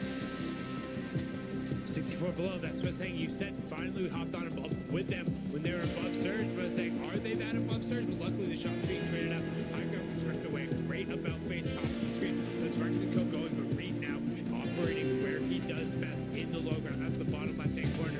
They got the chili chug splashes popping onto him. Then Wavy Jacobs in the bottom right-hand corner screen. As we get to our final top 10, Storm Surge now finally turns off 7th zone, almost closed. Can they do?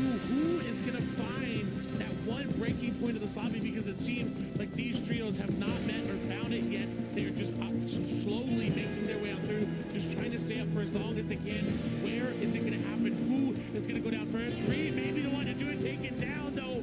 Puffy will get traded out. Reed still up, still operating. 3 eliminations. That was great. Another elimination. Reed will find more. Wavy Jacob on the backside is going to lose tempo, trying to trade it out. Not going to be able to do so. It's going to be symmetrical. That does it. Rex takes a lot of damage, but we'll be able to heal back up. We'll hop back on board here with them. They've got chug splashes. They've got room. They've got mats, and they've got time. Symmetrical just picked up 3 eliminations on the mid-ground target, but you also see that hip-to-hip, they're about to come on a collision course right now. They're 2 layers across from each other. Reed's looking for the drop down, 5 units for one team. That's Epic Willico right above. They're trying to get the hit there, but Reed ends up taking the big part of the damage. They get backed off into the top 10. We go into the 8th zone. Rex ends up getting knocked. It's closer. Nico on the backside. They're now doing Makono ends up flying down. Onto Rex. Reed though, looking, he sees, he finds the opening, and that's Reed finding the shots on the Forex champions, ruining their chance, getting a beat. I'm not sure. Yeah, Valve's got the knock. He's gonna take it away. Nico gets his confirmation. He gets both, pushing 6 elips, pushing up on number 217 points. There they go, trying to win back-to-back second places. They want a victory round to close it out play. They do, and they may be able to get into this high ground. Looks like they're in shambles, running out of build. Symmetrical trying to make a play as well, trying to disturb anything up above. He's going to find Moose there on the backside. 5 eliminations. What can Symmetrical find? Again there in second place.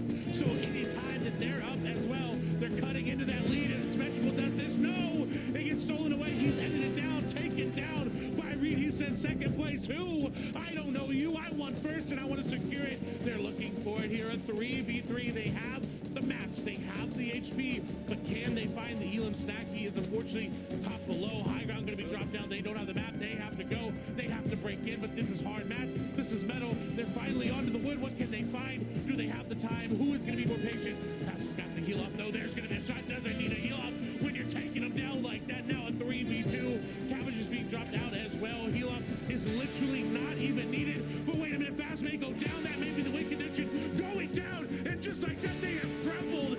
Salco, Mojo, and Defiable take them down, take the win. But overall, they're going to end up in first. Ripped away at the last moment. They tried to unleash the heels, but in the moment when he dipped out in the storm, he was met with the Durberg and the sleep paralysis demon said surprise, dipped around the backside, and able to close it out. But when he turned, paused, and looked for a second, that's 3 straight second place finishes. That's a bunch of points. It's going to open up a huge lead for them, and they couldn't ask for a better start. We couldn't have asked for a better day of Fortnite, but thank you guys so much. My name's Sundown. Been joined by Clay Stelling. That's it from us. We're going to kick it on over the desk to take it home. Z and the SPG. It's all yours. Thank you guys so much. My goodness, the last game of day number 1 of finals. And Sundown is right. Another second place. I know, Panda. I know. And now I can't control myself. I feel like I'm Team Stacky Reed and Fabs. Listen, if it goes wrong, actually, I said at the top of the show, I'm playing the field right now, so I'm in a win-win situation regardless. Defiable. What were you saying, SPG? I was just typing you up. Your prediction's working just like Panda's. That's right, SPG, always a team player, always playing all sides. I respect that. We're going to relive the Victory Royales, from the day. My goodness, there's a lot at stake here for NA West. It could very well be the first time Arkham Rex and Epic Will are dethroned. And the tricky part is there's now so many teams in their way that can very easily also slow them down. Whereas in the past, no one can keep up with them, SPG. But now, I mean, this is a different time. We're in the future. It's happening. And it looks like Reed, Fabs, and Snacky are by far the team to beat here in this FNCS. I mean, 3 second places, a victory royale, another top 5 placement. I mean, these guys seem just unstoppable today. And the more we talk about them behind the scenes and what they're doing, it is just so perfect. They're playing every position well, and even though they don't get the end here, Southgo, Mojo, and Defiable able to get themselves up. That's actually a big swing for these guys. Let's take a look at the leaderboard, and hey, Panda, I'll let you take this one. The Kings are dethroned after day 1. I'm just kidding. Look, they're not done yet, right? But look, Arkham Rex and Epic Will have climbed up to the 4th spot on the leaderboard, but let me be clear. There is a huge discrepancy between 4th and 1st place.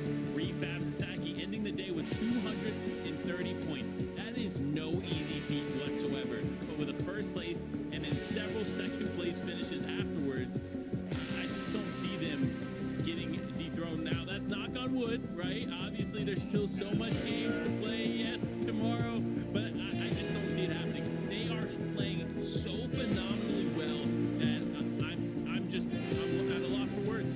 Hey, Panda, one thing that we have to recognize is how well symmetrical Temple and Wavy Jacob are playing. They put up 200 points themselves. That went under the radar, and they have been playing so well. Just like the 1st places, or the 2nd places from Reed's team, they've been getting 3rd places right behind them. And 200 points on any other region is incredible. And we see it here, but it's being overshadowed because of the performance. So shout out to that trio. I think it's absolutely insane, okay? Earlier in EU, we saw from SETI Gaming take 235 points, and we thought that was absolutely insane. And no one else has really come that close. And now from this trio showing up, Refab, Snacky, they put up 230. I mean, these guys are firing on all cylinders, but my biggest concern now turns to day number 2. Can they translate that into day number 2?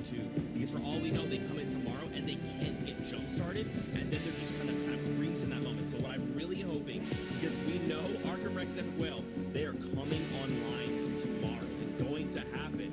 Unless the lobby decides we have to dethrone these guys finally. Green Company, just go. We'll hold them off.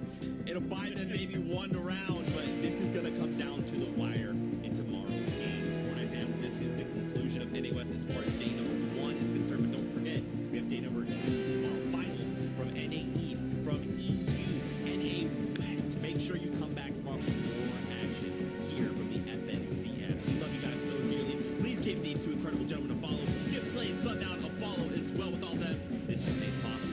Love you guys, and we'll see you tomorrow for more action from the FNCS. Until then, see you guys on the Battle Bus. Beep, beep.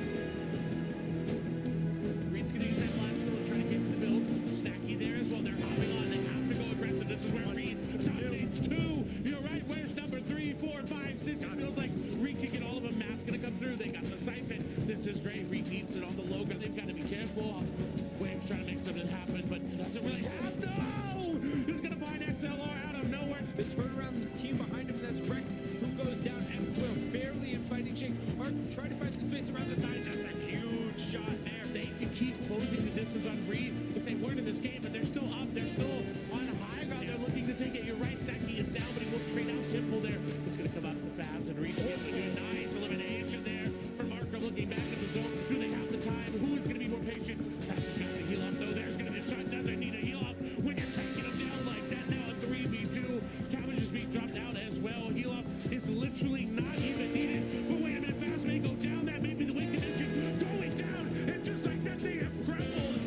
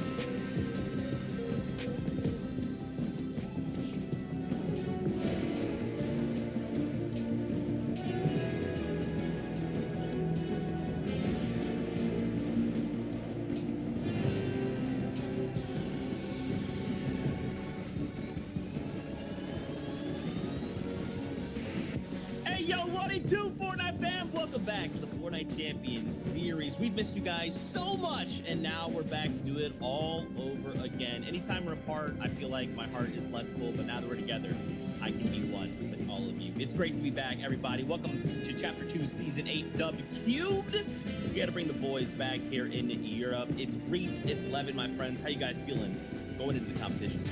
I am feeling much better after the way you just spoke. I mean, I didn't know how much of an emotional impact I have on you, Zeke, but I know how much of an emotional impact Fortnite and competitive Fortnite has on me. It gets me really going, right? And I'm looking forward to this season in particular because a lot of switch-ups, a lot of new dynamics to look out for, and I know it's not going to disappoint. Yeah, exactly the same. You know, it always feels like too long of a break between, even though it's a relatively short break between the qualifiers right here of FNCS last until here. It's too long. I want to be standing here. I want to be talking about Fortnite with my boys here too. Did I point the right way? No, of course I didn't. Every time.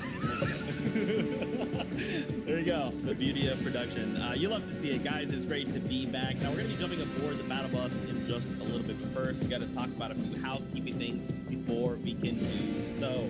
For all you new faces out there, welcome to the broadcast. It's fantastic to have you be here. We're going to be watching crazy games, some action here in Europe, and over the next few weeks, we'll be watching more games. So first, let's talk about how this is going to go. We're going to start things in Europe. Later on in the day, we're going to move over to NA East and then end the day in NA West. Here is a look at your overall tournament format. So typically, we're used to a little bit of a longer FNCS, 3 qualifier rounds, a semi-final rounds, and then a final round. But don't worry about that. This is going to be very quick, very smooth, right, Levin? We're going into qualifier number 1. Yeah, you know, sometimes it's good to sort of get the chips out of the way and get to the burger. You know what I mean? Get right to it. You know, I don't have a problem with that, right? We have 2 qualifying weeks instead of the regular 3, right? Of course, as normal, in qualifying weeks, there are 4 rounds. Players have to compete through all 3 rounds to get to round 4. The top 33 teams from round 3 are the ones competing today, and they're all competing for top 5, right? If you get top 5, you make it into the finals. You go straight through, you skip the semi-finals, none of that.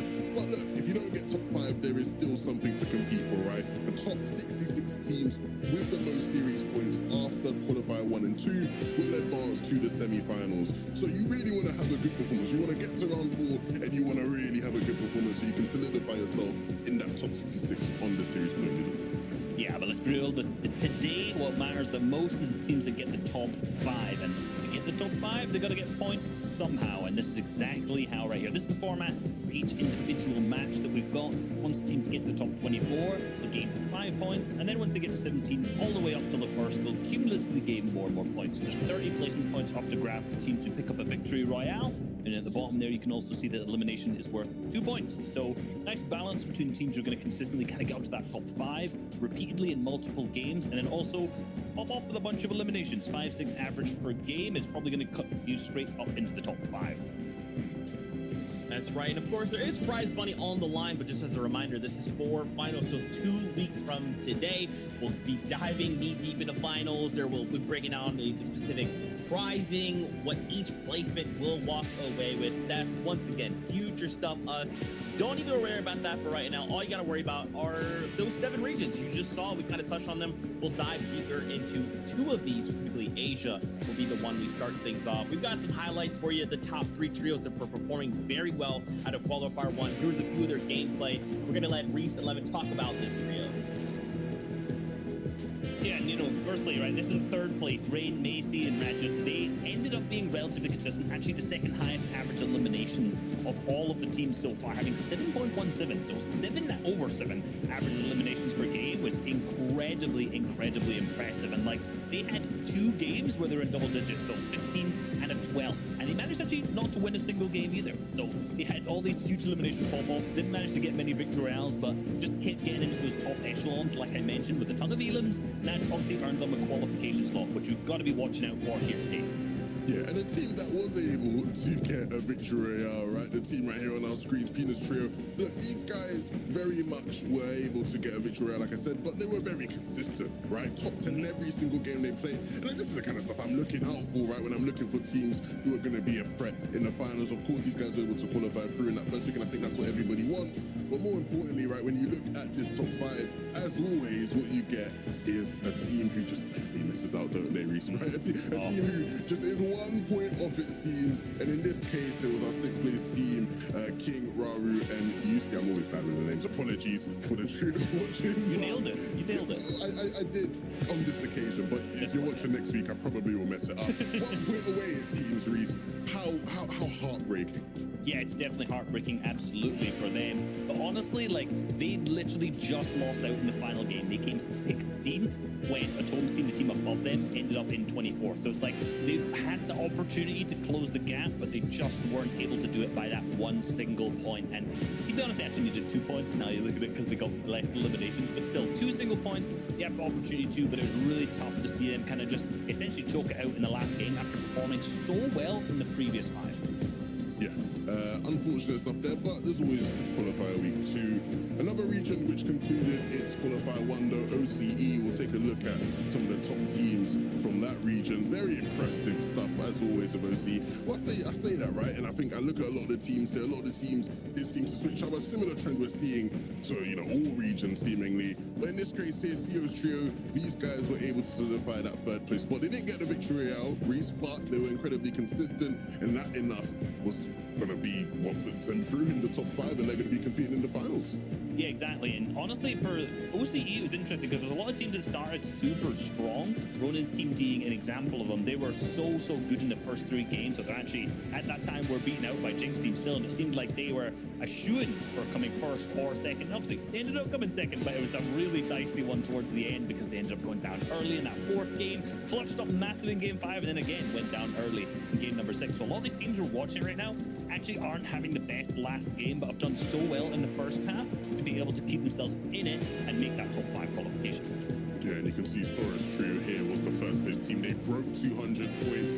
210 points is what they were able to go. Oh no, it seems got a bit of a technical difficulty there, but you don't got to worry about that, right? Because as you can see now, 210 points was what it was for them to get that 1st place slot. And a team that I'm actually, or 2 teams I'm actually really interested in, right?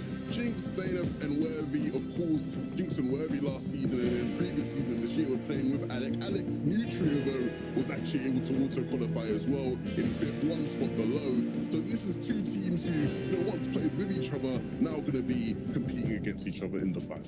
Yeah, and for Jinx's team, they were the ones that was off to the hottest start, right? They had a 5th, a 9th, and then 2 victory royales in game 3 and 4 respectively.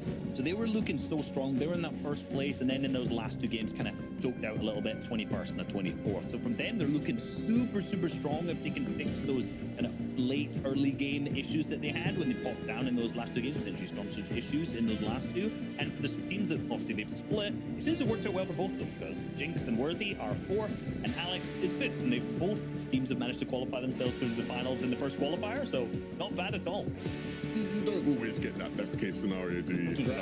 And even if you are, if you have a teammate who you've left, right, you do sort of think in the back of your mind, I hope he doesn't qualify, right? Like, you are thinking, I hope I do better than him, but both these teams will be competing against each other, and that's what it's all about at the end of the day. That's right, guys. We have to continue this kind of general talk of teams splitting up because one of the things we're seeing in Chapter 2, Season 8 is a lot of trios that we've seen, long-time trios that have competed together for seasons now, are changing things up. Some cases, it's just dropping a single player and bringing in someone new. In some cases, bringing in 2 completely different players that you're trying to work with.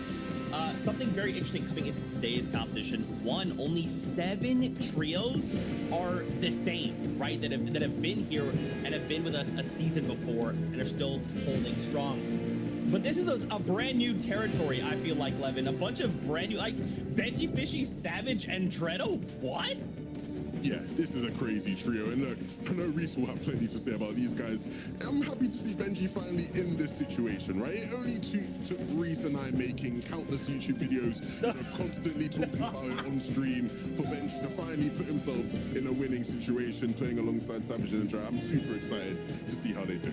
Yeah, I now realize that we have both indeed made those same videos, which makes me laugh now, but it is. And what he means by that is the fact that Bench Fishy's now in a role that he can frag efficiently. Like, Bench Fishy's main skill set is the fact that he's an extremely mechanical player, that he can pick up tons of eliminations. And in previous trios, he wasn't in a position to do that. He was either tarping, he was sitting in the middle of the tarp, fragging, and it was always some kind of awkward situation for him. Now, with Andrea tarping, Mr. Savage IGLing, him in the middle of the tarp, that just leaves Benji to sit at the back of the tarp and do exactly what he does best. Click on people's heads, pick up a lot of eliminations at the same time, shoot them in the head. Simple stuff, and it's some of the secrets to their success so far. Yeah, and look, I'm looking forward to seeing these guys, a full British trio, you know, UK on top and all that nonsense, Absolutely, right? absolutely. I'm happy to see these guys do so well in round 3, and I'm looking forward to seeing how they do today, because this is a trio where, in past seasons, right, each of these individual players hasn't actually done that well, right, of late. You look at Michael and Derek's last season, I don't think they even made it to the semi-finals of an FNCS, and so I was really looking forward to seeing how they bounce back, and now they're here competing in a round 4. Yeah, it's going to be super interesting for them and for Noah, Vadil, and Janice. They've got a little bit of a difficult task ahead of them today. This team looks super strong. They've switched up a ton in terms of the actual team members, but they're being contested by Mitro's team in their drop spot Believers Beach. They're a team that you would have thought has alphaed up Believers Beach as a drop spot now season after season, but if any one team is going to be a team to land on them a drop spot, it's going to be a team of Mitro. Let's be real. Season after season after season, we see successful fighting off spawn from them. Last season in particular, Slurpy Swamp, they were contesting Kiriachi's team, who I thought a lot of us at the time was like, Kiriachi's going to wipe them off spawn. This will be easy. They're a Slurpy team through and through for season on season, and it was a clean wipe for Mitro's team. I think it was 5-1 off spawn there. So, I think a lot of people looking at this fight, this engagement in Believers Beach are going to go, you know what? I'm sure no release team will win. I would not be so sure off spawn. So we're gonna wait and find out. Yeah, dude. There's so many awesome things. Guys, let's take a look at our 33 trios competing today. A super fun fact is actually 1/3 or 37 of the players that competed in last season's finals are competing in today's qualifier number 1. That is an insane stat to me. So basically we're already going to be watching finals relevant gameplay, which is, you love to see it.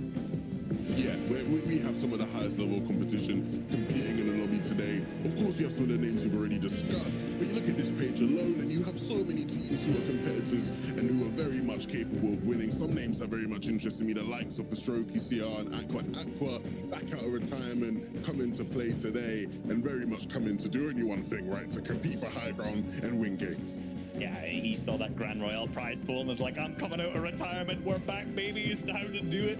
A lot of other teams have got in here that look super good so far. Kamisei, Teak, looking very strong today. Hen, Refsguard, Trulex, another team that's been really, really good in the pre-season as well. And Candy, along with Kraid and Clinbury, a team who really impressed me when I was watching through some of their games yesterday. And they streamed the entire thing, looked very, very good in round 3. I hope they can replicate that today in round number 4. If we check over to the next page, see the next list of teams that have qualified through as well. This is where we see Mitro's team alongside Iron and Milan here. Again, some interesting fights we're going to see from these guys, Rax, Hutty, and Mini. Always commenting on me that I'm not predicting Hutty's team. Look, I hope you guys do well, but Hutty quickscoped me accidentally in a Norrayleigh solo custom, so I've never predicted him in the top 10, unfortunately. But I support you boys. Let's go. Let's see it. A personal bias from personal bias. Absolutely shocking stuff. Let's take a look at that last page though, because if anything, you could argue this last page could be the first, because you have so many talented trios on this page, the likes of Queasy and Nasser Thomas, who did spectacularly in previous competitions, and the Lex Forzia and Xweez, another trio who is very dominant last season and very much will look to replicate that this time round. I'm really excited for all these teams, right? Looking to see how they come out of the gates. It's an opportunity to solidify themselves as one of the top trios, and there's a lot of teams here who will definitely be able to do that. Yeah, I think the biggest one that a lot of people will talk about, Andlex, Forziar, and Xweez looking to land in Misty Meadows so far. These guys have looked on fire so far the entire season. Some have been a short season so far, but anytime I'm on a leaderboard, right, I'm checking in the Trio Cash Cup so far or any of the previous rounds of this qualifier, I hit F5 and I just keep seeing Andlex, Forziar, Xweez in that top side of it. They are always there. Now, in terms of the round 3, they ended with a little bit of a rusty finish, definitely, but towards the earlier start of that, they were looking so strong. So I'm thinking today this could be definitely a bit of Andlex season for qualifier 1. We'll have to see. Guys, we've got to do my favorite part of the broadcast. It's time to draw on the map. So Chapter 2 Season 8 has not really brought us changes in the actual POIs, right? Mostly still the same, but we are seeing as changes to the map itself. These brand new crash sites kind of being displayed around the island, and they're offering up some new kind of options for these kind of areas in between these major POIs. Obviously, we love to talk about Believer Beach, Boney Burbs, and the Holly Hedges, right? This triangle of doom, if you will. You drop a crash site in there, And now we're talking about some craziness. Now we will come back to. Oh, thank you so much, Reese. I got you. I got the production quality. I appreciate that. I appreciate that. Let's actually. I want to shift your attention down to Misty Meadows and Lace Lake in Caddy Corner. This crash site, I feel like, is going to provide a ton of utility for some of the trios landing in Misty Meadows. So, Reese, talk to me about this spot in particular. Yeah, so I kind of gave you a little hint of it. Andalex's team is landing in Misty Meadows, fully uncontested. With the crash sites now landing there, there's obviously tons more mobility options. There's also roughly another 20 chests there. So for Andalex's team alone, they have 51 chests to themselves, root boxes, tons of rotation already. Looks strong for them. For Kai Corner team, Queasy's team, they're already in Kai Corner, which is great. And Lazy Lake's team has scrams, which is really difficult for a lot of these teams. And I want to show you exactly why. If they pull a zone that's favorable, you'd think, to them, there's not that many positions that they can all claim, right? So if Kai Corner team, Scrams team ends up going on to say this hill down here, well, there's no fight taking third party in Lazy Lake. No one's really going to be doing much in Misty Meadows either, because remember, he's in his Andalex's teams, there's a solo, and most of the time, a lot of the congestion will go towards these hills here. So despite the fact that a lot of these teams are in a good spot, uncontested with tons of loot, they may struggle with the amount of teams that end up rotating through them when it comes to Storm Surge earlier on. Yeah, I could very much see that being a problem with these top teams being uncontested. Speaking of another team that is, you know, a top team that's uncontested, one of my favorite teams. You know, I'm always going to find a way to sneak Tayson's name in here somehow, but Tayson this season is obviously going to be playing with Chapix and Reason, and Chapix, who's very familiar with Craggy Cliffs, has chosen that it's going to be time to disengage from Bunny Burps, right? They weren't landing Craggy Cliffs prior to this round, but they didn't want to contest Aqua, rightfully so, right? It's a bit of a wise dodge if you ask me, but they are very much a team that is going to do well out of Craggy because Chapix has plenty of experience here. They have Storm Surge opportunities to Stronghold. They have Storm Surge opportunities to their east over on this mountain, right? The Pristine Point. So they very much should be set up to do well, right? In comparison to some of the teams down in South where they have uncontested spot, good loot, and Storm Surge opportunities. Very much an opportunity and a setup for these guys to do well. You know, really quickly, we like to talk about contested versus uncontested a lot, right? Fraggy being uncontested. Let's talk about a place that is triple contested. It's Dirty Dogs. Yeah, I mean, so far it seems triple contested. We don't know because you always, you know, you get the drop maps from the lovely people in the community right now, so we can see exactly what's going on. But you're not entirely sure if that's going to end up what happens. So right now, what it seems like is Peach's team, Astro's team, and Lazen's team are all landing Dirty Dogs. So we've got a triple contested. Usually what happens is one of these teams will land to the south, and they'll land in that new crash site area. They'll use the kind of shadow stones that are there alongside the slipstream, so they'll fly up into the sky, third party the fight. So in terms of the actual fight that's going to happen in Dirty Dogs, it'll be a mess, right? Just let it know. Three teams there, it's going to be a mess. But what's most important about this is the fact that teams can capitalize on this. I already mentioned Cami City team in the Cami split, fully uncon, with a ton of loot, high ground. I would be very, very surprised if they didn't rotate up onto the hill on this west side of Dirty Dogs, just sitting third party, shot after shot, easy Storm Surge strategy for them. And also there's, just to add on, another contestant drop spot in Corny Complex. So for Cami City, they're looking really good. Another team I would expect to do something similar would be Benji's team, up in Steamy Stacks, to rotate down to the exact same spot and have a really easy Storm Surge strategy for them all the way through. Yeah, and that was actually a lesson, right, that that team learned last season without Benji, right? Mr. Savage and Jetta, Ref Squad last season in the FNCS Finals did that exactly, right, where they rotated down south, and it did seem to help them out in dealing with Surge. As you can see here, though, when it comes to the statistics, they've only played 4 events as a trio, but they have looked phenomenal thus far. They have indeed, and I think one of the most important things to note there is best finals finish second. You know, for Savage and also for Benji, you know, we're obviously going to add Andrea in here too for the same conversation. So many people are saying the curse of second place for these guys, that they can't win a tournament when it's a finals set lobby. So, you know, for them, their finals finish is second so far. So this season, we're hyping them up so far. They're looking good. They did manage to win the DreamHack Duos earlier in the week. So obviously that was without Andrea. It was the Duos event at the same time. So they are looking absolutely fantastic coming into this season so far. Uncontested and Steamy Stacks. Look, they have everything set up for them at this point, I would say. Yeah, and it's funny, right, because we talked there about all the stuff going on at Dirty Dogs. If this was a couple seasons ago, then none of this nonsense at Dirty Dogs, right? You would have had the big Thomas and Nasson Flick. They would have been there to deal with it, but that trio's been broken up, and Nasson and Thomas aren't landing at Dirty anymore. Flick's not here, didn't make it to round 4, and so look what happens. There's a power vacuum, a shy wage, I would say, right? And so lots of teams looking to find opportunities there, and it's added a new dynamic for us and for you watching at home, which hopefully will spice things up around the map.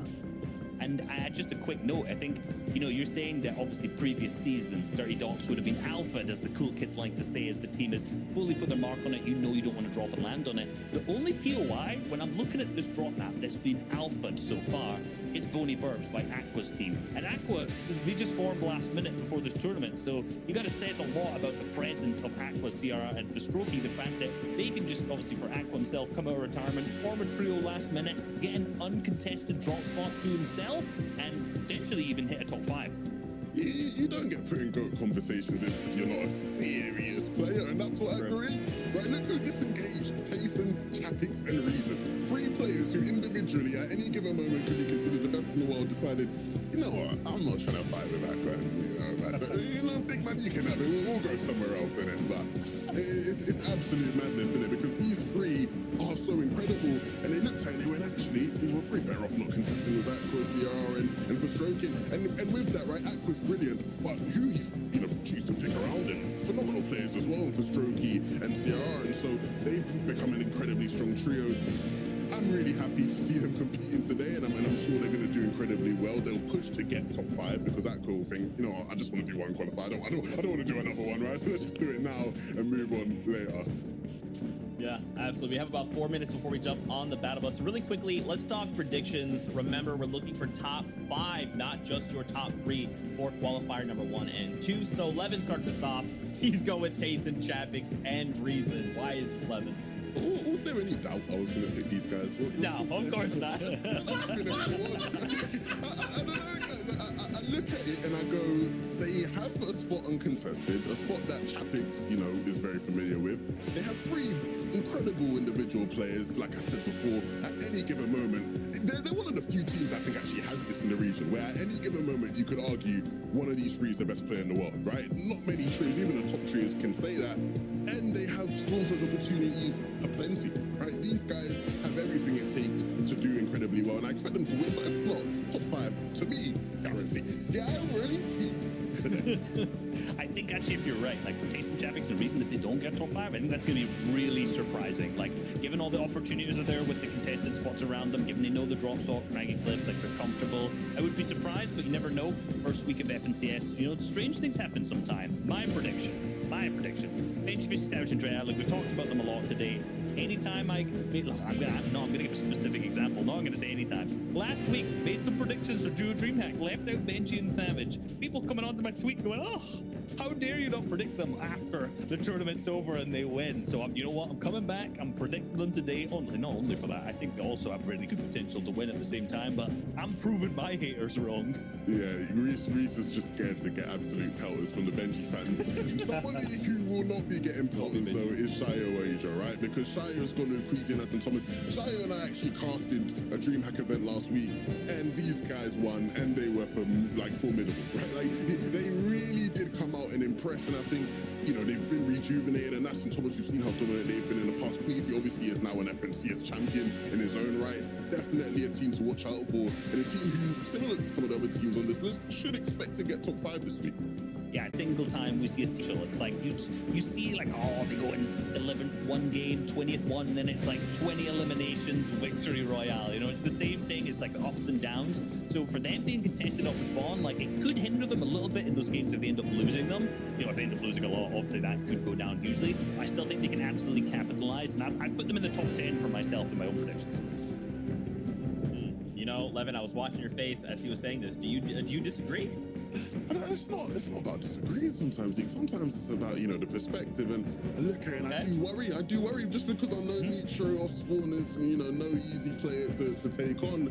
But Reese is very right in what he's saying. The pop-up potential is mad, because these guys could have, you know, half their games where they do just get wrecked off spawn, but in the 3 games that they do get, they have the potential to just drop like a mad game and qualify just off that one game alone, right? So they definitely have, you know, a bit of an ebb and flow in how you can expect them to perform. I think it's a solid pick, because going into the season, regardless of this individual week, they are definitely one of the top teams in the land. Yeah, and there's not a lot of teams that'll fit that pop-off potential group. Like, I do think Benji's team is absolutely one of them. If you've seen through some of the other qualifiers, the game they played, big elimination games. You know, you look at some of the other teams in there, you know, when I'm looking at potentially like Weezy's team right now, I think they're going to be a team that relies a lot more on just being consistent throughout each individual match. I'm not saying they can drop big games, but, you know, if you're going to put a team up against each other, who's going to drop more double-digit elimination games? You're going to put it on Noah's team, potentially over Weezy's team. So it does fill me with a bit of confidence for Noah's team, 100%. Guys, I love the breakdowns, but as you heard, the battle bus is beat, which means we are getting ready to go into our games. So for now, let's give a big warm welcome to Sundown, as Sancho West just had a kid. Congratulations, Sancho. Welcome to the world, Sancho Jr., and it's great to be your godfather. Don't tell Sancho. So Europe, as always, welcome back to Shy Wager, and give a warm welcome to Sundown. Friends, over to you. Thank you so much, Zeke, 11, and Reese. And what's up, Fortnite fam? It is so good to be back hopping across the pond. It's been a while, but we're back, baby. Shy Wager, how you doing today, man? I'm doing amazing. I had the cast with the encyclopedia of Fortnite, who's been absolutely demolishing it on NA West and just everywhere cross-regionally. Sundown. It's been a while. We're about to hit it. Let's go, game number 1. Oh, and I cannot wait to get into it. Like I said, it has been a while. Used to cover the EU region back in the day. Had a mix-up of it. But speaking of a mix-up, the trios, honestly, I was trying to do my research, go through, do all the coverage, and then I was like, nope, I'm just going to wait till day of. Because as we know, doesn't matter the region. Everyone seems to toss it up in the air, but this is one of the fights we're interested in. Going in my prediction right away on the other side of it. See No Riley, Fadil, and Genis right up against Mitro, Milan, and Ariane Lee trying to push through right away. You can also see Seti getting a knock almost instantly in the feed there, Shia. Yeah, things are feisty and hot off the drop. There's so many different options, but it seems like teams are really going for these head-to-head fights right now on top of the hotel. Shots are being fired, but nothing's really committing. Mitro actually takes on Vidil. Lots of firepower gone, and a full finish there, too. You see Noah Rowley trying to build all the way up, but as soon as that knock comes through, he has to rethink it. Yeah, but Janice and Vidil were able to pick up 2 on their end as well. So coming out even in the trade, you can already see Noah Riley just extending down to the other side of the beach, immediately trying to take as much real estate, get the reboot up, put that van just that much farther away, make it a 3v1. And this is part of the reason I took the prediction. Yes, the contestation is risky. Yes, Mitro wants some of the best fighters in Europe when it comes off the spawn. But I mean, on the flip side of that, you have 3 of the best players in the world fighting them. And if they're able to take those fights quickly, those points rack up. Yeah, that's one of the biggest strats as well in the earlier seasons in the year. They struggled moving and getting surged. Sometimes when they were contested, I felt happier for them. That's where they got their damage, but we'll see how that fight finishes. Right now, Deox and his entire trio is fighting over here right beside Corny, looking at exactly what Typo's doing too. This fight, I mean, I've seen it go down so many different ways. It's basically no mats on both sides. The person that moves first usually gets shot, and then things just end in an instant. Gas cans are also involved. It's getting explosive. Already one teammate down, 2. Deox has no room for mistakes.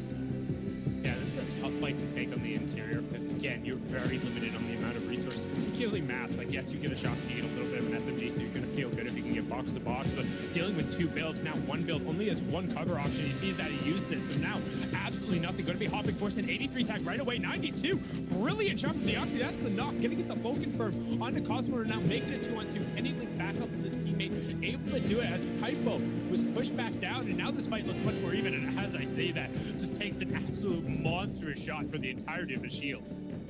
That's just rough. Back-to-back trades of upwards of 100 damage. Deoxo going for another angle. Oh my god, the claiming is amazing, but at the same time does not land the shot. Actually gets slapped in the face backwards. His teammate now also no shields whatsoever. They have to try to regain this height. The issue is no materials. Every single build has to be an all-in, and Deoxo might have won 1. Cannot go for 2 times in a row. Once again, has to just drop down, go over the bandages, but his teammates down below will hear that on the other team. KP has to stay up and make sure that he covers Deoxo as he heals up right now, but this is just looking absolutely shambles. Yeah, the Spanish trio really being pushed to the absolute brink here. Good job to bring it back to even, but then immediately losing their advantage right after the 2-on-2 was kind of reset. You can see 1 trio was finally knocked down. 3 trios have been sent back to the lobby as Gez gets cleaned up there, and this should be one of our last early game fights being cleaned out here, so we're going to stick with it. As it's the other team saying, nope, we're not going to stick with it. They hop in the car and skirt on out of there. That's really smart too. They kind of deny all the loot on that side. A different perspective on the map as well. One of a legendary legacy status and uncontested. It's Benji and Jordan Savage. We're at the cleanest round 3 I've seen across a lot of different regions, and right now they're rolling in completely set up for the end game. I mean, you could add 300 chests on the map, but if you're contesting two different teams at your POI, Eliason got one of the short sticks this game. And yeah, he has a big swim to go with, kind of ran away from Dirty overall, now going all the way back and actually moving on the north side all the way to Steamy. I'm not sure where he's going, but I hope he finds a place to call home.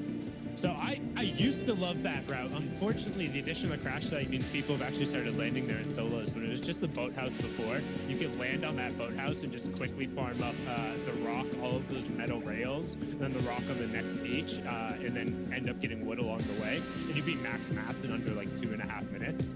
Plus the fishing route and the chest on the side were incredibly valuable. And now that you can end up getting those shadow floppers for that additional phase effect in the rotation coming through, fishing just becomes that much more valuable this season. However, I cannot fight people worth absolutely anything. So as soon as people realize, I'm like, hey, this spot's halfway decent, I'm like, well, I can't go there anymore. Yeah, I think season 3, 4, when people started to swim a lot more, they kind of discovered that the Middle East heel strat, the EVGG boating as well, kind of put a little bit of exposure on the map, but the crash sites will definitely entice anyone to roll in. Lots of metal there available too, but Reason, Taste, and Chappings, they keep it classic. They control the bridge, getting their mats up. I mean, this is also a powerhouse squad coming in. From what we saw in the Cash Cup Extra, or just in general when this team's moving in, it sometimes feels like they're on different pages when it comes to endgame, because they are a little bit of a newer team combining together, but the firepower they have is amazing. And Falcon, the Middle East org, just trying to come into the European scene, getting a little bit involved and picking up some of the top players to represent on the side here. And you can see Tayson and Chapix doing a fantastic job in that regard. I mean, the results have spoken for themselves, but the question is, what can they do with the newly formed combination going across the board? I mean, that's really what today is about. Like, we've seen some of the cash cups, we see a bunch of different things. This is the first opportunity we were really going to see a lot of these new trios push to the absolute brink shot. Yeah, and it's in very new circumstances as well, because the south side of the map on EU is usually the place where you have crazy contention. Everyone's kind of fighting for their spots. This time, with the POV we're watching right now, XSqueeze and X4ZR, it's the first time where they're kind of fully free to operate through Misty. And, you know, they were talking about it on the desk as well, Levin and Reese with Zeke. You know, where is everyone on the south going to go for their surge tags? How they're going to get damaged? They're kind of in a pinball scenario. They're just pushing that bumper. They're pushing a POI randomly, or just trying to explore the map and seeing if they can get those bonus points, seeing if they can compound their damage into more damage. And sometimes you miss the bumper shot, that pinball goes straight down into the gutter. Looks like Randall, so they're fine right now. Reason, Tayson, and Chapix, they're activated. They're going on a steady, and oh no, Reason takes a big shot as he tries to back off from the builds.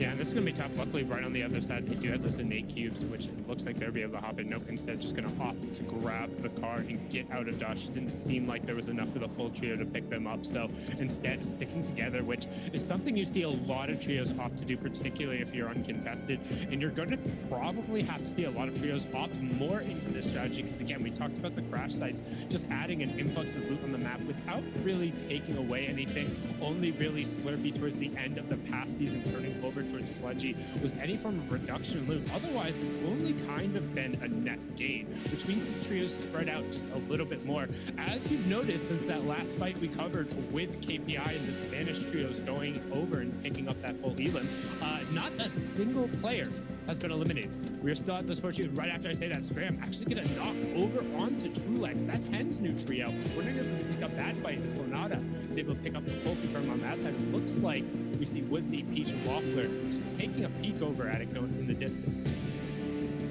That's a fight that is breaking out in front of us, so we can take a look at it from very different perspectives, from a team looking for the outside in. Metals down below, also just waiting to pounce up if possible, but right now in the fray is Scram.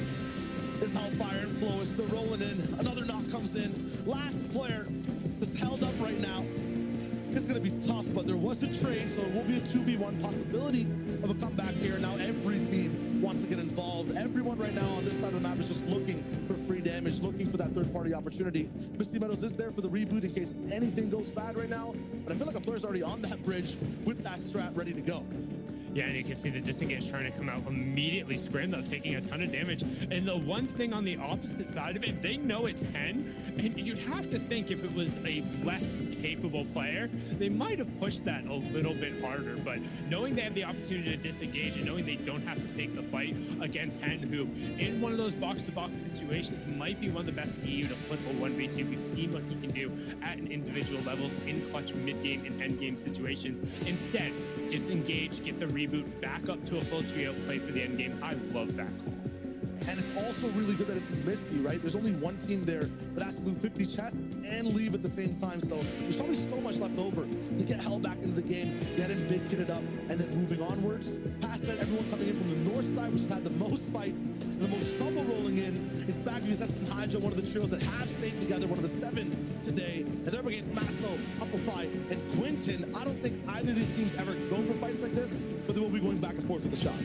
Well, in the Loot Boy trio, they don't have an option. They were 175 below Surge, 157 below Surge, and that has to feel awful. You get an opportunity where a trio is running across an open hilltop to 3-2-1, and you get one singular rifle shot off. Like, that is poor execution on their side. They're going to be forced into a desperation fight here. And on the other side of it, you can see Chapstick's facing a reason. I believe that was Lazed on the other side of the wall. Not 100% sure, so we might have been able to get the reboots and then pop in. It seems like that would be a little bit quick, but yet again, no trios have gone down. Just the 2 players from Hen's trio being dropped on the other side of it. Otherwise, no action, just a bunch of posturing. However, people are going to drop as Storm Surge is going to kick in here in just a second, Shadow, and we're still at 84 players. Other side lies, they get the whole team back up, and so many people now have to go down. This is a spot I usually see Reason in, but it's brand new in terms of perspective for Tayson and Chapix. Just be box to box, so close with people instead of on a mountain looking for those beams. I'm liking the difference. Tayson now is going for the pinch. Wooden builds. This is great. He's really going to push for it, but he's got his own on the backside. Oh no, has to back up. It's going to be a 2v2 now. That Reason and Chapix have to win. We know that Laser Squad shouldn't have the biggest amount of loot or maybe even shotguns on all players. So it should be a very good advantage for Tayson, and they're also above Surge, just barely by a little.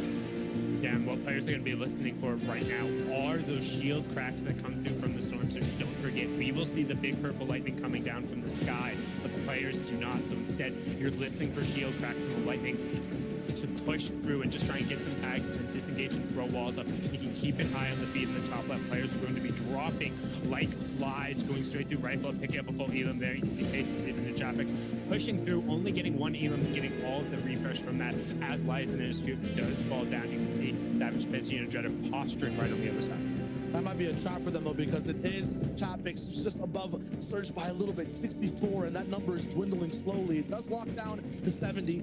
Chapix understands now that they need to do more, and it feels like on the side of Wings, Fulton, and Carmi, all at 50 shield, they were also possibly getting struck by that lightning. I see the shields kind of away in their inventory, you know, those spicy splashes not all the way up to 6, one of the big pots down 2, so I think everyone on this map right now is having trouble getting damage down.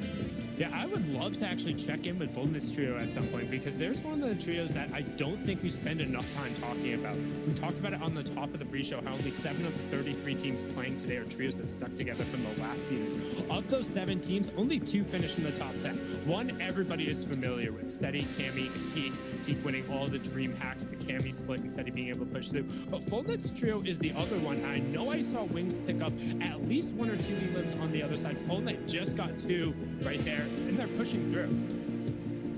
Yeah, one of the best things for Wings as well is that this is one of the players that, you know, definitely likes to take height in the best ways. It's so cool to see, but it's also very low-key in the end game. So every time he's living, if there is anyone ever on height, his name is Wings for a reason, right? He flies all the way to the top. Yeah, you can see he does have the shot of flappers in the inventory, and I did misspeak. He got a couple knocks there in the feed, but unable to get the confirmations. It seems like Fullnet on the other side, they might have just been able to drag that fight out. But either way, 2 elims sitting pretty. Storm Surge has knocked us down to that 70 bar. We won't see it again until the 5th zone. So we had a couple of cycles to end up going through. Now we're going to end up taking a look at the lay of the land. Okay, so the housing situation, the housing market in EU has changed up. These guys were so bent on apartment complexes, buildings, everyone on top of each other. But now, as Mersa goes down, Wings picks them up on the backside.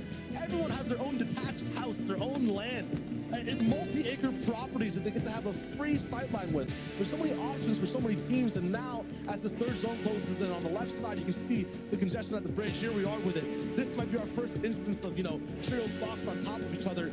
It is getting tough for people to move in, and people, you know, teammates left and right are still going down. Yeah, and you can see that trio right being pushed off. And Hen, we talked about it, being able to make plays by himself, getting a knock in the feed onto Amplify. Last time we checked, he was a solo on a trio. Not positive if he was able to get the reboots there.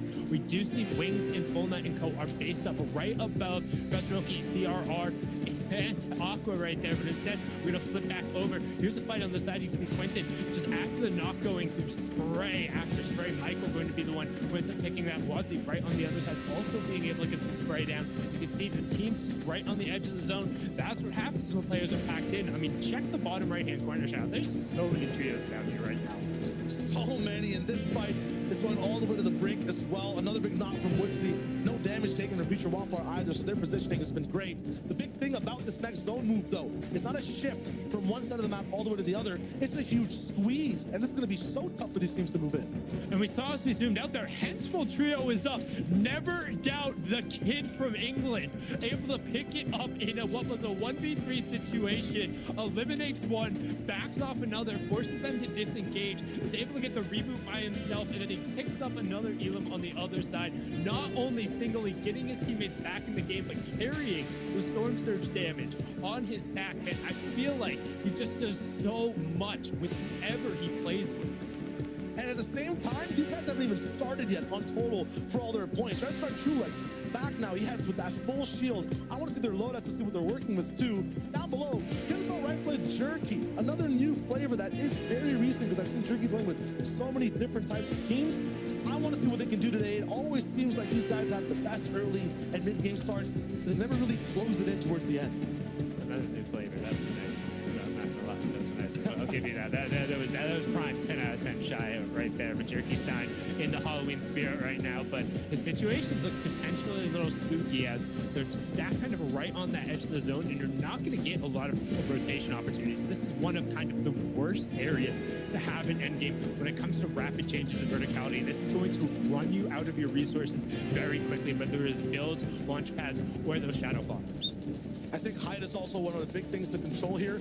So many teams are using pads to traverse what you're talking about. This crazy low ground, the crazy elevation, especially when the majority of the lobby has a max move now. So whoever does control height is going to have a lot less trios, individuals going up to make that retake play. And if you're far away from zone right now, there's a bunch of teams below that threshold. It's getting crazy. Lightning strikes left and right, and the edits with the damage coming through. Jerky's looking for the shot. 107 as the wall drops for a frame. This man's insane, and he's keeping his team alive. I feel like they might potentially be fighting two different trios right now on the side. No, they're just going to be able to pick that one up. It's the massive shots. Backs against the wall, but when you need to hop in, you need to hop in. No, they were fighting two different trios. Right on the wall there as Kinzo gets picked up on the opposite side of that. So really good job as Huddy now on the bottom, one team on the top. And on the flip side of that, you can see over in Caddy, this is the fight for high ground. Chasing Chapman Reason completely taken away. The high ground dominated. Thomas, Tweezy, Anas, they say, this is our house. You all have to come to us in control of the end game. Feeds over to them. Welcome home. You want some tea? Can I get a cushion for you or two? Because that's what these guys are saying with an effortless high retake. Look at the distance between them and everyone down below. Look at the difference of high society up top and the poverty. Everyone down below trying to land some shots, loot dropping left and right. I'm watching launch pads on the floor right now. Wings is looking really good with his setup. But Dill Janice and Noah Riley have also kind of stabilized. Everyone's, in a tough situation, but they're looking for their next move. I'm very curious, and I want to see if this ends up being a pattern over the course of the 6 games. Noah Riley is either only carrying the lever or is opted into it, which if that's diving into the boxes, that plus the harpoon is such a terrifying combination. If you're able to get directly on top of somebody, it's just so much damage so quickly. And your level of execution, not only being able to grab loot, but potentially displace somebody or take a wall, this is something that, one, I didn't necessarily anticipate seeing, but if there's a player who can make this exciting, it's Noah.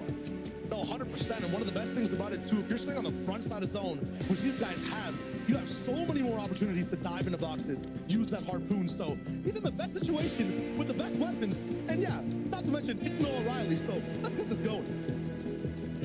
Fights are about to break out here, but right now everyone fighting for real estate. As you talked about it, we know who sits up on top of the king of the castle, but just below him, the lords, the ladies, the dukes, and the the Duchesses right now setting Cammy and Teak. They're happy with this lay of land that they pulled out over on the east side. They didn't have to rotate too far. One Elam, a great Elam out in the open to potentially be able to harpoon some loot away. One of the uses that players miss, they see a launch pad get taken up, not to recycle, and instead go back to their own tarp. They've already invested a solid amount here. It looks like they're going to set up for potentially a little bit of a deeper and a later launch pad of their own. Yes, they will, but we know Teak is holding at least another one. Potentially look up towards high ground, but Hanas and Queasy had that built out perfectly. If you come up to max height, they're meeting you with a pump and backing you down as Thomas looks for any other frags in the connection.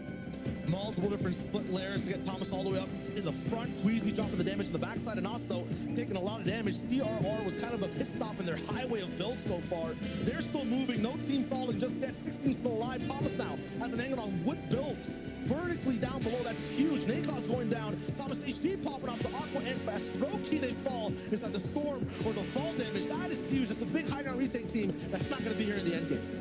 As Jose picking up the confirmation there onto Aqua, but these are two max pulls. We talked about just how far it went through so many of these trios. They already burned their launch pads. They burned all of this, and up on the high ground, this is the reason we saw the command so early. You get all of this control. They haven't been shot at once. They're just raining shots from the top down. They're popping peppers, but it's just so they can get more available targets. As Thomas, he doesn't have a sniper, but he's making this AR look like one, just picking out heads whenever he wants. However, on the low ground, Savage picking up both that, and Dreda gets confirmed himself. Wazzy gets a knock onto Michael. Simic picks up Crow as he finally goes down. We're closing in on the top 10. Still, cascading placement points going to Badil, getting the full confirm onto Rifle there as James continues to go ahead. And we still have some big name trios up here in game 1 of the first FNCS qualifier, Chapter 2, Season 8. Europe is bringing the heat, and we hop straight down to the low ground. This is so tough for any team that's down here. Low ground's kind of like half elevated. It's really stuffed all the way at the bottom, and everyone's gonna have to move through a river. And join us down, so it's Benji Savage, DreamHack style. Let's see what they got. Oh, good defense with a big shot from Benji as well. Another drop down backwards. He has the defensive build, but it's not gonna be enough. Savage now left alone by himself, has to push all the way forward. Can he clutch this? Is steady. Cammy and Teak look to be all alive as Cammy goes down. Savage with a big play on his Styler down below, but he's still far away from the storm. Trying to move in, goes a little bit up for height. One tick of storm will take him out. He needs a big refresh here. Yeah, you can see he has exactly the amount of HP he needed, but unfortunately going to be picked up because, again, the zone is pulling just ever so slightly up the hill, and then you get that one berm, and everyone's going to go down because up on the high ground, they've been single tarping the whole way. Finally now double tarping, just raining shots down, and Thomas HD does not miss. The battle for second on the low ground, just trying to hang in there. It looks like Steady and Cope might be able to pick it up, or CR will be on the flip side of it. No, you can see now, just 3v1. Teak, the last one on the opposite side. He will go down, but 90 lives in the victory royale, and it was dominant, Shia. Hey, textbook from Thomas. You can't crack down Queasy, and more applause from Anas. I mean, I'm looking at a strong team with a strong start that usually gets better as the day goes on. If I'm another trio in EU playing right now, I'd be scared, Sundown. Yeah, a key high ground take there in the 5th zone. Just let them ride it all the way out. But we're going to kick it back on desk to break down the first game of the EU FNCS action. Siegfried Levin, take it away. My, oh my, it's so good to have Sundown back for a little while, but goodness gracious, this first game did not disappoint. Queasy, Anas, Thomas, HD, 9 eliminations, Levin. That is the start that you want. Yeah, very much so. I think these guys have shown in previous competitions this season that they are definitely one of the teams to watch out for. And more importantly, right, from an analytical perspective, you know, recently I talked about the worries we had for this team in particular, right? Being Southeast, we talked about how if there are Southeast zones, could they struggle to deal with their surge? It wasn't the case for them, right? It wasn't the case for Anderlecht, Forza, and Squeeze. They were, 3rd place in that game. We saw so deep into that game first, so a lot of teams pushing into Misty, and that created opportunities for those teams who had priority on zone, and so they were able to pick out players and get storm surge opportunities that, you know, led them deep into these games. And look at the product, right? They're able to end well, dominate high ground, and even beyond that, Reese, as well. Look at 2 max pool zones, and they were still able to keep high and to perform incredibly well. Absolutely insane stuff.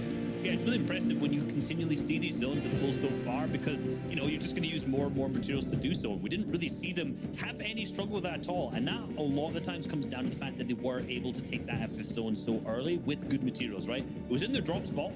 Fifth zone was basically where they are, landing in Catty Corner. So they're already able to not use too many builds on rotate. They're up there. They obviously got those refreshes early on from fighting off Aqua. You know, I would thought that this entire season might be Aqua versus Queasy for the two high ground teams. Game one, you know, has not failed so far. So it's just nice refreshes there, good control all the way through, and fantastic high keep. That's right. Now, there's a bunch of stuff that happened early game that Reese wanted to catch us up on. So, Reese, talk us through what you're seeing. Honestly, the memes to start with, just because it's funny, right? You know, we saw it a little bit. Benji finds the first llama over in Steamy Stacks, and then Mr. Savage just finds the second one right after that, right? You know, everyone knows memes about the Benji RNG. I mean, game number one, how much more can you ask for than 2 llamas off spawn? But let's look over. We kind of missed the list a little bit earlier on. Xenolith managed to pick up Arian off spawn because he landed up on that vertical power position and gets the finish too. So Mistalen left a 2v3 fight for Vadil, Janice, and Noah. Obviously, they then just insta pick up Milan, and Mitra did a really good job to try and bring this one back, using some nice right-hand peeks, gets finished, and obviously gets the 2 points for the elimination too, but it's just not enough. So that set up Noah's team really, really well in that game, which obviously now you can see they're down in 8th after picking up those early game elims.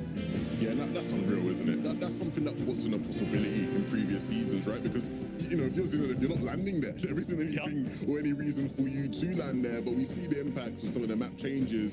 Some things never changed though, and Nas and Thomas up in first place, back where they belong, alongside Queasy. A phenomenal first game, but definitely the beginning of something very special potentially, right? Because these guys clearly are feeling confident, comfortable this season. Of course, you can look at Zeiku, ST, and Slovis in second. Seti, Kami, and Tiku historically seem to do well in these sort of zones and these sort of competitions earlier on, right? And being able to, you know, have a good first day is something we categorize with them in FNCS finals in particular. But all around, not too many surprises. I'm sure once Peach and Waffle will be happy with their first game, Reese. You know, I think definitely one of the teams who was more underrated coming into today's game, but definitely a good first game for them. Yeah, I'm going to be real. Based on the way the drops are looking out, I said it. I think once Peach and Waffle 33rd, that was my prediction. I was going to say, but they were smart and they switched up their drop spot. They ended up going down to the IO base near that kind of south side of the map down there near Misty Meadows, and they were able to get the kind of friendly forest, the cube from there on, and get Camp Cod too. So they managed to get tons more loot. Great decision to switch up the early game. No ego from them, and it's really paid off in the top 4. Looking at the next page, we've got over here Ekram, Nikov, and Nikos fighting off spawn, doing good, but unfortunately going down in the mid game as well. Michael Mexi, Verox, I must say Mexi, I'm throwing the old teams in. Michael Astro and Verox had a good early game. They did manage to pick up a couple of leadlums, but not managed to continue the streak that they had in those previous games. And 16th for Strokey, CRR, Aqua looked like a good game from them, but classic hype retake. It either works very, very well, or it goes horribly wrong, and unfortunately in this case it went horribly wrong. Well, that's the thing about it, right? It is so punishing because you either get hype in that moment and you have a brilliant game and you end up being the first place team instead of Queasy, or you lose that fight and it looks like you might as well have not even been in that game because you're all the way down to 16th. You've not really gotten any significant points. Risk and reward, that's what High Ground is all about this season, and we will see plenty more of that, right? We will see plenty more of these, you know, sort of weird results where a team maybe looks like they didn't have the best of games, but it was just because they went down right before the placement points really started to kick in.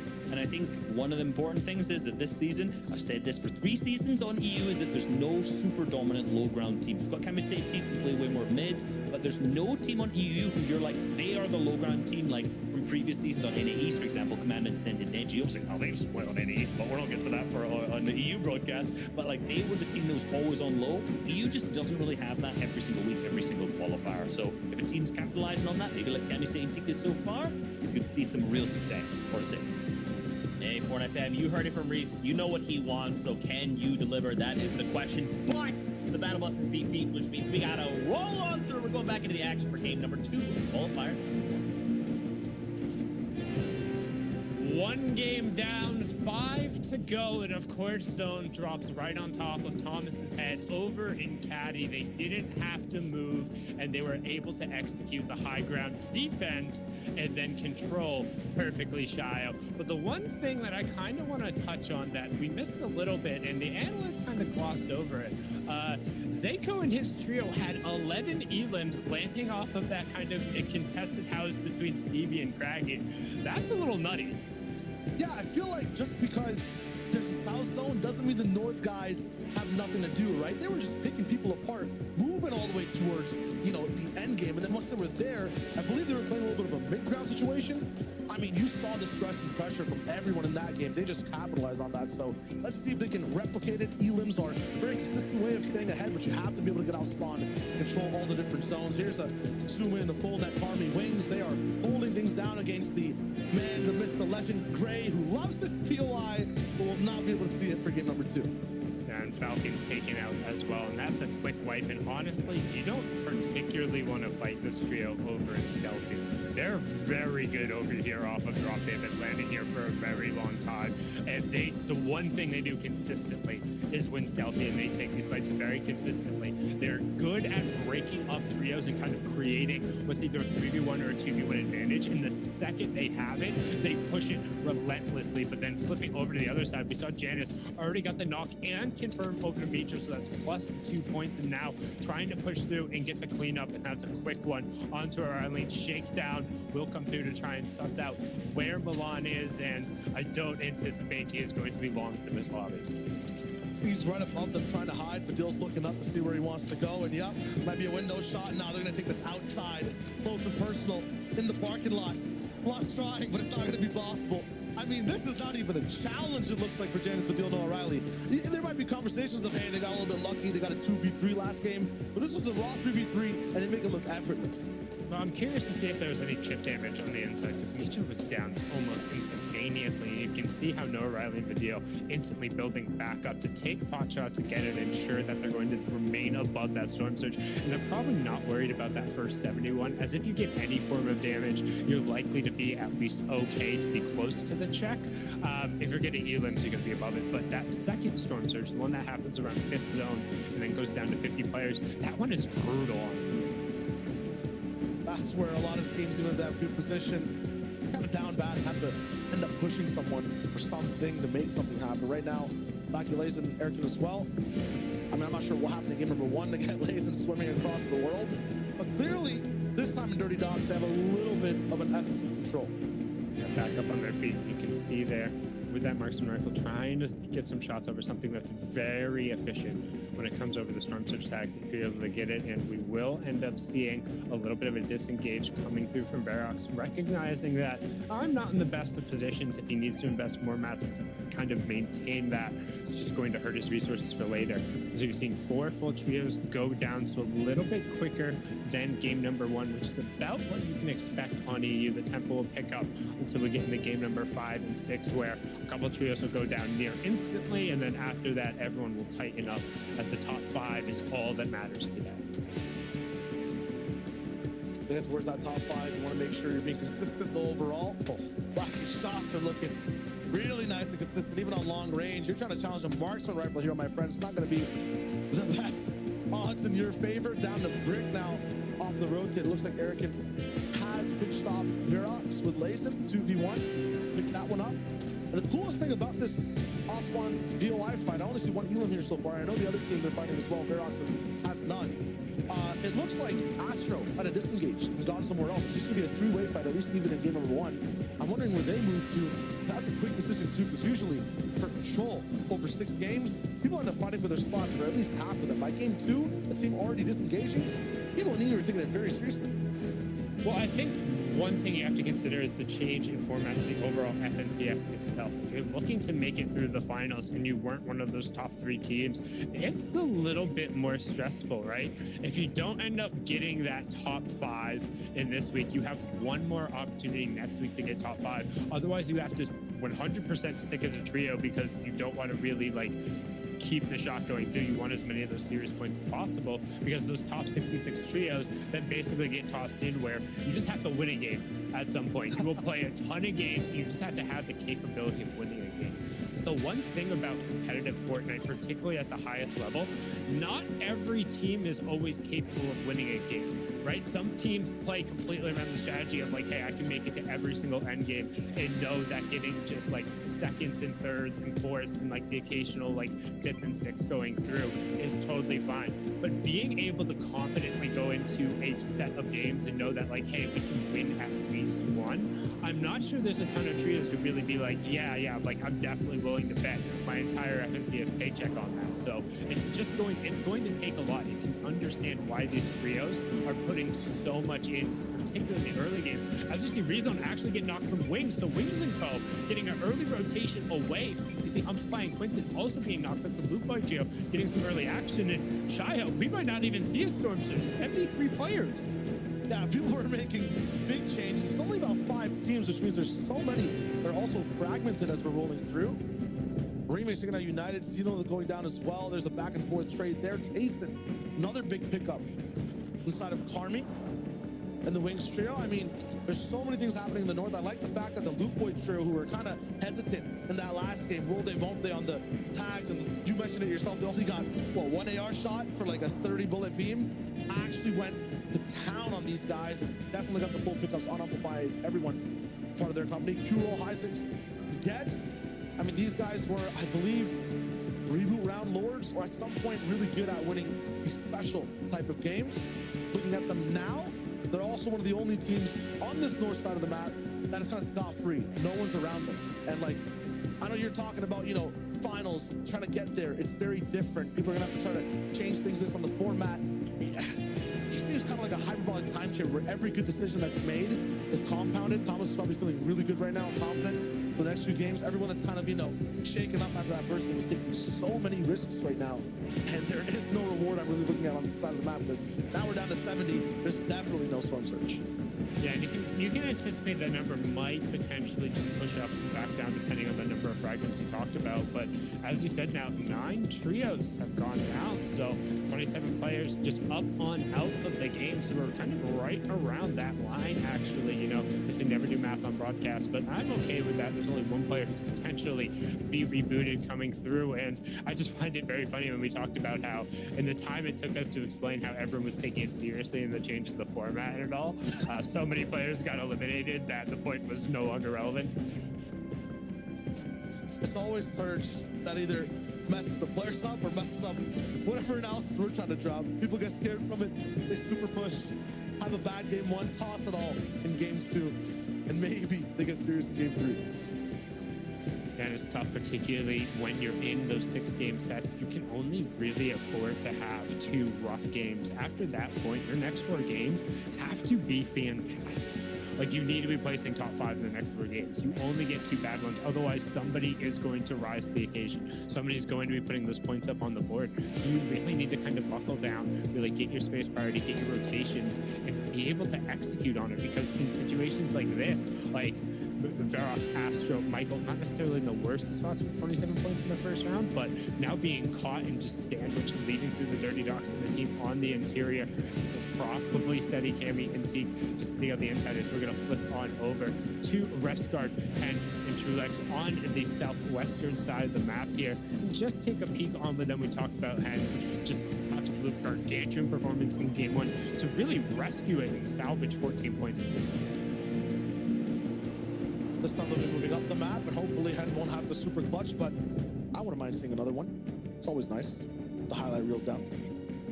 He is just so fun to watch play. At some point in time, if you get an opportunity, just go through one of his better solo Cash Cup performances. He'll have one, I promise you, at some point in the season. The kid can he just plays Fortnite on a different level than some other people. It's just so smooth to watch. It really has been an exciting player, because I think about it, going back and initially covering him, it was just right around when he ended up turning, it was either 14 or 15. He just kind of started winning tournaments, just absolutely all over, whether it was Cash Cups, FNCS, and all that. And since then, he's turned into one of the best players in Europe. I think the switch up with the teams as well, for him personally, gives him more room to be that star player, right? And Genesis Chapman's beforehand, so there's so much, you know, frontline firepower. Everyone's trying to make the pinch or be that final shot, the closer. But this time with Hen, he kind of has a little bit of room to dictate how the fight goes. He gets to set the pace and the tempo, so that's really nice for him. And clearly, even when he has no teammates, he can still perform. Yeah, and we'll see how those team changes end up netting out, which has been one of the bigger stories of EU. I mean, typically it's more NA East who goes through the roster shuffle and a change and a song and dance every single season. Of course, there's a core group of EU trios who like to mix and match and swap players around occasionally here and there, but I think this season the changeover has been probably the largest we've seen in a long time.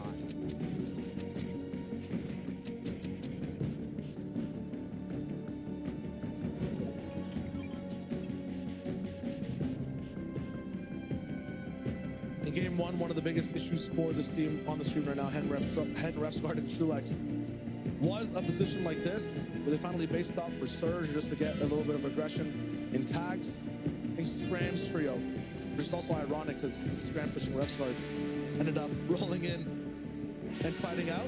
This time they're really making sure there's no one around them. Difference though, because before in game number one, everyone was so spread out. Everyone was so far away on all these mountains in zone number 2. Now you can see the clusters kind of getting closer because there's less teams overall. People might want to be on that recycle grind already for mats, or just want to read the positions. There's so much more room to move if they can. Zadie, QB, and Fredo alongside 5 other teams trying to get this bridge spot held down. Yeah, and the bridge is just so valuable because it allows you to refarm up in that circumstance. But one thing, again, inside of that first Storm Surge interval, so not going to end up seeing it. 69 players up on their feet, unless we do get a couple of reboots, but with 10 teams who have dropped out, not really the opportunity to actually put us above. So you can see in this circumstance right now, Shio, we're already up below the first placement threshold. All of these teams have already gotten the +5 points for this game. So automatically, you're going to be at least a little happy. You can like kind of put your hat on that. It's like, okay, at least we got the 5 points here. It's not an utter failure of a game going through. We're not going to be kind of sitting, looking at that goose egg going through, which is one of those worst feelings. But right now, Seti, Cammy, and Teak already picking up an Elam going through. See the quick stat on the left-hand side. If you're unfamiliar with this trio, they finished 4th in last season's finals and have just really, I don't want to say kind of changed the game, but really given people a reason to investigate different possibilities for split drops and what it means to control the map and control real estate off of this stuff. They're also the best reboot round team that never qualified through a reboot. In terms of, I think, 2 or 3 seasons ago. If that was a separate tournament, they would have set records, but unfortunately could not win a game. And that's one of the big things this season, right? We were just talking about it, winning games. We'll definitely have a chance to do so. At some point, there should be like 7 or maybe 5 less teams playing by the 6th game when you're playing inside the semifinals format. So it should be nuts to watch these very consistent split drop teams attack this new format. Solve SD and Zaiku, though, I mean, already 2 Elams up. We're wondering how they got all the way up to 11. I believe it was Slove just taking out layers and layers of teams in the end game. Right now, Wings pulling that economy, they're kind of confident taking out Janus earlier on. Up top on one side of the map. You can see directly below them on that side, Deal, Noah Riley, and Janus back up on his feet. They'll have the 3 Elams right there. And also Noah Riley rocking the Epic Pistol, something that I love. Absolutely love the addition of. One, it allows you to kind of split your medium ammo. Notice how he's not using any of this, so he can put the rifles on his teammates' hands. But also, this thing is nuts. The first shot accuracy reset on it is very, very, very quick. So if you're accurate, like a player like Noah Riley, and able to pick headshots, you also still have that 2 times multiplier. So it's 25 damage to the body, 50 damage to the head going through. That's a 4-tap if you're able to get it out. And we've seen players be able to execute on it, particularly in kind of these close-range situations. Plus, it offers just a little bit better and more efficient wall pressure than a typical AR. So, big fan of that little min-maxing and efficiency, and not a huge fan of that there, as the Deal almost taking some ball damage and took a couple of ticks of the storm. Of course, they are picking up Zested in the feed. That's a Falcon from going over, and 66 players remaining in the circumstance as they do hit that chili splash rotate. But notice how they made sure they're able to top off right after. Very efficient swap pass for us game as well. Everyone's now moving in. Early risers get to have a little bit of a better position faster, but then teams like Rifle, Jerky, Kinsel, who are moving in later, get to stand up top on them. They will be the ones looking to recycle pads from here. They will be the ones that are going to dictate shots. But they'll also be making a lot of the first edits. So if anyone does look right back at them, there's so many different nooks, crannies, small pixel vantage points that can trip them up. Yeah, there, but you can see they're on plenty of excess heals in this regard, but not necessarily any excess shields to put you above 50. So, and as I say that, they get a community chug splash to top off. Mostly everybody feel a little bit more confident about the trades, but this is going to be a little bit of an awkward mid-game scenario, because if we don't see the pace kind of pick up a little bit here, the next placement threshold doesn't begin to tick over till we get into kind of those top 17 trios, right? And we didn't see a first Storm Surge, so these teams have no idea the amount of damage they've done with the needed to, and that damage is going to be much higher. That's going to make that Thinstone Storm Surge, if we get there, it's going to be really chaotic and really hectic, because teams are going to have much less of a barometer to know where their damage is at, and decisions are going to happen much quicker. Might be a low-key blessing in disguise, because right now there's so many teams locked in side by side. If they knew they were down or up right on stream with the number, it might just become a grief fest in all these builds, right? So everyone's kind of silent, waiting. They understand there's like a little bit of ominous energy in the air, but no one's really locking down at it just yet. There's just a few ARs firing around. No one even has that much control of the zone. Savage and Dread Benji don't even care about when the zone's moving. They'll go first. Savage takes a little bit of damage. They have so many heals. Chug splashes and the spices and some minis. But Dread and Benji have been rocked right now, and they're getting 360-degree lobby focus as they move throughout the map. Yeah, but they should be fine once you get on the edge of that cornfield. There's a slight change there in the topography, which allows you to kind of just break one of those line of sights. You can see now how they're not taking fire from the people who are already in zone. But what's super odd to me, look at the bottom right-hand corner. We only had 3 or 4 trios who had already stacked up around the outside of the 4th zone. Don't forget, the 5th zone is the half in and half out, which reveals around it. So real estate around the outside, you talked about the rising prices in EU. Well, I mean, that stuff goes for like castle level, right? You want to build up on that outside, like you gotta take out like 3 different loans, you gotta like call your Swiss bank account, rearrange some funds around, get everything you need, and yet nobody is posted up. There's still so many people chilling up on the northwest side of the map. We're seeing launch pads burned early on the 4th to 5th zone rotation, and yet here comes flying in Janus, trying to create a little bit of space. It's going directly above and trying to Savage and Benji fishing right there. They're just going to see that away. They say, yes, we see the full metal builds. Actually, no. They say breakdown might potentially be happening here. Looking to potentially edit him out. So Drake coming through and a knock on the other side of it. Were they the ones to get it? You can see Wolfie getting a getting full confirm there by Steady. You can see the drop down coming through. Great work from Savage and Dreda and Benji to pick up the Elim and really deny that space take. I think Janus fell down to Sean VP across the map. And this is very good for Dreda, Benji, and Savage. I think the biggest issue now, they're not feeling it just yet.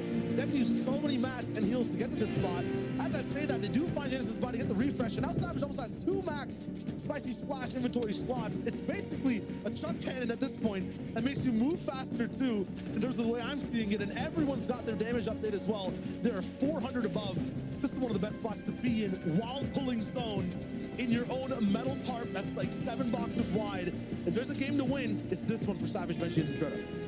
He needs to split those splashes right now. If somebody else on his team does not have a set of splashes, you need to avoid the worst case scenario of that. You need to avoid exactly the worst case scenario of that, with a player with the spicy splashes gets dropped down, and now Dreda is forced to just 1v3 with none of the best resource right now in the game. He's going to be able to pick up Etsy, but he had zone flip on top of him. You had no reason to go there. Drop cones on your feet and then disengage. Benj has been picked up now. He's been full confirmed over. You can see Dreda desperately trying to create some form of space, but he is just pinned in, boxed like a fish. No, Benji's already taken down, and Dreda falls, and it went from a fantastic situation, just gets blown up. But look who it was, Seiko Slovanko, who had 11 eliminations in the first game, and they are just going for broke here, pushing some of the biggest names in EU like it was nothing. And the reason for all this action, Shayo, is the Storm Surge. Look at the purple lightning from the sky. Nobody knew where they were at. Hen pick up Elims on the side. Still 5 more players need to go down before it turns off. That's one of the biggest issues with having safety on low ground. You feel like nothing can touch you, but there even is one floor, right? That one option to come from below, you can't defend it. A triple spray, even if it's metal, doesn't matter. And Slovak goes against the grain to make it happen. Instead, he can be Teak. They're better than just having one little cluster of a base. They have a big, wide, long, just entire expansion here that's letting them see everyone and anything, like a shooting gallery in front of them. No pressure from the backside either. But I'm not sure if they're exactly all the way inside zone. It's very tricky, and it's just closing in 5 seconds. Teak's on the very back edge of it, and everyone's kind of spread apart. No one, though, is really that vertically high. Everyone's still just close to the ground waiting for this next zone.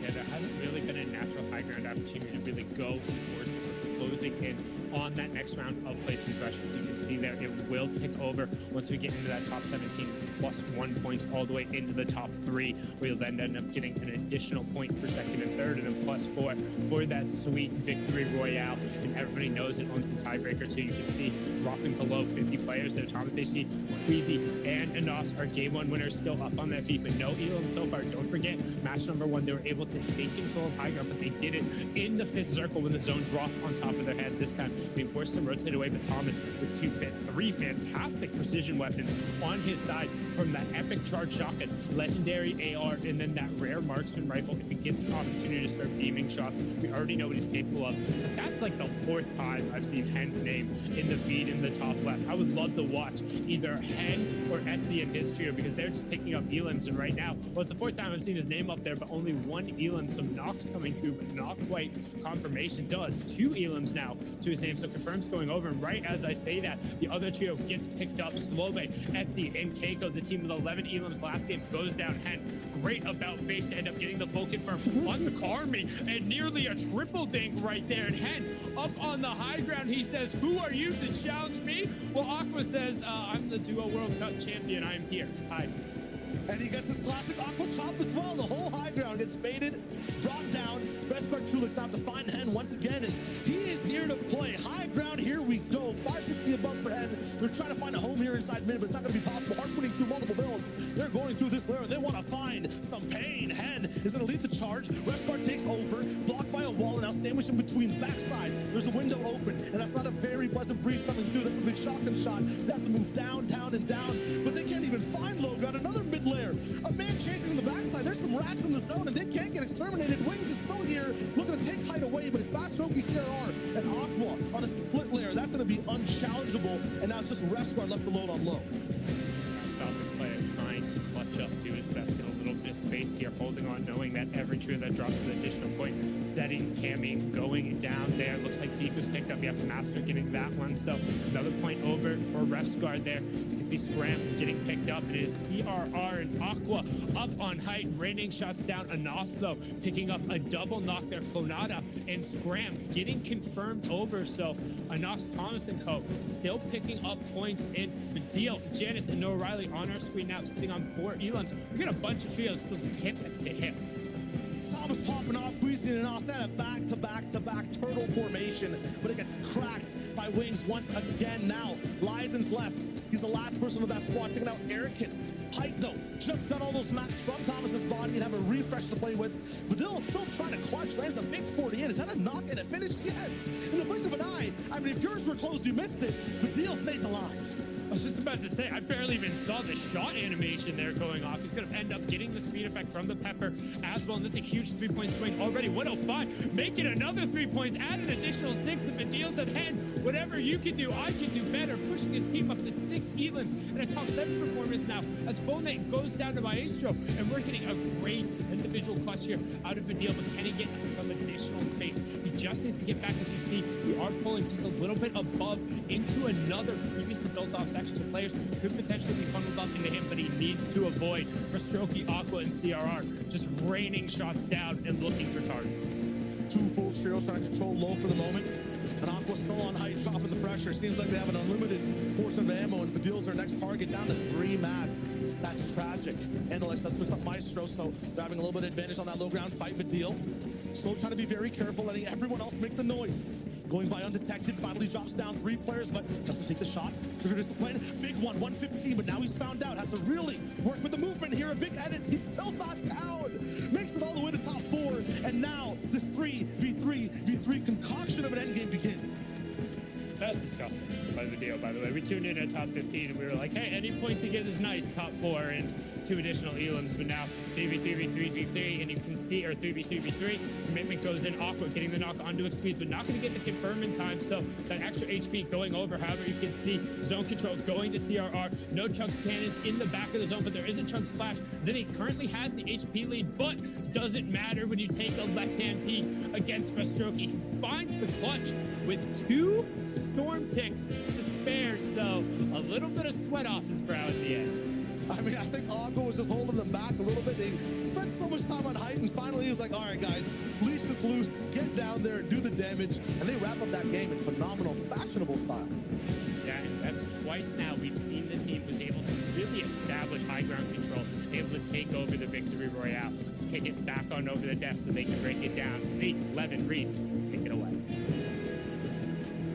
Thank you guys so much. My goodness. All right, I thought game number 2 was going to be absolutely hype and it could be top. I take it back. I'm so sorry, game number 2. I underestimated you. That's on me. Wow. First off, the deal running around that solo effort, bringing home a top 4 for the team. Aqua on height, Levin. Is this are we going back in time? But look, that's what you expect to see. You expect Aqua to be on height at some point. And the way that endgame actually played, that was so interesting to me because Sundown mentioned in Zone 4, right, where a lot of teams are burning their pads, right? So you sort of go into the endgame thinking, oh, probably not going to be a lot of interesting height takes there, right? Not going to be as hectic for whoever the high ground team is. And you know what, Henry next, right? That team's looking up on height, they're thinking, there we go, okay, we're vibing. No, Aqua's still in the lobby. It doesn't matter, they don't need pads, right? None of this pad stuff, you know, that's for the youth, right? We are the old school height takers. They came in, they took it, they win the game. That's exactly how you'd expect Aqua to do it. What a second game. So much went on there. You mentioned the videos, like, there was just so much. I can't even process it all right now.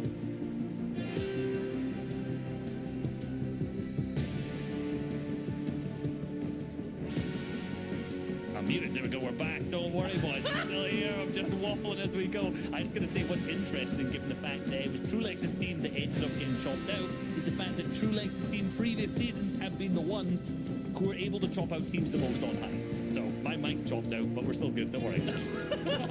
It's fine. We'll save it. I really thought you looked like you were making some really great points. Oh, they were fantastic. They were better than the ones I made. Well, hey, reason why we keep these fantastic points going on. We saw Aqua on height. There's a lot of amazing things that happen from height, but what's going on down in this low ground? You asked for it from game number 1. What happened in game number 2?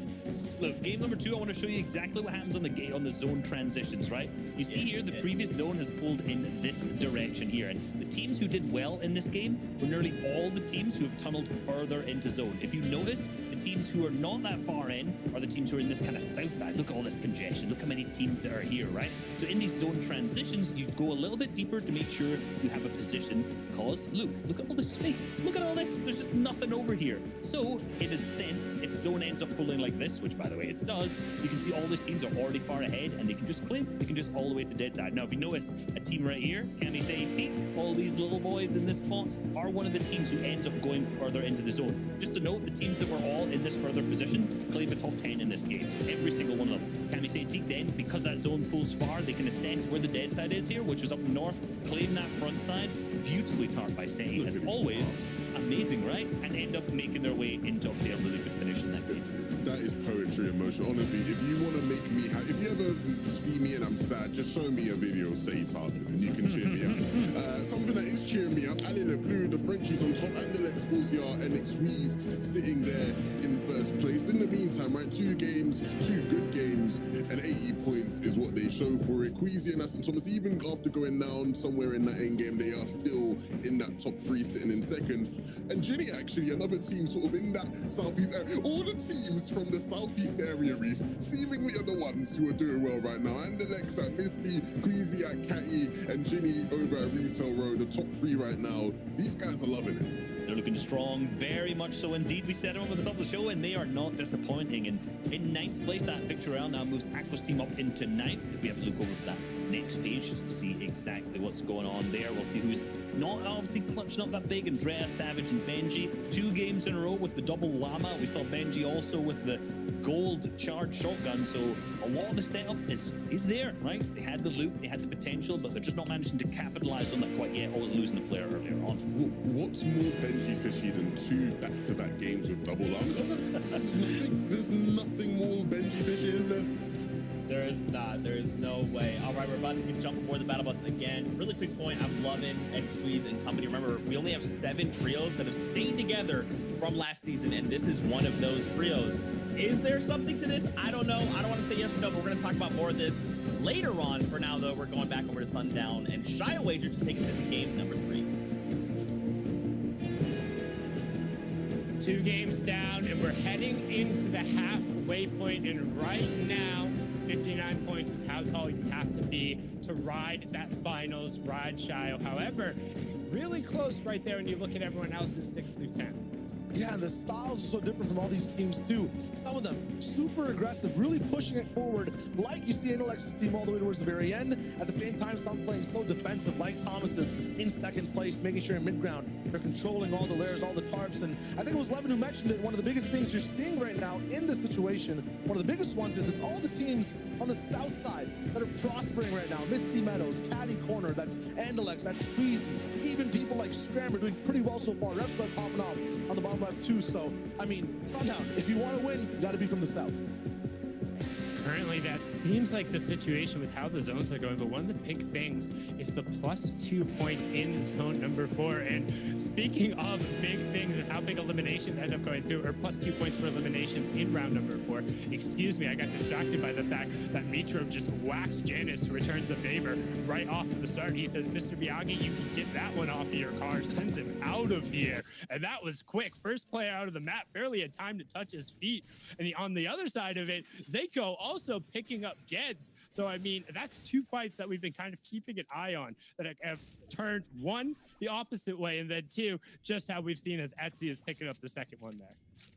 I feel like they're only going to get more aggressive, and this time, yeah, Etsy rolls into an undisturbed location, that this station, and just takes people out. There is no vacation for that trio. Their Q roll was looking nice and fine in game 1 and 2. No shot this time. This POI, though, I'm so concerned. Retail Row is not getting enough action. It might just change because it's used to changing week to week, right? Just in general of what happens in retail. And usually there's so many teams that end up fighting here. Now I think this is the first time we're really seeing a little bit of conflict that rolls in, some control with the entire side of the map. And it will be what looks like a 3v2 with Fred rolling in with Zani, now a 3v1 as they wrap things up.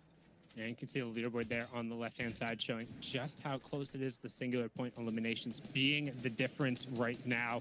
And as we saw over in Asia in particular, 1 point could be the difference. It could be the victory royale tiebreaker going through, but fornite being picked up instantly. We talked about how good they were over at Stealthy, but it seems like this game, well, in a 6-game series, you can expect always to go 6-0. And it seems like the people wanted their revenge coming through both over in Stealthy and Believers Beach. Right now in retail, though, for Doxy & Co, 3 quick elims, 6 quick points, pushing them up to 70. They're inside that top 5 and rather comfortably now with that +6 coming through.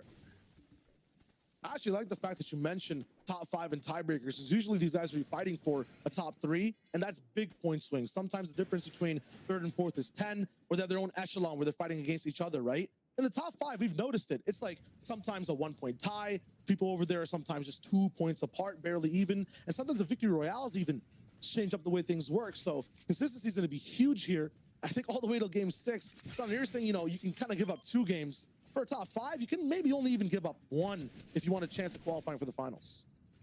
Yeah, I'll give you that. I think for top 5 too, your measure of, or your ability to give up a game kind of also increases a little bit, knowing that if those pop-off games are that much harder, that sneaking into a 4th or 5th place spot and having that kind of miracle run, right, is able to stick through. But you can see the quick stat on the left-hand side. 3 of the current top 5 teams remaining are trios. Are returning trios. It's almost as if staying with a team and building up chemistry is helpful. I don't know. I mean, a wise man did once say a trio that stays together slays together the leaderboards towards the top. Now, I'm not sure about the backside of that saying, but what I am sure of is when Mitro's angry, he's 2 games down, this man is pushing boxes without a thought. And when that happens, other teams roll in and make him mauled even more. Remix, Xenolith, and Sean, the third-party gods of the day so far, are not making it easy for any team on the map. Yeah, he does have that legendary pump. He does have 78 builds as well. If him and Milan can get a little bit of space, box to box, I'll take their setup 3v2 against anything the other teams are going to be rocking right now. Like, Mitro's in a position where he's totally able to fight this as long as he doesn't get instantly overwhelmed, because trading against that legendary pump is utterly terrifying. However, I love the Firefly adjustment, because if they're not able to immediately get brick cones down and make something happen, the pressure on them is going to be instantaneous. But that's what we talked about, 138, and he was barely able to get kind of 3/4 of those pellets through. You saw a couple get chucked into the side of the door, and he still just chunks Xenolith all the way out. However, you can see Xenolith popping his resources, getting back up to his effective HP. Doesn't seem like he has any excess shield, so hard to even this trade out a little bit. I can see the comms from Zeno coming in too. Guys, I have an angle. Sean's like, you should probably stay up. Boom. All right, I got you. I'm not going down again. It's all good. It's fine. I didn't even realize too until he shot the gun itself. But yeah, having a gold pump in this scenario, you're right. I would be here 2v3 any day. The guys up top have to make a move first. They're going to be running out of AR ammo faster too, because this is still kind of early game.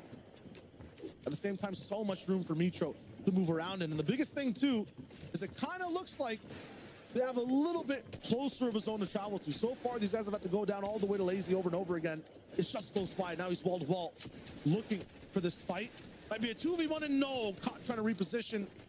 A big AR push as well. Takes out Milan. And that's the third game Mitro will not see any placement points in at all. Be very quiet. We're hiding. I'm very familiar with the strategy. Trust me, Wings. I know what it's like. I'm a big fan of min-maxing the amount of builds used because, hey, if you throw a build out there, people are like, man, somebody might have walked over here. If you just hide behind trees, nobody has any clue what's going on. And right now, Cynic, Maestro, and S. Tyler trying to get a rotation through, currently sitting on 59 points. We talked about kind of the line to ride the ride. Well, they're the kid who wore their 2-inch tall shoes right now and just managed to kind of lift their chin up, hold up tall, and they're like, I fit, right? I fit. And the amusement park attendant's like, sure, I don't really care. Doesn't get paid enough for this, you know what I mean? On the ride. Keep your hands inside the vehicle. You'll be all right. Hold on tight. Question is though, is he having fun on this ride? Because being just at 59 has to be super stressful. Everyone that's kind of around you, you can't even affect, right? These guys are landing in Weeping Woods. It always seems isolated. The people that are kind of tied with full net and on the other side Vidil, they can't really go and have a conversation with in terms of dealing damage or stopping them in their tracks. They're kind of at the mercy of everyone else on the field. Yeah, and you're pushing up into high ground, which is never favorable in position. Like we talked about it, how many times people have had the high ground and it just doesn't end up well. You always want to be able to walk away from those type of situations, but sometimes that's just not the case. And it's a little difficult there too, because they tried to do the resource denial play where you pick up those fireflies that are on the ground, you just chuck them out there, make sure people can't refarm the wood that's already there, you ensure that you've topped off. But if you do that and somebody's already holding the high ground, it makes rotating out of there not only that much more inefficient in terms of cover, you have less mats to immediately recycle and much farther to go. So you kind of have to plan for that contingency ahead of time. And we saw them avoid the worst case scenario there as O'Reilly Janice looks to get a zone reboot here, which I love this play, particularly with the amount of those chili chug splashes they have.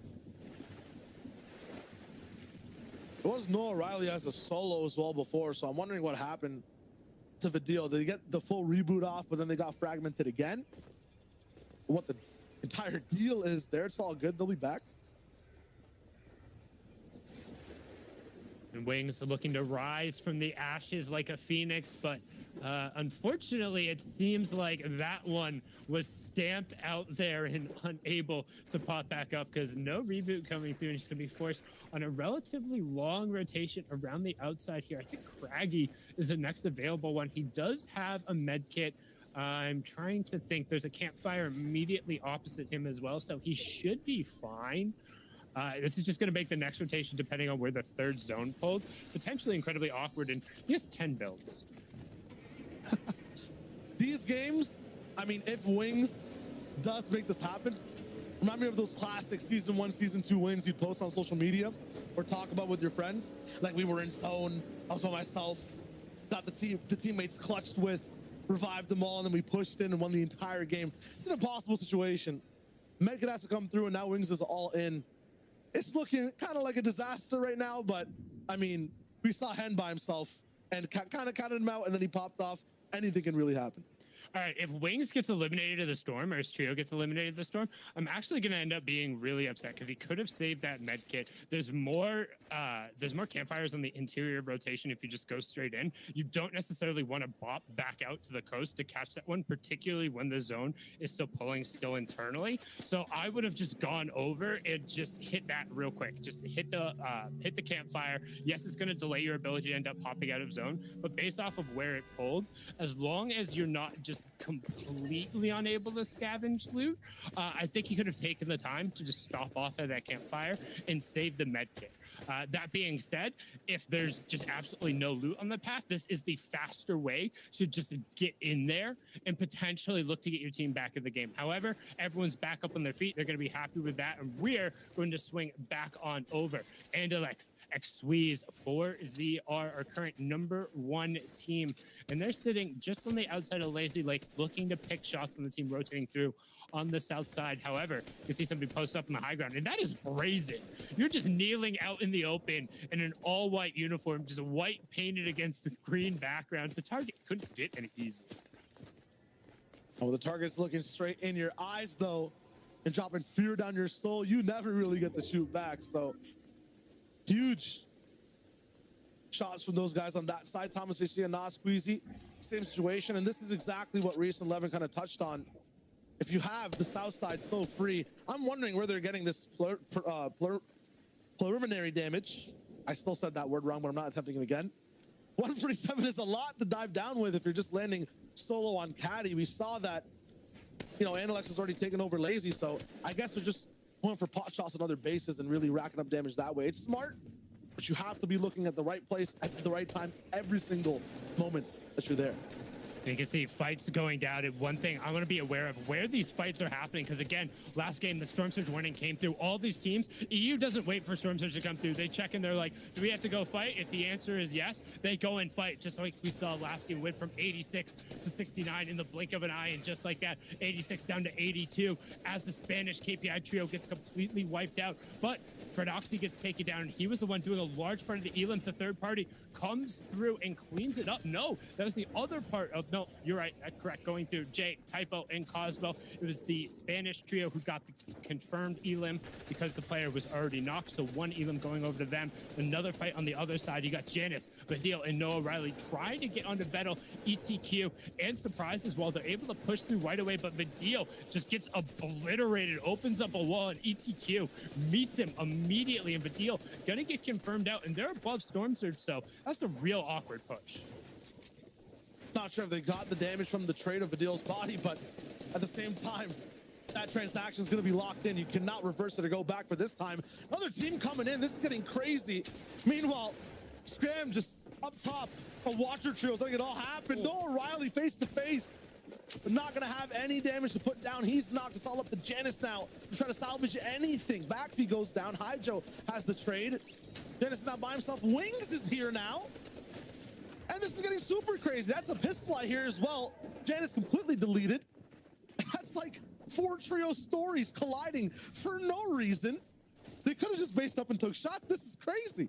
They said, Sundown, you were wrong. Timing is everything. So stop telling me you're taking your time, going straight over the hill into the fight, didn't grab anything, and then just hopped into what was a fourth party situation. They get everything they need and more on top of eliminations, and what turned into basically a being hunted situation. Wings goes from prey to predator real quick, and that's 6 points. They're right on the edge of that additional +5 for the placement points coming through. They're above Storm Surge by a comfortable amount, 105. It doesn't seem like a lot, but with only 2 players being pressured by it, they can chill, and they now basically get a pass in the mid game from what was an awful situation. The only kind of issue with the team that they picked up in terms of Janice, Noah Riley, and Vadil is that those guys were already so scuffed. They have to go all the way over to Coral Castle, barely even have any loot or AR. And now they're kind of surrounded by a bunch of teams that are so much stronger than them. Yes, you got a few more medkits in tow. You have your team up, ready, and have shields going over to play. But we've seen these end games, right? I mean, you have to have a whole loadout, the big game plan, and so many resources. They're going to have to wipe out another team if they want to have a chance to survive. Yeah, I was about to just ask if we could kind of get like a little bit of a lay of the land, zoom around, see what other fights are going on in that circumstance, because I'm very curious as to what's happening on the southern part of the zone. And thank you, observers. Y'all are fantastic.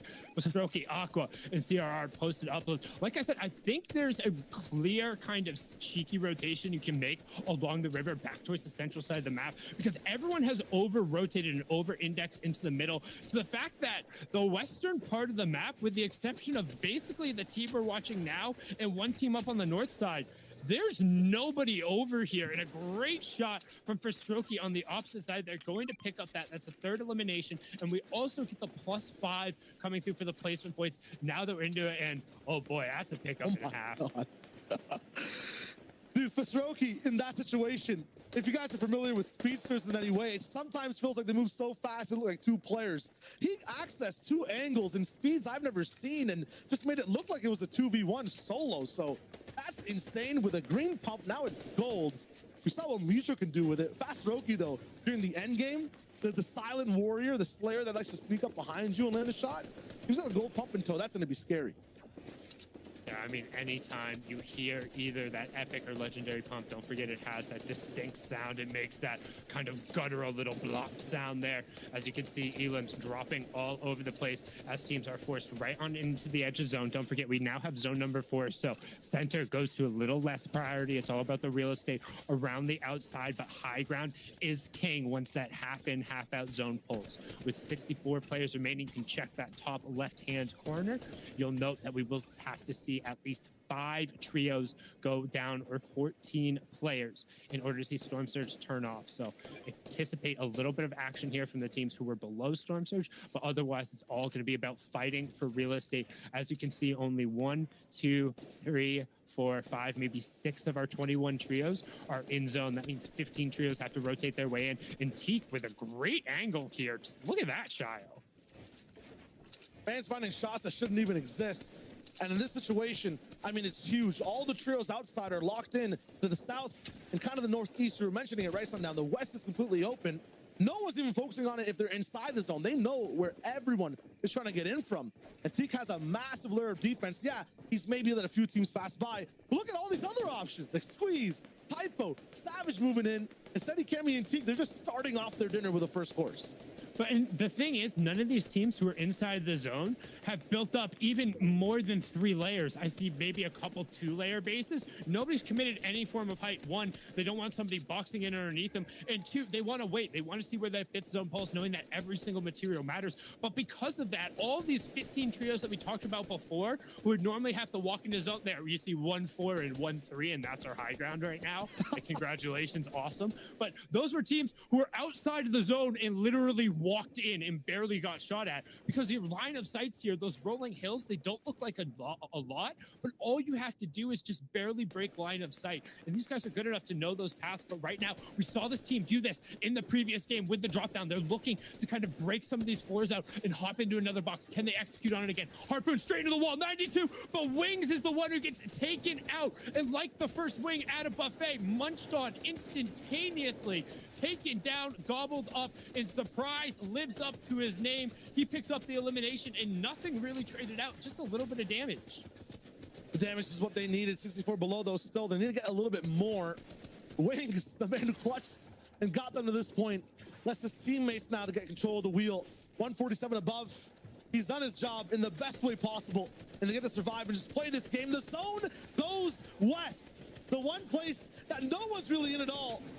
No one has any control of it whatsoever. Carmi finally going down 2. Everyone's still stuck in these builds. Literally not a single trio read the zone correctly. Everyone packed into the southeastern side. It pulled nearly due west. This is going to cause so much chaos as, again, no high ground has really been established, and it's free for the taking over there. A couple teams just did a nice little hop, skip, and a jump, and they go in. But you can see trios already taking the air for a launch pad. 4ZR, Xweez, and Andalex are current leaders, 0 eliminations, but they're on the backside of the zone. You can see they have a trio pinned, and they're going to need to go for a late rotation. There's 2 more trios who need to fall before we are in to those cascading placement points, and there's still 1 trio who is being bombarded by Storm Surge right now, as we have 53 players up, and they're actually going to burn one of their own launch pads and go early. The question is, what will it cost them currently? It looks like just about 50 shield onto Xweez. They get a decent amount of spot. Can they get some real estate? Landing by the bush, always risque, but nobody in there doing their best Drake impression right now. On the opposite side, you can see the shots raining down as players are getting knocked, but no confirms coming through.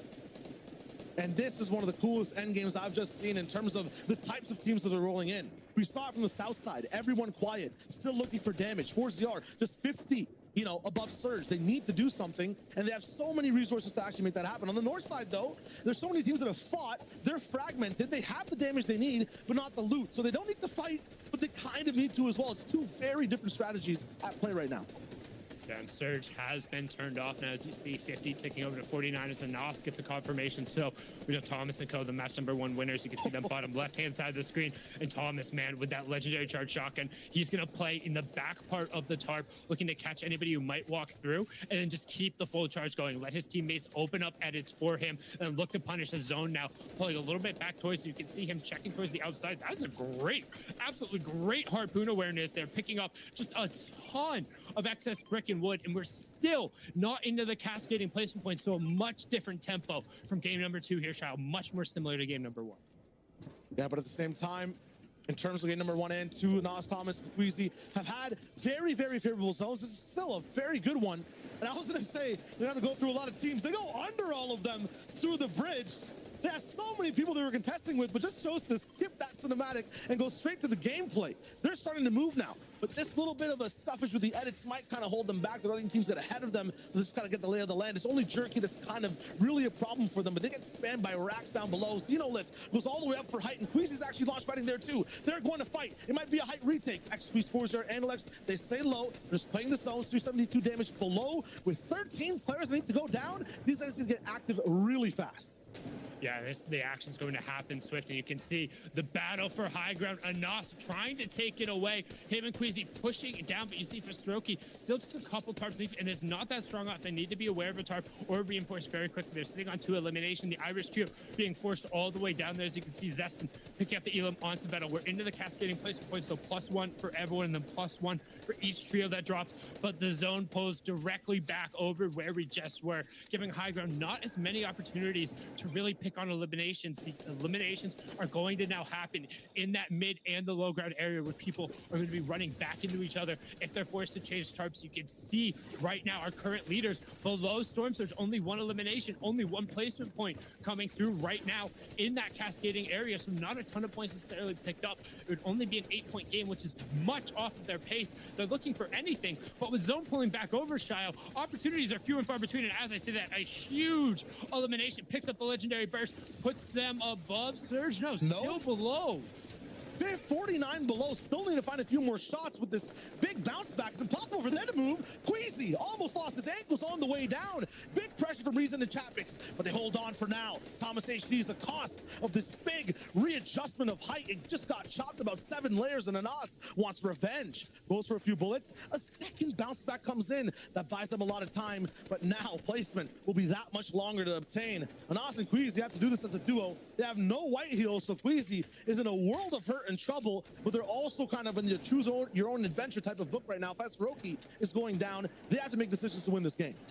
And you can see 11 builds on Anas and Queasy with no, and we talked about it before, how it was such an absolutely thin build, and doubling back over the pullback got them chopped not once but twice. However, the amount of resources to take it away from them might not necessarily be there. You can see the shots now being rained up towards them. We'll hop back down to the low ground as just barely able to survive through the storm surge. We have our leaders, X-Squeeze and Andalex.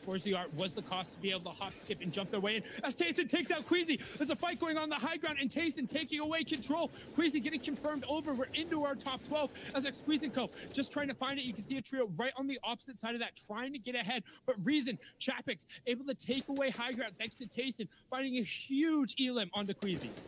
A jungle gym of builds on height, and Taste and Reason Chapix have that forearm strength. They're really just navigating this perfectly. They took out the top team up there, but it's still 9 teams inside the 9th zone. This is just an absolute mess of builds down below that Taste and Chapix and Reason have to destroy over and over again. So many teams with this bounce back still have those hard mats. There's metal cones being dropped in this 9th zone. 45 seconds still left, and no team has gone down finally. Benji's still alive and picks off Hellfire. There's so much potential on this mid ground. It's a big vertical squeeze that's happening right now, and Taste and Chapix and Reason, they can't find a way to penetrate all the way down below.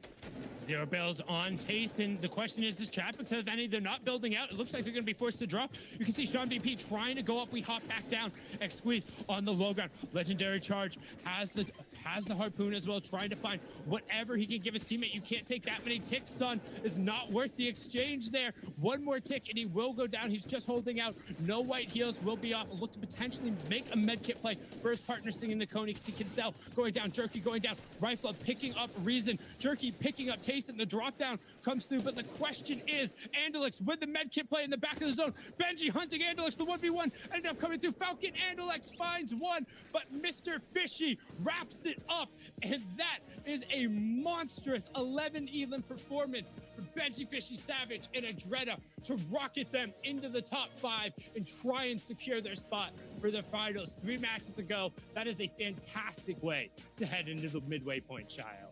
Hey, everything's chilling till the zone goes down to low, and Benji and Savage are still alive with Andretta. That was just nuts, and there was so much going on in that mid ground. We were tuning in with height, but I really want to know exactly, what else happened in that game.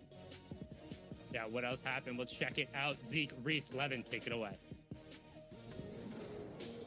I cannot believe this just happened. With his recent win in the DreamHack Open, Benji Fishy looking to absolutely inject some of that directly into the FNCS, and they pick themselves up a win, 11 eliminations. Absolutely insane. And I see you saying inject it. I know you know the vibes, man. Benji, I'm happy. I'm happy we're here now, right? It took us a year, but I'm happy we're here because this is exactly what you want to see Benji Fishy doing, winning games on the biggest possible stage. And right now, that is the round 4 of Core 1.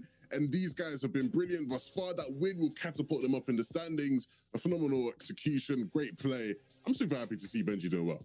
Yeah, absolutely. And what's funny is I'm not entirely sure we didn't see their loadout all the way through the game, but this seems to be the one game where they didn't get the absolutely unbelievable RNG, the double llamas, obviously the gold shotguns at the same time. They managed to capitalize on that. I mean, I think a lot of the times, sometimes you get set up for it and it feels bad to choke it like that, but once you end up actually capitalizing on a game where you've just got mediocre to good loot, I'm just guessing. We didn't see all the way through. Maybe they had some crazy loot at the same time. Feels good. That's going to, like you said, move them far up the leaderboards. Absolutely. There's so much just happening across the board in all these games. Levin specifically called out something that I'm very excited to kind of talk about, and that's Cammy, Seti, and Teak. Levin? Well, look, what you're about to watch on your screens now caused Astro SMZ to tweet this, right? This is what he tweeted. Astro SMZ tweeted, I'm convinced Cammy split has to be the best spot on the map. Guaranteed elimination out the air every game if you know how to shoot in a straight line. And we're seeing it here. The players that are landing at Dirty Docks, they can't do anything because they glide in, and what happens? They are getting absolutely sprayed from Cammy, Seti, and Teak out the sky. Look at this from Seti. This is absolute madness. Picks up a grey pistol and he's just letting off shots, right? He doesn't care. No care in the world, right? Because this is what they can do from the spot. They can literally just sit up high and pick off anybody in Dirty Docks. And these are the kind of things, right, that just make their spots so overpowered, makes them such a strong contender. You can see them there in 8th.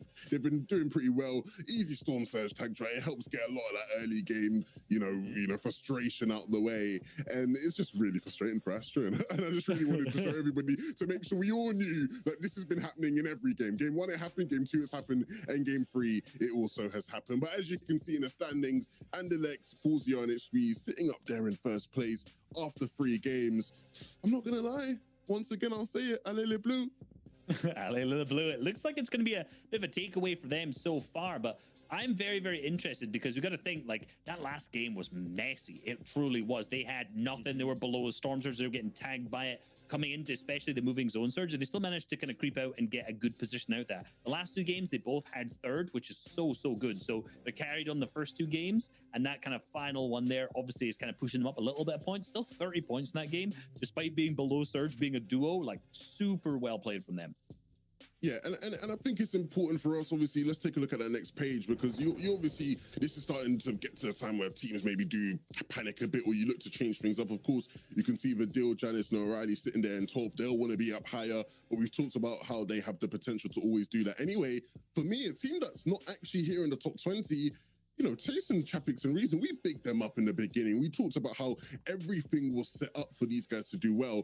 And before this game, they were sitting in 30th. So to be sitting in 22nd, I believe they are in now, is a lot better because they just had a 5th, 6th elimination game. But they need to pick things up. There's 3 games left. This is not a team that, can finish today not in the top 10 and we go, it'll be fine, right? Because everything is just so perfectly set up for them, as we highlighted at the top of the show. So you really expect some of these teams to pick things up faster. Even right below them, Hen, Rescard, and Trulek sitting in 23rd. Another team that really should be way higher up in the standings. So hopefully in these next 3 games, they do pick things up. Yeah, and for Hen, Trulex, and Rescard, like, they've started the season fantastically. I thought they would probably be a bit stronger today. Rotation Chapek's Region started a little bit slower than we would have expected as well, because they're usually right off the bat super, super strong. So, you know, I'm interested to see how it plays the next 3 games, and obviously next week as well. All right, we're jumping back on the action. Let's send it back over to Monster. I'm sorry, Monster. I was gonna try and put Sundown and Shy Wagers. You know what, Shy Wager and Clay. You know what? Just go. Production just saved me. Get me out of here, production. Do I need to get a hat and put it on backwards? Is that what Zeke's saying? Should I even call him Zeke? Do you have to change names completely? What are we doing here, Sundown? How do we tackle this? The way we tackle it is we cover the amazing Fortnite action that is going on. He's Shy Wager, I'm Sundown, 3 games down, which effectively means we're a quarter of the way through qualifiers with only 1 other qualifier next week before we get into the semifinals. We're hopping on board with our match number 3 winners, 100 Thieves, Mr. Savage, Energy, Benji, Fishy, and Andretta. They were able to push up to 90 points, currently pushing them 13 points clear of that 5th place mark. So very solid performance, and honestly a lot of it coming off the back of that previous game. I mean, it's just nuts. Yeah, looking at it, just absolutely phenomenal. First place, 11 total eliminations, and I think one of the biggest things to note about it too is that it was a hard-fought victory. So far, when we're watching games 1 and 2, a lot of the people that have been winning, whether that's obviously Analex's team and then Anasa Thomas, they've done it kind of flawlessly, effortlessly. They've kind of let the game just end and picked up elims here or there. These guys that fight for it so hard. I'm not sure if that's going to be replicable again, because you know, you have to basically take out 3 different trios while you're moving down on low ground and clutch off that last fight. If that's the highest point game they're rolling in with, now it's time to kind of up the consistency, because before top 7, that's good, and then 21st place, that can't really happen again if they want to stay in the top 5. Yeah, I mean, only getting that +5 is incredibly difficult, but as you see, that one really solid, good game can really push you on up and through with the 2 points per elimination, picking up 22 there, plus the 50 for the victory royale. I mean, that is chunky going through. I mean, just it adds up. You can see Foldman being taken down on the opposite side of that. He's not going to be happy. I'm not even worried if Fullnet goes down. I'm chilling with that whole trio unless Wings gets taken out first. Because I've seen that man reboot his whole trio and still be able to get them to a spot to fight for Surge.